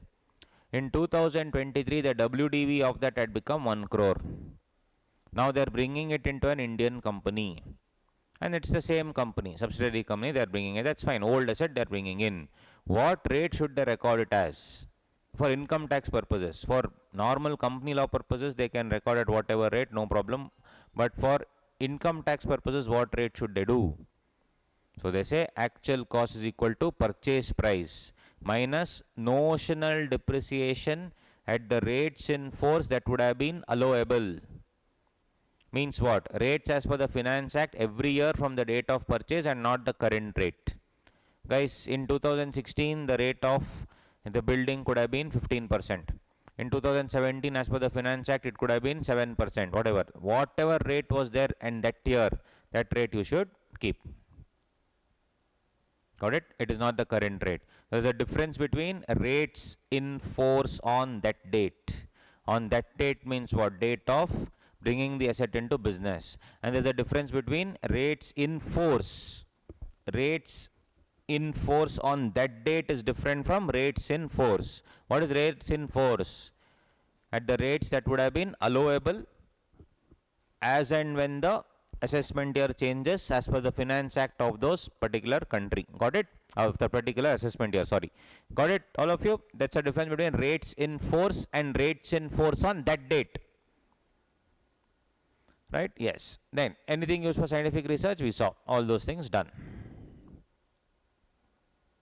Next, if there is a transferor company which is a foreign company, that is Tesla Incorporated, it sells its assets to Tesla Bangalore, it's a subsidiary, 100% subsidiary, Indian company. Similarly, foreign subsidiary Hamleys transfers assets to Indian holding company Reliance.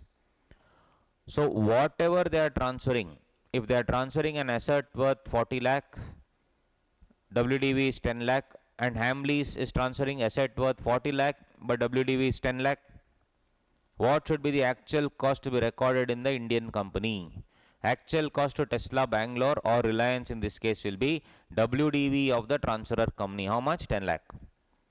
So Tesla cannot depreciate the asset till 10 lakh and record it in subsidiary's name Tesla Bangalore at 40 lakh. Not possible. Similarly, Hamleys foreign subsidiary cannot buy an asset for 40 lakh and record in Reliance Limited at 10 lakh. Not possible. Sorry, record at 40 lakh. It has to be how much? 10 lakh only. That's what they're trying to tell.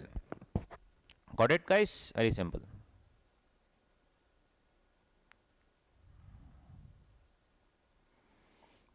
Similarly, WDV of amalgamating company or transferor company, and what is the WDV of the resulting company. So, when a company is amalgamating, the company which is amalgamating is called amalgamating company, and the company which got amalgamated is called amalgamated company. So, Vodafone and Idea both were called amalgamating companies. And what is the amalgamated company? Vodafone Idea. Right? This is in the case of merger. Then there is absorption. For example, Veranda Learning bought JK Shah classes. So Veranda Learning is what? Transferee company. Correct? And who's the transferor company? JK Shah. So in this case, it's a case of absorption. So in those cases, how will the assets be recorded, etc. Demerger. When I'm using demerger, it's called resulting company. So if Geo splits into Geo Private Limited splits into Geo Cables, Geo Cinemas, etc. I'm just saying. So what is the what do you say? Demerged company. Geo Private Limited is demerged. And what is the resulting company? What are the companies that are formed out of it is called as resulting company. So these are all the things that we have to keep. In this case, WDV of the amalgamating company or transferor company. WDV of the amalgamating company or transferor company is equal to actual cost of amalgamated Indian company. So WDV of amalgamating or transferor company is equal to actual cost of amalgamated Indian company. So same thing, whatever the old company had, same the new company also will have the same things, is what they are trying to tell. Very, very simple.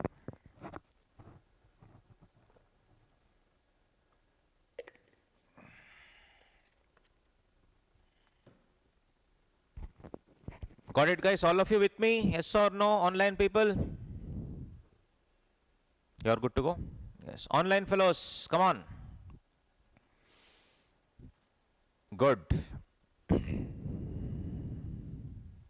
So if you see, my dear friends, Reliance Jio Infocom practical case split into Reliance Jio Infocom Company, Jio Digital Fiber Private Limited, Reliance Jio Infra Tel Private Limited, resulting company. So WDV of the demerged company is equal to actual cost of resulting company. Very, very simple. For the demerged company, Reliance Jio Infocom, what is the resulting company? Jio Infocom, Jio Digital, Reliance. So that WDV, whatever was there, will be equal to the actual cost here, is what they are trying to tell. Exact WDV you should split and take. So these are all the various explanations that we had in the actual cost.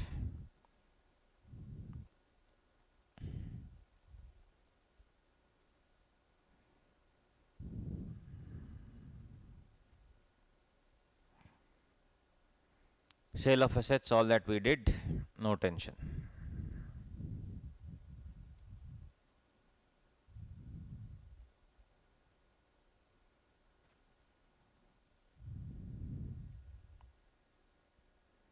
Let's come to the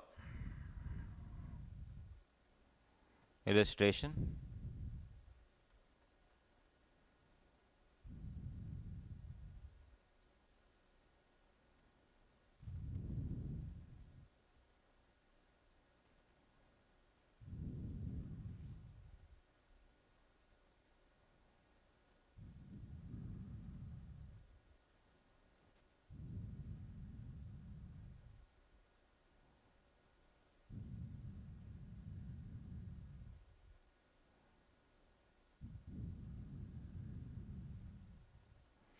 They are actually asking it with the scientific research. Let me just see. Hopefully there will be one at least.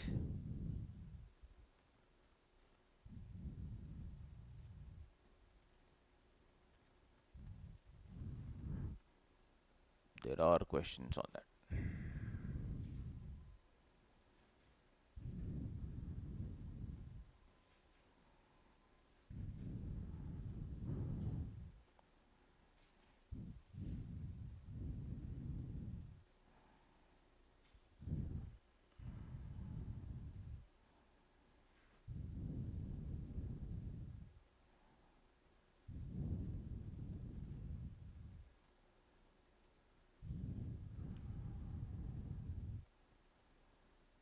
Illustration 2 you see, page 3.217. Go through.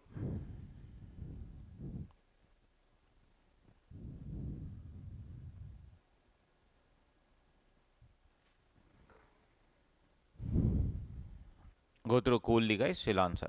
2 minutes you go through, you figure out the answer, then we'll discuss.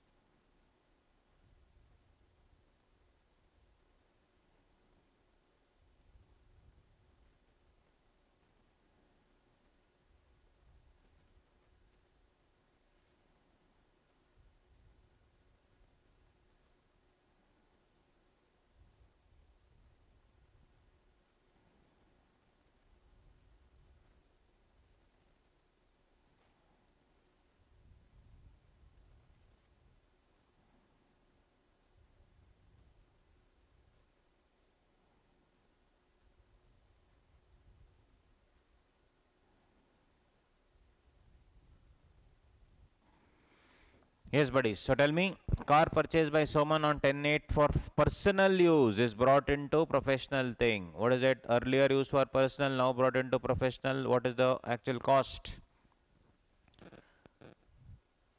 And now it is valued at what? 2,50,000. Therefore, how much will it be? Amount of depreciation on car as per 32 would be 5,25,000 into 15%. Why? Because, guys, I told you, building used for personal purposes brought into business, you should calculate notional depreciation. But this is a building, car. So for car, what will be the actual cost? Purchase price 5,25,000, therefore only will be the actual cost. Important, correct? Building, if it is brought in, different thing. For car, nothing. So car 5,25,000 into whatever percentage.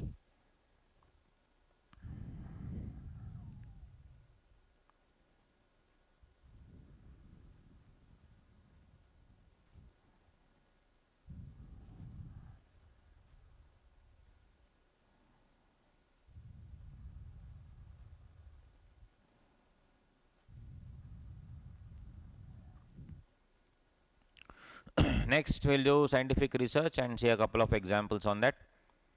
If you decently solve all the illustrations, from there only they'll pick, they will, I mean, on all the questions in institute material, from there only they'll pick, do here and there, because these are all previous year's questions also included there anyway.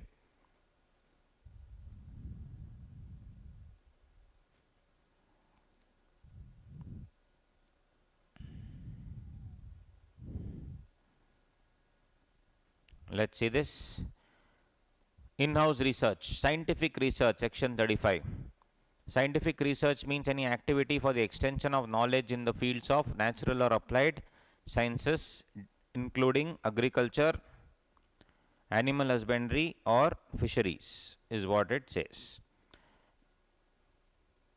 Expenditure incurred by the SSE for own business, 35.11 and 35.14. It is eligible for all SSEs. The moment you invest something in scientific research, everything will get included. What is that? In-house research. Research prior to 3 years of commencement of business and research during business. Between 3 years and during business. Revenue expenditure, capital expenditure.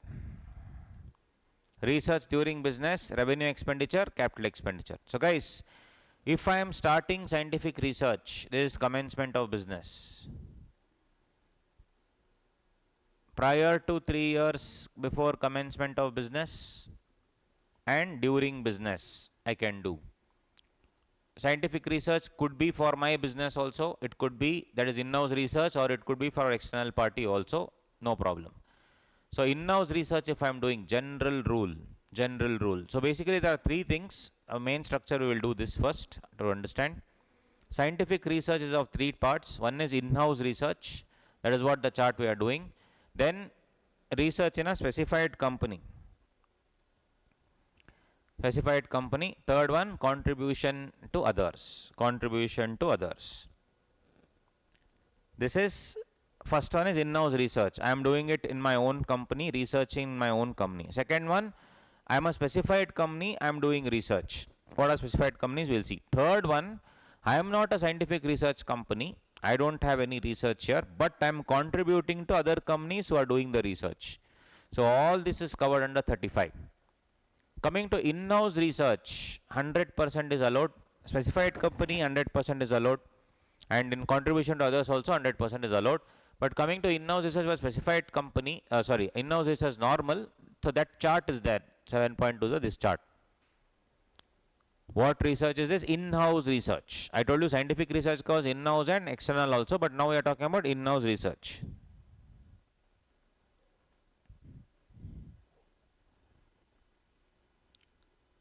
Research prior to 3 years of commencement of business.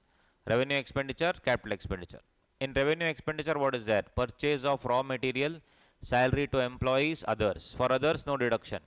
Purchaser of raw materials, 100% deduction. Salary to employees, 100% deduction. So this is until I am commencing business. If I am purchasing raw materials, 100% deduction you will get. If I am paying salary to employees, 100% deduction you will get. And for others, absolutely no deduction. If it's a capital expense, for land there is no deduction, and for others you will get 100% deduction. Very simple. If you are buying land, no deduction. If you are buying any other capital asset, 100% deduction. And revenue also, other things no deduction except purchase of raw materials and salary to employees. Very, very simple. If I am doing research during business, revenue expenditure, 100% deduction. Capital expenditure for land, no deduction. For others, 100% deduction. So for land, either way, there will be no deduction. Revenue expenditure, 100% deduction. Capital expenditure, 100% deduction will be there. Got it? Allowed where? As deduction in the year of commencement. This is for this, I will keep on accumulating prior to 3 years. And on the date of commencement of business, I will get the deduction here. This is for in-house research. What about specified company? So guys, in-house research 100%, land not covered, all lessees covered. Specified company, land and building not covered here. Investment in land and building not covered. And in specified company, no other SSE is covered. For in-house research, everybody is covered. For specified company, only company is covered, others are not covered. And it should only be what? Manufacturing company and biotech company. For specified company, it is only manufacturing and biotech. All revenue expenditures are covered. All capital expenditure is covered except land and building. And third one, pre-commencement expenses are not allowed. Pre-commencement expenses are not at all allowed. So no allowance of pre-commencement expenses. Means what? Pre-commencement, pre-incorporation expenses will not be covered. In in-house research, pre-commencement expenses are covered. No, if you remember, pre-commencement expenses up to how many years? 3 years. But in specified company, no pre-commencement is allowed. Next is what? Contribution to other people. If I am contributing to other people, what will happen? 100% is allowed, all SSEs again, and it has to be approved in associations. When I am contributing to that particular company, that was approved, but at the end of the previous year, approval was withdrawn. What to do? Well, I was contributing, then it was approved. Like for example, it should only be to an approved institution. Let's say Tata Institute for Cancer Research. So I made the donation on 1st April. On 1st April donation, Tata Institute of Cancer for Cancer Research was approved. But then by the end of the previous year, 31st March of the next year, the approval was withdrawn by the government due to some reason. Just an example I am giving. So now, will I take the exemption or not is the question. Yes, I can take the exemption, because it is only at the time of what? Contribution. These are all the hidden points. So, profit before capital exempt deduction is 1000 crore. Capital expenditure 100% is 1200 crore. Now, unabsorbed capital expenditure is 200 crore. This is treated as unabsorbed depreciation. Same treatment. Unabsorbed depreciation can be carried forward indefinitely. Similarly, unabsorbed capital expenditure also should be carried forward indefinitely. Got it? Very, very simple. Next, interesting point, scientific research. Motor vehicle. Motor vehicle, I'll take an example. If it was used for business later, if it was used for business later, means non-scientific, or sold directly without using in business. Motor vehicle, guys, I have already done in-house research. How much I have claimed? Full I have claimed. After 2 years using in the scientific research, I want to sell it off directly. Cost of the motor vehicle 20 lakhs. Depreciation allowed, that is like 100%. It's not depreciation exactly, it's deduction. Section 35 deduction allowed 100%. What is the actual cost? 0. After use in the scientific research, I am selling it. Assume I am selling it for 15 lakh rupees. I have already debited in my P&L account how much? 20 lakh. Now I am selling it for 15 lakh. What will be called as? PGBP. On the other hand, I am selling it for 25 lakhs. How much will the PGBP be? 20 lakhs up to the cost. An extra amount will be capital gain. Right? So basically they are trying to tell selling price or deduction allowed, whichever is less will be PGBP, profit and gains of business or profession. Very, very simple. On the other hand, after using it, motor vehicle there, I am using it for business later, non-scientific purposes. Then it is added to the block. WDV will be nil. Then I'll sell the asset. If at least one asset is present in the block. So guys, I will use it for business later. Means what? Scientific research asset used for non-scientific purposes, non-scientific business. I bought a motor vehicle 20 lakhs. Our deduction allowed full 20 lakhs. And once it is fully, then it is added to the block. When I am adding it to the block, WDV will be nil, yes or no? Yes. Why? Because there is no WDV only seen. WDV will be nil. I am going to sell the asset. If at least one asset is present in the block, then value exists in the block, obviously. No capital gain, depreciation to continue on the block of assets. If all assets are sold along with the scientific research asset, or value of the block becomes nil. That is, if selling price is more than the WDV, then it will be capital gain. Normal treatment. There is a normal treatment. So, there is one amendment in section 35, the Finance Act 23 point of view. What is that? As we know, all types of expenditure allowed under these sections are fully deductible under old tax regime, but in the new tax regime,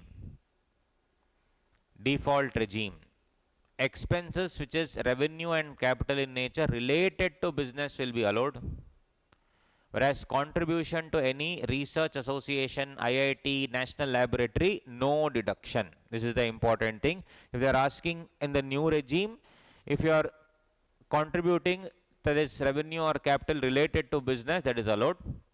If you are contributing to any research association, IIT, national lab, etc., then no deduction. Right? So related to business, allowed. Any other thing, no deduction. Very simple. Got it, guys? Yes. So that is the thing. Online people, understood?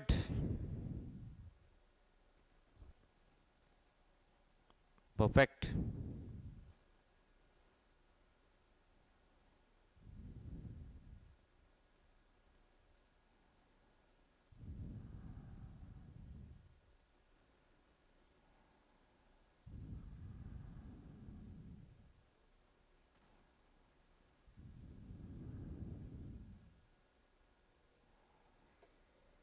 Read this question 2 minutes, then we'll solve. Illustration 4 I'm doing. 3.226. Illustration 4, 3.226.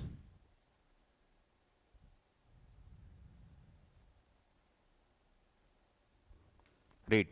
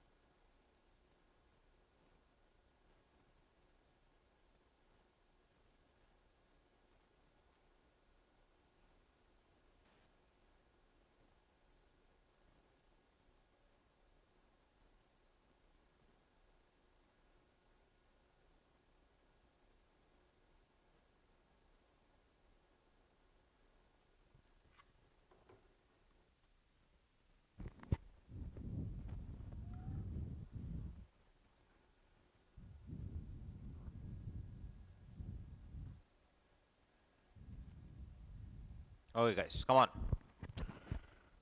Mr. Gama, proprietor, started a business of manufacture of tires and tubes for motor vehicles on 1/1/23. Manufacturing unit was set up on 1/5/23. Commenced his manufacturing operation on 1/6/23. Very simple manufacturing. The total cost of the plant and machinery installed in the unit is 120 crore. The said plant and machinery included second-hand plant and machinery bought for 20 crore and new plant and machinery for scientific research relating to business acquired at a cost of 15 crore. So they had bought it for what? Scientific research, 15 crore. New plant and machinery installed, 120 crore. Second-hand machinery, 20 crore.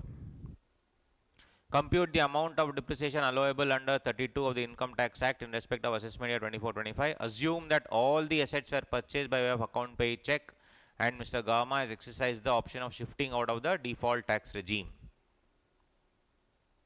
First one. What is the total cost of plant and machinery, guys? Here, 120 crore. And that included second-hand plant and machinery bought for 20 crore. And something which is used for scientific research, 15 crore. So they are asking for what? Depreciation allowable. Tell me one thing, we have already discussed, if anything is used for scientific research, I should subtract. Yes or no? Yes, because it's already been allowed as a deduction. So 105. So normal depreciation will be on this entire 105 crore, that is 15.25. Now, new machinery added was how much? Second hand machinery is also there. For second hand machinery, additional depreciation is not allowed. So, cost of plant and machinery 120 is there. In that I will deduct what? Whatever is used for scientific research, I will not get any depreciation additional. Normal depreciation also I will not get, additional also I will not get. Then this 20, second hand plant and machinery is total 35. 120 minus 35, 85. Additional depreciation at 20% is what? 17. Depreciation allowable for assessment year 24-25 is what? 32.75. Very, very simple. 15.75, 17, total is what? 32.75. Very simple. Here, scientific research not allowed, normal depreciation not allowed, additional depreciation not allowed. Second hand plant and machinery, normal depreciation you leave, it's anyway allowed. Second hand machinery, additional depreciation not allowed. So overall, this is the depreciation allowable for 24-25 is how much? 32.75. Any doubts? Additional depreciation also you will get. And if you see, he will get the additional depreciation because he is opting out of 115 BAC. If he is not opting out of 115 BAC, what you will not get? Additional depreciation you will not get.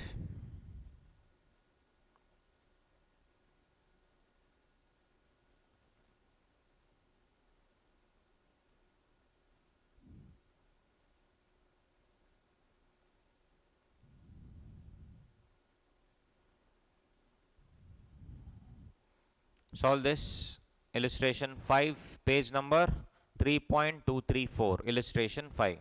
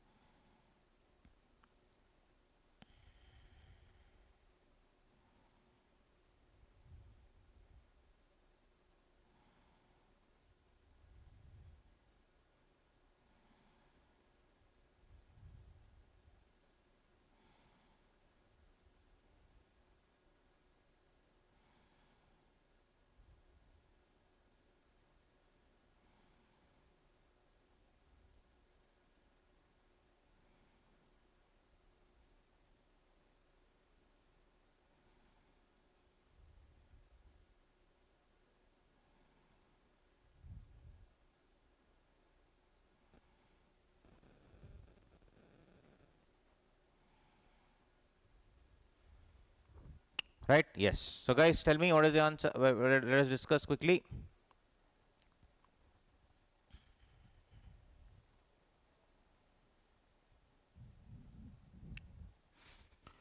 So Mr. A furnishes the following particulars for previous year 23-24. Compute the deduction allowable under section 35 while computing his income.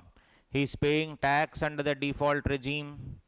He has exercised the option of shifting out of the default tax regime provided under section 115 BSc 1A. Amount paid to notified approved Indian Institute of Science, Bangalore for scientific research 1 lakh. Amount paid to IIT Delhi for an approved scientific research program 2,50,000. Amount paid to X Limited, a company registered in India, which has as its main object scientific research and development as is approved by the prescribed authority 4 lakh. Expenditure incurred on in-house scientific research and development facility as approved by the prescribed authority. Revenue expenditure on scientific research 3 lakh. Capital expenditure including cost of acquisition of land 5 lakh, on scientific research 7,50,000. So if you are doing it under default tax regime, this is an important point, guys. Why? I have already explained the amendment to you. If you are doing it in the default tax regime, expenses of revenue and capital related to business will be allowed. Contribution to any research association, IIT, National Lab, no deduction. So in this question, both are there. So what is allowed, what is no deduction? Any other association, if you are transferring, no deduction. Like questions like this can come because it will combine both. Amount paid to these things allowed or not allowed? No. 3 not allowed. In-house allowed or not? Yes. You see, not allowable under default tax regime. 1 lakh, 2 lakh 50, 4 lakh. But this is allowed. 3 lakh and 2 lakh 50 is allowed. So what is the deduction allowable under section 35, 5 lakh 50? So there is an amendment question. These type of questions will come in the exam. Right? But if he's shifting out of the default tax regime, you will get everything. 100% of that you will get 13 lakh. Yes. Understood, guys, all of you? Right.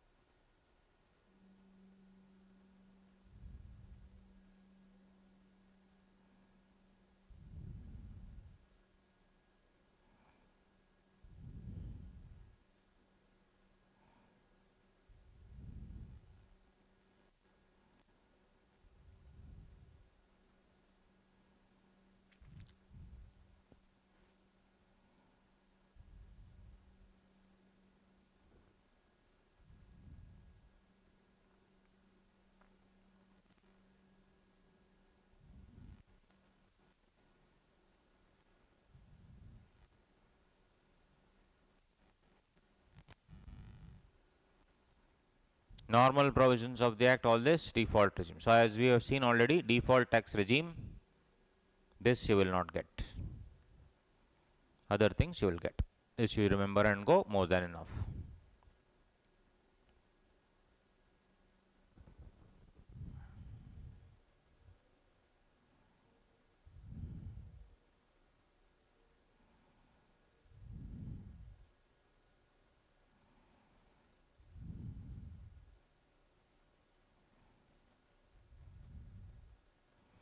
And guys, if you opt for 115 BSc, deduction under 35 AD cannot be claimed. 35 AD we will see now. That is also an important amendment. Let's see. Before that, go to the normal provisions. 35 AD also is the very interesting provision in which it has come, but yeah.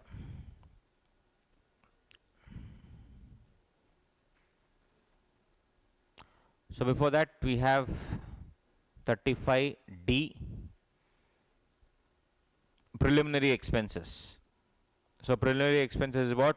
For all new businesses, you will get this when you are putting in some expenses, or any extension of existing business also it will come after commencement of business, and before commencement of business also it will come. Anything that you are paying for preliminary expenses, yes. Indian company also and resident non-corporate SSEs. Indian company and resident non-corporate SSEs, all that it will come. What is the limit? Indian company and others. Others, it will be Indian company. Preliminary expenses or 5% of the capital employed or 5% of the project, whichever is higher. So you will have preliminary expenses, 5% of the capital employed, 5% of the project, whichever is higher, it will come here. For others, it is what? Preliminary expenses or 5% of the project. Then it is 1 or 2. In this case, 1 or 2 or 1 or 2, whichever is less. Whichever is less. So preliminary expenses, 5% of the capital employed or 5% of the project. First I should see 5% of the capital employed, 5% of the project, whichever is higher, and then preliminary expenses or point number 2, whichever is less. So what do you mean by project? It's all the fixed assets on the last date of the previous year. That is called the project. And capital employed means what? Shares, debentures and long-term loans. Reserves and surplus are not covered. So any preliminary expenses to this extent I am going to get the deduction. That's called amortization. And how much amortization? How much will be reduced? 1/5 of 3. So when I am computing this final amount 3, that is 1 or 2, whichever is less, that will be allowed for how many years? 5 years. From which year? From the commencement of business. So whatever expenses you have incurred before incorporation, it will be spread across 5 years. Actual preliminary expenses, 5% of capital employed, 5% of cost of project, 2 or 3, whichever is higher, 1 or 4, whichever is lower, 1/5 or 5, and all those things. Next, voluntary retirement scheme. Voluntary retirement scheme also under PGBP 35 DDA. You will get amortization for 5 years. Under 35 DDA, you will get amortization for 5 years. Very, very simple. So all these small provisions are there. No issues. Now they can ask you, they may not ask you 1 mark, 2 mark, MCQ, all that. Now coming to specified business 35 AD. So basically it is a investment linked incentive 35 AD. Whenever you make an investment linked incentive, you will get for capital expenditure. For revenue expenditure 35 AD will not come because you already have 32, 37. You will get capital expenditure, you will get 35 AD deduction, specified business 35 AD. You will not get for land, goodwill and financial instrument. Apart from that, you will get for everything else. So what are the specified businesses? The entire thing is given in the material. Let's see. This is the specified business. Setting up or operating of a cold chain facility, warehouse facility, housing project, affordable housing, natural gas pipeline network, hotel project, housing project, inland container depot, beekeeping, honeybee wax thing. I have explained this, if you remember, in regular class. I took some 3 hours to explain each of these points all put together. That and all we cannot do in revision class. But just warehousing facilities, slurry, pipeline, semiconductor, all these things would be what? Specified businesses is what we see. So if you see what all is allowed,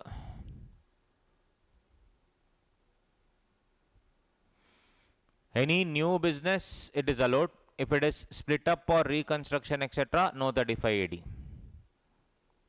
And it cannot be an asset which is transferred from non-specified business to specified business. Basically, asset must be new. It's a capital expenditure, asset must be new, you will get full deduction. It should not be land, should not be goodwill, should not be financial instrument. Asset must be new. Exceptions. What is the answer? Asset must be new asset. What are the exceptions? Even old asset is equal to new asset.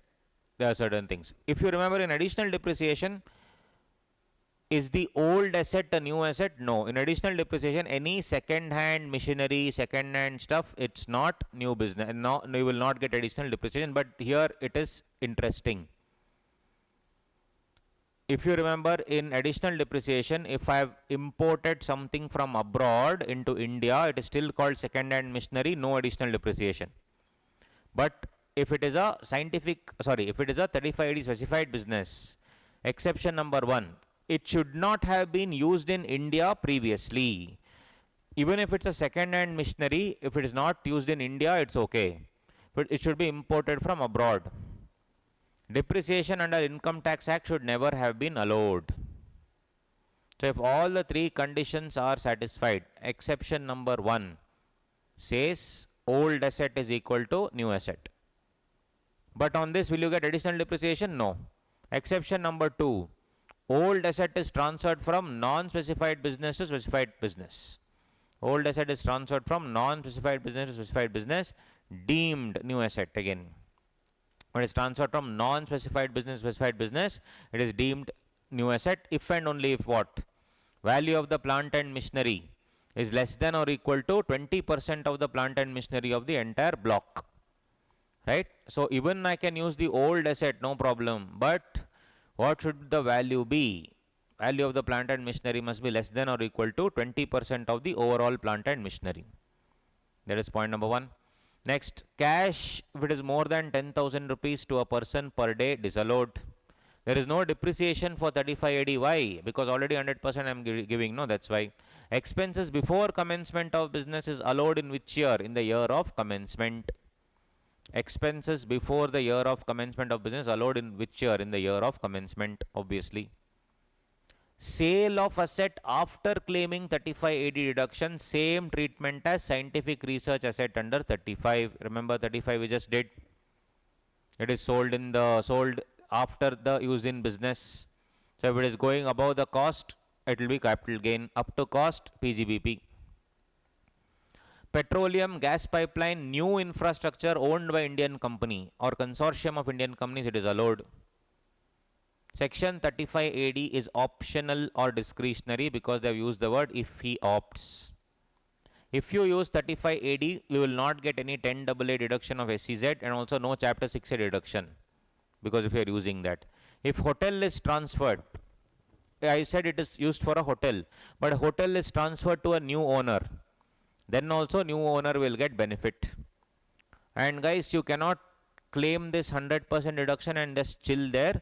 You need to use it for minimum 8 years. These are the points.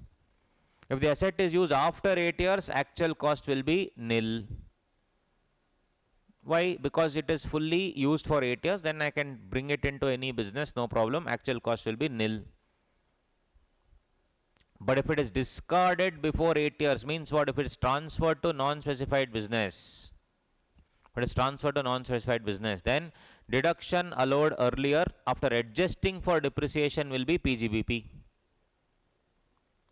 Like 4 years I used and I converted to non-specified business. So I should take that asset as if it was never used for 3580, give proper depreciation for 4 years and then bring it into business at that WDV after 4 years depreciation. Are you all understanding, online people? Yes or no? Good. Very simple. Then other examples. PJ Hotel, specified business, loss 8 crore. Non-specified business, PJ classes, profit 6 crore. Can the loss of 8 crore be set off against profit of 6 crore? No, no set off possible. PJ Hotels, profit 5 crore. PJ Beekeeping, loss 3 crore. Can the profit of 5 crore be set off against loss of 3 crore? Yes.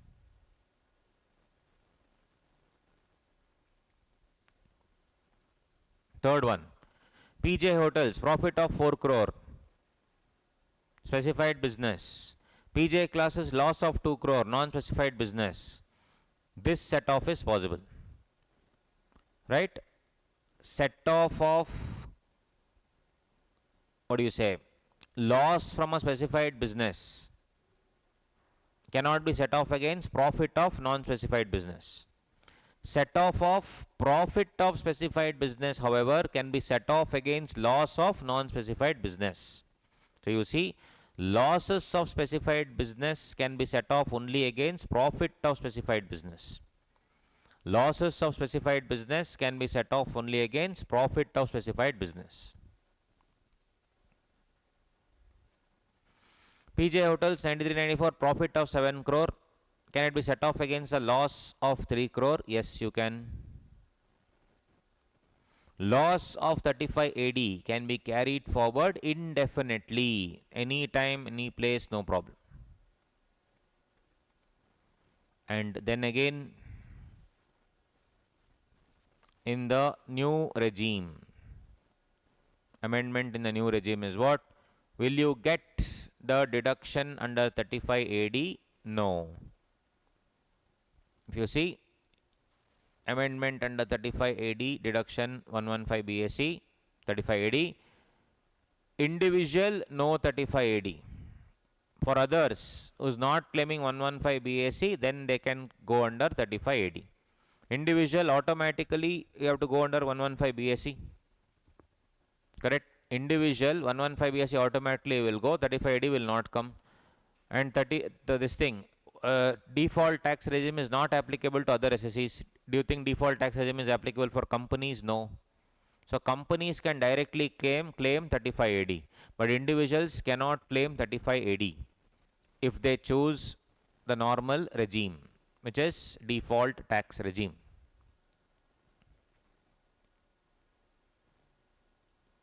This is the thing. This also we did.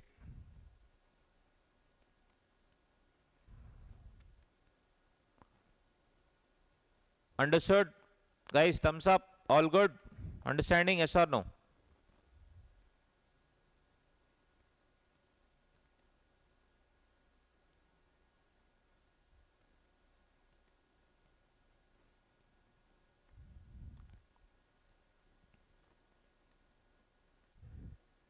Please go through illustration number 6, 3.242. Important. Again, interesting question. Go through. Please go through.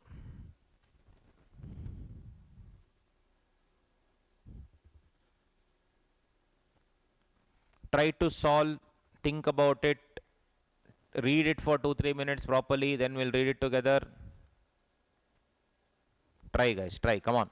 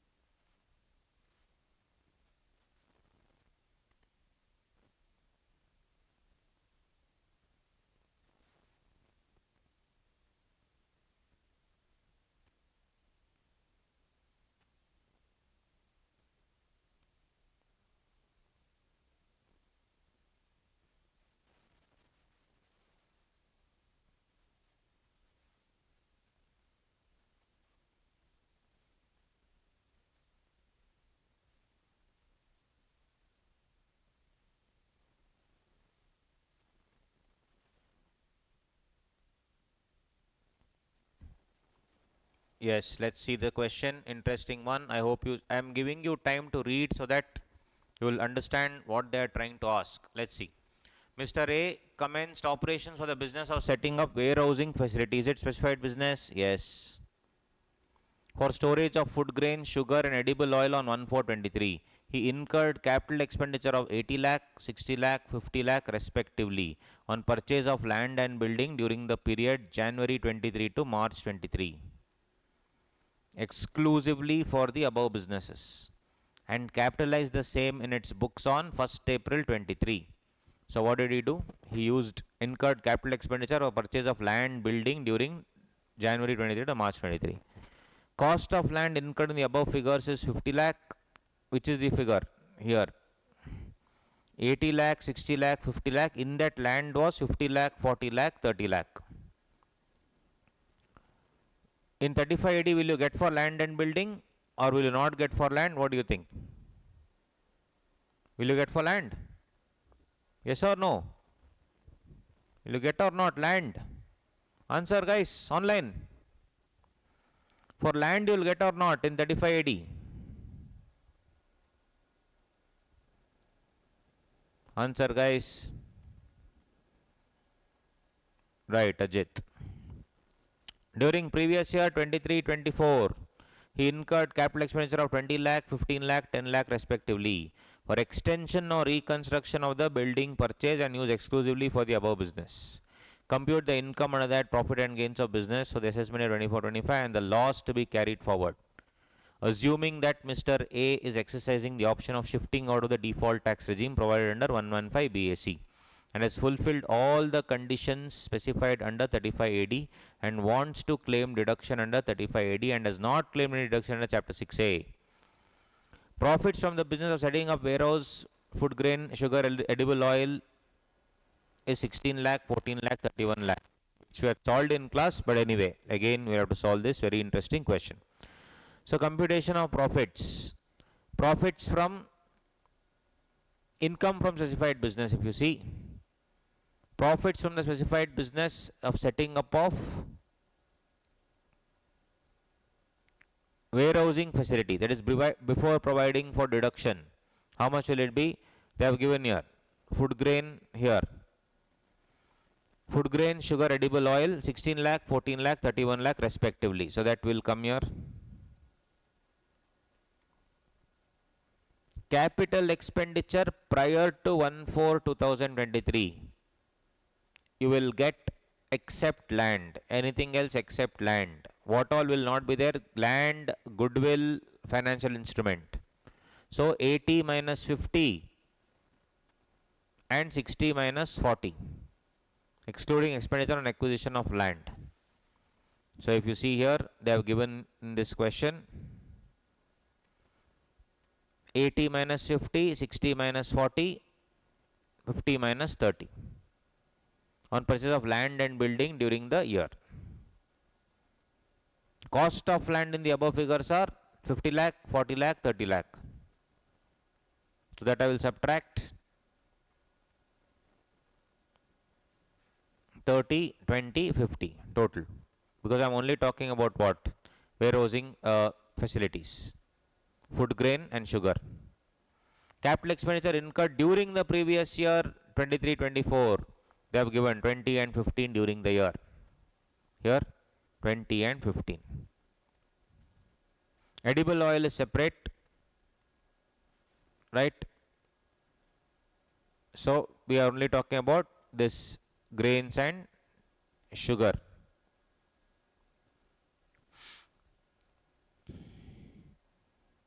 So that is what it is. Total, and this is what? 30, 20, 20, 15 is the total.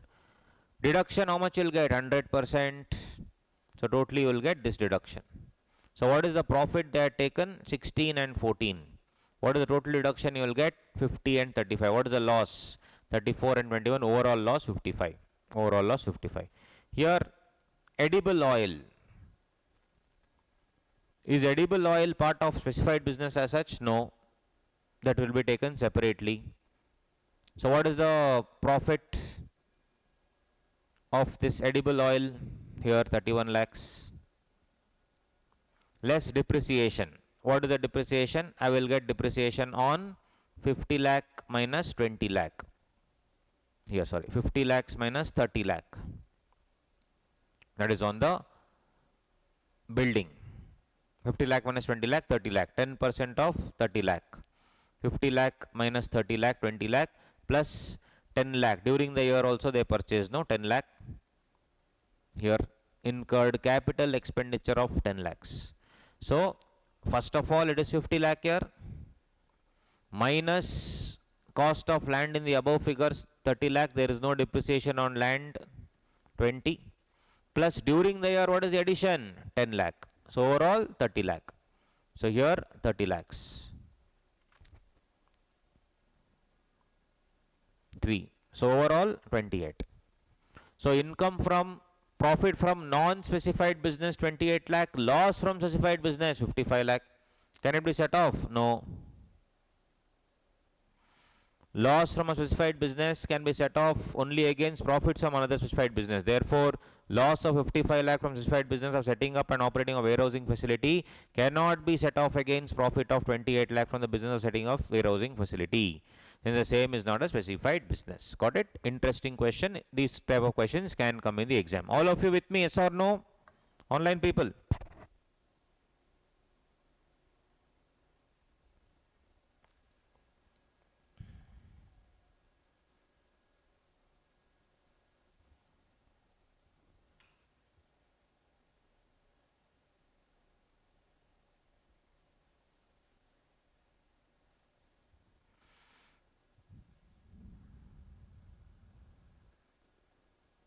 Illustration 7. Come on. Read.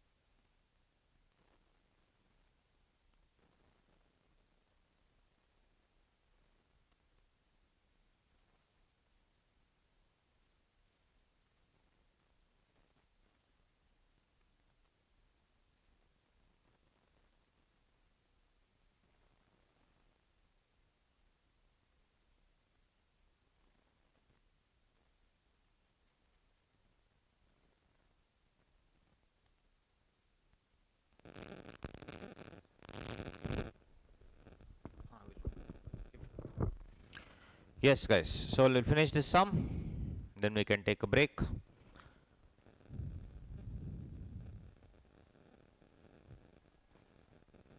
Mr. Suraj, a proprietor, commenced operation of the business of a new 3-star hotel in Madurai, Tamil Nadu on 1/4/2023.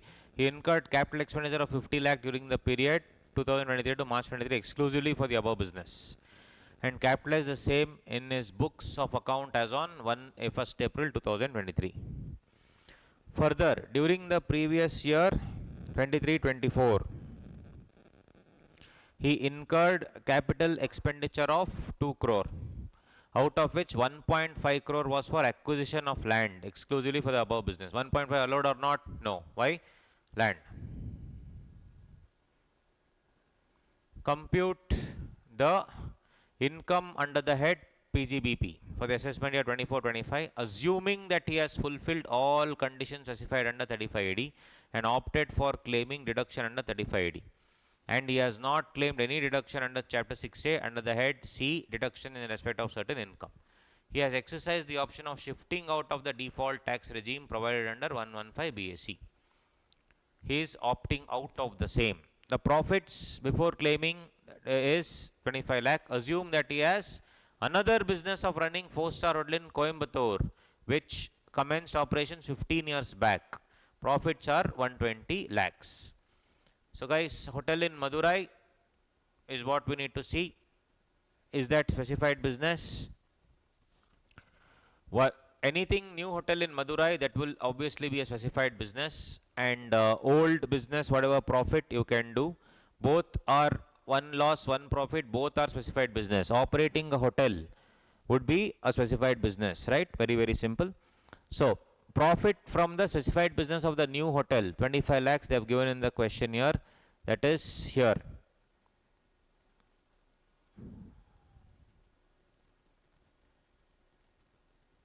He incurred capital expenditure of 50 lakh, expenditure of 2 crore.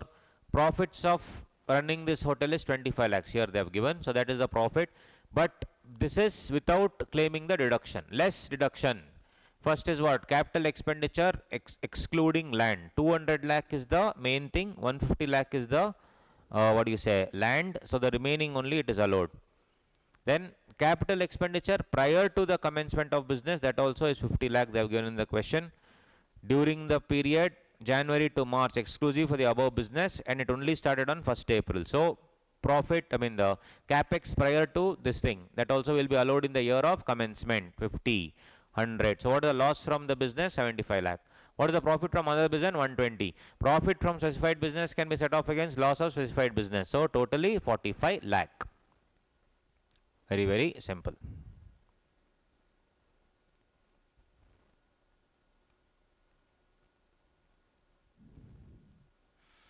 Illustration 8. After illustration 8, we will take a break.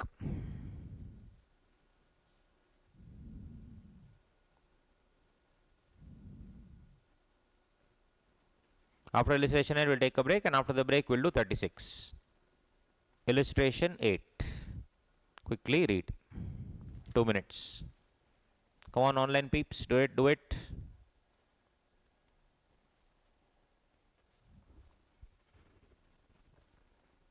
Illustration 8.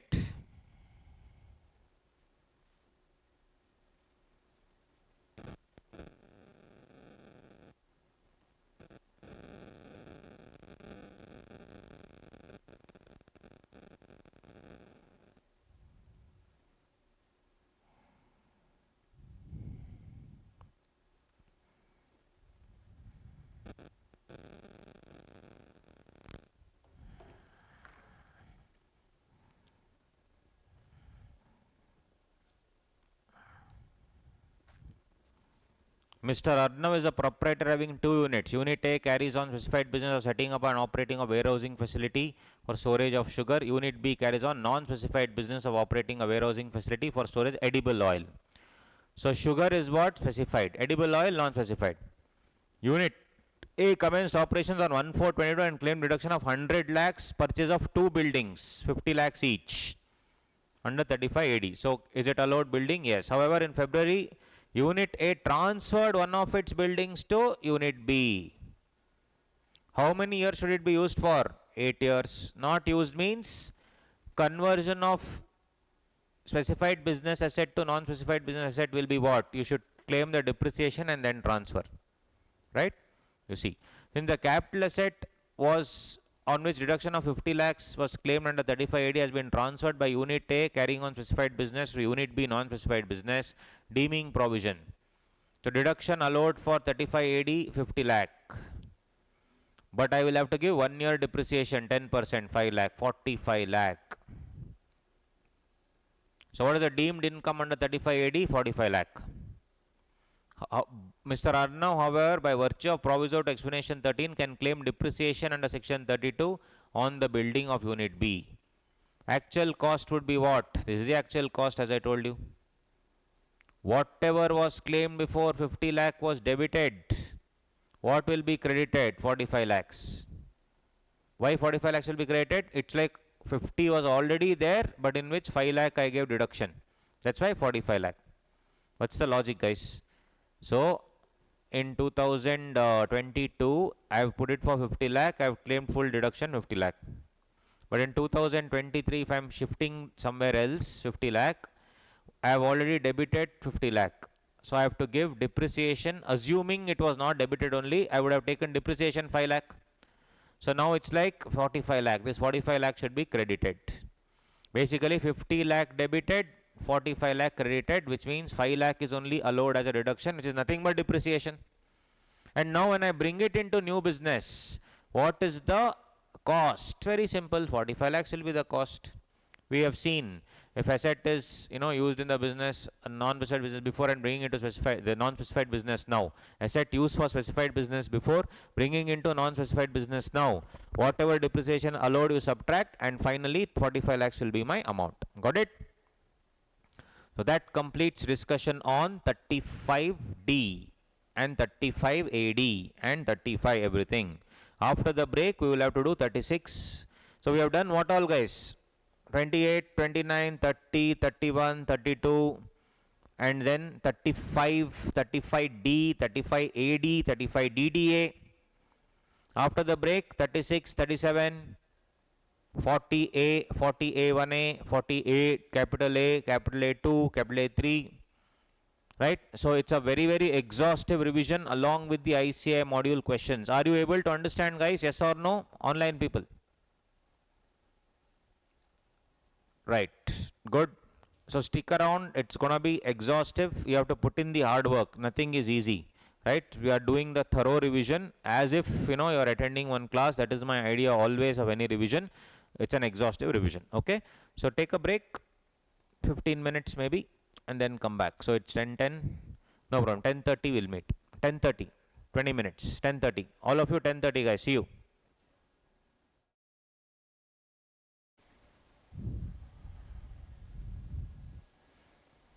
Let's go ahead, buddies. I'll discuss the answer later for this. Let's go ahead. Yes. So we have done 28, 29, 30, 32, 35, 35D, 35AD.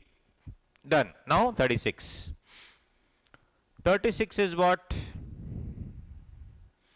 Other deductions. Other deductions 36.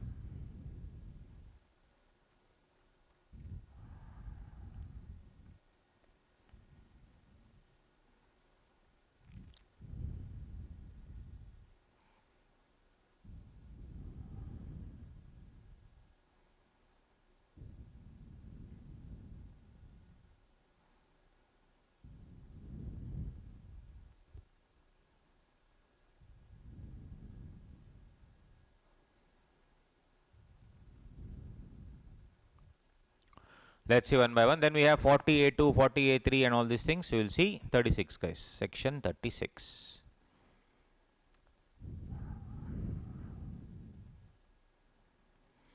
Other deductions. First one. Any insurance premium that we are paying will be allowed as a deduction. Insurance premium. So if it is an insurance on stock, it is allowed under 36(1). If it is a keyman insurance policy, in the previous class I discussed what is keyman insurance policy, that is given to the key men of the organization. Men includes women. Don't think, don't be all feminist on me. Man includes woman, guys. Okay. So key man insurance is what? MD, old-time director, manager, CEO, CFO. So based on his life and also whether any fraud etc. will happen or not, 37.1. Stock 36.1. Key man insurance 37.1. Then health of the employees. Based on the health of the employees also, whatever I have, if with an approved insurer, that is called employee health insurance policy, there should not be any cash payment, no cash payment. So stock 36.1, key man insurance 37.1. On the health of the employees at the approved insurer, no cash payment, that also 36.1 it will come. Insurance premium, for example, 7,000 rupees if it is paid in cash. If it is for stock, it is allowed. If it is for health insurance, not allowed. That's an example I am giving. So no cash payment for health of the employees, whereas in stock and all you can do, no issues. So first one is insurance premium. Understood? Next. Bonus and commission given to the employee, definitely allowed. Bonus and commission, definitely it is allowed. So if you make an entry called bonus expense to bonus payable and P&L account to bonus payable, bonus expenditure, sorry. Now bonus payable, whether it is paid or not, if it is still outstanding, what to do? That is why we have one more section called 43 capital B. One more section called 43 capital B. Under 43 capital B, it is allowed only if it is paid before the due date of filing the return. It is allowed if it is paid, actually paid before the due date of filing the return, right? So bonus payable allowed only when it is actually paid before the due date of filing the return. So that is 43B. Very, very simple. So bonus expense to bonus payable, P&L account to bonus expenditure, 1 lakh, 1 lakh. So allowed only if it's actually paid due to the before the due date of filing the return. Point number 3, retrenchment, employer's contribution. So retrenchment, retirement, all these things, when the employee is retiring from his work, so you will have to pay him some compensation. That is called retirement compensation, retrenchment compensation. Anyway, that is one compensation is there. Apart from that, guys, every month they will deduct something called PF, Provident Fund. There are various Provident Funds. We have recognized fund, unrecognized fund. Unrecognized fund, unrecognized Provident Fund, unrecognized gratuity fund, unrecognized statutory fund. Whatever the case may be, it is disallowed. Recognized fund, statutory provident fund, recognized provident fund, approved gratuity fund, approved superannuation fund, or any other approved fund. Unapproved superannuation fund, disallowed. Unapproved gratuity fund, disallowed. There is nothing called unapproved statutory fund. Actually, statutory it means it is approved anyway. So URSF means unapproved superannuation fund. Anything or unrecognized. Anything unrecognized is allowed.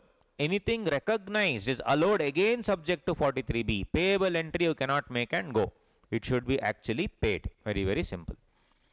Employer's contribution to the pension scheme. Employer's contribution to the pension scheme is allowed under 80CCD. 80CCD. Which can be new pension scheme, national pension scheme, central government pension scheme, allowed. How much is allowed? Actual contribution or 10% of salary, whichever is less. Actual contribution or 10% of salary, whichever is less. What is salary? Basic plus DA, dearness allowance. Subject to 43B. Subject to 43B. Next, anything. Employer's contribution, employee's contribution, anyway they will allow it separately. I am talking here about the employer's contribution. Employee's contribution anyway will be part of the salary. We will do the needful. Let's say in salaries chapter anyway. Animals which are used in business, I told you temple and other things as livestock etc. The deduction is allowed other than stock in trade. Stock in trade is separate, but if animals are used in the business, like for example for temple, the trading in animals is not a business actually. They'll have a few elephants, they will have it, use it as assets etc. Will depreciation be claimed on the asset? Is it a plant was the question, but thankfully the plant definition was changed to exclude livestock. So how will I treat the animals? If I buy an animal for let's say 10 lakh rupees, how will I treat the animal? Will I debit it to my P&L account? They are saying it will be allowed only in the year in which the animal dies as per income tax. So if I buy the elephant today and 10 years later, when the elephant dies, that year I can claim the deduction. How can I claim the deduction? Whatever cost of the animal 10 lakhs minus scrap value. Scrap value means what? Carcass, bones, skin, body, bone, skin and all. When if I, whatever I dispose it of, whatever amount I will get, the difference only will be allowed as a deduction. This is for animals used in business other than stock in trade. Other than stock in trade. Bad debts. Bad debts, we have two things: actual bad debts, provision for bad debts. Provision for bad debts not allowed. Provision for bad debts not allowed. Actual bad debts. Actual bad debts. Sales.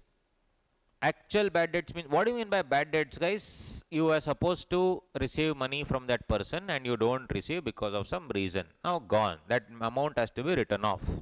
Any provision and all, it is not allowed. But actual bad debts. If the bad debt is on account of loan, for example, I have given a loan to you, you do not pay the money back to me. Is it an expense? Can I claim an expense? No. So if it is an actual bad debts on loan, it is not allowed in PGBP. Except where business of the SSE is lending. Except where business of the SSE is lending. If I am a lending business, then it will become my sale. On the other hand, actual bad debts with respect to sale will be allowed. Actual bad debts with respect to sale will be allowed. What are the conditions? Bad debts written off should be irrecoverable, which means there is no way in hell I am getting that bad debts. There is nothing, I cannot claim that debt only. I know for sure I am not going to get it. So bad debts, if it is written off as irrecoverable, then that is one point of the story. Second one, no need for me to prove that the debt is bad. If I can just say that it's irrecoverable, that's it. So this is with respect to the bad debts. So bad debts, what is it? Actual bad debts. Bad debts on loan, not allowed. Bad debts on sales, it is allowed. What are the conditions? Bad debt, whatever is written off, should be irrecoverable. There is no chance of me recovering the bad debt as of that day. But 3-4 years later, let's say that fellow only comes and says, sir, actually I had taken this money from you, this sale had happened, we did not pay, and because of which now I want to pay you back. I'm sorry, that time I did not have money, and then I'm sure you would have recovered, you would have written it off also as bad debt. Now I want to do something, sir. So what happens? 41.4 bad debts recovery. 41.4 bad debts recovery. When is it taxed? Taxed in the year of receipt. Bad debts recovery is taxed in the year of receipt. Very, very simple. SSE must be the same. SSE must be the same. If SSE is different, capital receipt is not taxable. Very simple. So guys, I had given you, made some sales in 2019, and in 2020 I realized that I am not getting the money for that. So I have written it off as bad debt. In 2023, suddenly you will come and say, sir, sorry, that time there was COVID, I did not have money, now I want to give you. Now when he gives me that money, is it taxed? Yes, Nirmala madam will be waiting there. It is taxed. It is taxed in the year of receipt. SSE must be the same, mind you. I have sold my business to somebody else, that fellow cannot claim the deduction. Or rather, that fellow, that fellow is not, it's not taxable for him. Why? I claim the deduction when? In 2019. In 2023, I am getting the money. I had already claimed the deduction, now that money is coming, so it's taxable. On the other hand, I claimed the deduction in 2019. I sold my business to somebody, and that somebody is getting that money 4 years later. It is not taxable. It is a capital receipt, not taxable. That's an interesting observation. If SSE is the same, even if the business is discontinued, then it is taxable. So I had a business in 2019. I had done some sale. No money came back to me. Nothing could be done. I wrote it off. Then I closed that business also. Today I am doing some other business. Suddenly you will come and say, sir, sorry, that time when you are doing that old business, I did not pay you money. Now you take, sir. Can I claim it as tax free? No, it is 100% taxable. Everybody with me? Online people, yes or no? Right? Yes.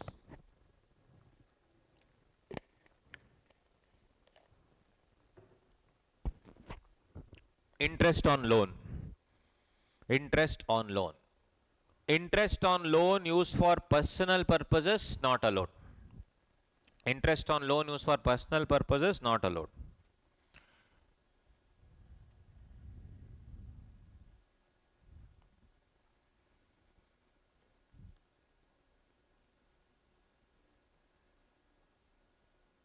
Interest on loan used for business.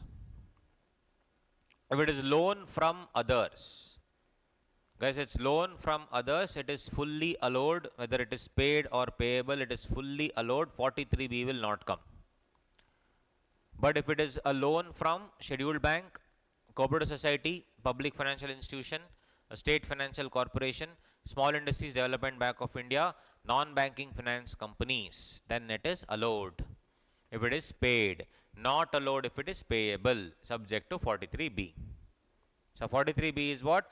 An expense will be allowed only if it is paid before the due date of filing the return. So if you do not file the return, then you will not get the payment deduction. So scheduled bank thing is subject to 43B, other one loan from others is not subject to 43B. Interest on loan business, interest on loan personal use not allowed.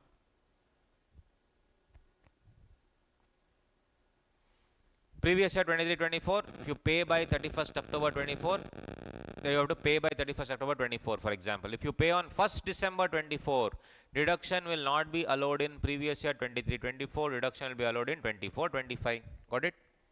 Very simple. So I am streamlining everything and making it into small charts. It will help you immensely. ZCB, zero coupon bonds. Issue price is 70, redemption is 100. What is the zero coupon bonds? I will issue it at 70, get it redeemed at 100. 30 rupees will be my discount. This 30 rupees I will give it for 2 years discount. Now, I am the company which is issuing this ZCB for 2 years. I am issuing it at 70, redeeming it at 100, which means 2 years later I have to pay 100. That 30 rupees is like my loss or like the interest. Though coupon is interest, it is like an interest only. So this across 2 years it will be debited, which means 30 rupees divided by 2, 15 rupees debited in 1 year, 15 rupees debited in the other year. That is one more example. Next. Securities transaction tax, commodity transaction tax. It is allowed if SSC is engaged in share trading business. If it is a normal, I am not into share trading, but I just do it as a passion, then that STT etc. will not be debited to my P&L account. But if I am into share trading, it will be debited to my P&L account.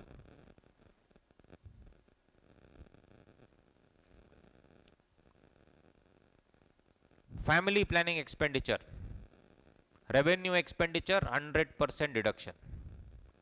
Capital expenditure 5 equal installments. You will get the deduction. Family planning. Right? So these are all the things under 36. All these things we discussed.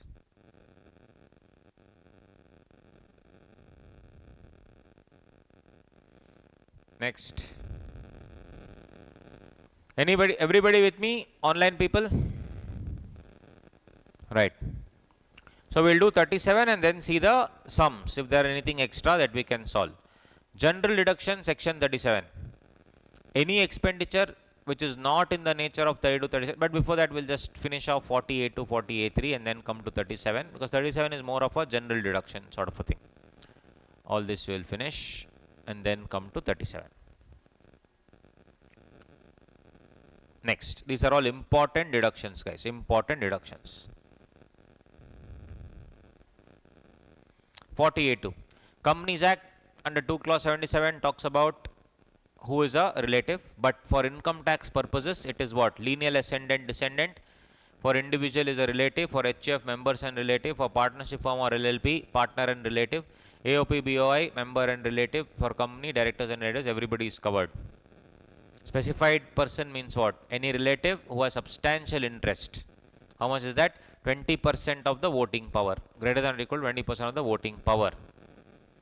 Now, if any company enters into a contract with any of these people, relative of the individual, partner of the partnership firm, AOP BOI, company, and all these things, and who is a specified person who happens to have more than 20% of the voting power. So if you see that particular list, quickly I'll show you one quick chart here in my notes, it will help you understand this chart. Example. So SSC is a sole proprietor of a dry cleaning business. Relative of the SSC will be a specified person. Any individual who has substantial interest means what? 20% voting power, he will be a interested party. Relative of that fellow also will be an interested party. Company, firm, AOP, BOI who has substantial interest means what? 20% voting power will be an interested party. Company, firm, AOP, BOI, HUF, etc. may or may not have what?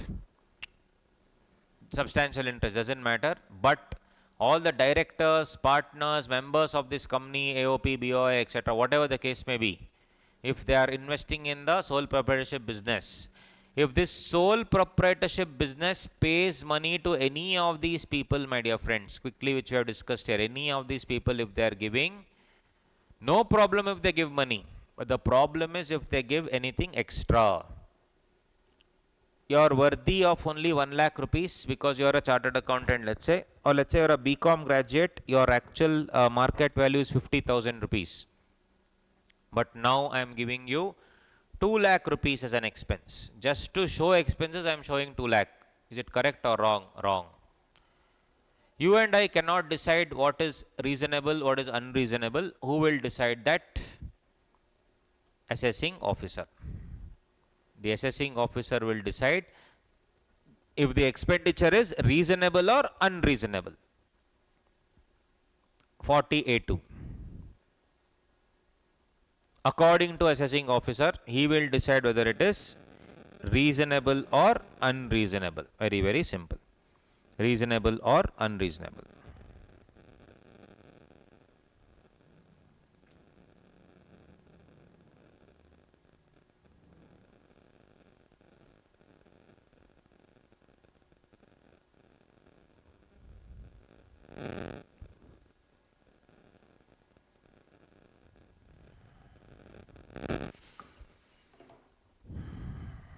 Right? Means he will decide, boss, you are a BCom graduate, you are supposed to get 30,000 rupees, but the company is paying you 1 lakh rupees. Why? Boss, I have 10 years experience, that's why I'm paying. Then it's okay. Otherwise, you will decide whether it's reasonable or unreasonable. 40A3, 40 capital A3. Again, an interesting section.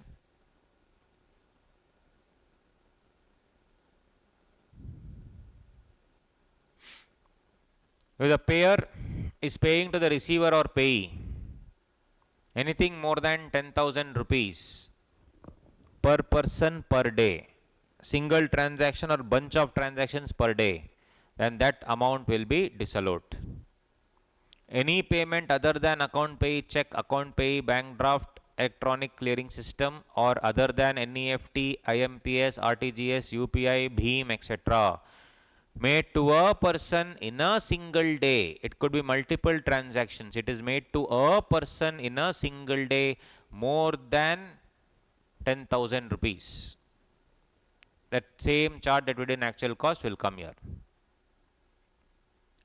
So company makes a payment 15,000 rupees cash to a person, disallowed. 2,10,000 they are making. 10,000, 10,000, 10,000, 10,000 different days. On 14 they will make 1,70,000 rupees. 1,70,000 is disallowed. Right? Similarly, if you want to avoid this, you can't make a payable entry. You cannot say expenses account debtor to expenses payable 20,000, 20,000, then it's allowed in 2022-23. Next year, what you will do? Expenses payable account debtor to cash 20,000. So guys, first year I have made the deduction, but next year I have paid in cash. You cannot say it is disallowed in 23-24 because it was already allowed in 22-23. It was allowed as a deduction in 22-23. In 23-24, it will be, you can't say disallowed. What will you do? It is debited here, this year it will be credited. So as per 40A 3A, 20,000 is a deemed income. Are you getting it online, people? Right? Yes. So it is a deemed income. 1 year you debited, you took the benefit. Next year you are getting it back because you are paying cash. So I will not disallow it. There is nothing called disallow. Disallow will happen if you debited it. You debited it last year. This year what you will do? Take it as income. Very simple. Advance I have paid, advance to cash, and now I have booked the expense, purchase expense to advance. 48.3 disallowed even if payment was made before booking the expense. As simple as that. Where have I booked the expense? Later. But when was the payment made? Before. Exceptions. No 48.3 in these cases. Goods carriage. Goods carriage instead of 10,000 rupees can pay 35,000 rupees per person per day.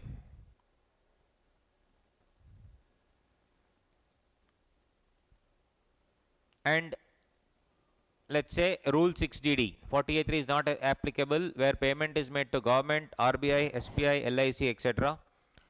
Payment is made on account of letter of credit or bill of exchange. Then it is a simple book entry or a book adjustment.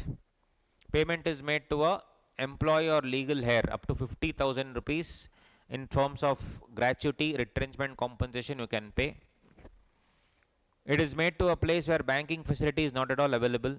It is made to an employee of a ship and who is posted in a place other than the usual place where he doesn't have any bank account and he stays in that other ship for more than 15 days.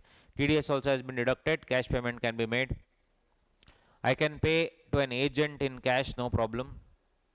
Payment made by an authorized money lender, that is your Western Union Money Transfer, ICICI Bank, all these, you have these forex transactions, they can do it. Cottage industry where there is no power, you can do cash payment. Payment made to a producer, primary producer, that is agricultural produce, forest produce, horticulture, poultry, etc. Yes. Fish or fish products. Fish will include oyster, squid, octopus, prawns, cuttle, crab, everything. So even if you make the payment to a head fisherman and he will make payment to other fishermen, still it is not disallowed. That is regarding 40A3. Then we have 40A7. Provision for gratuity is disallowed. Provision for gratuity is disallowed under 40A7. It is allowed if gratuity is payable during the year. It is allowed if gratuity is payable during the year or if it's an approved gratuity fund. Which means 43B, that payment before the due date has to be made. Any provision for gratuity will be disallowed.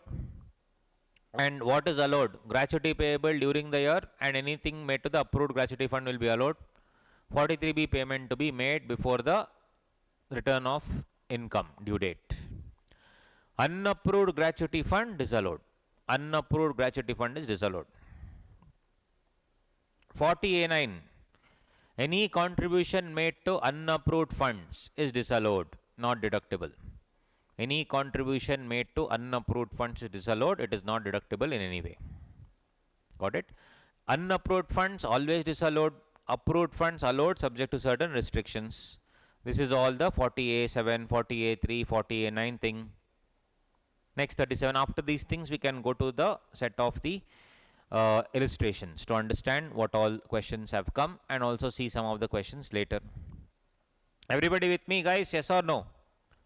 Online people? Awesome. Section 37. Section 37 talks about all the expenses where 32, 36 are not covered. So 37.1 covers all those things where 32, 36 is not covered. It will include capital expenditure. Sorry, it will not include capital expenditure. It will not include personal expenditure. It will include those expenditures which are wholly or exclusively there for profession or business. And as per section 37.1, these things should not be illegal. Illegal stuff not covered, not to be illegal. Next, illegal expenses are not allowed, but illegal loss is allowed. If you make loss from illegal business, that is allowed. But illegal expenses will not be allowed. Then explanation 1 came into force, which says any offense which is prohibited by law is not allowed. What is prohibited by law? Indian law, foreign law. Anything prohibited to give benefit or perquisite against any guideline. For example, freebies given to doctors. If doctors are getting some free stuff and I'm asking them to prescribe the medication of my company produces Dolo.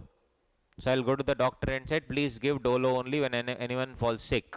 And what will I get in return? I'll give you one fully expense paid trip to Bangkok.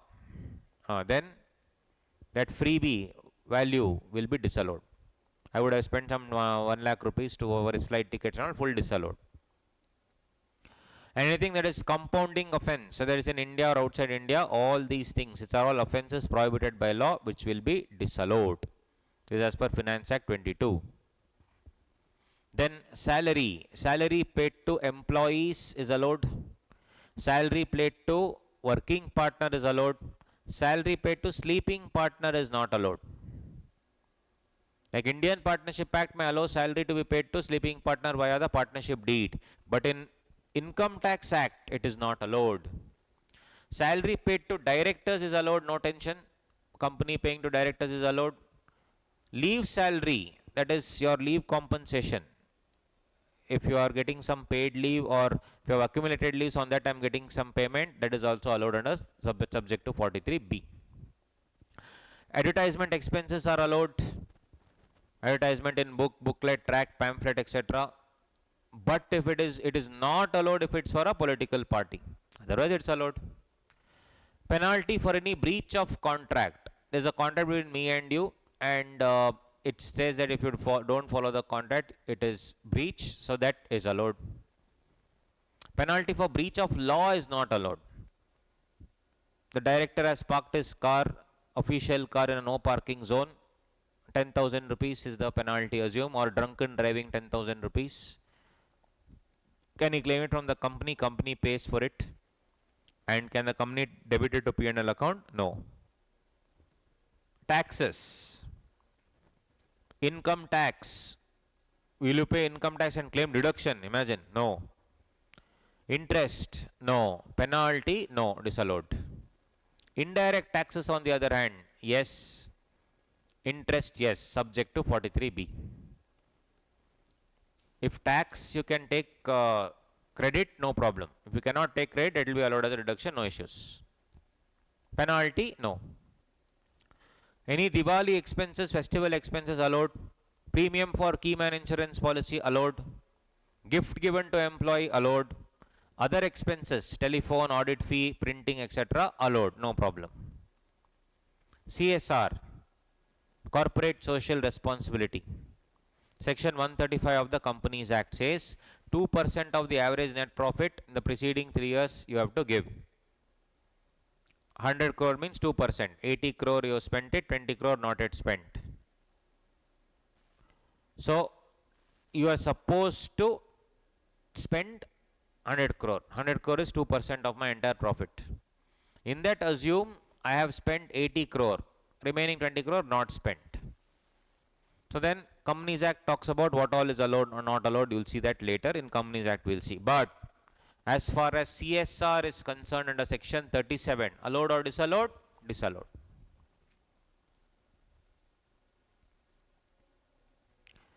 CSR as per Income Tax Act, expenditure under section 37 is disallowed. But if CSR expenditure comes under section 32, 36, which is related to business, that part is allowed. Next, donation. If you think about it, donation we have section 135, 2% of average net profit, 181, 182, 183. 181 charitable funds, other funds, 183 National Defence Fund, all these things, of course, whether it is covered or not. CSR is not covered. Other part of donations will come under deductions, ATG, etc.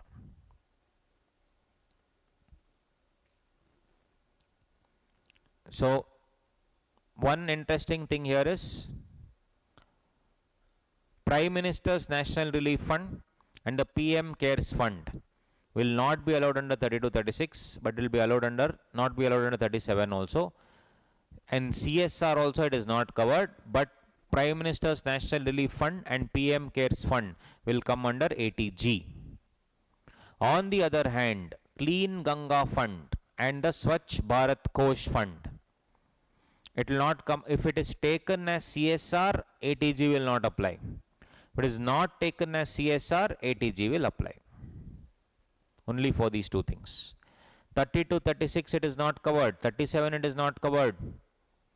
Clean Ganga Fund and Swachh Bharat Kosh can be taken as CSR expense. If it is taken as CSR expense, ATG will not come. If it is not taken as CSR expense, ATG will apply. Dividend paid by the company not allowed because, what do you say? Anything that is paid dividend to you, it is anyway not allowed in any deduction as such. Embezzlement of cash under 37(1), anything that you stole, not allowed. Feasibility study on abandoned project, it's a revenue expenditure which is allowed.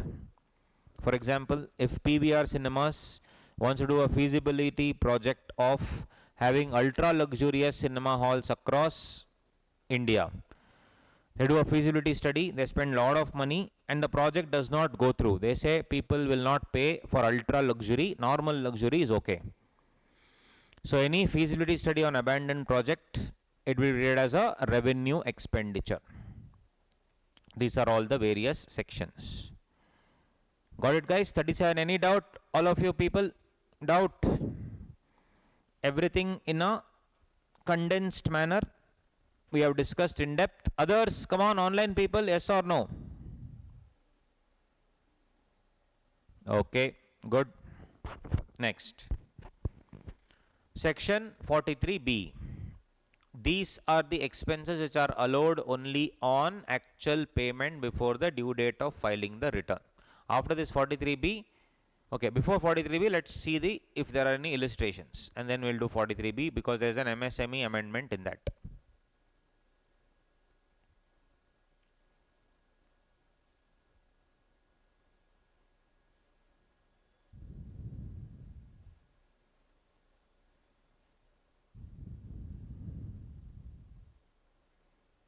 We have seen all that we have seen now.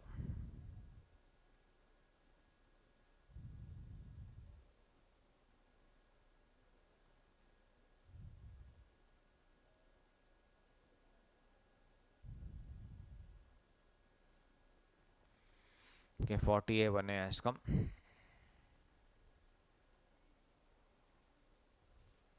Fine.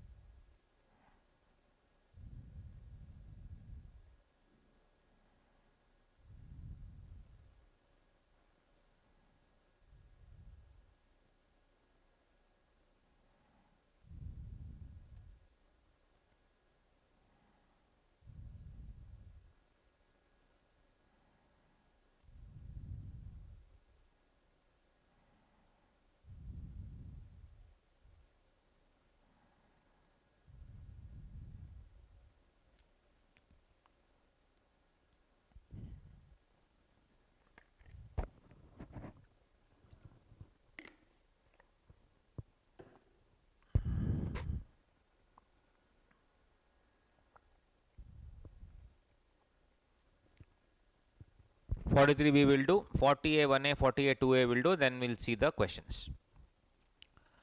43B. These expenses are allowed only and only on payment basis. When will you pay? Before the due date of filing the return. Recognized Provident Fund, Statutory Provident Fund, Approved Gratuity Fund, Approved Superannuation Fund, all these will be allowed only and only before if you pay before the due date of filing the return. Bonus, commission, interest on loan, borrowing from banks, financial institution, not borrowing from money lenders. Anything employee welfare, all these things. TDS, whether it is TDS on resident or TDS on non-resident, 40A1, 40A1A, it will only apply then, if you pay it before the due date. GST, leave encashment. To railways, to use the railway asset, that is your restaurant in railway station, we are paying rent to the railway department, all those things. Yeah. Except MSME point, which will come to that now. If payment is made within the due date of filing the return of income, then expense is allowed in the previous year. If payment is made after the due date, then it is allowed in the year in which it is paid. Interest payable on loan, interest is allowed as a deduction in the year in which the installment is paid. Very, very simple. This is all 43B. It is not on deduction basis, it is on when it is allowed. Installment. When it is allowed, only if it is paid, is what they say. Now comes the important amendment of MSME.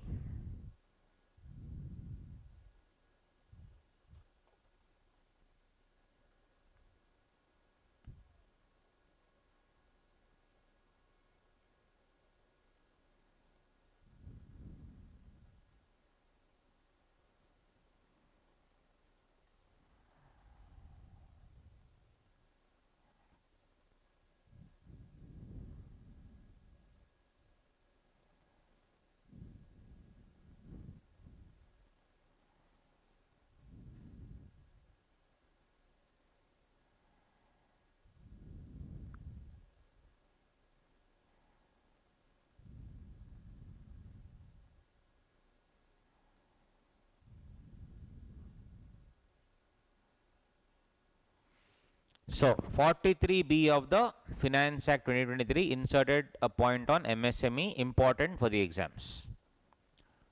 What is a MSME? Micro, small, medium enterprise, but this section only covers micro and small. Micro enterprise is where investment in plant and machinery is less than or equal to 1 crore and turnover is less than or equal to 5 crore. Micro enterprise.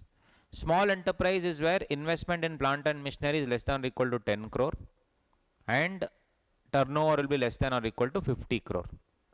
Of course, it will be more than 5 crore, less than 50 crore. Why? Because less than 5 crore will be my micro enterprise. Medium enterprises is beyond that, but that is not in our purview, so leave it. So here in the question, it is a MSME seller and buyer can be any SSE. You are not MSME. You are an MSME. MSME person will be a seller, and for you, you are only a any SSE where you are buying the goods. Right? Payment should be made as per which act? As per MSME Act.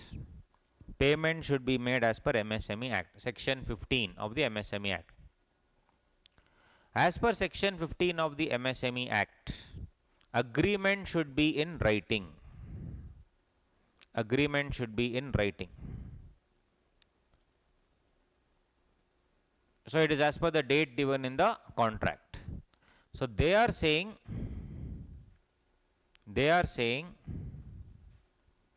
if payment should be made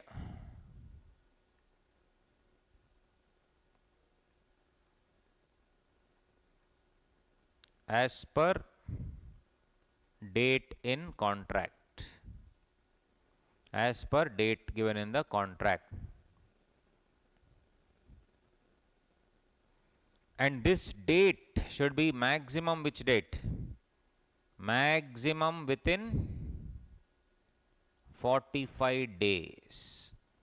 That is what it says. It should be maximum from the day of acceptance or the day of deemed acceptance of any goods.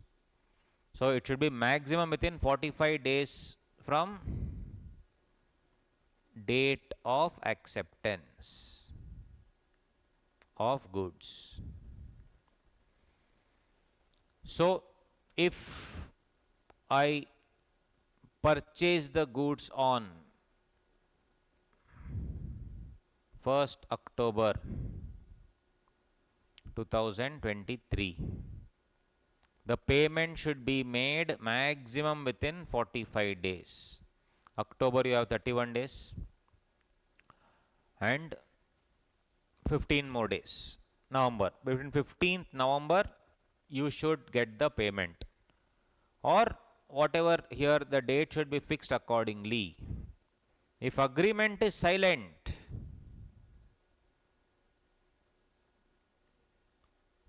Then as MSME Act says, you should take the payment within 15 days. On 1st October, I will buy the goods. Agreement is silent with respect to payment. What does MSME Act say? You should settle it within 15 days, which means within 15th October you have to settle it.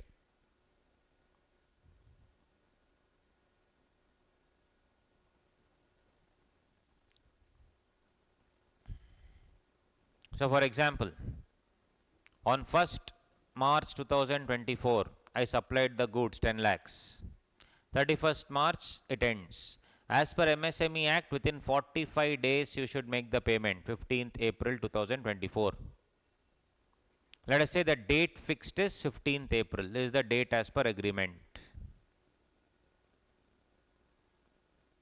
Can it be within 45 days? Yes. Is it 45 days? Yes. If the payment is made on 20th April 24, is it within the due date of filing the return? Yes. When is the due date of filing the return? 31st October. As per 43B, it is well within the due date of filing the return of income, 31st October, no problem. But it is beyond the last date as per section 15 of MSME Act. What is section 15 last date? 15th April. Yes or no? As per MSME Act, what are they saying? You should fix a date in the agreement and it should be maximum 45 days from the date of acceptance. When is the date of acceptance? Supply of goods 1st March. What is 45 days? 15th April. As per the agreement also it says 15th April. It is well within the due date of filing the return of income, but it is beyond the last date as per section 15 of MSME Act. It overrides the Income Tax Act and hence payment will be allowed when? Not in the year 23-24 but allowed in the year 24-25. Not in the year 23-24 but allowed in the year 24-25. Did you understand? All of you people, online people, come on. Very, very important amendment. Definitely they'll ask in the exam. Yes.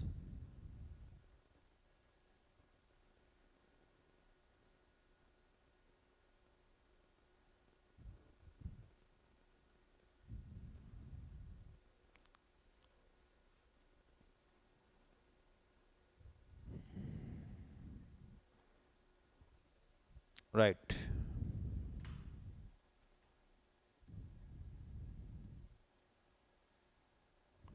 Cool. So just take a 5-minute breather. It is 11:33, 11:40, 7 minutes breather. Then we'll start again. Then after that is lunch break only. Just 5 minutes, take a break. No problem. Because so many heavy duty stuff is being taught. That's why I'm giving you a break. Just 5 minutes. 11:40 sharp, we'll start. Let's now come to 40A. 40 small a. TDS section 40A1, 40A1A. Small one. 40A1, 40A1A.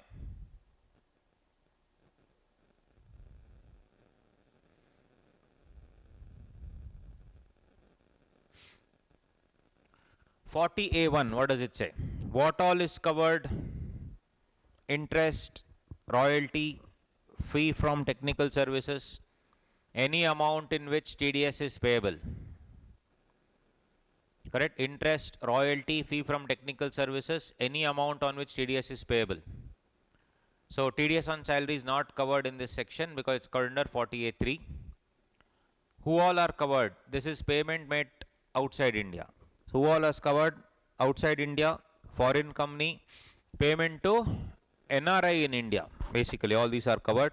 What component is covered? TDS is deductible as per the rates prescribed.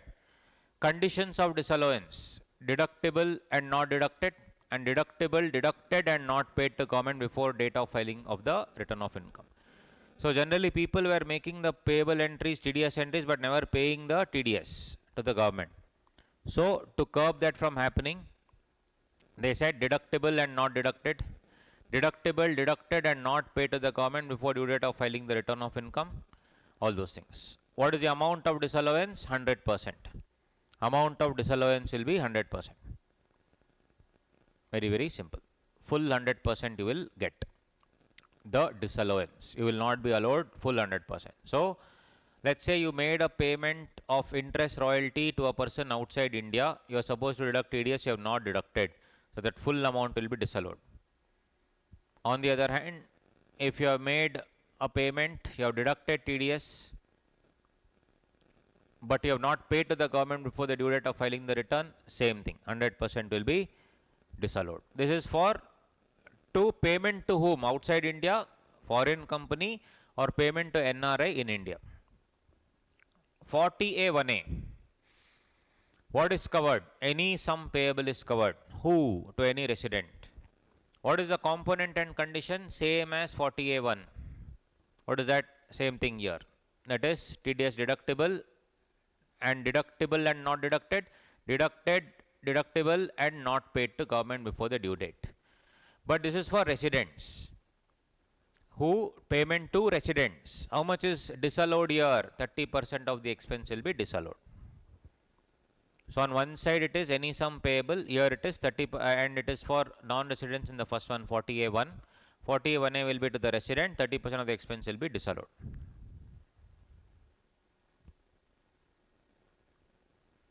So for example, professional fee 1 lakh, to bank 90,000, to TDS payable 10,000.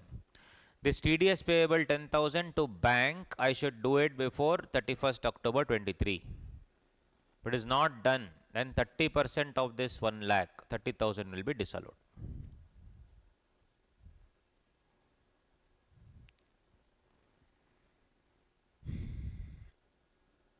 And this entire thing, deductible and not deducted, deductible, deducted, not paid to government, etc., will be allowed in the previous year when it is paid. Or let us say you have paid to the foreigner and that fellow, and you have not deducted the tax, or not, basically not deducted the tax is a different issue, but if you have deducted and not paid to the government, you will be allowed to pay within the due date. Let us say by mistake you have not deducted the tax only. Either now there is no chance, because instead of paying 1 lakh minus TDS, you have paid the full 1 lakh to the foreigner. What to do? You have one more option. You can go to that other fellow and say, sir, sorry, I forgot to deduct TDS. Can you please pay tax and show me the tax paid receipt? Kindly include this income in your computation and please pay the tax. Can you do that? If you do that and give me the certificate, then it's fine. So for example, PJ Limited, SSE, paid a professional fee in 22-23 to a guy called Mr. Ching Chong. Foreigner, no, that's why. One is what? 1,80,000 paid, 20,000 payable and deducted but not remitted to government. If you pay to the government before 31st October 23, full 2 lakh is allowed. If you pay to the government on, let us say, 31st December 23, 100%, that is 2 lakh is not allowed in 22-23, but 2 lakh will be allowed next year, when 23-24. Why? It is paid in the next year. Or rather, I would say, it is paid after the due date. But what if you have not deducted only? 2 lakh you have paid without TDS. 2 lakh is disallowed. So PJ Limited plus 2 lakhs will be added, 30% you have to pay tax, and Mr. Ching Chong also will be paying tax on 2 lakh, double taxation. Hence, to avoid that, and you will also be called as SSE in default and all those things. So to avoid that, what I am saying, you can go to him and say, sir, please include this in your tax, give me a tax paid receipt, plus we will take a certificate from a CA also that you have followed all the rules, I have followed all the rules. At least that time, sir, I will not be called as a SSE in default, and then prosecution, etc. now will not come to me. Kindly help me, sir. That is called the other route. Everybody with me? Understanding, guys? 40A1A and 40A1. All of you, yes or no? Okay.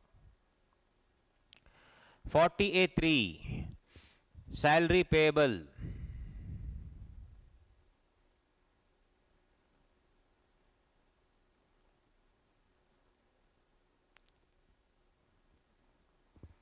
Salary payable to non-resident and salary payable outside India. Salary to, let's say, Bakra fellow 5 lakhs, to TDS payable 1 lakh 50, to bank 3 lakh 50. So this is what deducted plus remitted April to February. It should be done within the 7th of next month. If you have, and for March it should be done within 30th April. Even if it is 1 day late, salary payable to non-resident, 1 day late, then fully disallowed. So you should pay it within 7th of next month. 8th if you pay, fully disallowed. This is salary paid to non-resident. Similarly, 30th April you should pay. If you don't pay, next day if you pay, salary payable will be fully disallowed.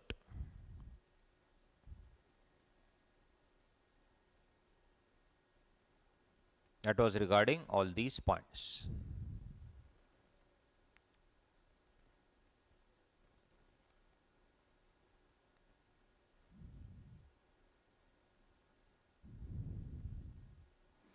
See the micro point here, an example.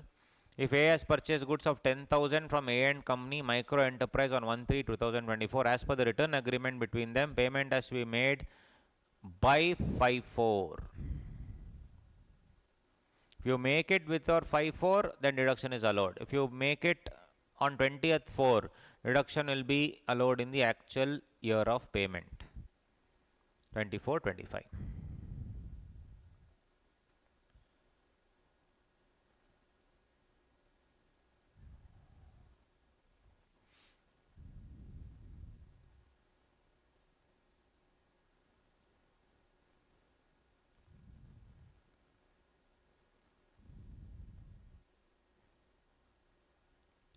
Illustration 9, interesting. Read and try solving, then I will solve it for you. Please try solving. Do not see the answer, kindly try solving. Come on. Illustration number 9, page number 3.264 ISM.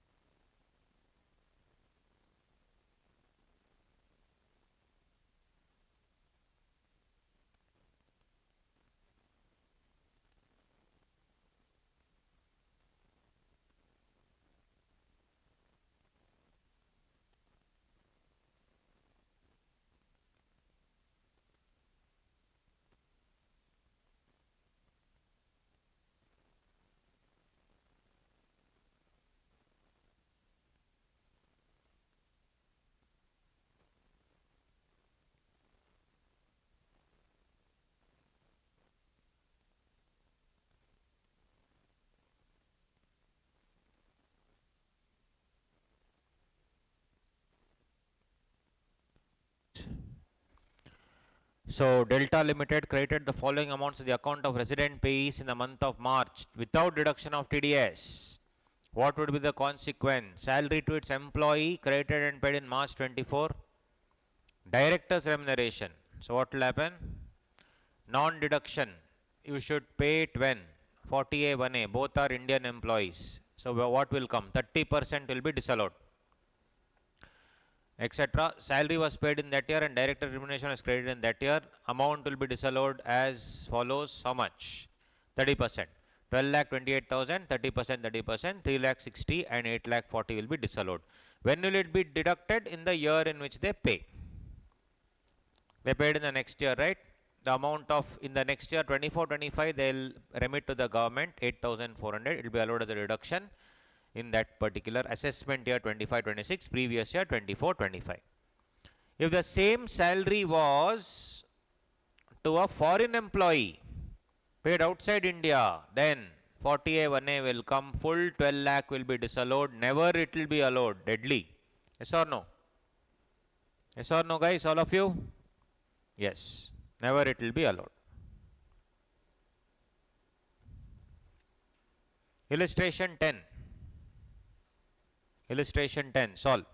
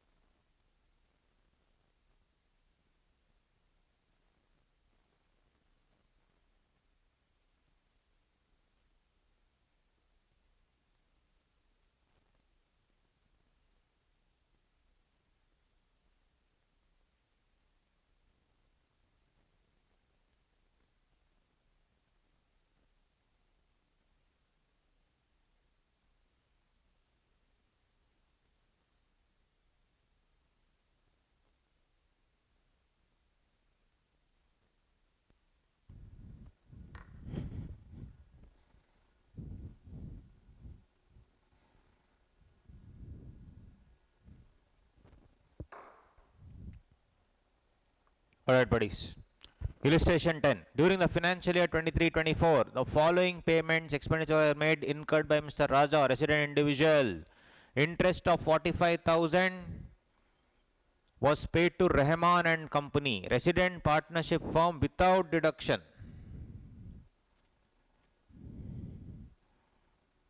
of tax at source.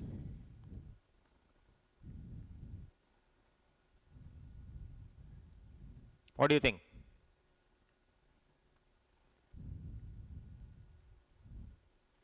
Without deduction at tax in source.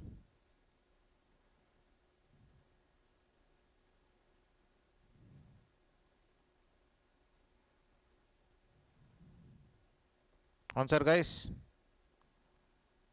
Please type in your answers.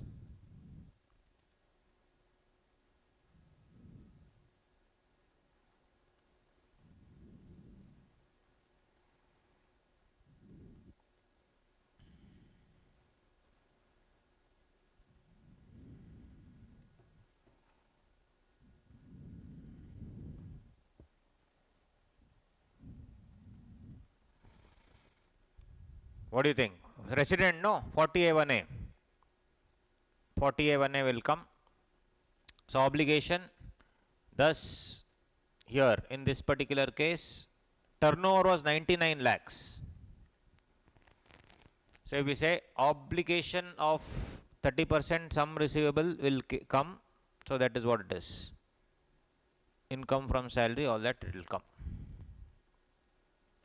Next, 10 lakh, okay, 45,000 to Rahman and Company, resident partnership firm, without deduction of tax at source. So guys, one interesting point. This fellow is an individual. Should individual deduct TDS? Or will TDS applicable only to companies? Very interesting question, important.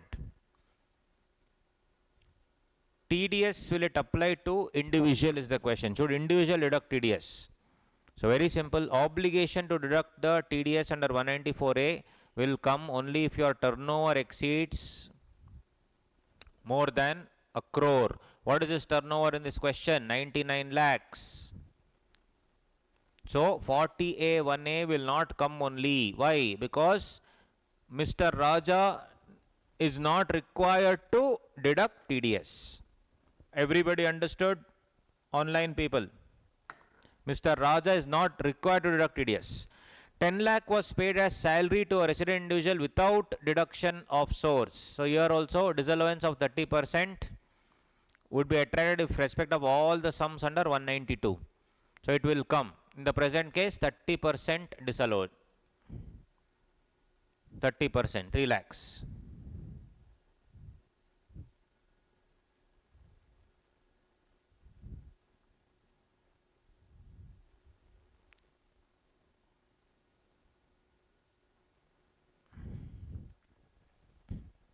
Commission of 16,000 was paid to Mr. Vidyasagar, resident, on 2/7/23 without deduction of source.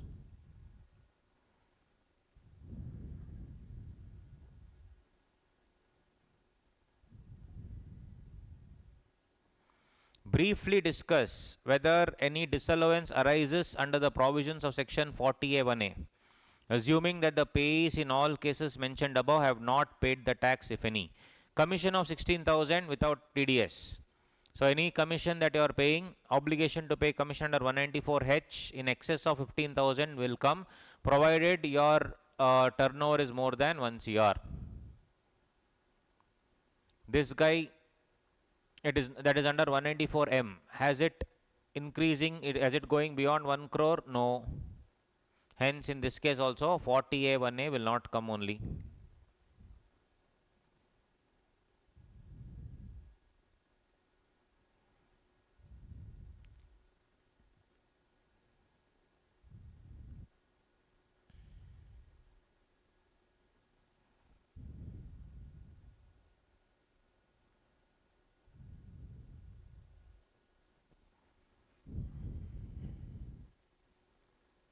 All this 40B.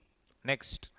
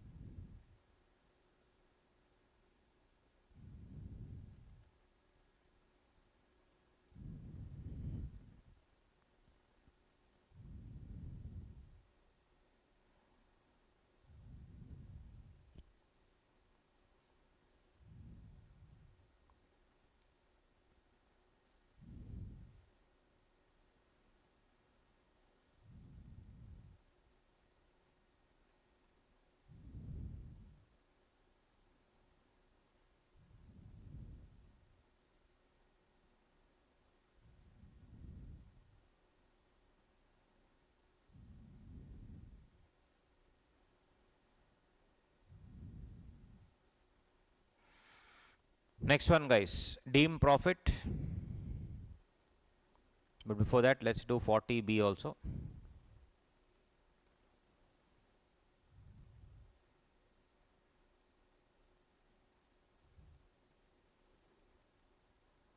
All this is done, no tension.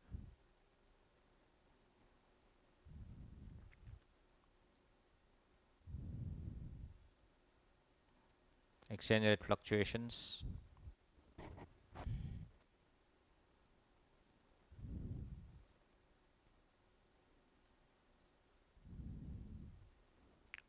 Okay, so partnership firm 40B we'll see later. We'll just finish off the deem profit concept. HUF and partnership firm later we'll see.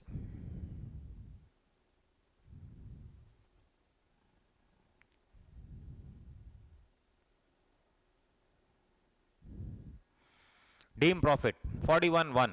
Any allowance or deduction which is arising out of a loss or expenditure or a trading liability, right? 41.1. And if you receive that, basically guys, initially you have already provided an allowance or a deduction that can be arising out of a loss or out of an expenditure or a trading liability, and today you are receiving the recovery of that. For example, you have made an expenses of 2 lakh to cash 2 lakh in 2018, but in 2019 there is a refund of 1 lakh. Had you made an allowance before? Yes. And today you are recovering it. Or there has been a benefit of a trading liability, cessation or remission. For example, you had made expenses account 2 lakh to creditors 2 lakh you had made, and now what has happened is you are in 2022 creditors have waived that amount. In that 2 lakh they have fully given 2 lakh discount, or they have reduced the liability. For some reason you have gone and requested for a reduction, they have given, and or they have asked you to pay less, or they have given you more time, whatever the case may be. So they will tell pay 1.5 lakhs instead of 2 lakhs. So in that case, creditors 2 lakh to bank 1.5 lakh, and now remaining 50,000 is like a profit. Is that taxable? Yes.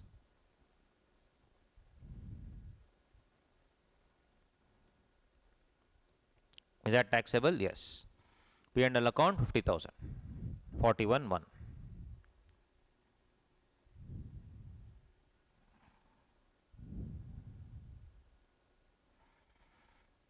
So 2022 creditors waiving, liability ceasing, pay less, more time they'll give, or less than, creditors will pay less than the, they will reduce the interest, whatever the case may be. You are getting 50,000 back, no? And 50,000 back is a P&L account. That is your 41-month deemed profit.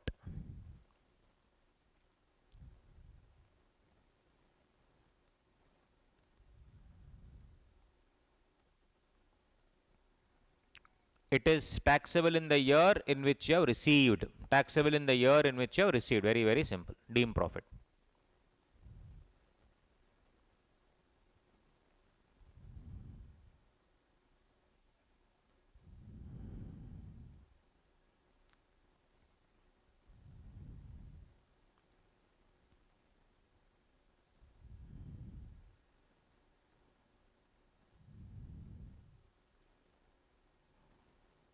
Next, maintenance of accounts.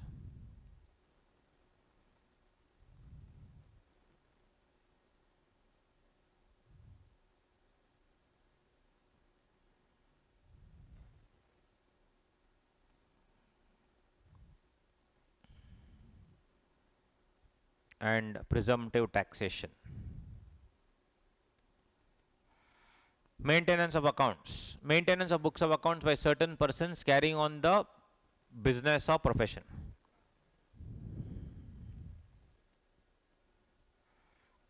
What are the books, guys? Medical, legal, film artist, accountancy, engineering, technical consultancy, company secretary, architecture, interior designer, authorized representative, and information technology. All these things. Specified books to be maintained. If the gross receipts have exceeded or likely to exceed 1,15,000 all the three immediately preceding previous years. Then you have to maintain the books of accounts. Specified books will include what? Cash book, ledger, journal, copies of bill issued to for amounts exceeding 25 rupees. Original bills for expenses exceeding 50 rupees extra. If you don't keep the bill, then it is a problem. Imagine you have to maintain. Anyway, so if you are a person carrying out non-specified business, so we'll just come to the books of accounts.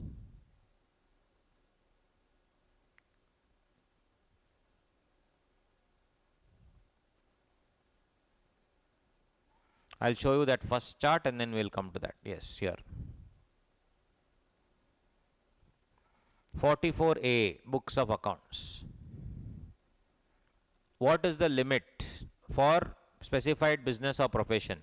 Gross receipts, if it is more than 1,50,000 rupees in all of the 3 preceding financial years, then you will have to maintain the books of accounts. For non-specified business,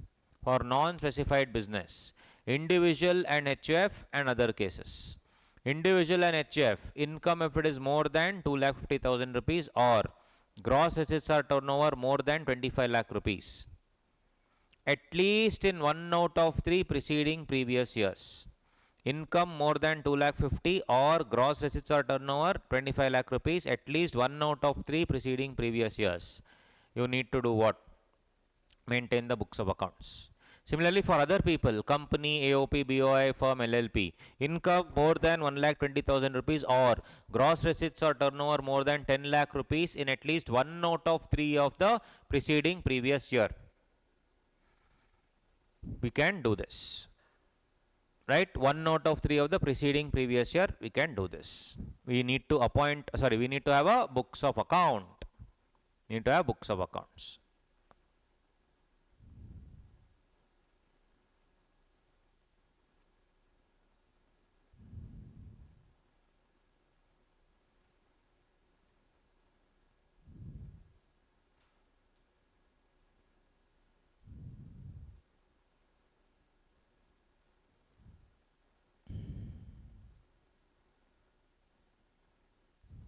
What about tax audit?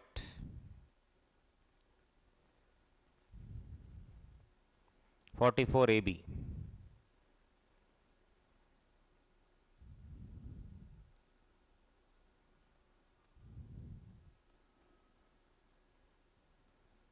Here, books of accounts to be audited under income tax by a CA if the person is carrying on business, turnover exceeds 1 crore in the previous year. Person carrying on profession, gross receipts exceed 50 lakhs. Person under presumptive taxation, 44 AD, ADA, AE, declaring lesser income than the one which is specified under 44 AD, ADA. Person carrying on business,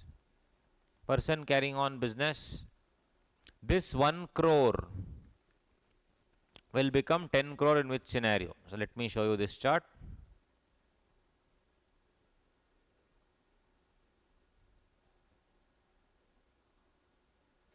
Here, business turnover more than 1 crore, profession more than 50 lakh. This 1 crore will be increased to 10 crore. Extra limit you will get, provided 2 conditions are satisfied. Cash receipts will be less than or equal to 5% of the total receipts and cash payment will be less than or equal to 5% of the total payments. Cash receipts less than or equal to 5% of total receipts and cash payment less than or equal to 5% of the total payment. It's a choice. So that is regarding 44 AB. Some examples.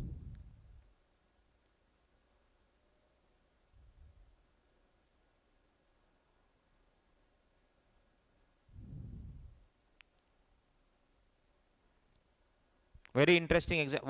What is the thing? If 5% less than or equal to 5% of total receipt should be what? Cash. And less than or equal to 5% of total payments must be cash. So to combining everything, I have made one master example. Please go through and tell me, take 3-4 minutes, go through and solve which requires tax audit, which does not require tax audit. Come on.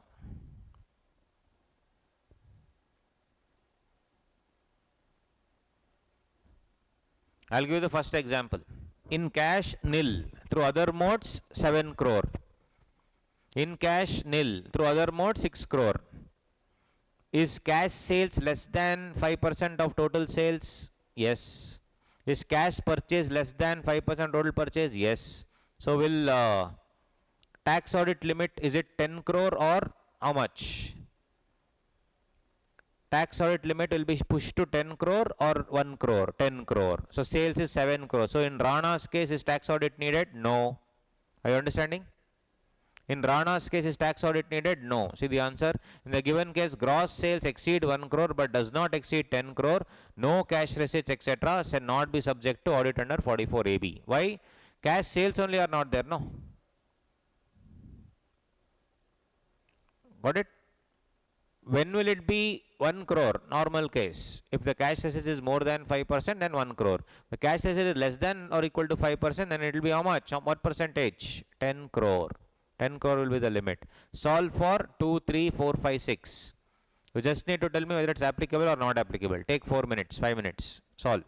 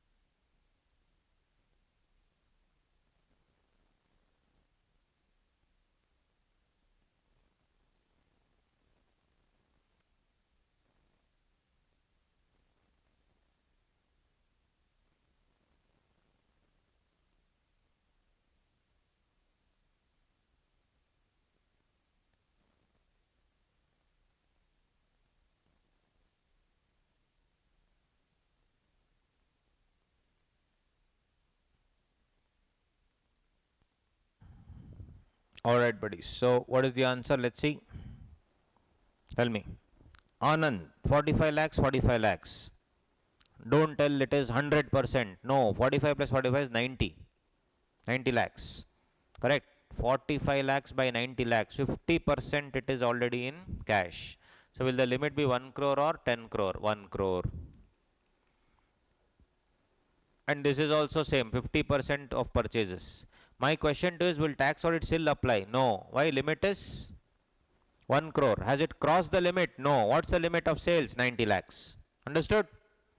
Second one, it is gross sale does not exceed 1 crore, hence no tax audit. Third one, this is 1 crore plus 1.2 crore. 2.2 crore. But 1 crore out of 2.2 crore is in cash. Is it more than 50? Is it more than 5%? 100% yes. This is 5 lakh divided by 1.3 crore. So if you see, the gross sales exceed 1 crore but does not exceed 10 crore. In order to avail the enhanced limit of 10 crore, conditions related to cash receipts and payments have to be examined. Percentage of cash receipts and payments are 45.45% and 3.85%. 3.85% is still less than 5%, but 45.45% is there? No. That's a problem. Hence, what is the tax audit limit? 1 crore or 10 crore? 1 crore. Have they crossed 1 crore? Yes. So, Rahul, tax audit needed or not needed? Needed. Are you understanding, online people? Please tell me. Good. All possible permutations, combinations are in this. This one you see, 5 lakh divided by 2.3 CR. Here it is 50 lakh divided by 1.7 CR. Cash purchase is definitely more than 5%. Hence, the limit is 1 crore only. Hence, I am going beyond 2 crore. Tax audit will apply. Point number 4. Gross sale. Percentage of cash receipts will be 2.17% and 29.41%, which is more than 5%.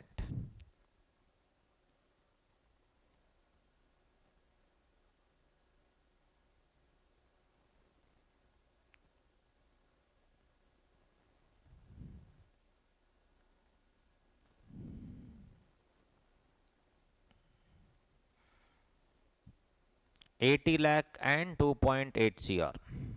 Here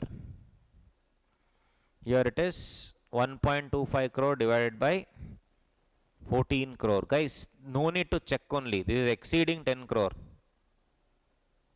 Will you have to sit and check the percentages? No. Exceeding 10 crore, 100% tax audit needed. So, point number 5, definitely tax audit needed. No need to check the percentages. Last one. Babu. 5 lakhs divided by 4.3 CR and 6 lakh divided by 4.06 crore. So, in this, both are less than 5%. Hence, the amount will be 10 crore. Is it beyond 10 crore now? No. 4.3 crore. Hence, tax audit not needed.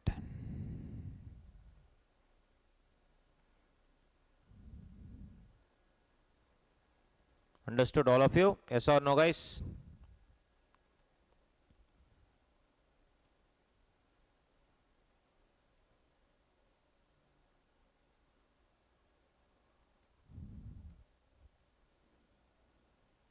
All this we did. As we have discussed, we have done it very much in depth.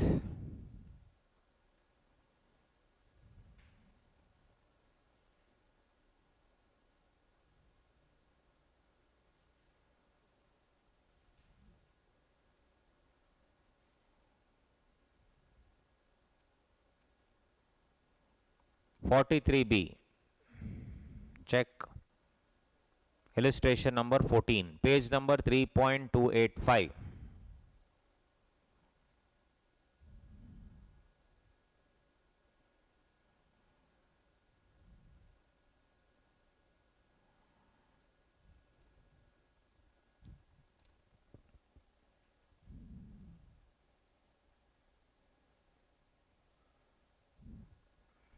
Solve.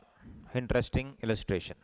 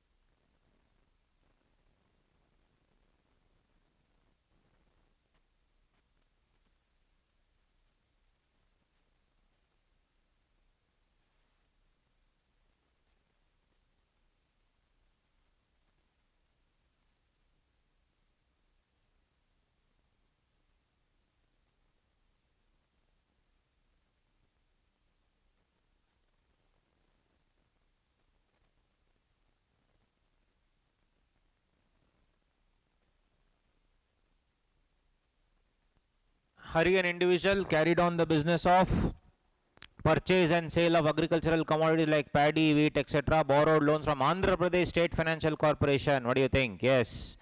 And it has not paid the interest as detailed thereunder.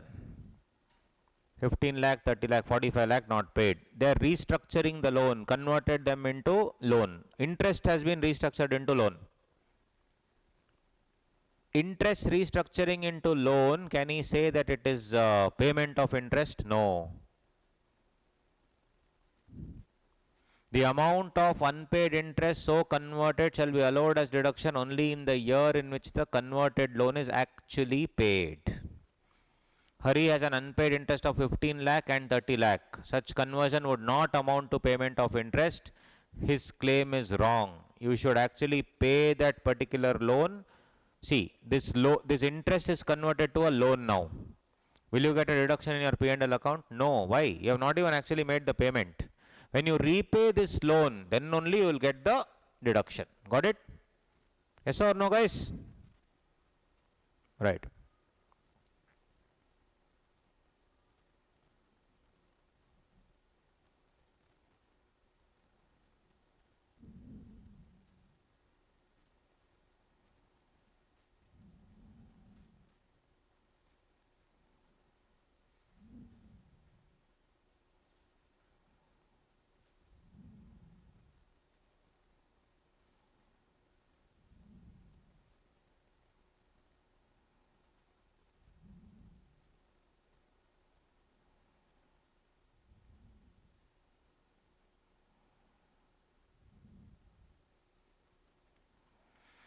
One accounts related question was there.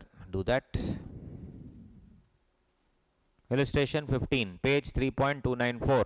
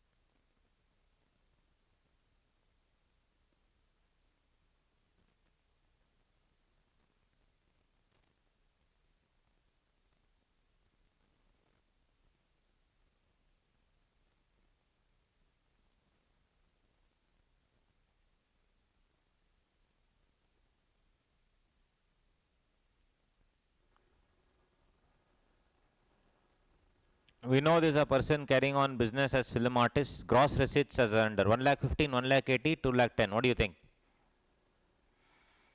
Film artist. 3 years, in all the 3 years immediately preceding, should have exceeded 1 lakh 50. Has it done? No. All the 3 years? No. New profession, previous year. Other things, all 3 years.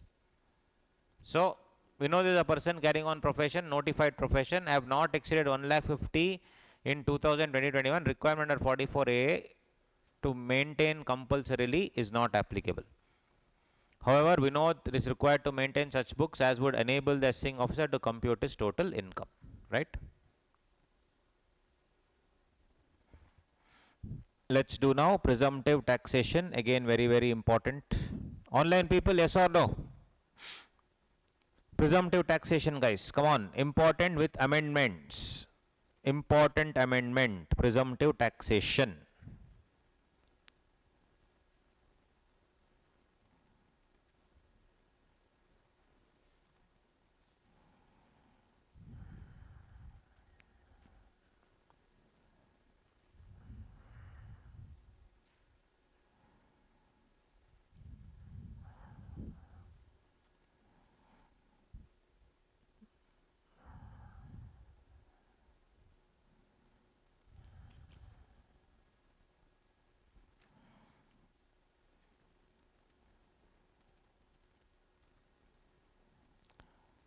Section 44 AD, right, amended by Finance Act 2023.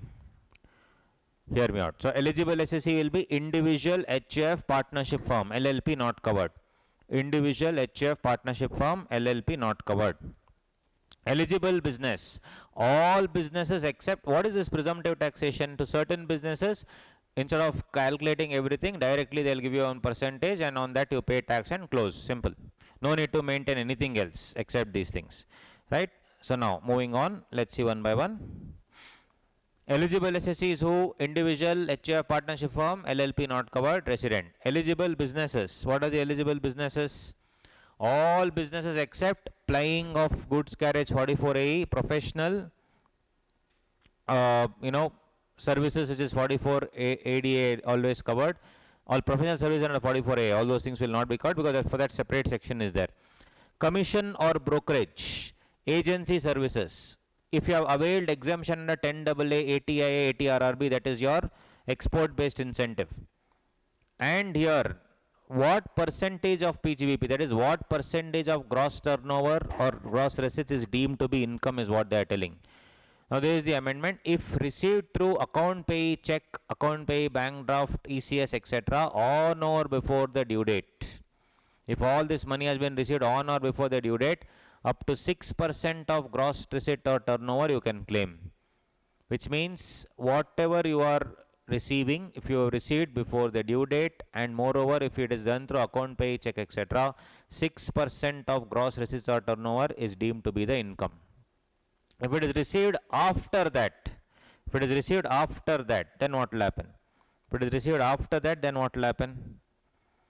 Then 8% of gross receipts or turnover. 8% of gross receipts or turnover will be deemed to be the income. Got it? If it is received otherwise, means if it is received after the due date or if it is received through cash, then 8%. 6% if it is received before that. Turnover or gross receipts should not be used for plying of goods carriage under 44A with a separate section and Finance 23 amendment. If it is less than or equal to 5% of gross receipts or turnover, if it's in cash, then the limit, which means the limit of this will be increased to 3 crore. Means if you are earning less than or equal to 3 crore, 44 AD will apply. But for you to be taking it as 3 crore, your gross receipts should not have more than 5% cash. More than 5% cash. I'll give you an example.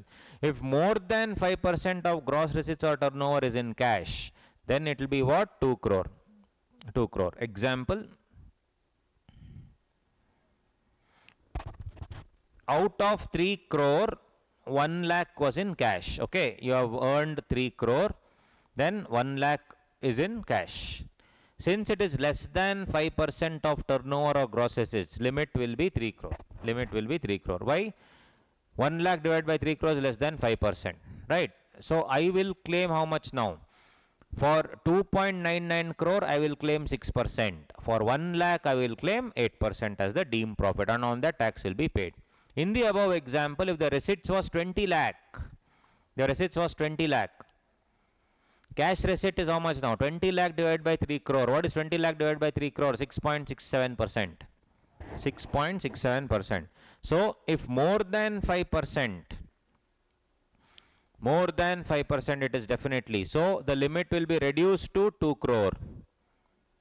Limit will be reduced to 2 crore, but unfortunately my income is 3 crore. So 44 AD will not apply. Why? Because the limit is reduced to 2 crore now. Are you understanding, guys? All of you, yes or no? Correct? Will tax audit under 144AB come? Yes, since 10 crore limit will not apply. 10 crore limit will not apply. Why? Because there also cash receipts is more than 5%. 1 crore limit will apply. Has it crossed beyond to 1 crore? Yes. 44A also applies. Did you understand? Deadly.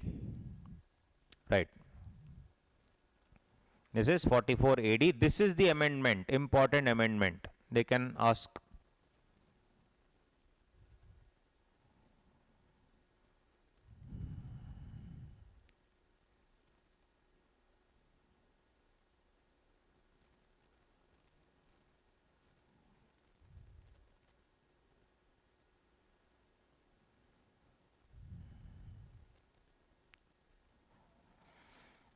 (44ADA).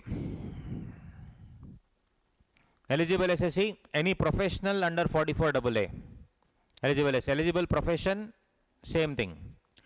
Percentage, 10% of PGBP.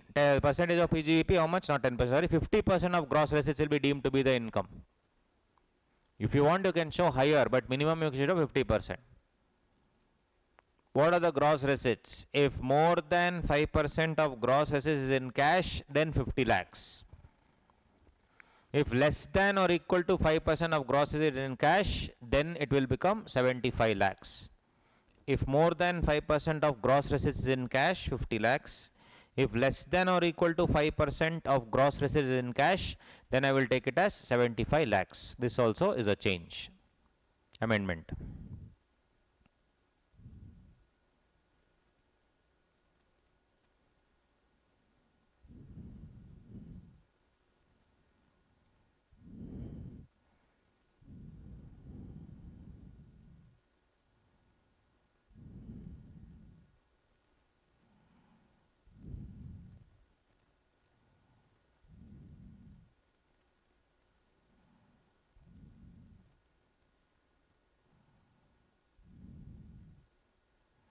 Goods carriage, on the other hand, maximum 10 goods carriages at any time in the previous year.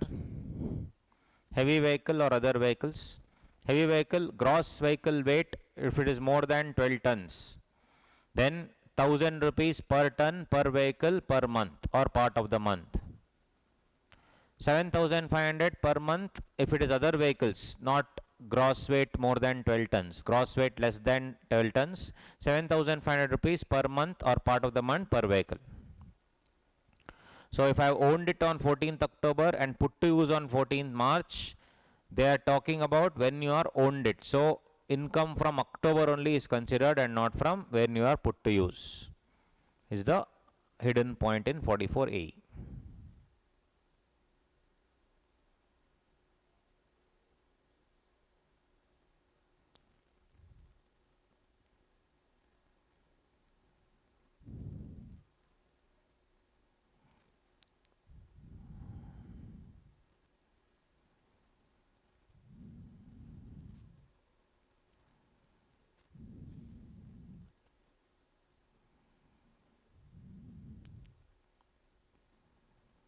So the last part of this, for that, 1 second.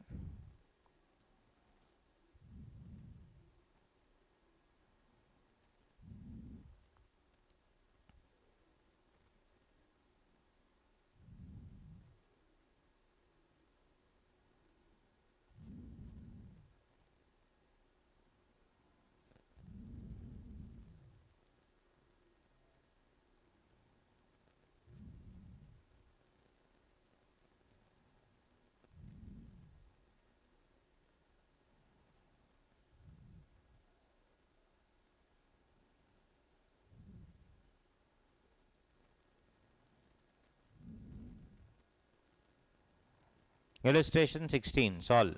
Page number 3.306.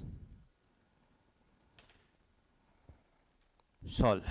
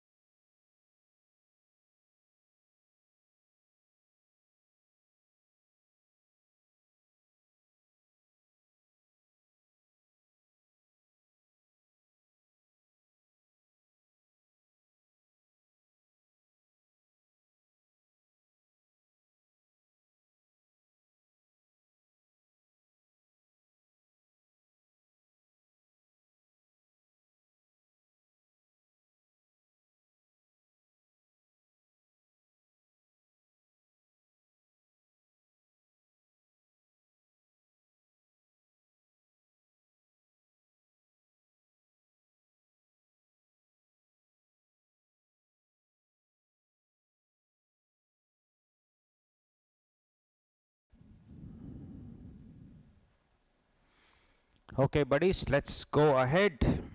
Before the break, we were doing this partly agricultural income and all those things. So let's see here. Hope all of you had your lunch. Okay. So for agricultural income extra, what is the deal? Business income how much? Agricultural income how much? This table talks about it. For rubber products 3565. Coffee, if it is grown and cured and by seller in India, 25 is business, 75 is agriculture. But if it is also roasted and ground means it is made into powder. So 40% is business, 60% is agricultural income, which is exempt. That is what the section talks about. Then income from sale of tea grown and manufactured by the seller in India, 40% is taxable, 60% is agricultural income. All these things is what we need to keep in mind. Taxability in case of composite income, all these things we will check. That is what it is. Very, very simple.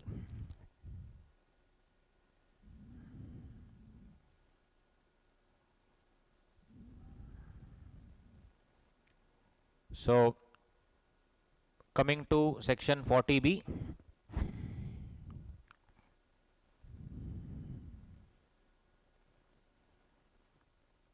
That is what, guys? Interest and remuneration paid to a partner by a firm is allowed as a deduction if the following conditions are fulfilled. So first of all, it should be authorized by and in accordance with the partnership deed.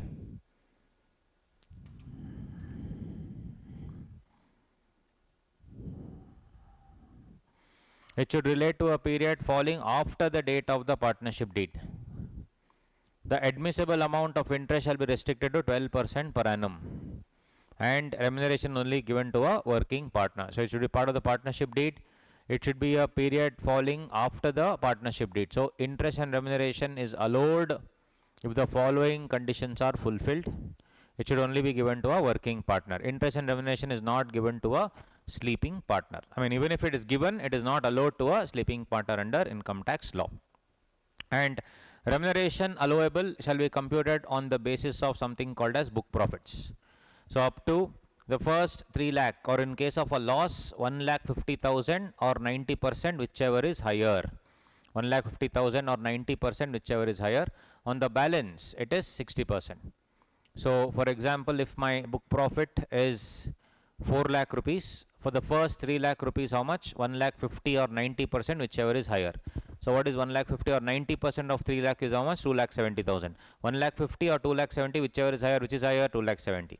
On the balance 1 lakh rupees, on the balance 1 lakh rupees, it's 60%, that is 60k. So this is what? 2,70,000 plus 60,000.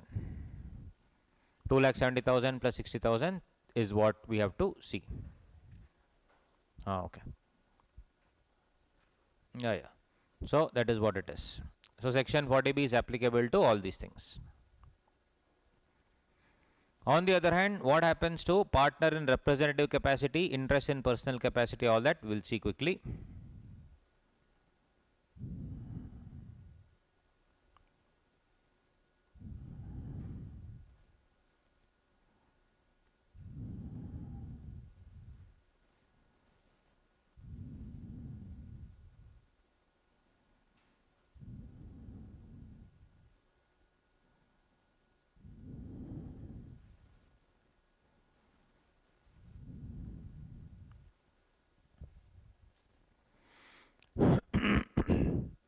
Excuse me.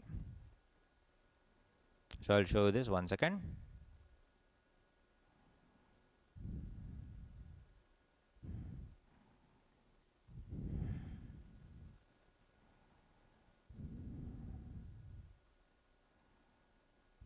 So here,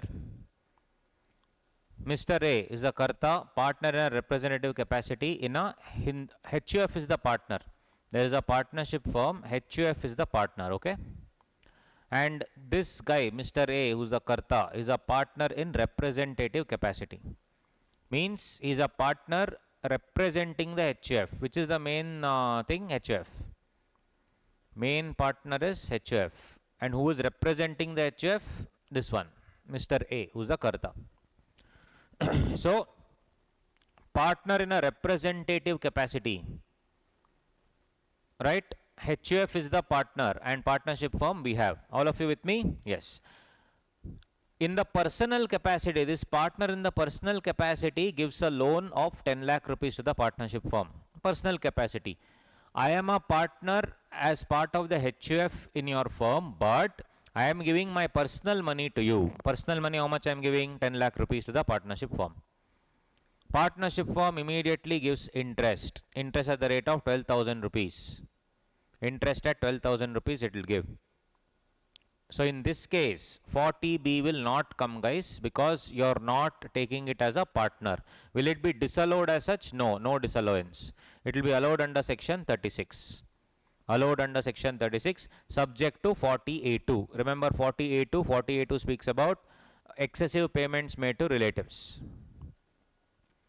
Third one, the partnership firm. The partnership firm is giving interest on capital. Partnership firm is giving interest on capital to the partner in a representative capacity. Interest at the rate of 10,000 rupees they are giving. So 40B will come into the picture. In this case, 40B will come into the picture. Will it be allowed or not? Right, interest portion, you see, that is what? Under 40B, these conditions must be satisfied. 40B is applicable only to interest and remuneration paid to partners. So, if when a partner in representative capacity receives interest in personal capacity, or a personal capacity receives interest in representative capacity, 40B will not come. So, in this case, 40B will come. On the other hand,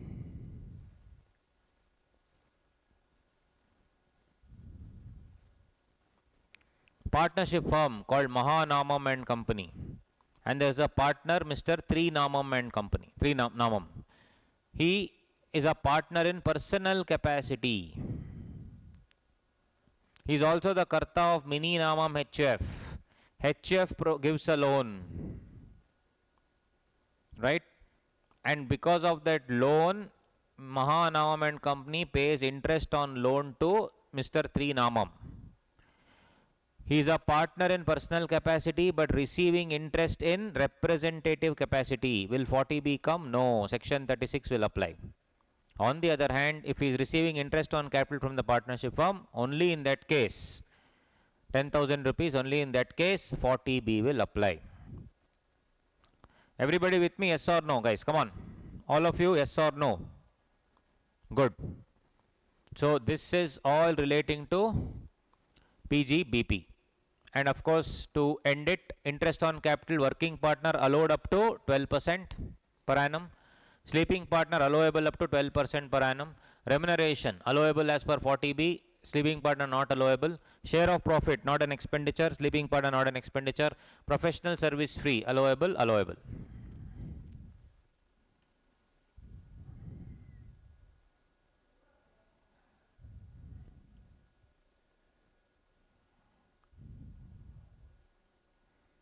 So now let's see.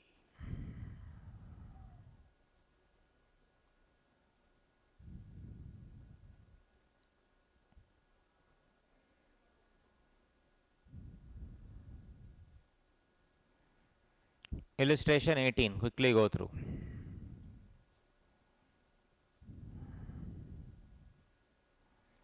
Page number 3.310, illustration number 18. Go through. Let's solve and finish off this PGBP, guys. Go through.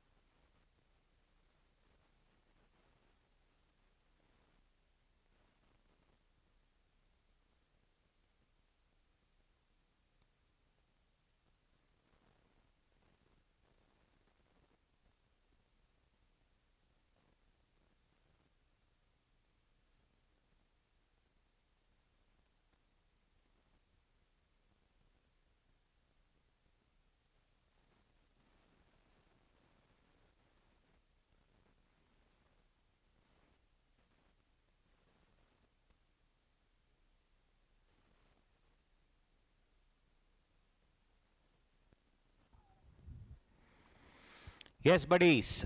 Miss Vivita, resident and ordinary resident, has derived the following income from various operations. Income from sale of centrifuge latex process from rubber. Rubber, the moment you see rubber, 3565. Next, income from sale of coffee grown and cured in Yerkad, Tamil Nadu. Grown and cured, 2575. Grown, cured, roasted, grounded in Colombo, 2 lakh 50. 4060. But here, seller in India, see here, in Colombo. So we need to see that. Shimla, no problem. Nursery in Shillong, in Cochin. See here, third one. Third one, because it is outside India, 100% is business income. 3 lakh, 1 lakh we discussed, 35, 65 and all those things. Manufactured in India, 40. And here, guys, it is sapling and seeding grown in a nursery in Cochin. Basic operations were not at all carried out by or on land. So, guys, this is not agriculture at all. I'm sorry, this one, no, 80,000 rupees. Huh? Income from sapling and seedling grown in a nursery in Cochin. Basic operations are not carried out by her on land, 80,000 rupees. So, if you see here, explanation 3 is there to 21A. Income derived from saplings or seedlings grown in a nursery would be deemed to be agricultural income whether or not basic operations were carried out or not. So there was problem with respect to seedlings, etc. So they inserted this explanation 3. So whether you do it on your own hand, not in your own hand, whatever, it will be considered as agricultural income. So overall, how much is it? 5 lakh 40 is business income, 5 lakh 90 agricultural income.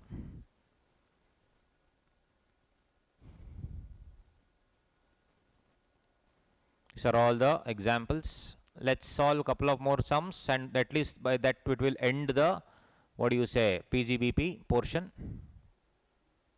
Let's solve, guys. All that we have seen already. Full revision.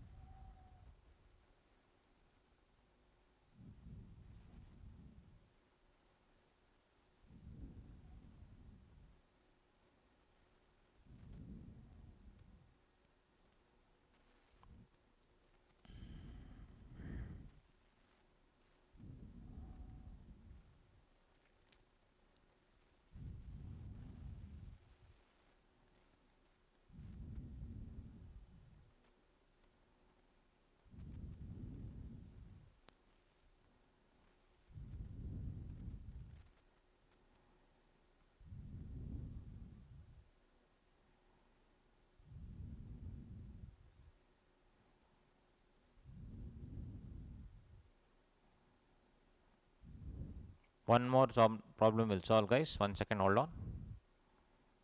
I'm searching for that problem. I had seen it yesterday.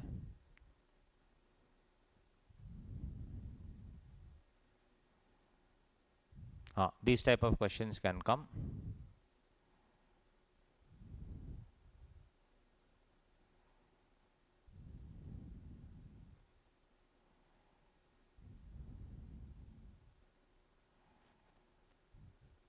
First question. Sorry. Please solve question number 1. Take 3-4 minutes. Read through everything, and then we will discuss fully. These type of questions will come. It is the new regime, right? That's why. Come on, guys, solve it. Will you solve? Thumbs up. 4-5 minutes. I am not asking you to sit and solve each and every as if you are writing the exam. I don't want that. Just mark whatever you feel is the answer against each of those things. Come on, guys.